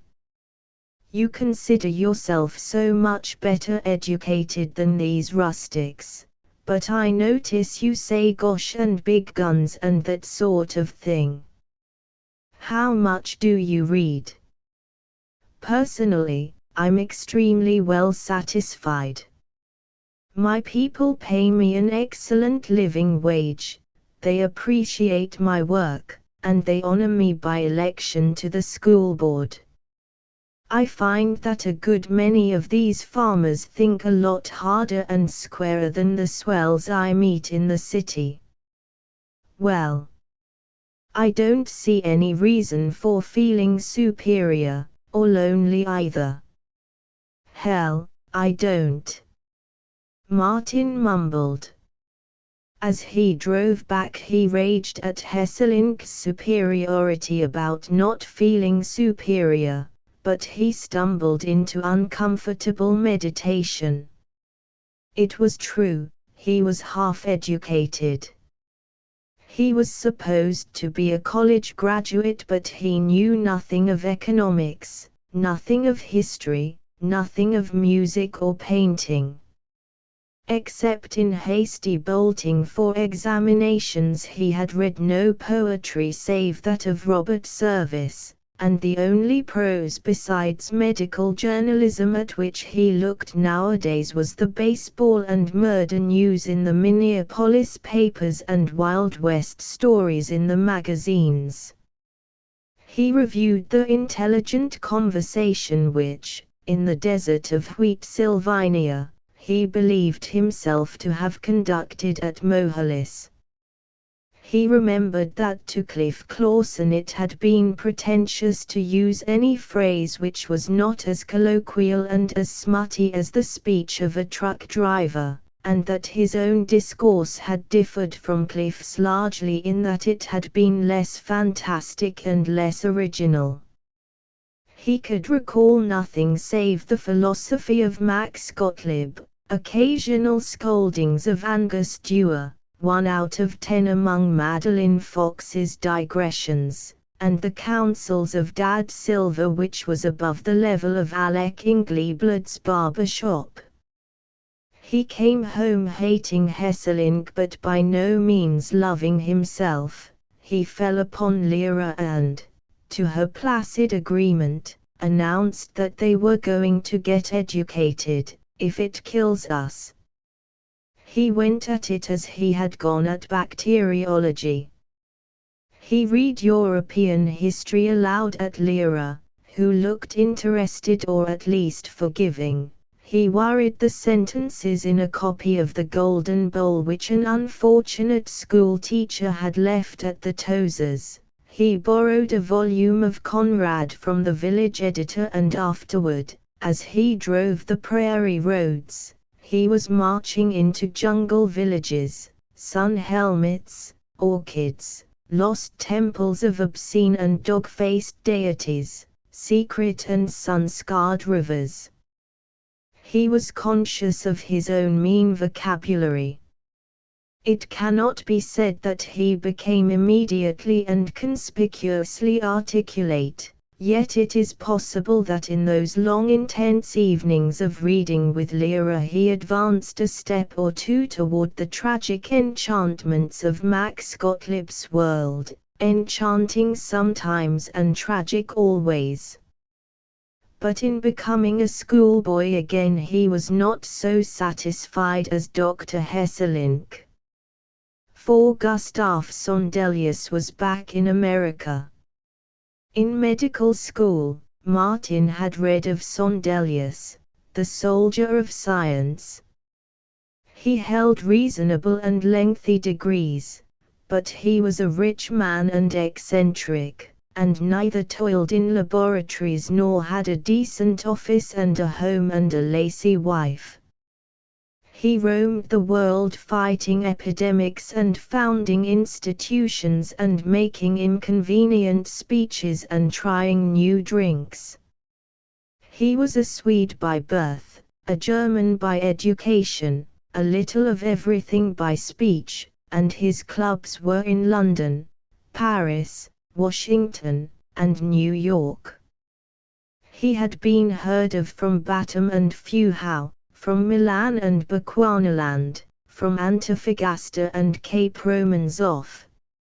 Manson on tropical diseases mentions Sondelius's admirable method of killing rats with hydrocyanic acid gas, and the sketch once mentioned his atrocious system in Baccarat. Gustav Sondelius shouted, in high places and low, that most diseases could be and must be wiped out, that tuberculosis, cancer, typhoid, the plague, influenza, were an invading army against which the world must mobilize, literally, that public health authorities must supersede generals and oil kings.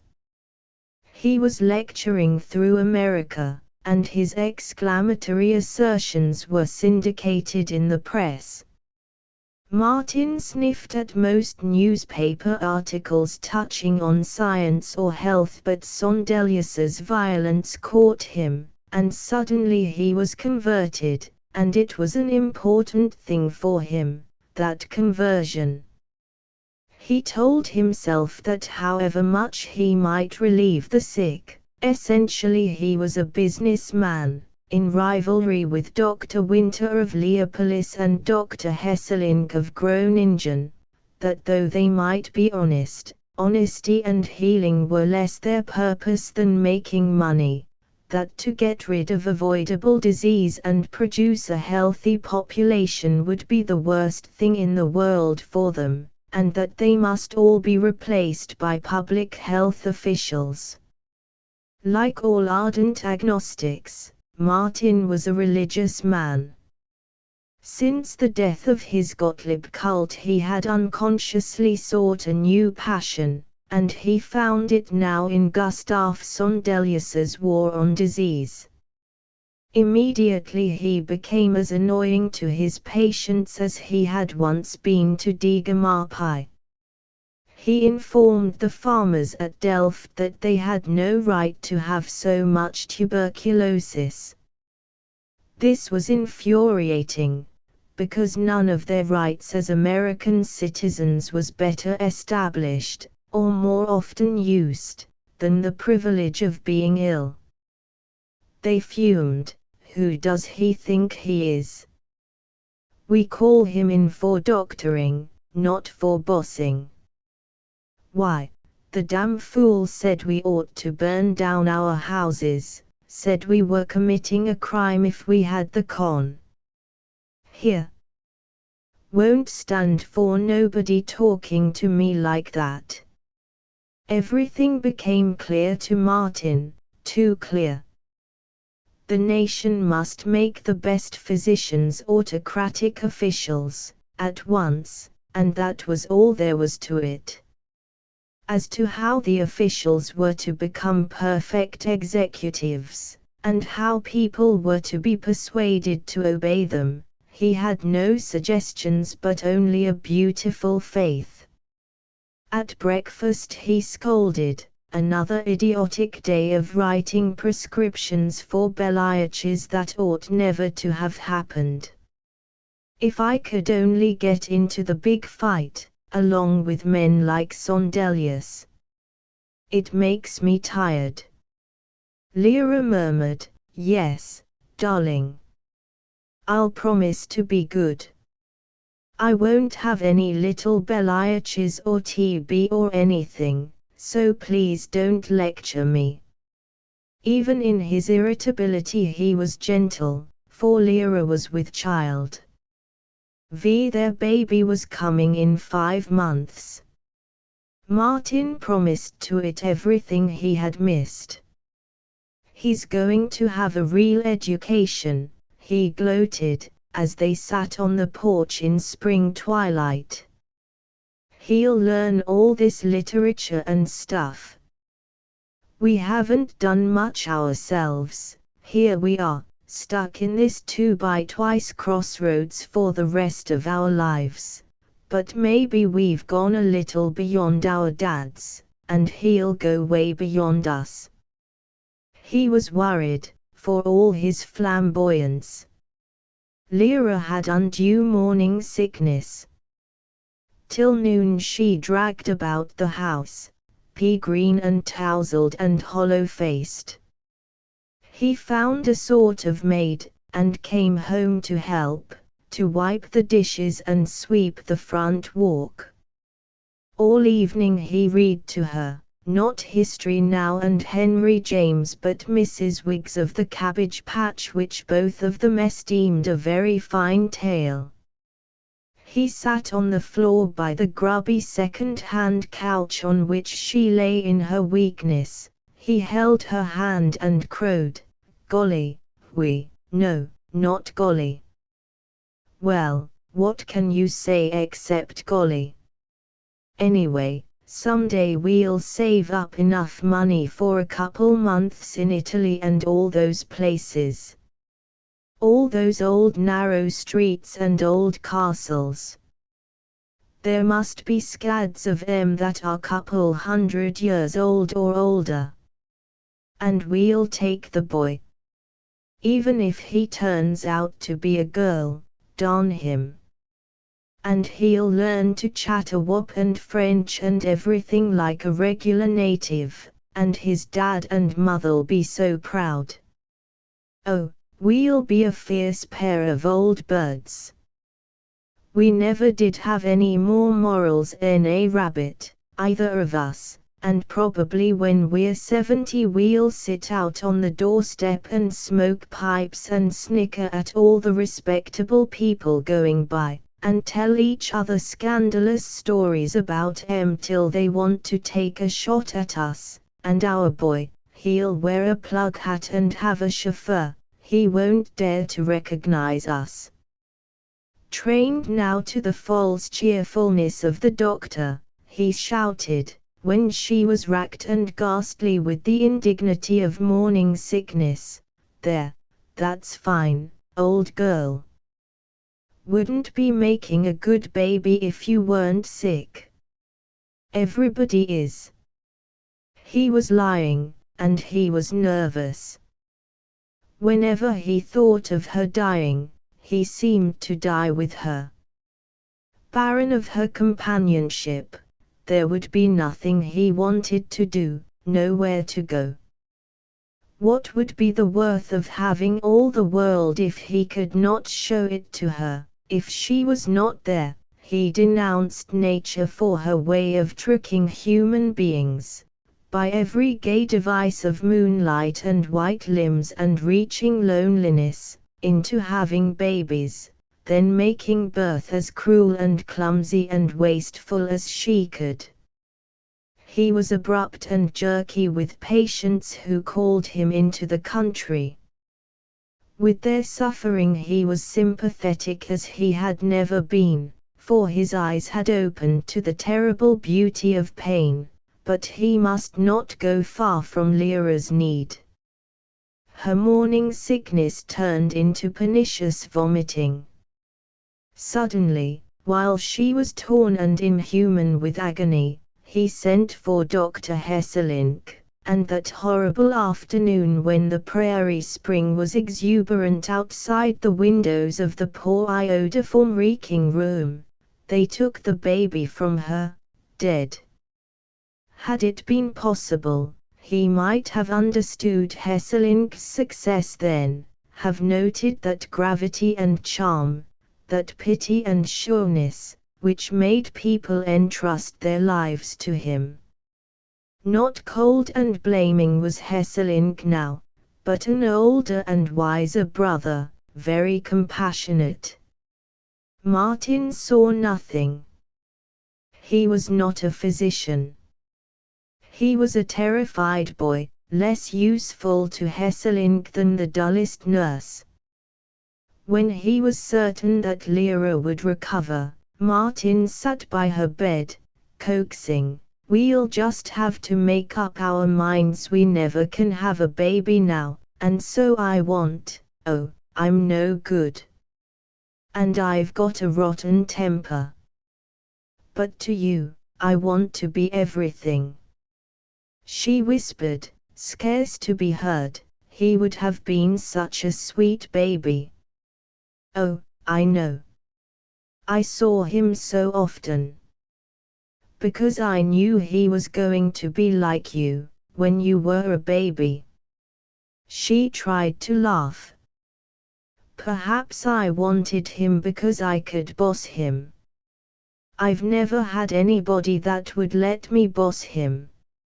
So if I can't have a real baby, I'll have to bring you up. Make you a great man that everybody will wonder at, like your son Delius.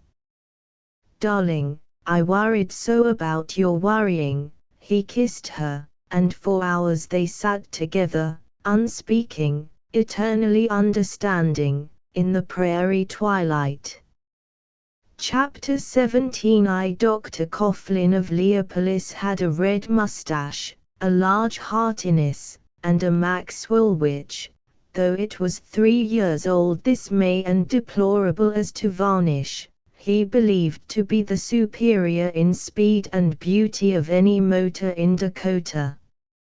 He came home in high cheerfulness, rode the youngest of his 3 children pickaback, and remarked to his wife, "Tessie, I got a swell idea."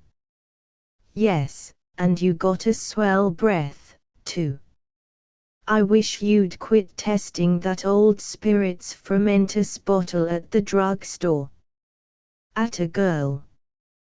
"But honest, listen." "I will not." She bussed him heartily. "Nothing doing about driving to Los Angeles this summer. Too far, with all the brats squalling." "Sure. All right. But I mean, let's pack up and light out and spend a week touring round the state. Say tomorrow or next day. Got nothing to keep me now except that obstetrical case, and we'll hand that over to Winter." "All right. We can try out the new thermos bottles." Dr. Coughlin, his lady, and the children started at 4 in morning. The car was at first too well arranged to be interesting, but after 3 days, as he approached you on the flat road that without an inch of curving was slashed 4 leagues through the grassy young wheat, you saw the doctor in his khaki suit, his horn-rimmed spectacles, and white linen boating hat, his wife in a green flannel blouse and a lace boudoir cap. The rest of the car was slightly confused.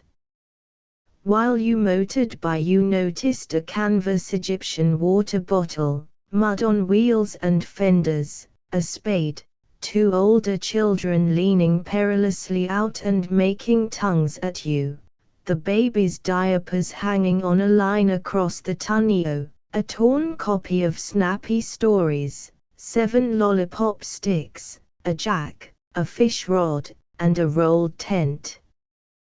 Your last impression was of 2 large pennants labeled Leopolis, ND, and Excuse Our Dust. The Coughlins had agreeable adventures. Once they were stuck in a mud hole. To the shrieking admiration of the family, the doctor got them out by making a bridge of fence rails. Once the ignition ceased and, while they awaited a garageman summoned by telephone, they viewed a dairy farm with an electrical milking machine. All the way they were broadened by travel, and discovered the wonders of the great world. The movie theatre at Roundup, which had for orchestra not only a hand-played piano but also a violin, the Black Fox Farm at Melody, and the Severance Water Tower, which was said to be the tallest in central North Dakota. Dr. Coughlin dropped in to pass the time of day, as he said, with all the doctors. At St. Luke he had an intimate friend in Dr. Trump, at least they had met twice, at the annual meetings of the Pony River Valley Medical Association. When he told Trump how bad they had found the hotels, Trump looked uneasy and conscientious, and sighed, "If the wife could fix it up somehow, I'd like to invite you all to stay with us tonight." "Oh, don't want to impose on you." "Sure, it wouldn't be any trouble," said Coughlin. After Mrs. Trump had recovered from her desire to call her husband aside and make unheard but vigorous observations, and after the oldest Trump boy had learned that it wasn't nice for a little gentleman to kick his wee guests that came from so far, far away, they were all very happy. Mrs. Coughlin and Mrs. Trump bewailed the cost of laundry soap and butter, and exchanged recipes for pickled peaches, while the men, sitting on the edge of the porch, their knees crossed, eloquently waving their cigars, gave themselves up to the ecstasy of shop talk. "Say, doctor, how do you find collections?" It was Coughlin speaking, or it might have been Trump. "Well, they're pretty good. These Germans pay up first rate. Never send 'em a bill, but when they've harvested they come in and say, 'How much do I owe you, doctor?' Yeah, the Germans are pretty good pay." "Yump, they certainly are. Not many deadbeats among the Germans." "Yes, that's a fact. Say, tell me, doctor, what do you do with your jaundice cases?" "Well, I'll tell you, doctor, if it's a persistent case I usually give ammonium chloride." "Do you?" "I've been giving ammonium chloride, but here the other day I see a communication in the Journal of the AMA where a fellow was claiming it wasn't any good." "Is that a fact?" Well, I didn't see that." Well. Say, doctor, do you find you can do much with asthma?" "Well now, doctor, just in confidence, I'm going to tell you something that may strike you as funny, but I believe that foxes' lungs are fine for asthma, and TB too. I told that to a Sioux City pulmonary specialist one time and he laughed at me, said it wasn't scientific, and I said to him, 'Hell.' I said, 'Scientific.' I said, I don't know if it's the latest fad and wrinkle in science or not, I said, but I get results, and that's what I'm looking for, results. I said. I tell you, a plug GP may not have a lot of letters after his name, but he sees a slew of mysterious things that he can't explain, and I swear I believe most of these damn alleged scientists could learn a whale of a lot from the plain country practitioners, let me tell you. Yeah, that's a fact. Personally, I'd rather stay right here in the country and be able to do a little hunting and take it easy than be the classiest specialist in the cities. One time I kind of figured on becoming an X-ray specialist, place in New York where you can take the whole course in 8 weeks, and maybe settling in Butte or Sioux Falls. But I figured that even if I got to making $8,000–10,000 a year, 'twouldn't he hardly mean more than 3,000 does here, and a fellow has to consider his duty to his old patients. That's so. Say, doctor, say, what sort of fellow is McMintern, down your way? Well, I don't like to knock any fellow practitioner, and I suppose he's well-intentioned, but just between you and me, he does too confounded much guesswork. Now you take you and me, we apply science to a case, instead of taking a chance and just relying on experience and going off half-cocked. But McMintern, he doesn't know enough. And say, that wife of his, she's a caution, she's got the meanest tongue in 4 counties, and the way she chases around drumming up business for Mac, well, I suppose that's their way of doing business. Is old Winter keeping going? Oh, yes, in a sort of way. You know how he is. Of course he's about 20 years behind the times, but he's a great hand-holder, keeps some fool woman in bed 6 weeks longer than he needs to, and call around twice a day and chin with her, absolutely unnecessary. I suppose you get your biggest competition from Silza, doctor. Don't you believe it, doctor? He isn't beginning to do the practice he lets on to. Trouble with Silza is, he's too brash, shoots off his mouth too much, likes to hear himself talk. Oh, say, by the way, have you run into this new fellow, been located here about 2 years now, at Wheat Sylvania, Arrowsmith? No, but they say he's a good bright young fellow. Yes. They claim he's a brainy man, very well informed, and I hear his wife is a nice brainy little woman. I hear Arrowsmith hits it up too much though, likes his booze awful well. Yes, so they say. Shame, for a nice hustling young fellow. I like a nip myself, now and then, but a drinking man. Suppose he's drunk and gets called out on a case. And a fellow from down there was telling me Arrowsmith is great on books and study, but he's a freethinker, never goes to church. Is that a fact? Great mistake for any doctor to not identify himself with some good solid religious denomination, whether he believes the stuff or not. I tell you, a priest or a preacher can send you an awful lot of business.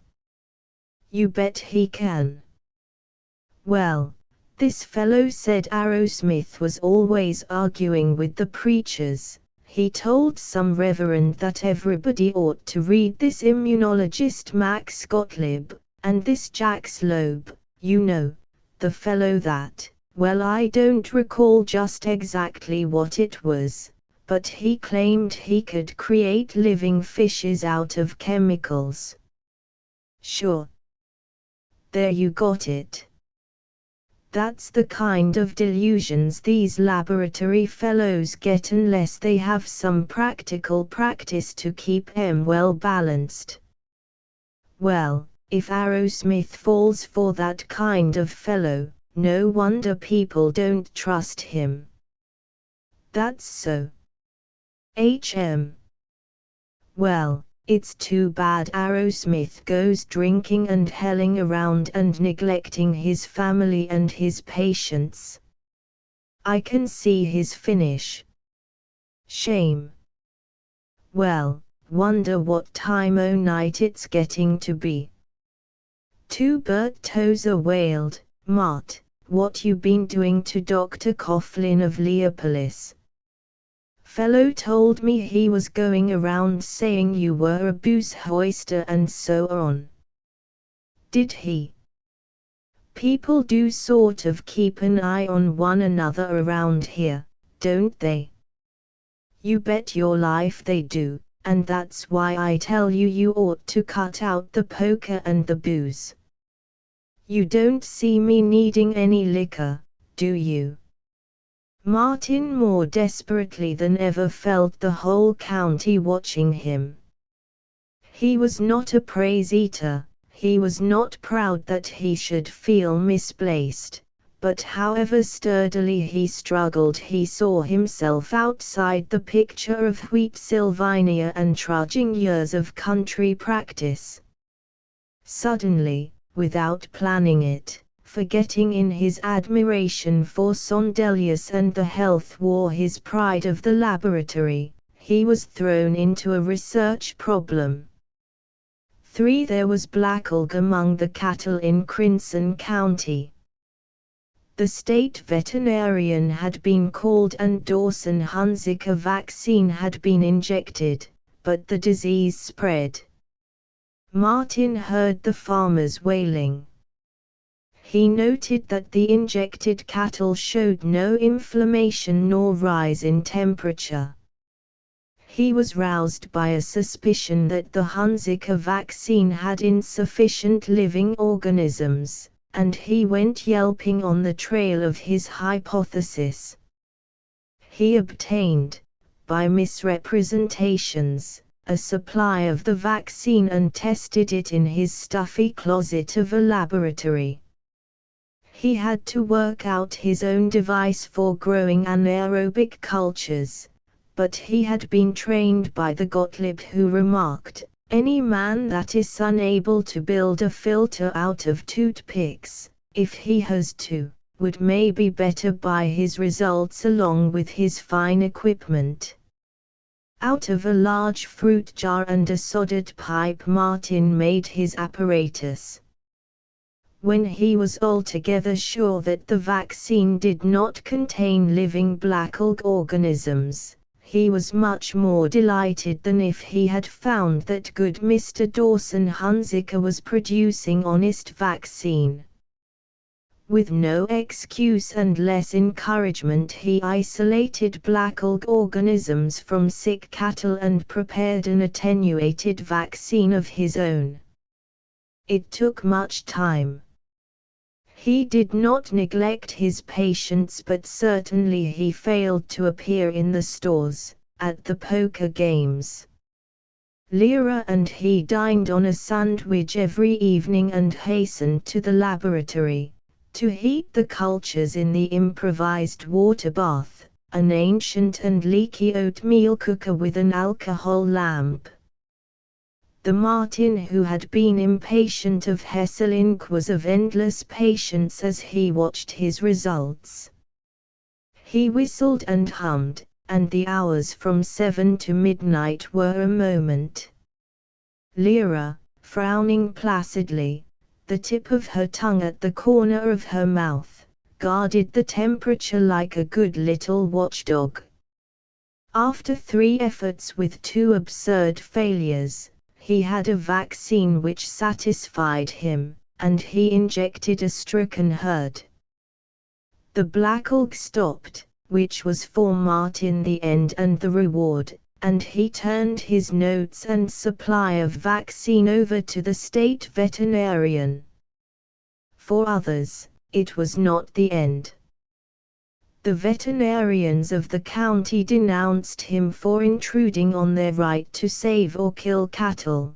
The physicians hinted, "That's the kind of monkey business that ruins the dignity of the profession." I tell you, Arrowsmith's a medical nihilist and a notoriety seeker, that's what he is. You mark my words, instead of his sticking to decent regular practice, you'll be hearing of his opening a quack sanitarium, one of these days. He commented to Lyra, "Dignity, hell. If I had my way I'd be doing research, not this cold detached stuff of Gottlieb but really practical work, and then I'd have some fellow like Sondelius take my results and jam 'em down people's throats, and I'd make them and their cattle and their tabacats healthy whether they wanted to be or not, that's what I'd do."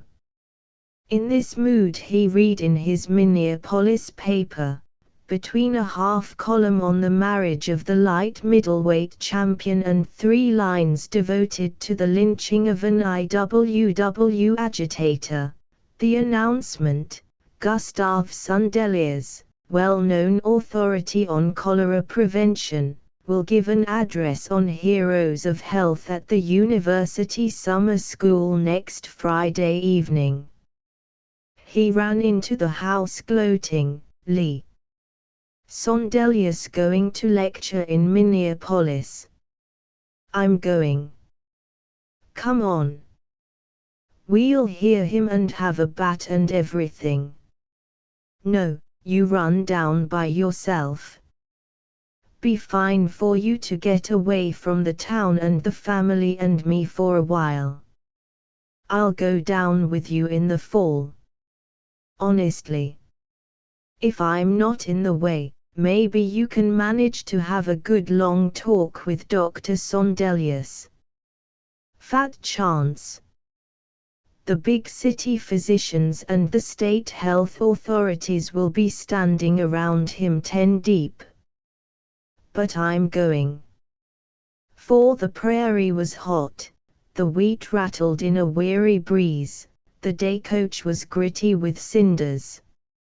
Martin was cramped by the hours of slow riding. He drowsed and smoked and meditated. "I'm going to forget medicine and everything else," he vowed.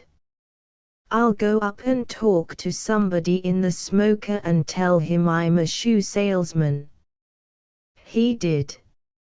Unfortunately his confidant happened to be a real shoe salesman, with a large curiosity as to what firm Martin represented, and he returned to the day coach with a renewed sense of injury. When he reached Minneapolis, in mid-afternoon, he hastened to the university and besought a ticket to the Sondelius lecture before he had even found a hotel, though not before he had found the long glass of beer which he had been picturing for 100 miles. He had an informal but agreeable notion of spending his first evening of freedom in dissipation. Somewhere he would meet a company of worthies who would succor him with laughter and talk and many drinks, not too many drinks, of course, and motor very rapidly to Lake Minnetonka for a moonlight swim. He began his search for the brethren by having a cocktail at a hotel bar and dinner in a Hennepin Avenue restaurant. Nobody looked at him. Nobody seemed to desire a companion. He was lonely for Lyra, and all his state of grace, all his earnest and simple-hearted devotion to Carousel, degenerated into sleepiness. As he turned and turned in his hotel bed he lamented, and probably the Sondelius lecture will be rotten. Probably he's simply another Roscoe Guac. In the hot night desultory students wandered up to the door of the lecture hall, scanned the modest Sondelius poster, and ambled away. Martin was half-minded to desert with them, and he went in sulkily. The hall was a third full of summer students and teachers, and men who might have been doctors or school principals. He sat at the back, fanning with his straw hat, disliking the man with side whiskers who shared the row with him, disapproving of Gustav Sondelius, and as to himself having no good opinions whatever. Then the room was charged with vitality. Down the central aisle, ineffectively attended by a small fussy person, thundered a man with a smile, a broad brow, and a straw pile of curly flaxen hair, a Newfoundland dog of a man. Martin sat straight. He was strengthened to endure even the depressing man with side whiskers as Sondelius launched out, in a musical bellow with Swedish pronunciation and Swedish sing-song. The medical profession can have but one desire, to destroy the medical profession.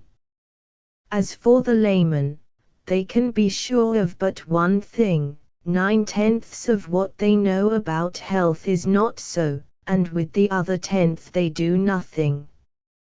As Butler shows in Iruhan, the swine stole that idea from me, too, maybe 30 years before I ever got it.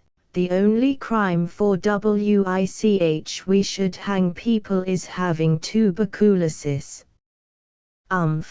Grunted the studious audience, doubtful whether it was fitting to be amused, offended, bored, or edified.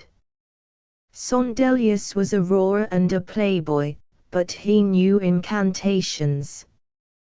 With him Martin watched the heroes of Yellow Fever, Reed, Agrammont, Carroll, and Lazier. With him he landed in a Mexican port stilled with the plague and famished beneath the virulent sun.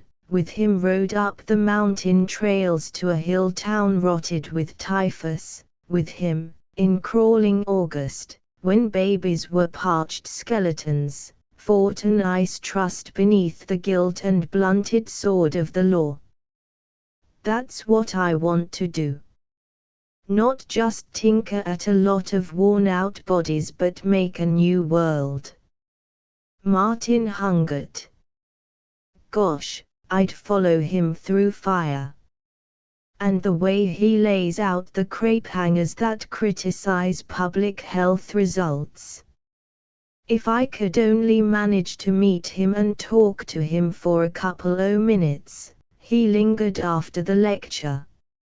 A dozen people surrounded Sondelius on the platform, a few shook hands, a few asked questions, a doctor worried, but how about the danger of free clinics and all those things drifting into socialism? Martin stood back till Sondelius had been deserted. A janitor was closing the windows, very firmly and suggestively. Sondelius looked about, and Martin would have sworn that the great man was lonely. He shook hands with him, and quaked, "Sir, if you aren't due someplace, I wonder if you'd like to come out and have a." Sondelius loomed over him in solar radiance and rumbled, "Have a drink?" "Well, I think maybe I would. How did the joke about the dog and his fleas go tonight? Do you think they liked it?" "Oh, sure, you bet." The warrior who had been telling of feeding 5,000 Tartars, of receiving a degree from a Chinese university and refusing a decoration from quite a good Balkan king, looked affectionately on his band of one disciple and demanded, "Was it all right, was it? Did they like it?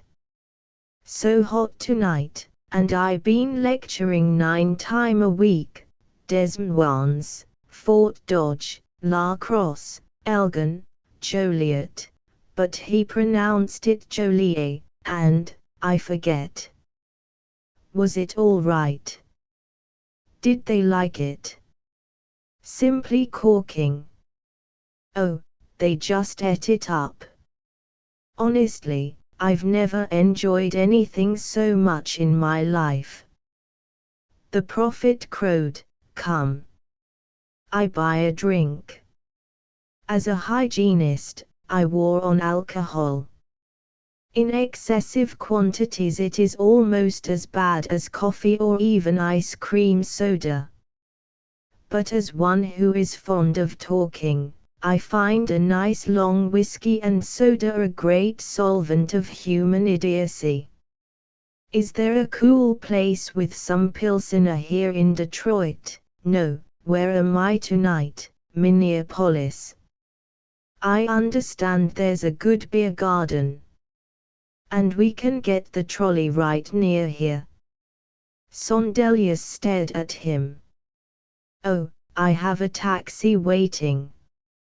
Martin was abashed by this luxury. In the taxicab he tried to think of the proper things to say to a celebrity. "Tell me, doctor, do they have city health boards in Europe?"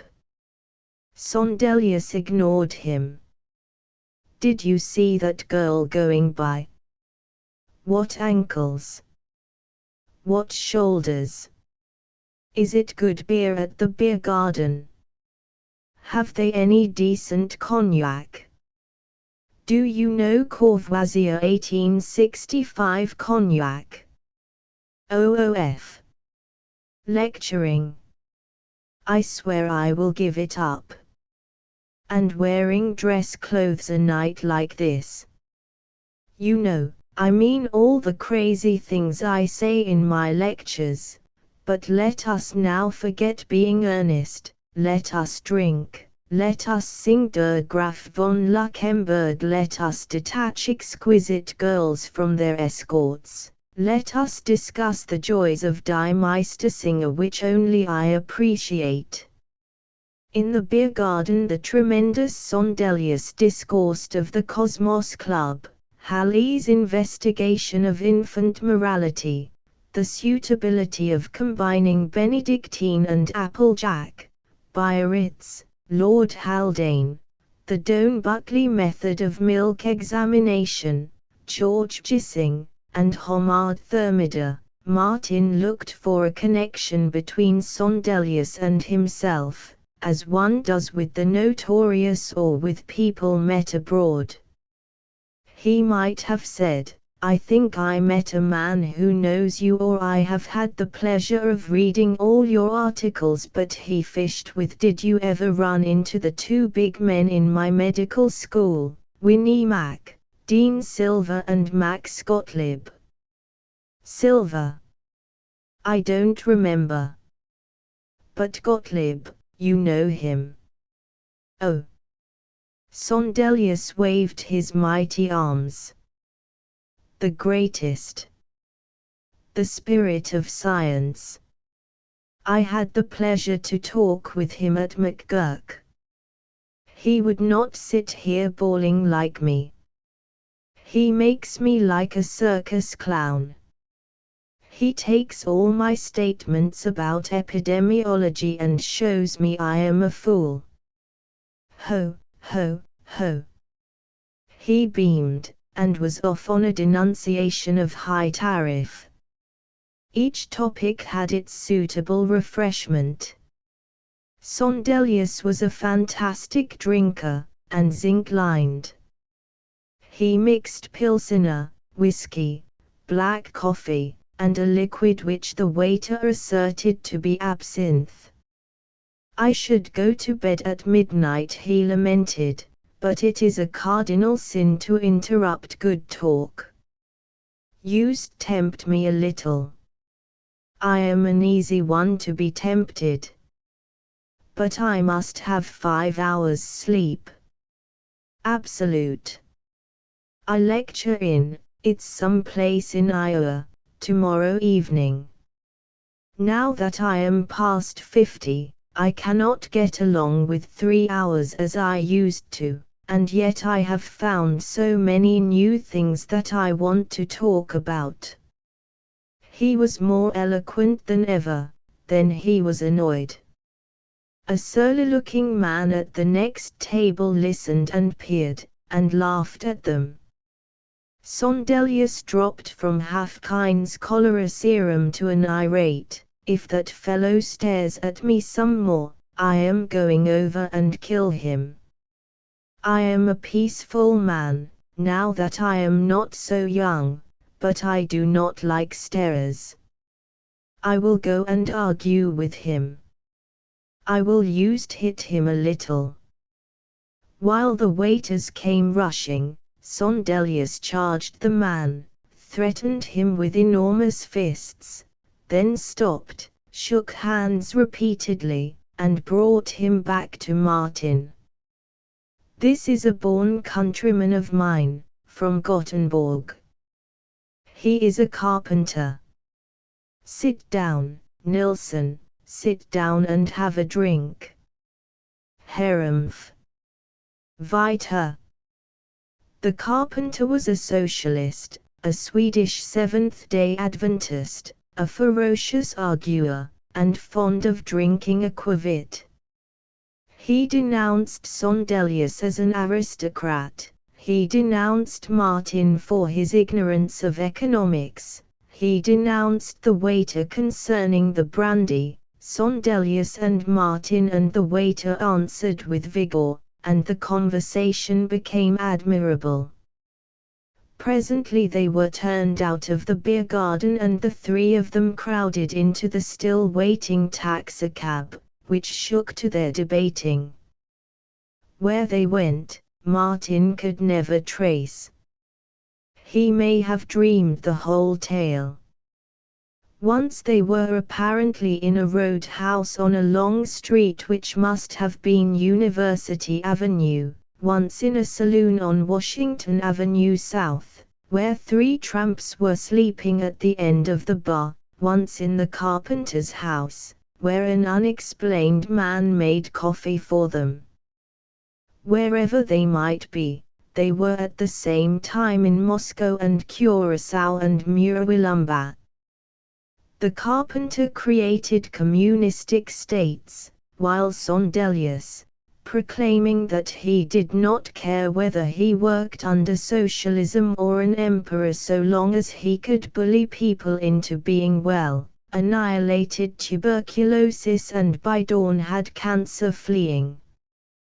They parted at 4, tearfully swearing to meet again, in Minnesota or Stockholm, in Rio or on the southern seas, and Martin started for Wheatsylvania to put an end to all this nonsense of allowing people to be ill. And the great god Sondelius had slain Dean Silver, as Silver had slain Gottlieb. Gottlieb had slain Encore Edwards the playful chemist, Edwards had slain Doc Vickerson, and Vickerson had slain the minister's son who had a real trapeze in his barn.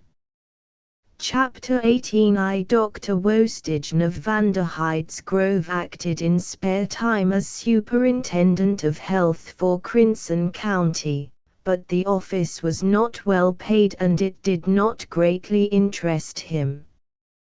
When Martin burst in and offered to do all the work for half the pay, Wostigen accepted with benevolence, assuring him that it would have a great effect on his private practice.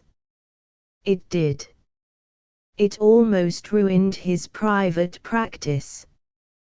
There was never an official appointment. Martin signed Wostigen's name, spelling it in various interesting ways, depending on how he felt, to papers, and the Board of County Commissioners recognized Martin's limited power, but the whole thing was probably illegal. There was small science and considerably less heroism in his first furies as a health officer, but a great deal of irritation for his fellow townsmen. He poked into yards, he denounced Mrs. Beeson for her reeking ash barrels, Mr. Norblom for piling manure on the street, and the school board for the school ventilation and lack of instruction in toothbrushing. The citizens had formerly been agitated by his irreligion, his moral looseness, and his lack of local patriotism, but when they were prodded out of their comfortable and probably beneficial dirt, they exploded. Martin was honest and appallingly earnest, but if he had the innocence of the dove he lacked the wisdom of the serpent. He did not make them understand his mission, he scarce tried to make them understand. His authority, as Wostage's alter ego, was imposing on paper but feeble in action, and it was worthless against the stubbornness which he aroused. He advanced from garbage spying to a drama of infection. The community at Delft had a typhoid epidemic which slackened and continually reappeared. The villagers believed that it came from a tribe of squatters 6 miles up the creek, and they considered lynching the offenders, as a practical protest and an interesting break in wheat farming. When Martin insisted that in 6 miles the creek would purify any waste and that the squatters were probably not the cause, he was amply denounced.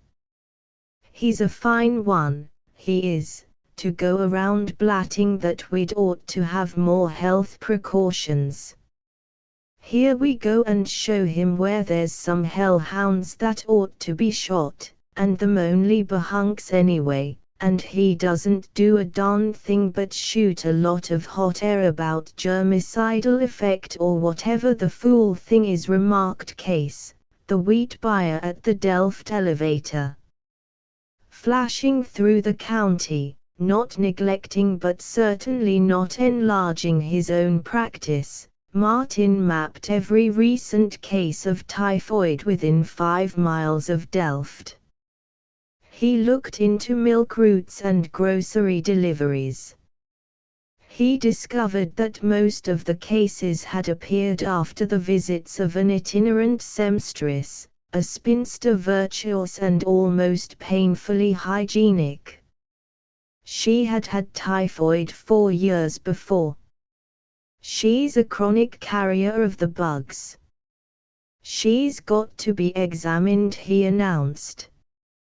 He found her sewing at the house of an old farmer preacher. With modest indignation she refused to be examined, and as he went away she could be heard weeping at the insult, while the preacher cursed him from the doorstep. He returned with the township police officer and had the seamstress arrested and confined in the segregation ward of the county poor farm. In her discharges he found billions of typhoid bacilli. The frail and decent body was not comfortable in the board-lined whitewashed ward. She was shamed and frightened. She had always been well beloved, a gentle, shabby, bright-eyed spinster who brought presents to the babies, helped the overworked farm wives to cook dinner, and sang to the children in her thin sparrow voice. Martin was reviled for persecuting her.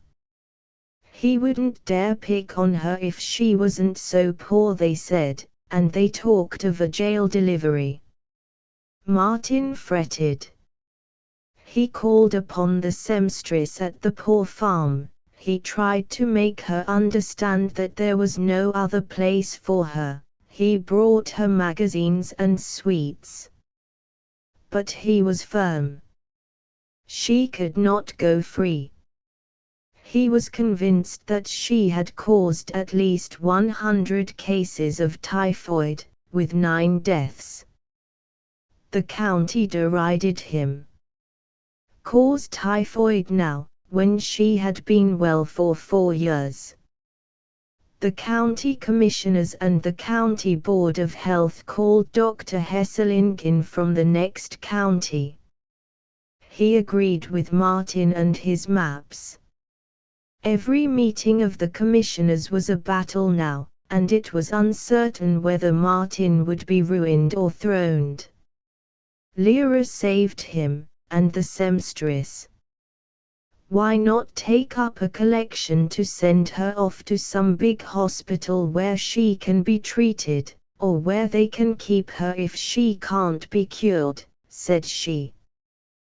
The seamstress entered a sanitarium, and was amiably forgotten by everybody for the rest of her life, and his recent enemies said of Martin, "He's mighty smart, and right on the job."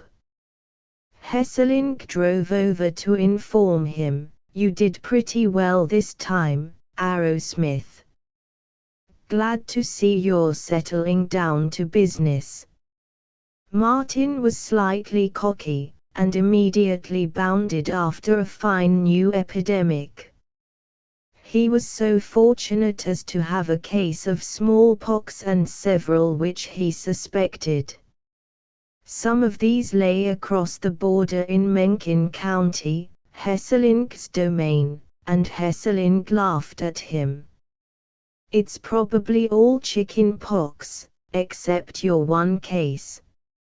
Mighty rarely you get smallpox in summer," he chuckled, while Martin raged up and down the 2 counties, proclaiming the scourge, imploring everyone to be vaccinated, thundering, "There's going to be all hell let loose here in 10 or 15 days.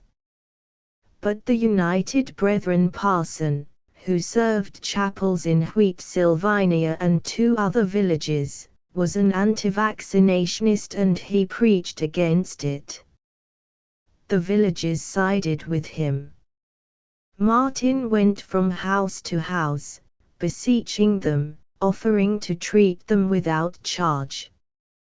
As he had never taught them to love him and follow him as a leader, they questioned, they argued long and easily on doorsteps, they cackled that he was drunk.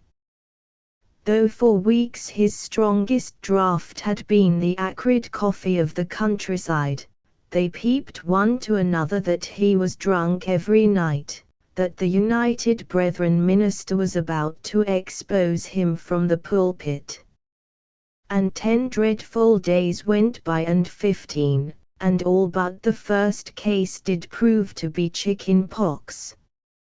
Hesselink gloated and the village roared and Martin was the butt of the land.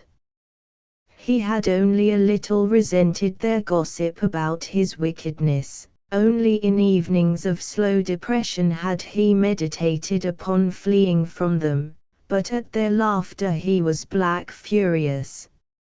Lyra comforted him with cool hands. "It'll pass over," she said. But it did not pass.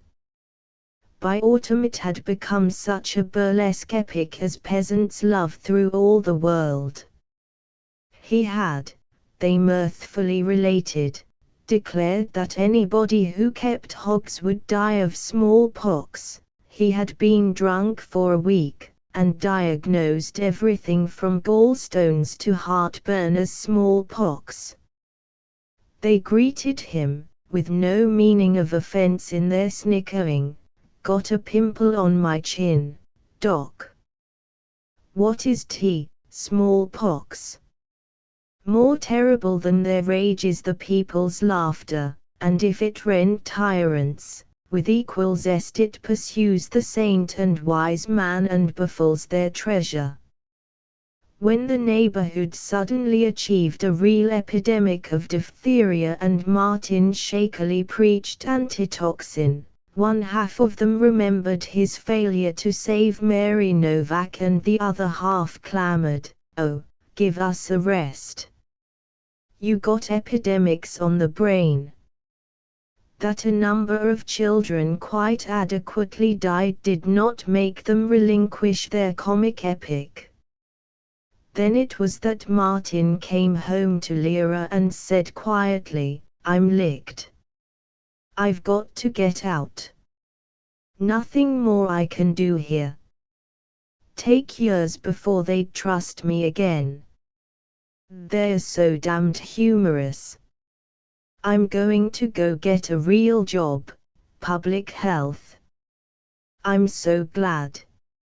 You're too good for them here. We'll find some big place where they'll appreciate your work. No, that's not fair. I've learned a little something. I've failed here. I've antagonized too many people. I didn't know how to handle them. We could stick it out, and I would, except that life is short and I think I'm a good worker in some ways. Been worrying about being a coward, about running away, turning my, what is it? Turning my hand from the plow. I don't care now. By God, I know what I can do. Gottlieb saw it. And I want to get to work. On we go. All right. Of course. Too, he had read in the Journal of the American Medical Association that Gustav Sondelius was giving a series of lectures at Harvard. He wrote asking whether he knew of a public health appointment.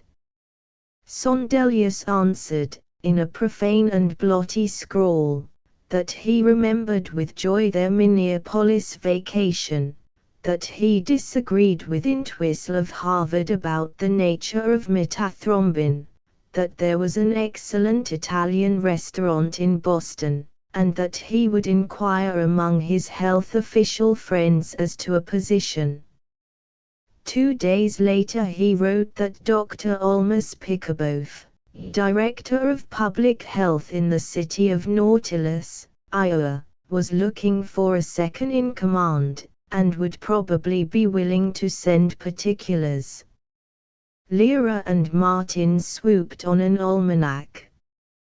Gosh! 69,000 people in Nautilus.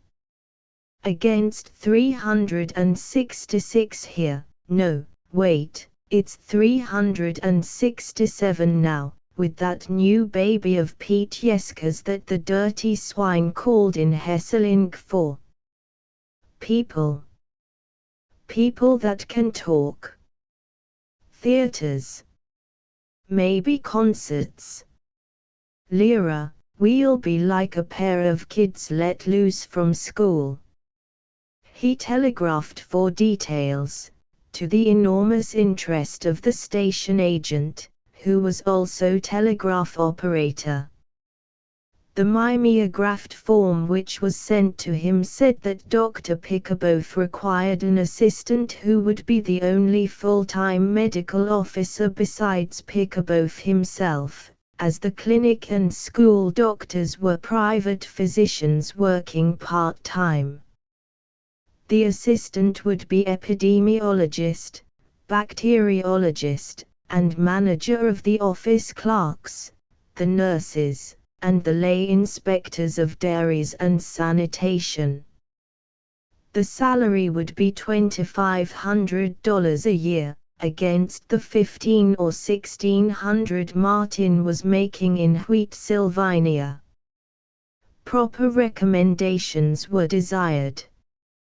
Martin wrote to Sondelius, to Dad Silver, and to Max Gottlieb, now at the McGurk Institute in New York. Dr. Pickerboth informed him, "I have received very pleasant letters from Dean Silver and Dr. Sondelius about you, but the letter from Dr. Gottlieb is quite remarkable. He says you have rare gifts as a laboratory man. I take great pleasure in offering you the appointment. Kindly wire. Not till then did Martin completely realize that he was leaving Wheatsylvania. The tedium of Bert Tozer's nagging, the spying of Pete Yesker and the Norblums, the inevitability of turning, as so many unchanging times he had turned, south from the Leopolis Road at the 2-mile grove and following again that weary, flat, unbending trail. The superiority of Dr. Hesselink and the malice of Dr. Coughlin, the round which left him no time for his dusty laboratory, leaving it all for the achievement and splendor of the great city of Nautilus. Lyra, we're going. We're really going. 3. Bert Tozer said. You know, by golly, there's folks that would call you a traitor, after all we've done for you, even if you did pay back the 1,000, to let some other doc come in here and get all that influence away from the family. Ada Quist said, I guess if you ain't any too popular with the folks around here, you'll have one fine time in a big city like Nautilus. Well, Bert and me are going to get married next year, and when you two swells make a failure of it, I suppose we'll have to take care of you at our house when you come sneaking back. Do you think we could get your house at the same rent you paid for it? Oh, Bert, why couldn't we take Mart's office instead? It would save money. Well, I've always said since we were in school together you couldn't stand a decent regular life, Ori. Mr. Tozer said, I simply can't understand it, with everything going so nice. Why, you'd be making 3,000–4,000 a year someday, if you just stuck to it. Haven't we tried to treat you nice? I don't like to have my little girl go away and leave me alone, now I'm getting on in years. And Bert gets so cranky with me and Mother, but you and Ori would always kind of listen to us. Can't you fix it somehow so you could stay? Pete Yesker said, Doc, you could have knocked me down with a feather when I heard you were going. Course you and me have scrapped about this drug business, but Lord, I been kind of half thinking about coming around sometime and offering you a partnership and let you run the drug end to suit yourself, and we could get the big agency, maybe, and work up a nice little business. I'm real sorry you're going to leave us. Well, come back someday and we'll take a shot at the ducks, and have a good laugh about that bull you made over the smallpox. I never will forget that. I was saying to the old woman just the other day, when she had an earache, ain't got smallpox, have ya, Bess? Dr. Hesselink said, Doctor, what's this I hear? You're not going away. Why? You and I were just beginning to bring medical practice in this neck of the woods up to where it ought to be, so I drove over tonight, ha. We panned you. Yes, I suppose we did, but that doesn't mean we didn't appreciate you. Small place like here or grown Injun, you have to roast your neighbors to keep busy. Why, Doctor, I've been watching you develop from an unlicked cub to a real upstanding physician, and now you're going away. You don't know how I feel. Henry Novak said, Why, Doc, you ain't going to leave us. And we got a new baby coming, and I said to the woman, just the other day, it's a good thing we got a doctor that hands you out the truth and not all this guff we used to get from Doc Winter. The wheat buyer at Delft said, "Doc, what's this I hear? You ain't going away. A fellow told me you was, and I says to him, don't be more of a damn fool than the Lord meant you to be, I says. But I got to worrying about it, and I drove over and, Doc, I fire off my mouth pretty easy, I guess. I was agin you in the typhoid epidemic, when you said that seamstress was carrying the sickness around, and then you showed me up good. Doc, if you'd like to be state senator, and if you'll stay, I got quite a little influence. Believe me, I'll get out and work my shirt off for you." Alec Ingleblood said, "You're a lucky guy." All the village was at the train when they left for Nautilus.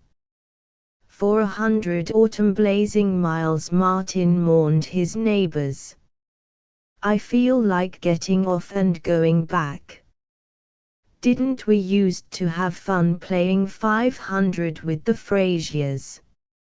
I hate to think of the kind of doctor they may get.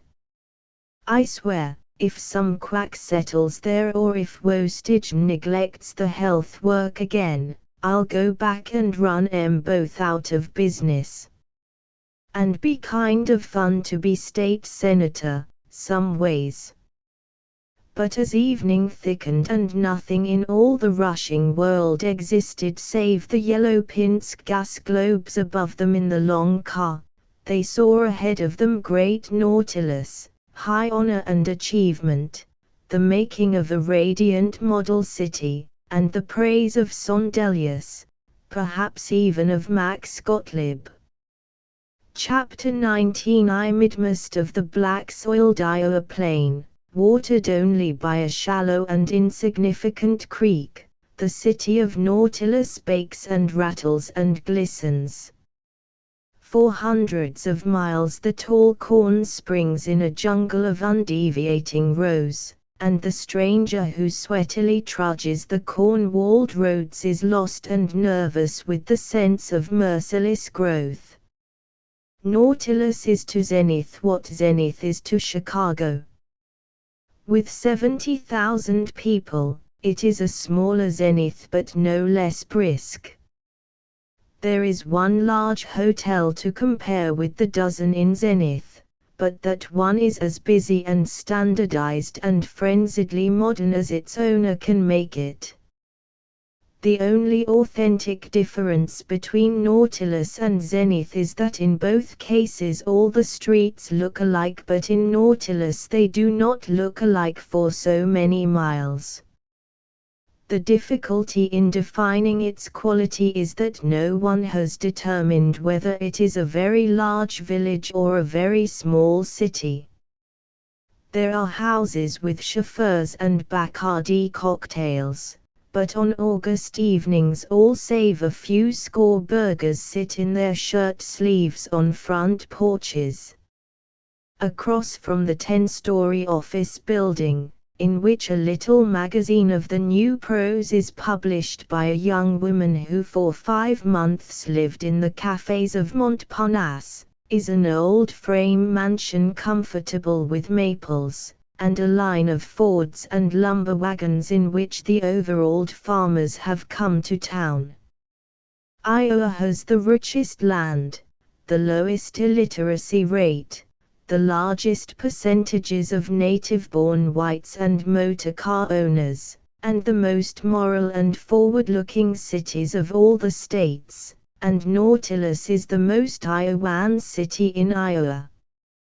1 out of every 3 persons above the age of 60 has spent a winter in California, and among them are the champion horseshoe pitcher of Pasadena and the woman who presented the turkey which Miss Mary Pickford, the cinema princess, enjoyed at her Christmas dinner in 1912.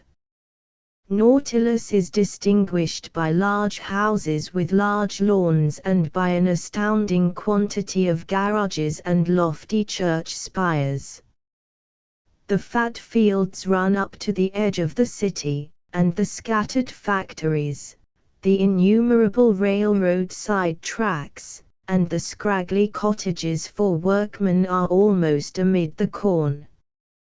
Nautilus manufactures steel windmills, agricultural implements, including the celebrated daisy manure spreader, and such corn products as maize mealies, the renowned breakfast food. It makes brick, it sells groceries wholesale, and it is the headquarters of the Corn Belt Cooperative Insurance Company. One of its smallest but oldest industries is Mugford Christian College, which has 217 students, and 16 instructors, of whom 11 are ministers of the Church of Christ. The well-known Dr. Tom Bissex is football coach, health director, and professor of hygiene, chemistry, physics, French, and German. Its shorthand and piano departments are known far beyond the limits of Nautilus, and once, though that was some years ago, Mugford held the Grinnell College baseball team down to a score of 11-5. It has never been disgraced by squabbles over teaching evolutionary biology. It never has thought of teaching biology at all. 2 Martin left Lyra at the Sims House, the old-fashioned, second-best hotel in Nautilus, to report to Dr. Pickerboth, director of the Department of Public Health. The department was on an alley, in a semi-basement at the back of that large grey stone fungus, the City Hall. When he entered the drab reception office, he was highly received by the stenographer and the 2 visiting nurses. Into the midst of their flutterings, "Did you have a good trip, Doctor?" "Dr. Pickerboth didn't hardly expect you till tomorrow, Doctor." "Is Mrs. Arrowsmith with you, Doctor?" charged Pickerboth, thundering welcomes. Dr. Olmus Pickerboth was 48. He was a graduate of Mugford College and of the Wassow Medical School. He looked somewhat like President Roosevelt, with the same squareness and the same bristly mustache, and he cultivated the resemblance. He was a man who never merely talked, he either bubbled or made orations. He received Martin with farewells which he gave after the manner of a college cheer. He showed him through the department, led him into the director's private office, gave him a cigar, and burst the dam of manly silence. "Doctor, I'm delighted to have a man with your scientific inclinations. Not that I should consider myself entirely without them. In fact, I make it a regular practice to set aside a period for scientific research, without a certain amount of which even the most ardent crusade for health methods would scarcely make much headway." It sounded like the beginning of a long seminar. Martin settled in his chair. He was doubtful about his cigar, but he found that it helped him to look more interested. "But with me, I admit, it's a matter of temperament. I have often hoped that, without any desire whatever for mere personal aggrandizement, the powers above may yet grant me the genius to become at once the Roosevelt and the Longfellow of the great and universally growing movement for public health measures. Is your cigar too mild, Doctor? Or perhaps it would be better to say the Kipling of public health rather than the Longfellow, because despite the beautiful passages and high moral atmosphere of the Sage of Cambridge, his poetry lacked the swing and punch of Kipling.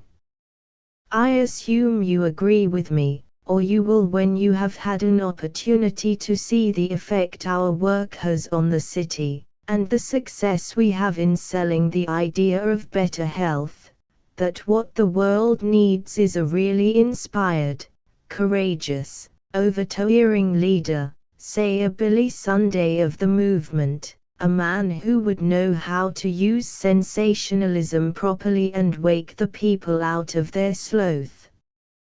Sometimes the papers, and I can only say they flatter me when they compare me with Billy Sunday, the greatest of all evangelists and Christian preachers, sometimes they claim that I'm too sensational.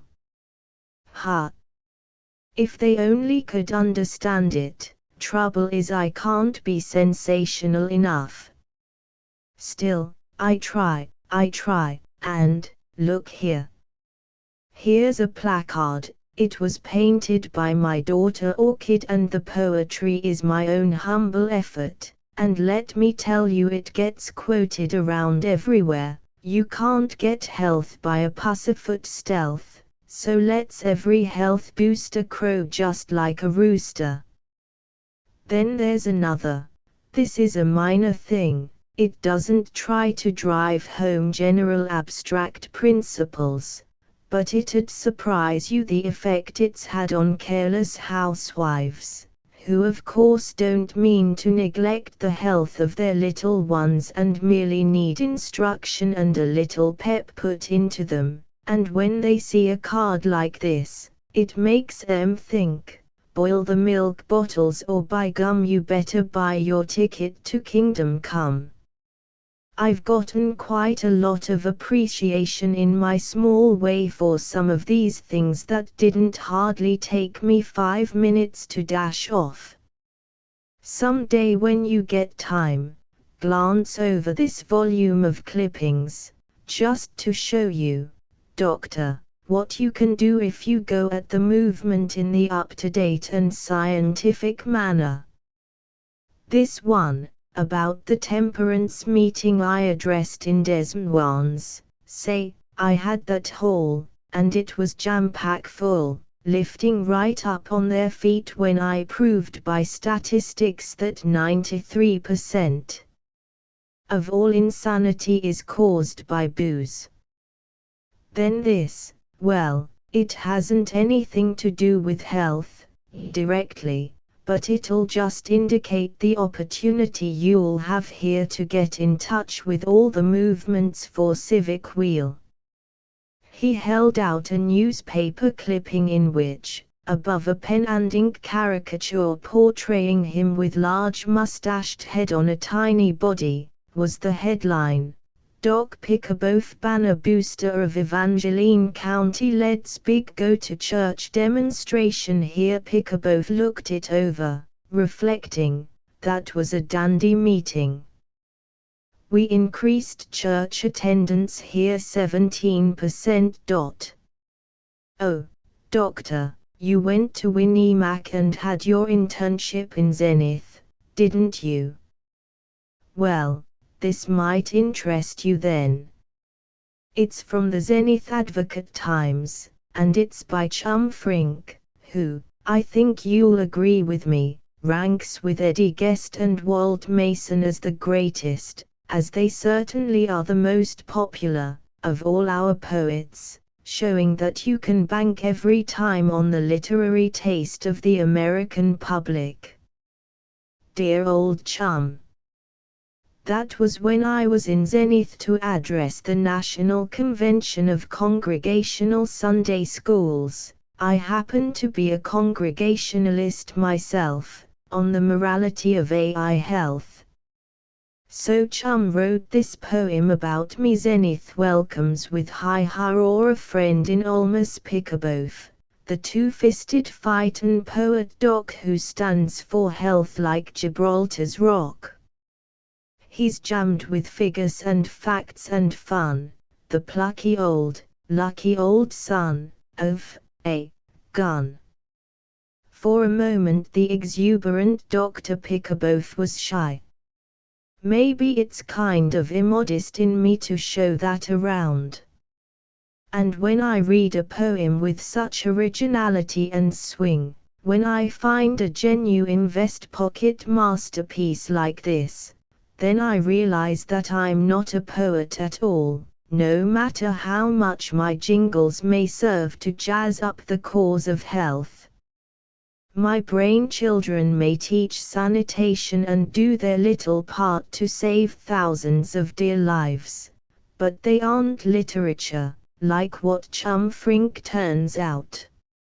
No, I guess I'm nothing but just a plain scientist in an office. Still, you'll readily see how one of these efforts of mine, just by having a good laugh and a punch and some melody in it, does gild the pill and make careless folks stop spitting on the sidewalks, and get out into God's great outdoors and get their lungs packed full of ozone and lead a real hairy-chested life. In fact, you might care to look over the first number of a little semi-yearly magazine I'm just starting. I know for a fact that a number of newspaper editors are going to quote from it and so carry on the good work as well as boost my circulation. He handed to Martin a pamphlet entitled Pick-a-Both Pickings. In verse and aphorism, Pickings recommended good health, good roads, good business, and the single standard of morality. Dr. Pick-a-Both backed up his injunctions with statistics as impressive as those the Reverend I.A. Hinckley had once used at Deegamarpai. Martin was edified by an item which showed that among all families divorced in Ontario, Tennessee, and southern Wyoming in 1912, the appalling number of 53% of the husbands drank at least one glass of whiskey daily. Before this warning had sunk in, Pick-a-Both snatched Pickings from him with a boyish, "Oh, you won't want to read any more of my rot. You can look it over some future time. But this second volume of my clippings may perhaps interest you, just as a hint of what a fellow can do." While he considered the headlines in the scrapbook, Martin realized that Dr. Pick-a-Both was vastly better known than he had realized.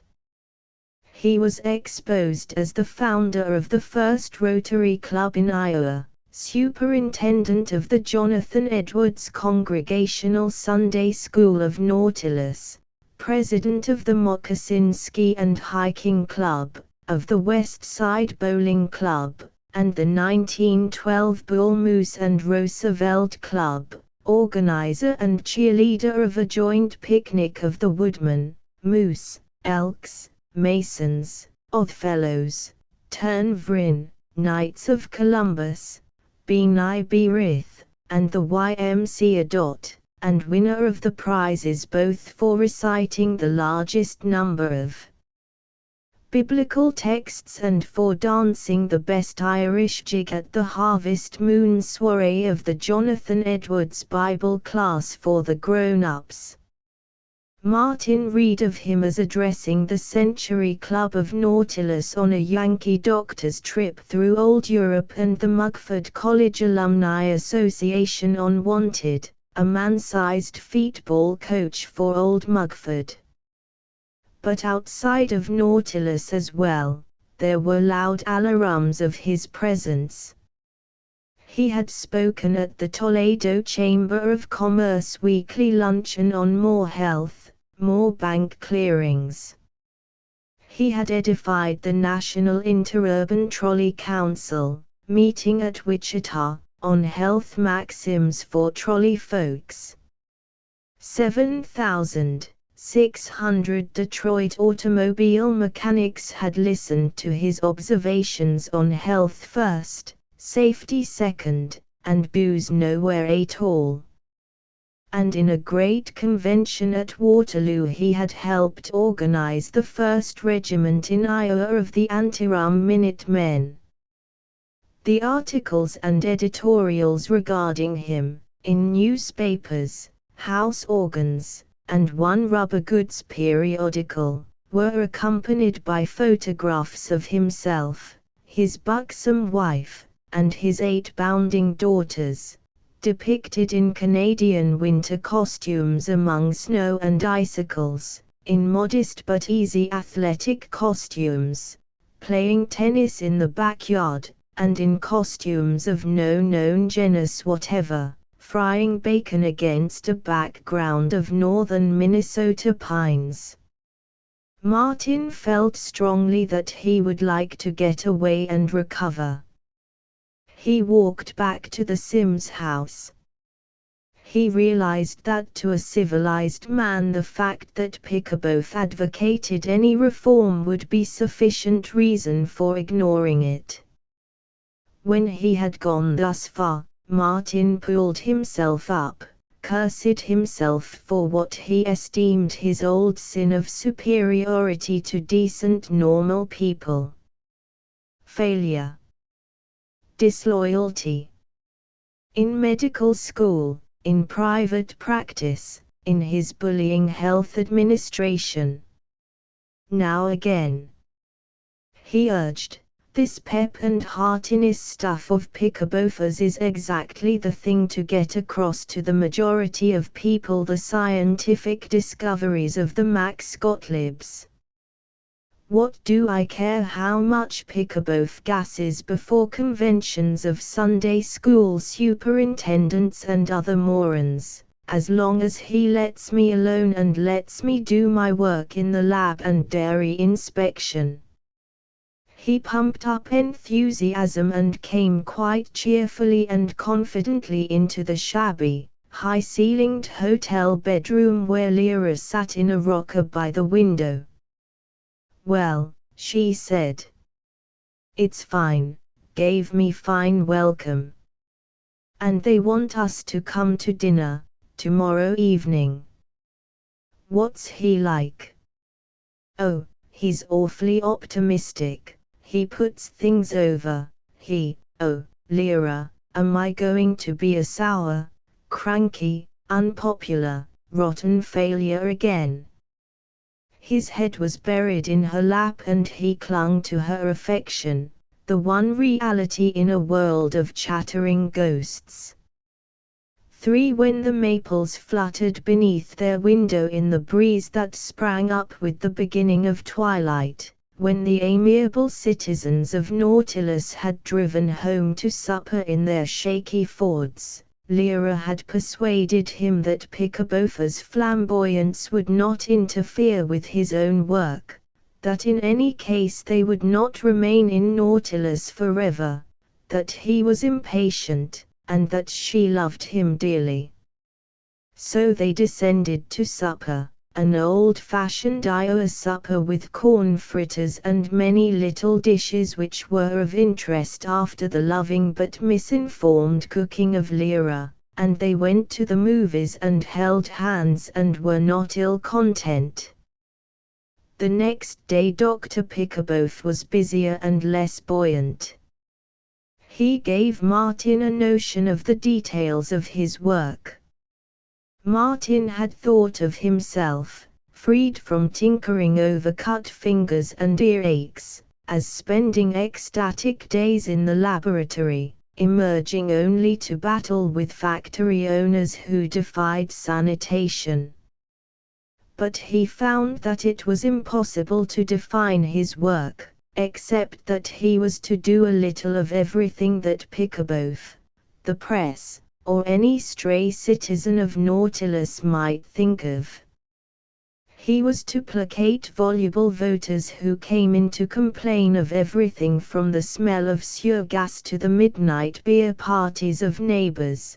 He was to dictate office correspondence to the touchy stenographer, who was not a working girl but a nice girl who was working, to give publicity to the newspapers, to buy paper clips and floor wax and report blanks at the lowest prices, to assist, in need, the 2 part-time physicians in the city clinic, to direct the nurses and the 2 sanitary inspectors, to scold the garbage removal company, to arrest, or at least to jaw at, all public spitters, to leap into a Ford and rush out to tack placards on houses in which were infectious diseases, to keep a learned implacable eye on epidemics from Vladivostok to Patagonia, and to prevent, by methods not very clearly outlined, their coming in to slay the yeomanry and even halt the business activities of Nautilus. But there was a little laboratory work, milk tests, wassermans for private physicians, the making of vaccines, cultures in suspected diphtheria. "I get it," said Lyra, as they dressed for the dinner at Picabofa's. "Your job will only take about 28 hours a day, and the rest of the time you're perfectly welcome to spend in research, unless somebody interrupts you." For the home of Dr. and Mrs. Olmus Picabof, on the steeple prickly west side, was a real old-fashioned home. It was a wooden house with towers, swings, hammocks, rather mussy shade trees, a rather mangy lawn, a rather damp arbor, and an old carriage house with a line of steel spikes along the ridgepole. Over the front gate was the name, Uniderist. Martin and Lyra came into a shambles of salutations and daughters. The 8 girls, from pretty orchid aged 19 to the 5-year-old twins, surged up in a tidal wave of friendly curiosity and tried to talk all at once. Their hostess was a plump woman with an air of worried trustfulness. Her conviction that everything was all right was constantly struggling with her knowledge that a great many things seemed to be all wrong. She kissed Lyra while Picabof was pump-handling Martin. Picabof had a way of pressing his thumb into the back of your hand which was extraordinarily cordial and painful. He immediately drowned out even his daughters by a narration on the home nest. "Here you've got an illustration of health in the home. Look at these great strapping girls, Arrowsmith. Never been sick a day in their lives, practically, and though mother does have her sick headaches, that's to be attributed to the early neglect of her diet, because while her father, the old deacon, and a fine upstanding gentleman of the old school he was, too, if there ever was one, and a friend of Nathaniel Mugford, to whom more than any other we owe not only the foundation of Mugford College but also the tradition of integrity and industry which have produced our present prosperity, but he had no knowledge of diet or sanitation, and I've always thought the daughters were introduced as Orchid, Verbena, Daisy, Jonquil, Hibisca, Narcissa, and the twins, Arbuta and Gladiola." Mrs. Picabof sighed. "I suppose it would be dreadfully conventional to call them my jewels. I do so hate these conventional phrases that everybody uses, don't you? But that's what they really are to their mother, and the doctor and I have sometimes wished, of course when we'd started giving them floral names we had to keep it up, but if we'd started with jewels, just think of all the darling names we might have used, like agate and cameo and sardonyx and beryl and topaz and opal and esmeralda and chrysoprase. It is chrysoprase, isn't it, not chrysalis? Oh, well, many people have congratulated us on their names as it is. You know the girls are getting quite famous, their pictures in so many papers, and we have a Picabof ladies baseball team all our own, Only the doctor has to play on it now, because I'm beginning to get a little stout. Except by their ages, it was impossible to tell the daughters apart. They were all bouncing, all blonde, all pretty, all eager, all musical, and not merely pure but clamorously clean-minded. They all belonged to the Congregational Sunday School, and to either the YWCA or the Campfire Girls. They were all fond of picnicking, and they could all of them, except the 5-year-old twins, quote practically without error the newest statistics showing the evils of alcohol. In fact, said Dr. Pickaboth, we think they are a very striking brood of chickabees. They certainly are, quivered Martin. But best of all, they are able to help me put over the doctrine of the mens sana in the corpus sano. Mrs. Pickaboth and I have trained them to sing together, both in the home and publicly, and as an organization we call them the Healthette Octet. Really, said Lyra, when it was apparent that Martin had passed beyond speech. Yes, and before I get through with it I hope to popularize the name Healthette from end to end of this old nation, and you're going to see bands of happy young women going around spreading their winged message into every dark corner. Healthette bands. Beautiful and pure-minded and enthusiastic and good basketball players. I tell you, they'll make the lazy and willful stir their stumps. They'll shame the filthy livers and filthy talkers into decency. I've already worked out a poem slogan for the Healthette bands. Would you like to hear it? Winsome young womanhood wins with a smile boozers, spitters, and gamblers from things that are vile. Our parents and teachers have explained the cause of life, so against the evil-minded we'll also make strife. We'll shame them, reclaim them, from bad habits, you bet. Better watch out, Mr. Loafer, I am a Healthette. But of course an even more important cause is, and I was one of the first to advocate it, having a Secretary of Health and Eugenics in the Cabinet at Washington. On the tide of this dissertation they were swept through a stupendous dinner. With a hearty nonsense, man, of course you want a second helping, this is Hospitality Hall. Pickaboth so stuffed Martin and Lyra with roast duck, candied sweet potatoes, and mince pie that they became dangerously ill and sat glassy-eyed. But Pickaboth himself did not seem to be affected. While he carved and gobbled, he went on discoursing till the dining room, with its old walnut buffet, its Hoffman pictures of Christ, and its Remington pictures of cow-punchers, seemed to vanish, leaving him on a platform beside a pitcher of ice water. Not always was he merely fantastic. Dr. Arrowsmith, I tell you we're lucky men to be able to get a living out of doing our honest best to make the people in a he-town like this well and vital.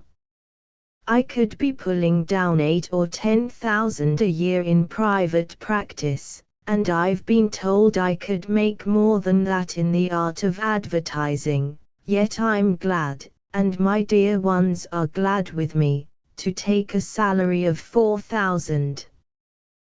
Think of our having a job where we've got nothing to sell but honesty and decency and the brotherhood, oh man. Martin perceived that Pickaboth meant it, and the shame of the realization kept him from leaping up, seizing Lyra, and catching the first freight train out of Nautilus. After dinner the younger daughters desired to love Lyra, in swarms. Martin had to take the twins on his knees and tell them a story. They were remarkably heavy twins, but no heavier than the labor of inventing a plot. Before they went to bed, the entire Health-et Octet sang the famous health hymn, written by Dr. Olmus Pickerboth, which Martin was to hear on so many bright and active public occasions in Nautilus. It was set to the tune of the Battle Hymn of the Republic, but as the twins' voices were energetic and extraordinarily shrill, it had an effect all its own. Oh, are you out for happiness or are you out for pelf? You owe it to the grand old flag to cultivate yourself, to train the mind, keep clean the streets, and ever guard your health, then we'll all go marching on. A healthy mind in a clean body, a healthy mind in a clean body, a healthy mind in a clean body, the slogan for one and all. As a bedtime farewell, the twins then recited, as they had recently recited at the Congregational Festival, one of their father's minor lyrics, "What does little birdie say on the sill at break o' day? Hurrah for health in Nautilus for Pa and Ma and all of us, hooray, hooray, hooray." "There, my popsy-wopsies, up to bed we go," said Mrs. Pickerboth. "Don't you think, Mrs. Arrowsmith, they're natural-born actresses? They are not afraid of any audience, and the way they throw themselves into it, perhaps not Broadway, but the more refined theaters in New York would just love them, and maybe they've been sent to us to elevate the drama. Upsy go." During her absence the others gave a brief musical program. Verbena, the second oldest, played Chaminade. Of course we all love music, and popularize it among the neighbors, but Verby is perhaps the only real musical genius in the family. But the unexpected feature was Orchid's cornet solo. Martin dared not look at Lyra.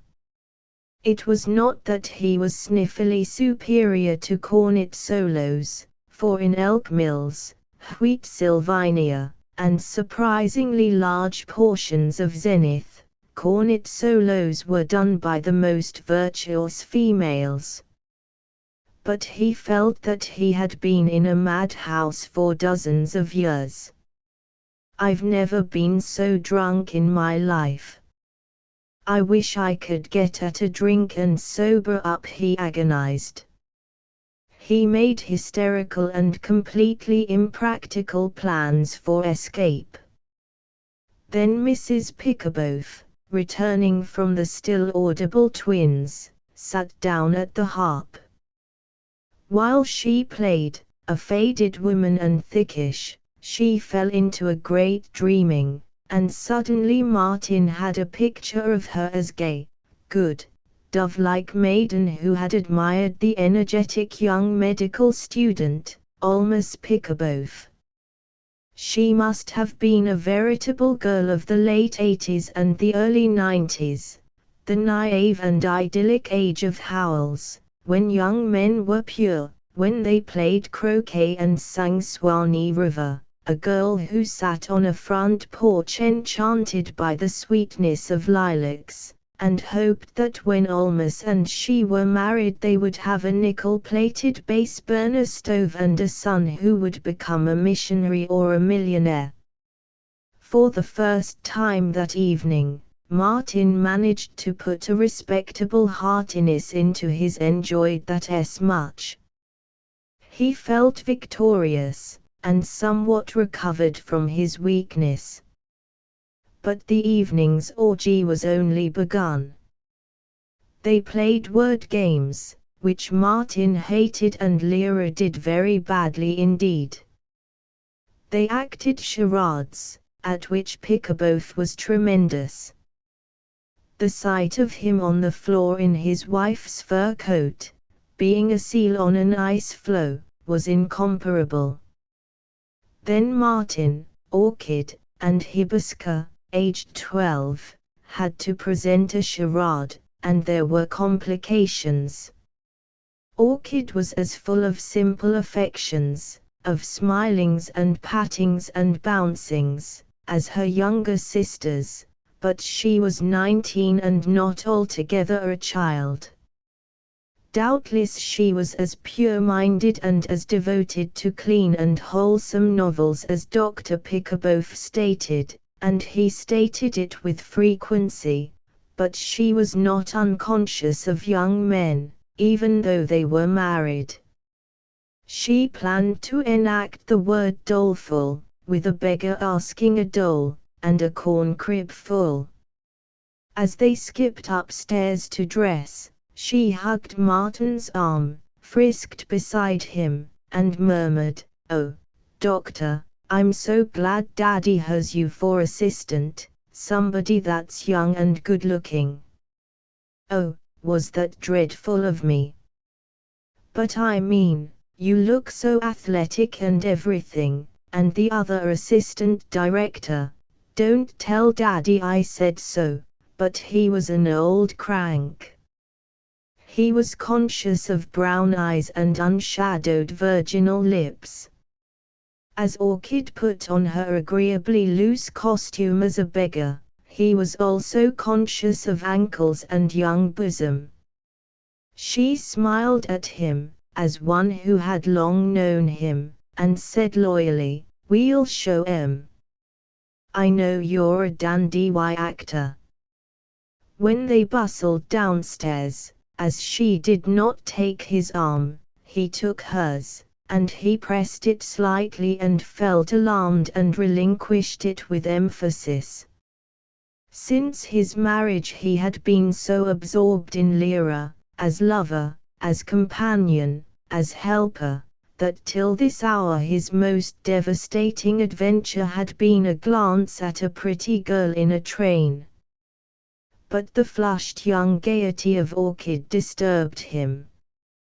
He wanted to be rid of her, he hoped that he would not be altogether rid of her, and for the first time in years he was afraid of Lyra's eyes.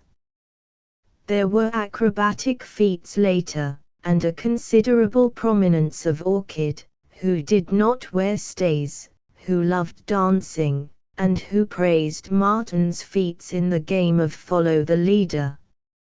All the daughters save Orchid were sent to bed, and the rest of the feat consisted of what Pickaboth called a little quiet scientific conversation by the fireside made up of his observations on good roads, rural sanitation, ideals in politics, and methods of letter filing in health departments. Through this placid hour, or it may have been an hour and a half, Martin saw that Orchid was observing his hair, his jaw, his hands, and he had, and dismissed, and had again a thought about the innocent agreeableness of holding her small friendly paw. He also saw that Lyra was observing both of them, and he suffered a good deal, and had practically no benefit whatever from Pickaboth's notes on the value of disinfectants.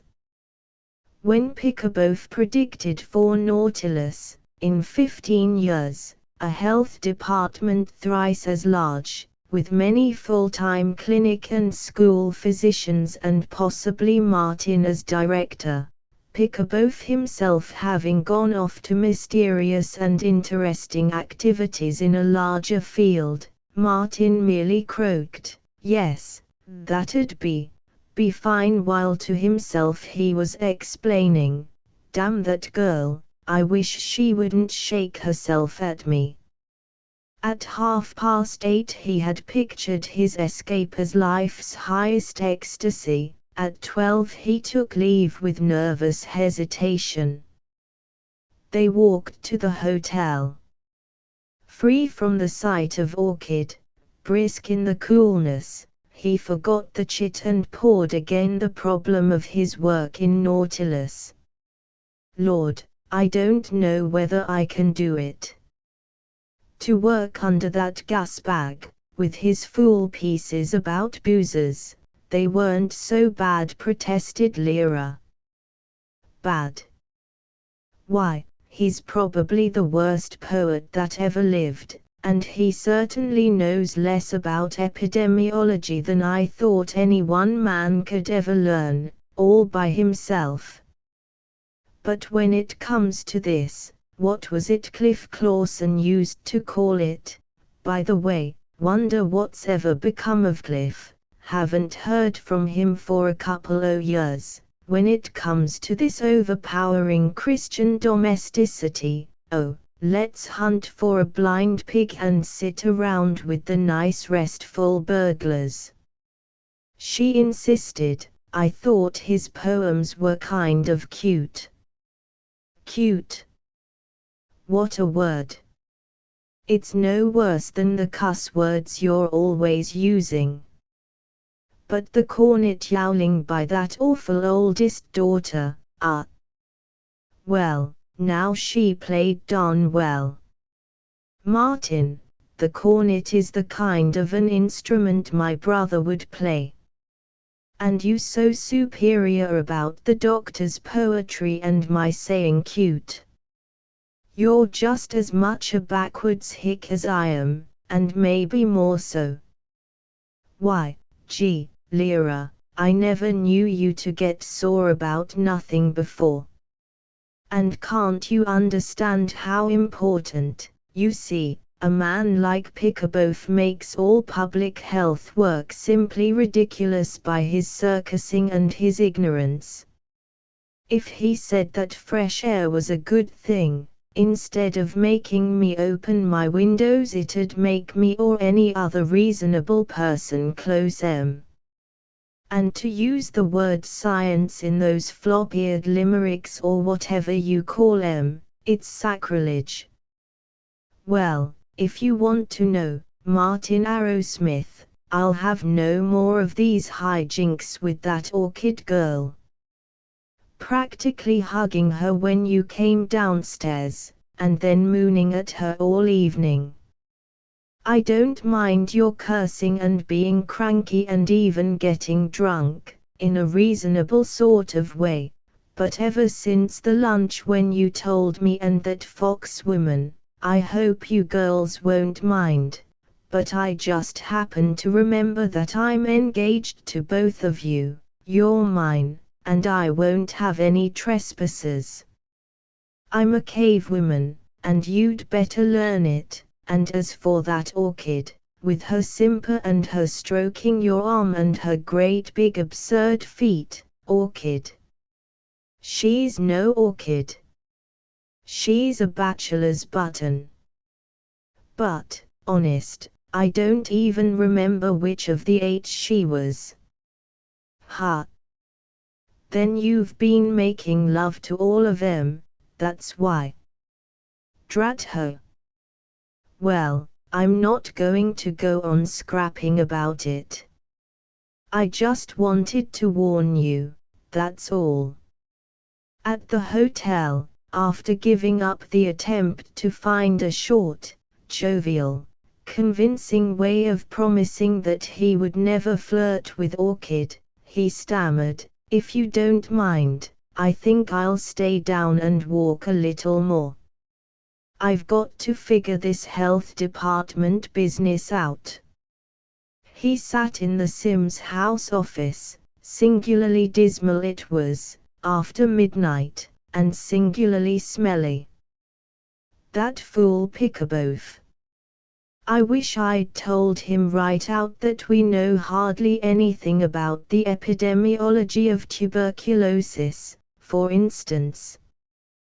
Just the same, she's a darling child. Orchid. She's like an orchid, no, she's too healthy. Be a great kid to go hunting with. Sweet. and she acted as if I were her own age, not an old doctor. I'll be good, oh, I'll be good, but I'd like to kiss her once, good. She likes me. Those darling lips, like rosebuds. Poor Lyra. I never was so astonished in my life. Jealous. Well, she's got a right to be.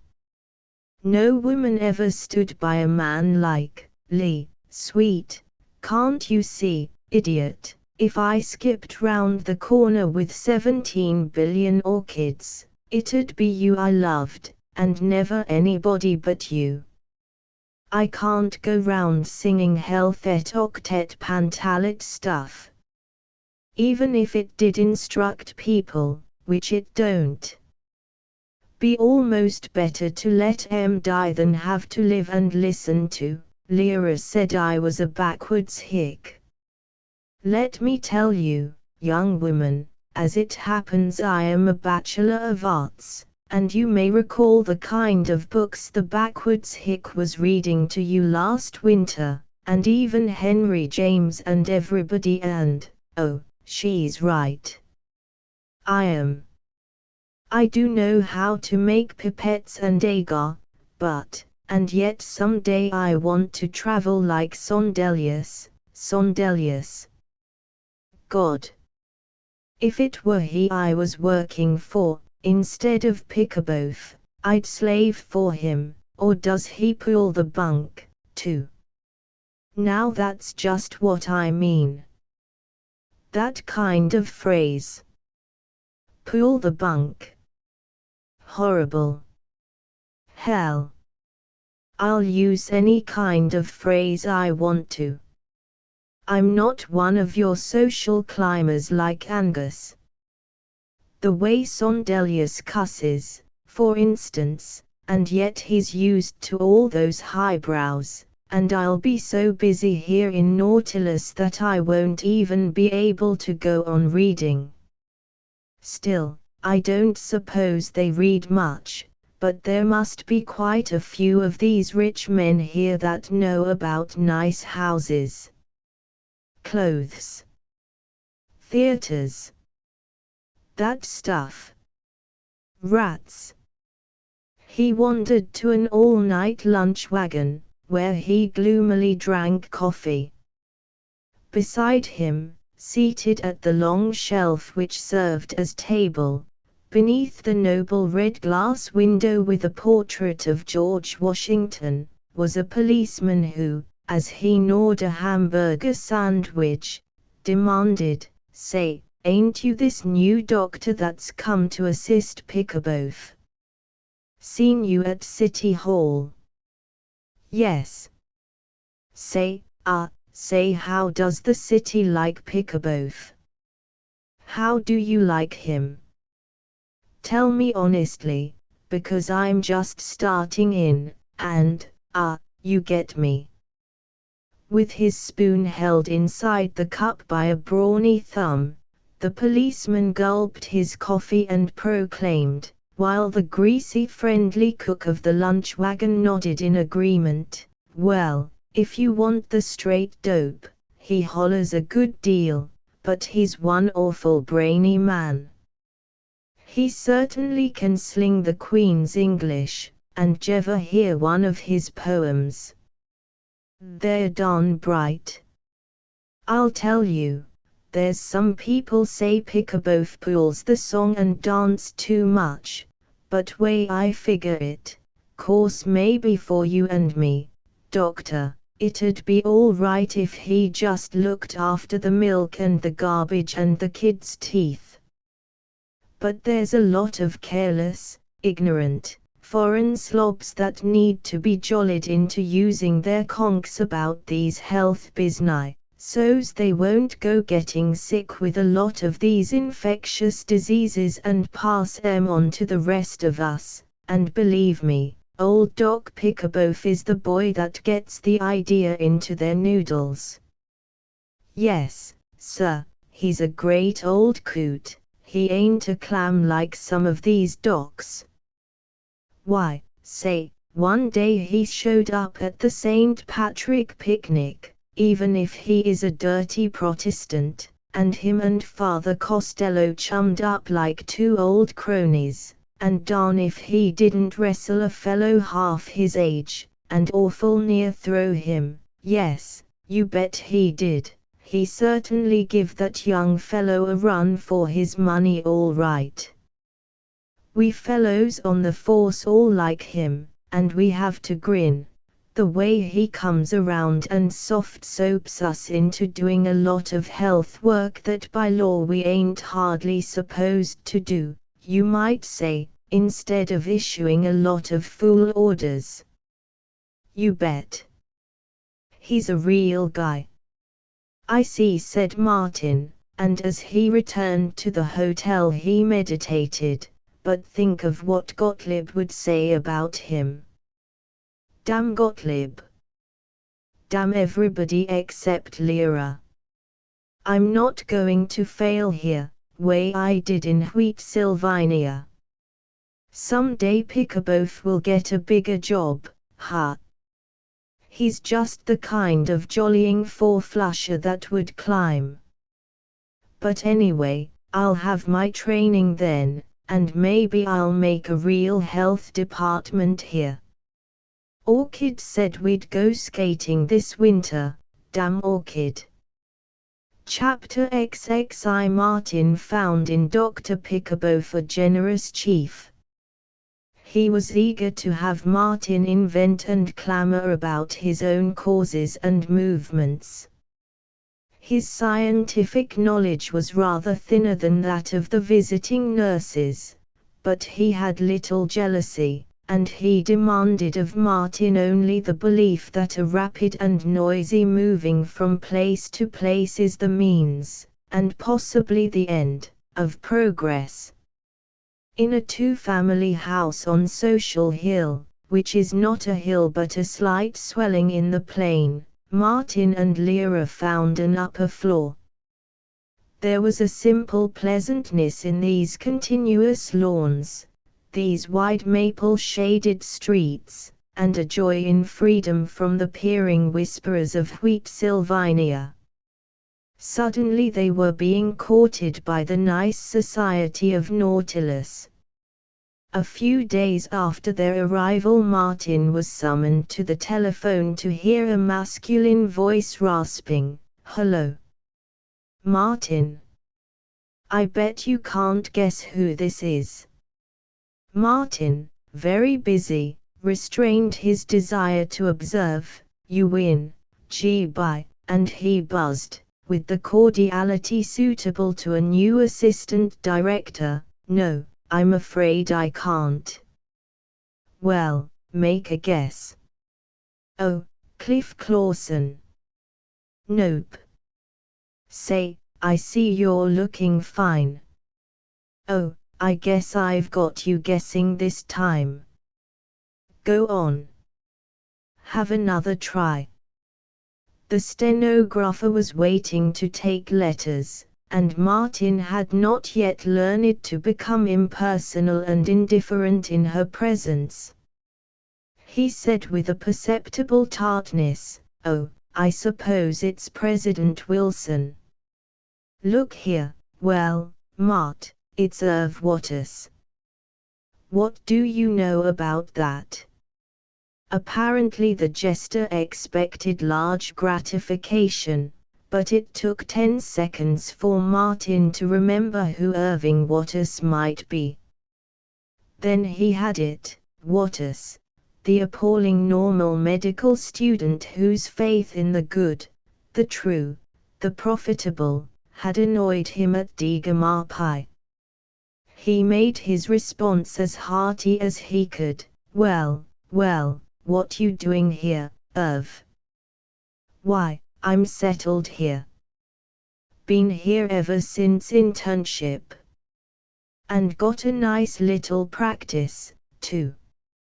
Look, Mart, Mrs. Waters and I want you and your wife. I believe you are married, aren't you?" to come up to the house for dinner, tomorrow evening, and I'll put you on to all the local slants. The dread of Wattis's patronage enabled Martin to lie vigorously, awfully sorry, got a date for tomorrow evening and the next evening. Then come have lunch with me tomorrow at the Elks Club, and you and your wife take dinner with us Sunday noon. Hopelessly, I don't think I can make it for lunch, but, well, we'll dine with you Sunday. It is one of the major tragedies that nothing is more discomforting than the hearty affection of the old friends who never were friends. Martin's imaginative dismay at being caught here by Wattis was not lessened when Lyra and he reluctantly appeared on Sunday at 1:30 and were by a fury of old friendship dragged back into the days of Digamarpi. Wattis's house was new, and furnished in a highly built-in and leaded glass manner. He had in 3 years of practice already become didactic and incredibly married, he had put on weight and infallibility, and he had learned many new things about which to be dull.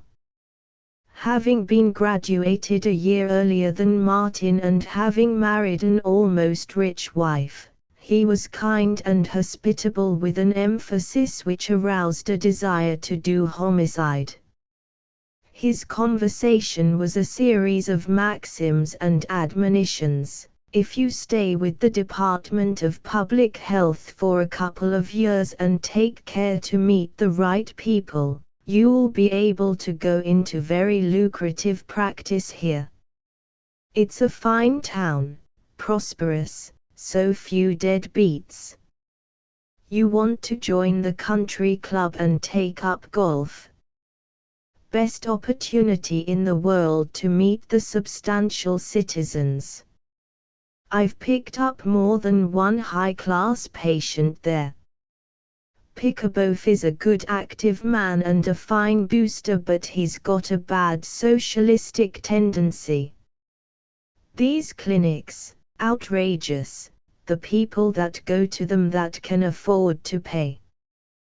Poor prize people. Now this may startle you. Oh, you had a lot of crank notions when you were in school, but you aren't the only one that does some thinking for himself. Sometimes I believe it'd be better for the general health situation if there weren't any public health departments at all, because they get a lot of people into the habit of going to free clinics instead of to private physicians, and cut down the earnings of the doctors and reduce their number, so there are less of us to keep a watchful eye on. Sickness. I guess by this time you've gotten over the funny ideas you used to have about being practical, commercialism you used to call it. You can see now that you've got to support your wife and family, and if you don't, nobody else is going to. Any time you want a straight tip about people here, you just come to me. Pickaboff is a crank, he won't give you the right dope. The people you want to tie up with are the good, solid, conservative, successful businessmen. Then Mrs. Wattis had her turn. She was meaty with advice, being the daughter of a prosperous person, none other than Mr. S. Peasley, the manufacturer of the Daisy manure spreader. You haven't any children, she sobbed at Lyra. Oh, you must. Irving and I have two, and you don't know what an interest they are to us, and they keep us so young. Martin and Lyra looked at each other pitifully. After dinner, Irving insisted on their recalling the good times we used to have together at the dear old U. He took no denial. You always want to make folks think you're eccentric, Mart. You pretend you haven't any college patriotism, but I know better. I know you're showing off. You admire the old place and our profs just as much as anybody. Maybe I know you better than you do yourself. Come on, now, let's give a long cheer and sing Winnie Mac, mother of brawny men. And, don't be silly, of course you're going to sing, said Mrs. Waters, as she marched to the piano, with which she dealt in a firm manner. When they had politely labored through the fried chicken and brick ice cream, through the maxims, gurglings, and memories, Martin and Lyra went forth and spoke in tongues. Pickaboth must be a saint, if Waters roasts him. I begin to believe he has sense enough to come in when it rains. In their common misery they forgot that they had been agitated by a girl named Orchid.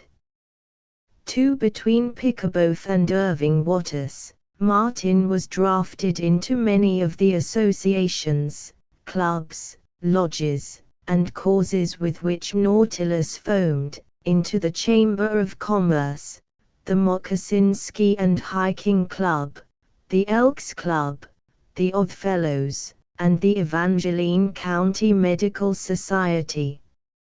He resisted, but they said in a high-hurt manner, "Why, my boy, if you're going to be a public official, and if you have the slightest appreciation of their efforts to make you welcome here." Lyra and he found themselves with so many invitations that they, who had deplored the dullness of Wheat Sylvania, complained now that they could have no quiet evenings at home.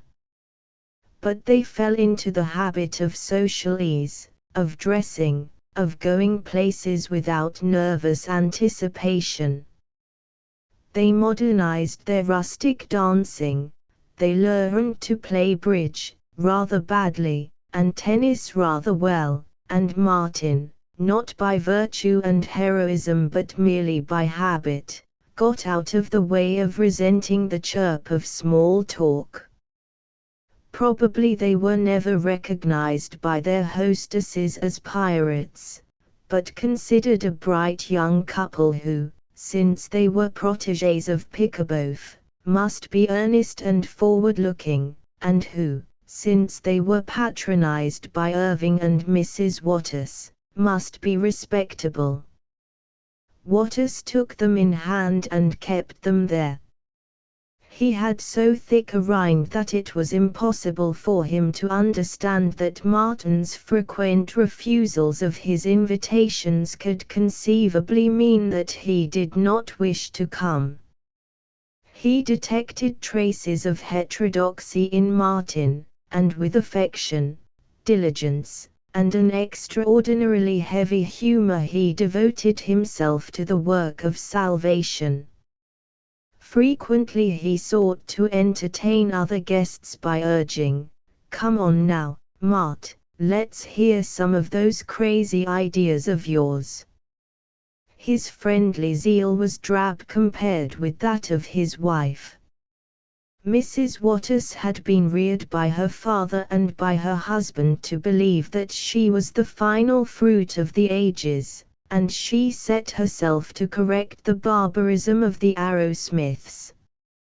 She rebuked Martin's dams, Lyra's smoking, and both their theories of bidding at bridge. But she never nagged. To have nagged would have been to admit that there were persons who did not acknowledge her sovereignty. She merely gave orders, brief, humorous, and introduced by a strident "Now don't be silly," and she expected that to settle the matter. Martin groaned, "Oh, Lord, between Pickaboth and Irv, it's easier to become a respectable member of society than to go on fighting." But Waters and Pickerboth were not so great a compulsion to respectability as the charms of finding himself listened to in Nautilus as he never had been in Wheat Sylvania, and of finding himself admired by Orchid. 3. He had been seeking a precipitation test for the diagnosis of syphilis which should be quicker and simpler than the Wassermann. His slackened fingers and rusty mind were becoming used to the laboratory and to passionate hypotheses when he was dragged away to help Pickerboth in securing publicity. He was coaxed into making his first speech, an address on what the laboratory teaches about epidemics for the Sunday afternoon free lecture course of the Star of Hope Universalist Church. He was flustered when he tried to prepare his notes, and on the morning of the affair he was chill as he remembered the dreadful thing he would do this day, but he was desperate with embarrassment when he came up to the Star of Hope Church. People were crowding in, mature, responsible people. He quaked, "They're coming to hear me, and I haven't got a darn thing to say to 'em." It made him feel the more ridiculous that they who presumably wished to listen to him should not be aware of him, and that the usher, profusely shaking hands at the Byzantine portal, should bluster, "You'll find plenty room right up the side aisles, young man. I'm the speaker for the afternoon." Oh, yes, doctor. Right round to the Bevis Street entrance, if you please, doctor. In the parlors he was unctuously received by the pastor and a committee of 3, wearing mourning clothes and a manner of Christian intellectuality. They held his hand in turn, they brought up rustling women to meet him. They stood about him in a polite and twittery circle, and dismayingly they expected him to say something intelligent.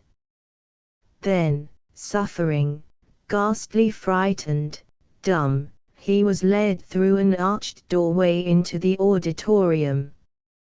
Millions of faces were staring at his apologetic insignificance, faces in the curving lines of pews, faces in the low balcony, eyes which followed him and doubted him and noted that his heels were run down. The agony grew while he was prayed over and sung over. The pastor and the lay chairman of the lecture course opened with suitable devotions. While Martin trembled and tried to look brazenly at the massed people who were looking at him, while he sat nude and exposed and unprotected on the high platform, the pastor made announcement of the Thursday missionary supper and the little lads' marching club. They sang a brief cheerful hymn or two, Martin wondering whether to sit or stand, and the chairman prayed that our friend who will address us today may have power to put his message across. Through the prayer Martin sat with his forehead in his hand, feeling foolish, and raving, "I guess this is the proper attitude. They are all gawping at me. Gosh, won't he ever quit? Oh, damn it, now what was that point I was going to make about fumigation? Oh, Lord, he's winding up and I've got to shoot." Somehow, he was standing by the reading desk, holding it for support, and his voice seemed to be going on, producing reasonable words. The blur of faces cleared and he saw individuals. He picked out a keen old man and tried to make him laugh and marvel. He found Lyra, toward the back, nodding to him, reassuring him. He dared to look away from the path of faces directly in front of him.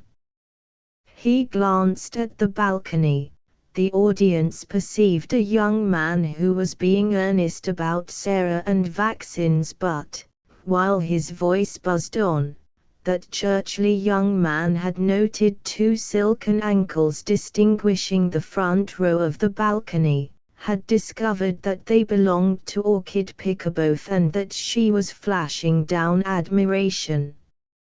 At the end Martin had the most enthusiastic applause ever known. All lecturers, after all lectures, are gratified by that kind of applause, and the chairman said the most flattering things ever uttered, and the audience went out with the most remarkable speed ever witnessed, and Martin discovered himself holding Orchid's hand in the parlors while she warbled, in the most adorable voice ever heard, "Oh, Dr. Arrowsmith, you were just wonderful.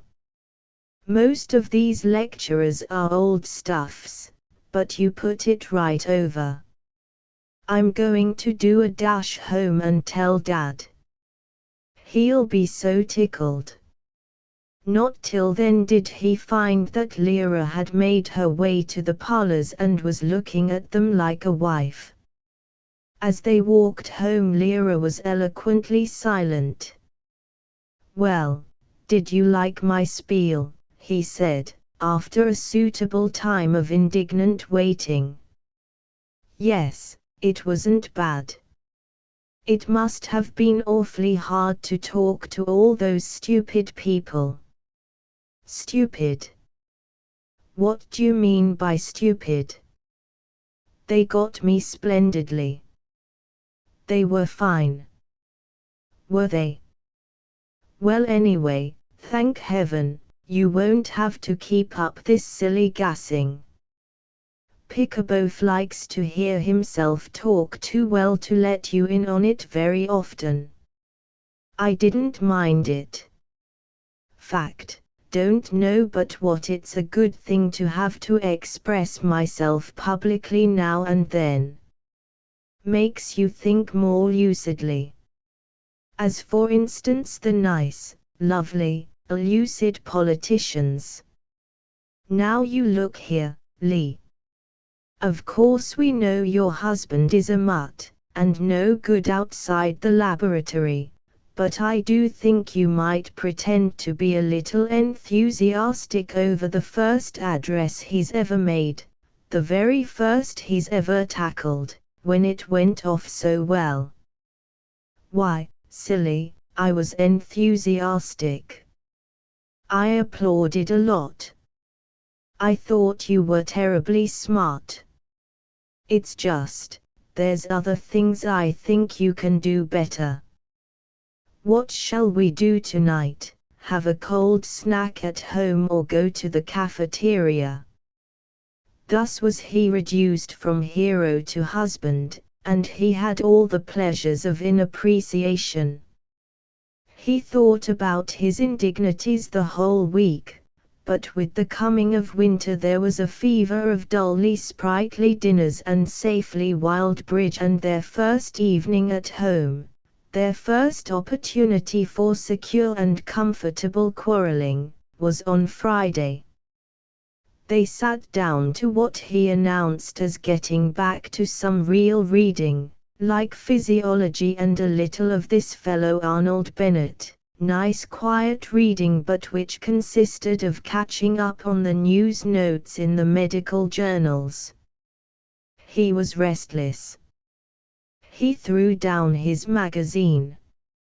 He demanded, "What are you going to wear at Pickaboth's snow picnic tomorrow?" "Oh, I haven't, I'll find something." "Lee, I want to ask you, why the devil did you say I talked too much at Dr. Strafford's last evening? I know I've got most of the faults going, but I didn't know talking too much was one of them." "It hasn't been, till now." "Till now? You look here, Sandy Arrowsmith. You've been pouting like a bad brat, all week. What's the matter with you?" "Well, I Gosh, it makes me tired. Here everybody is so enthusiastic about my Star of Hope spiel, that note in the Morning Frontiersman, and Pickaboff says Orchid said it was a corker, and you never so much as peep. Didn't I applaud? But, it's just that I hope you aren't going to keep up this drooling. You do you? Well, let me tell you I am going to keep it up. Not that I'm going to talk a lot of hot air. I gave them straight science, last Sunday, and they ate it up. I hadn't realized it isn't necessary to be mushy, to hold an audience. And the amount of good you can do. Why, I got across more health instruction and ideas about the value of the lab in that 3/4 of an hour than, I don't care for being a big gun, but it's fine to have people where they have to listen to what you've got to say and can't butt in, way they did in Wheat Sylvania. You bet I'm going to keep up what you so politely call my damn fool drooling, Sandy. It may be all right for some people, but not for you. I can't tell you. That's one reason why I haven't said more about your talk. I can't tell you how astonished I am to hear you, who're always sneering at what you call sentimentality, simply weeping over the dear little tots. I never said that, never used the phrase, and you know it. And by God, you talk about sneering. Just let me tell you that the public health movement, by correcting early faults in children, by looking after their eyes and tonsils and so on, can save millions of lives and make a future generation. I know it. I love children much more than you do. But I mean all this ridiculous simpering, well, gosh, somebody has to do it. You can't work with people till you educate 'em. There's where old Pick, even if he is an imbecile, does such good work with his poems and all that stuff. Probably be a good thing if I could write 'em, golly, wonder if I couldn't learn to. They're horrible. Now there's a fine consistency for you. The other evening you called 'em cute. I don't have to be consistent. I'm a mere woman. You, Martin Arrowsmith, you'd be the first to tell me so. And for Dr. Pickaboff they're all right, but not for you. You belong in a laboratory, finding out things, not advertising them. Do you remember once in Wheat Sylvania for 5 minutes you almost thought of joining a church and being a respectable citizen? Are you going on for the rest of your life, stumbling into respectability and having to be dug out again? Will you never learn you're a barbarian? By God, I am. And, what was that other lovely thing you called me? I'm also, soul of my soul, a damn backwards hick. And a fine lot you help. When I want to settle down to a decent and useful life and not go round antagonizing people, you, the one that ought to believe in me, you're the first one to crab. Maybe Orchid Pickaboff would help you better. She probably would. Believe me, she's a darling, and she did appreciate my spiel at the church, and if you think I'm going to sit up all night listening to you sneering at my work and my friends, I'm going to have a hot bath. Good night. In the bath he gasped that it was impossible he should have been quarreling with Lyra. Why? She was the only person in the world, besides Gottlieb and Sondelius and Cliff Clawson. By the way, where was Cliff? Still in New York. Didn't Cliff owe him a letter? But anyway, he was a fool to have lost his temper, even if she was so stubborn that she wouldn't adjust her opinions, couldn't see that he had a gift for influencing people. Nobody would ever stand by him as she had, and he loved her. He dried himself violently, he dashed in with repentances. They told each other that they were the most reasonable persons living. They kissed with eloquence, and then Lyra reflected, just the same, my lad, I'm not going to help you fool yourself. You're not a booster. You're a lie hunter. Funny, you'd think to hear about these lie hunters, like Professor Gottlieb and your old Voltaire, they couldn't be fooled. But maybe they were like you, always trying to get away from the tiresome truth, always hoping to settle down and be rich, always selling their souls to the devil and then going and double-crossing the poor devil. I think, she sat up in bed, holding her temples in the labor of articulation. You're different from Professor Gottlieb. He never makes mistakes or wastes time on. He wasted time at Hunziker's Nostrum factory all right, and his title is Doctor not Professor if you must give him a. If he went to Hunziker's he had some good reason. He's a genius, he couldn't be wrong. Or could he, even he? But anyway, you, Sandy, you have to stumble every so often, have to learn by making mistakes. I will say one thing, you learn from your crazy mistakes. But I get a little tired, sometimes, watching you rush up and put your neck in every noose, like being a blinking orator or yearning over your orchid. Well, by golly. After I come in here trying to make peace. It's a good thing you never make any mistakes. But one perfect person in a household is enough. He banged into bed. Silence. Soft sounds of Mutt, Sandy. He ignored her, proud that he could be hard with her, and so fell asleep.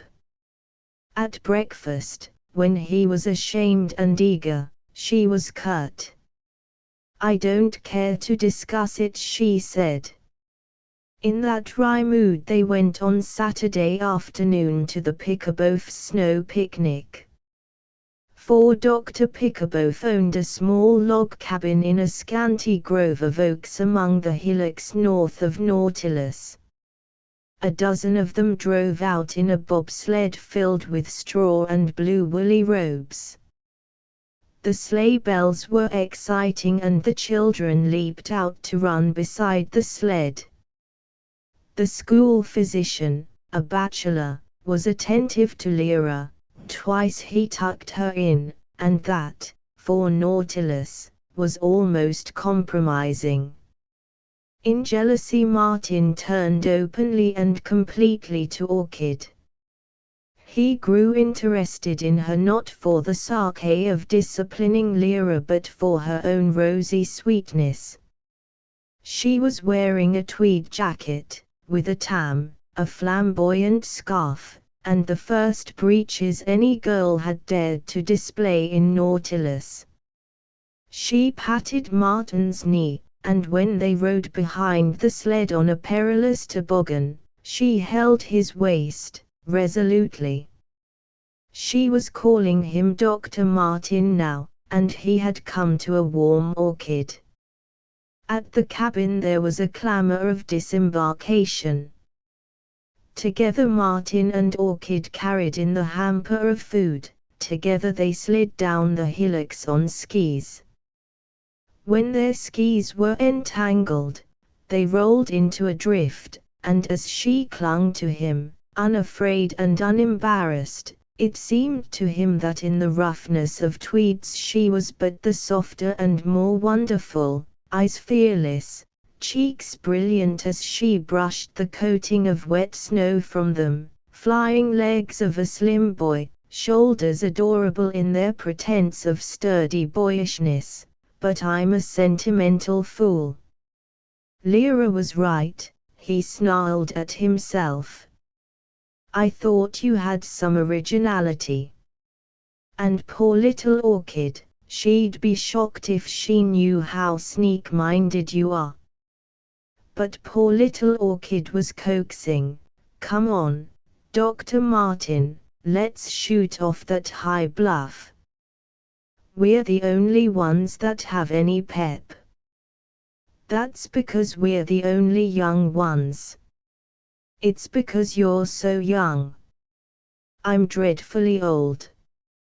I just sit and moon when you rave about your epidemics and things.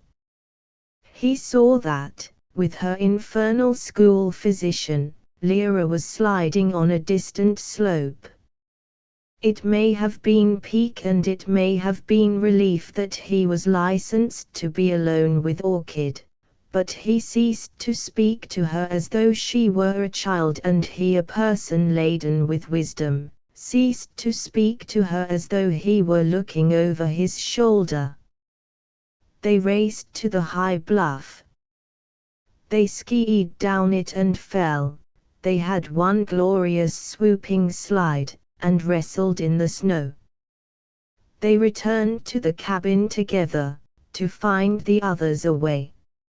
She stripped off her wet sweater and patted her soft blouse. They ferreted out a thermos of hot coffee, and he looked at her as though he was going to kiss her, and she looked back at him as though she did not mind. As they laid out the food they hummed with the intimacy of understanding, and when she trilled, "Now hurry up, lazy one, and put those cups on that horrid old table," it was as one who was content to be with him forever. They said nothing compromising, they did not hold hands, and as they rode home in the electric snow-flying darkness, though they sat shoulder by shoulder, he did not put his arms about her except when the bobsled slewed on sharp corners. If Martin was exalted with excitement, it was presumably caused by the wholesome exercises of the day. Nothing happened and nobody looked uneasy. At parting all their farewells were cheery and helpful. And Lyra made no comments, though for a day or two there was about her a chill air which the busy Martin did not investigate. Chapter XXII Nautilus was one of the first communities in the country to develop the week's habit, now so richly grown that we have Correspondence School Week, Christian Science Week, Osteopathy Week, and Georgia Pine Week. A week is not merely a week. If an aggressive, wide-awake, live-wire, and go-ahead church or chamber of commerce or charity desires to improve itself, which means to get more money, it calls in those few energetic spirits who run any city, and proclaims a week. This consists of 1 month of committee meetings, 100 columns of praise for the organization in the public prints, and finally a day or two on which athletic persons flatter inappreciative audiences in churches or cinema theaters, and the prettiest girls in town have the pleasure of being allowed to talk to male strangers on the street corners, apropos of giving them extremely undecorative tags in exchange for the smallest sums which those strangers think they must pay if they are to be considered gentlemen. The only variation is the weeks in which the object is not to acquire money immediately by the sale of tags but by general advertising to get more of it later. Nautilus had held a pep week, during which a race of rapidly talking men, formerly book agents but now called efficiency engineers, went about giving advice to shopkeepers on how to get money away from one another more rapidly, and Dr. Olmus Pickaboff addressed a prayer meeting on the Pep of St. Paul, the first booster. It had held a glad hand week, when everybody was supposed to speak to at least 3 strangers daily, to the end that infuriated elderly traveling salesmen were backslapped all day long by hearty and powerful unknown persons. There had also been an old home week, a right to mother week, a we want your factory in Nautilus week, a need more corn week, a go to church week, a Salvation Army week, and an own your own auto week. Perhaps the bonniest of all was Y Week, to raise $80,000 for a new YMCA building. On the old building were electric signs, changed daily, announcing you must come across young man come along and your money creates happiness. Dr. Pickaboff made 19 addresses in 3 days, comparing the YMCA to the Crusaders, the Apostles, and the expeditions of Dr. Cook, who, he believed, really had discovered the North Pole. Orchid sold 319 Y tags, 7 of them to the same man, who afterward made improper remarks to her. She was rescued by a YMCA secretary, who for a considerable time held her hand to calm her. No organization could rival Olmus Pickaboff in the invention of weeks.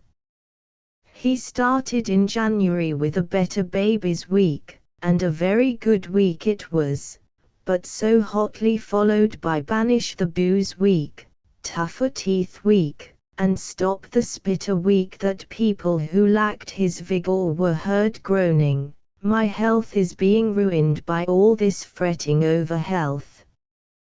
During Clean-Up Week, Pickaboff spread abroad a new lyric of his own composition, "Germs come by stealth and ruin health, so listen, pard, just drop a card to some man who'll clean up your yard and that will hit the old germs hard." Swat the Fly Week brought him, besides the joy of giving prizes to the children who had slaughtered the most flies, the inspiration for 2 verses. Posters admonished, "Sell your hammer and buy a horn, but hang on to the old fly swatter. If you don't want disease sneaking into the home, then to kill the fly you gotta." It chanced that the Fraternal Order of Eagles were holding a state convention at Burlington that week, and Pickaboff telegraphed to them, "Just mention fly prevention at the good old Eagles convention." This was quoted in 96 newspapers, including one in Alaska, and waving the clippings Pickaboff explained to Martin, "Now you see the way a fellow can get the truth across, if he goes at it right." 3 cigars a day week, which Pickaboff invented in midsummer, was not altogether successful, partly because an injudicious humorist on a local newspaper wanted to know whether Dr. Pickaboff really expected all babes in arms to smoke as many as 3 cigars a day, and partly because the cigar manufacturers came around to the Department of Health with strong remarks about common sense. Nor was there thorough satisfaction in Can the Cat and Dr. the Dog Week. With all his weeks, Pickaboth had time to preside over the program committee of the State Convention of Health Officers and Agencies. It was he who wrote the circular letter sent to all members, brother males and schmales, "Are you coming to the Health Bee? It will be the livest hop to it that this busy lil ole planet has ever seen. And it's going to be practical. We'll kiss out on all these glittering generalities and get messages from men as kin talk, so we can lug a think or two, home with us." Luther Botts, the famous community sing leader, will be there to put women, wig and everything into the program. John F. Zeisser, M.A., M.D., nor the rest of the alphabet. Part your hair, Jack, and look cute. The ladies sure love you. Will unlimber a couple keynotes.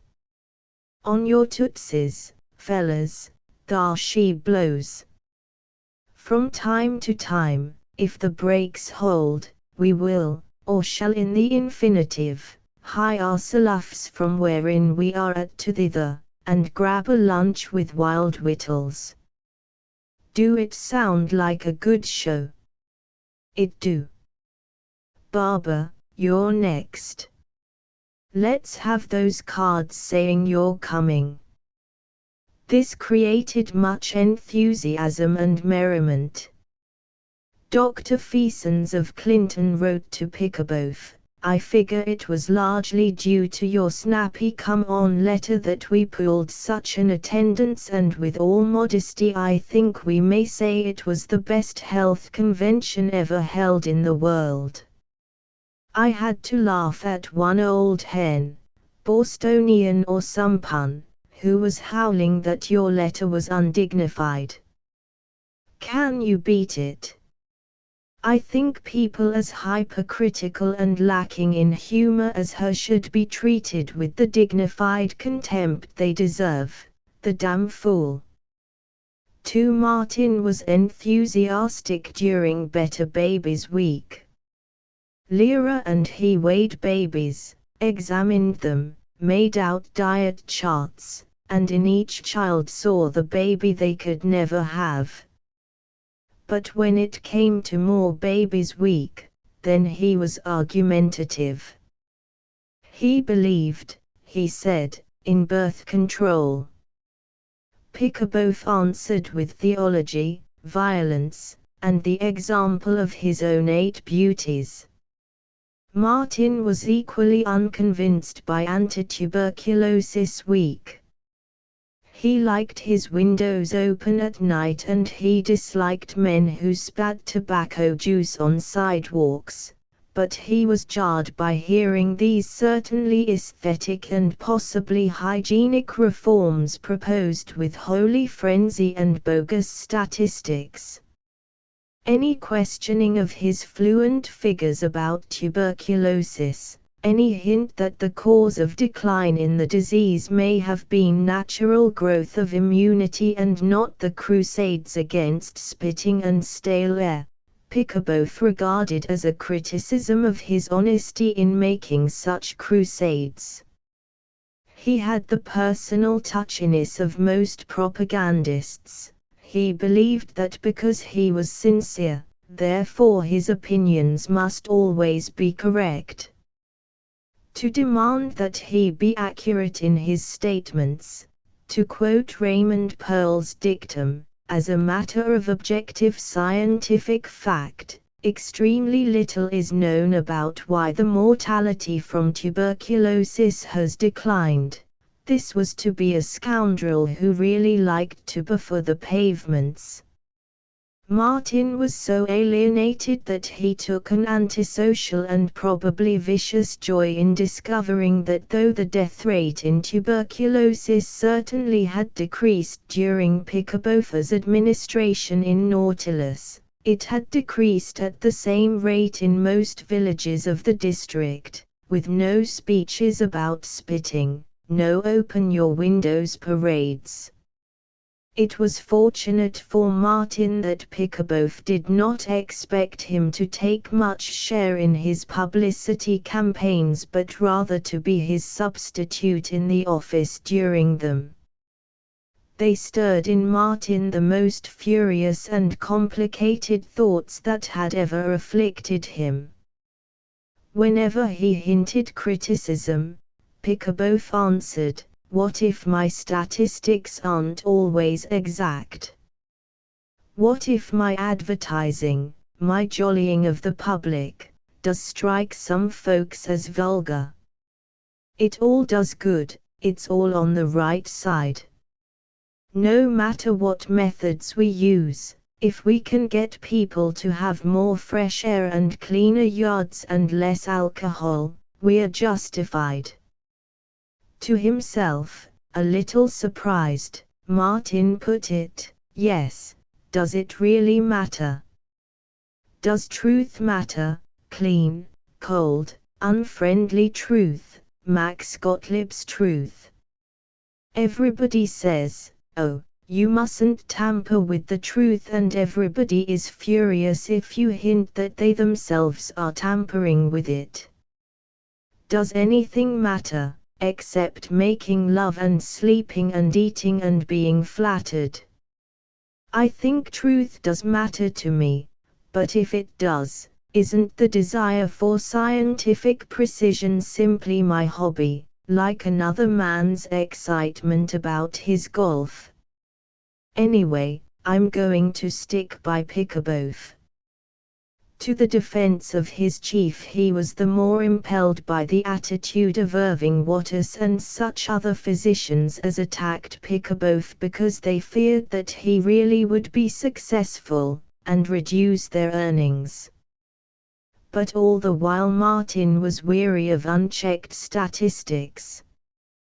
He estimated that according to Pickaboth's figures on bad teeth, careless motoring, tuberculosis, and 7 other afflictions alone, every person in the city had a 180% chance of dying before the age of 16, and he could not startle with much alarm when Pickaboth shouted, "Do you realize that the number of people who died from yaws in Pickens County, Mississippi, last year alone, was 29, and that they might all have been saved, yes, sir, saved, by a daily cold shower?" For Pickaboth had the dreadful habit of cold showers, even in winter, though he might have known that 19 men between the ages of 17 and 42 died of cold showers in 22 years in Milwaukee alone. To Pickaboth the existence of variables, a word which Martin now used as irritatingly as once he had used control, was without significance. That health might be determined by temperature,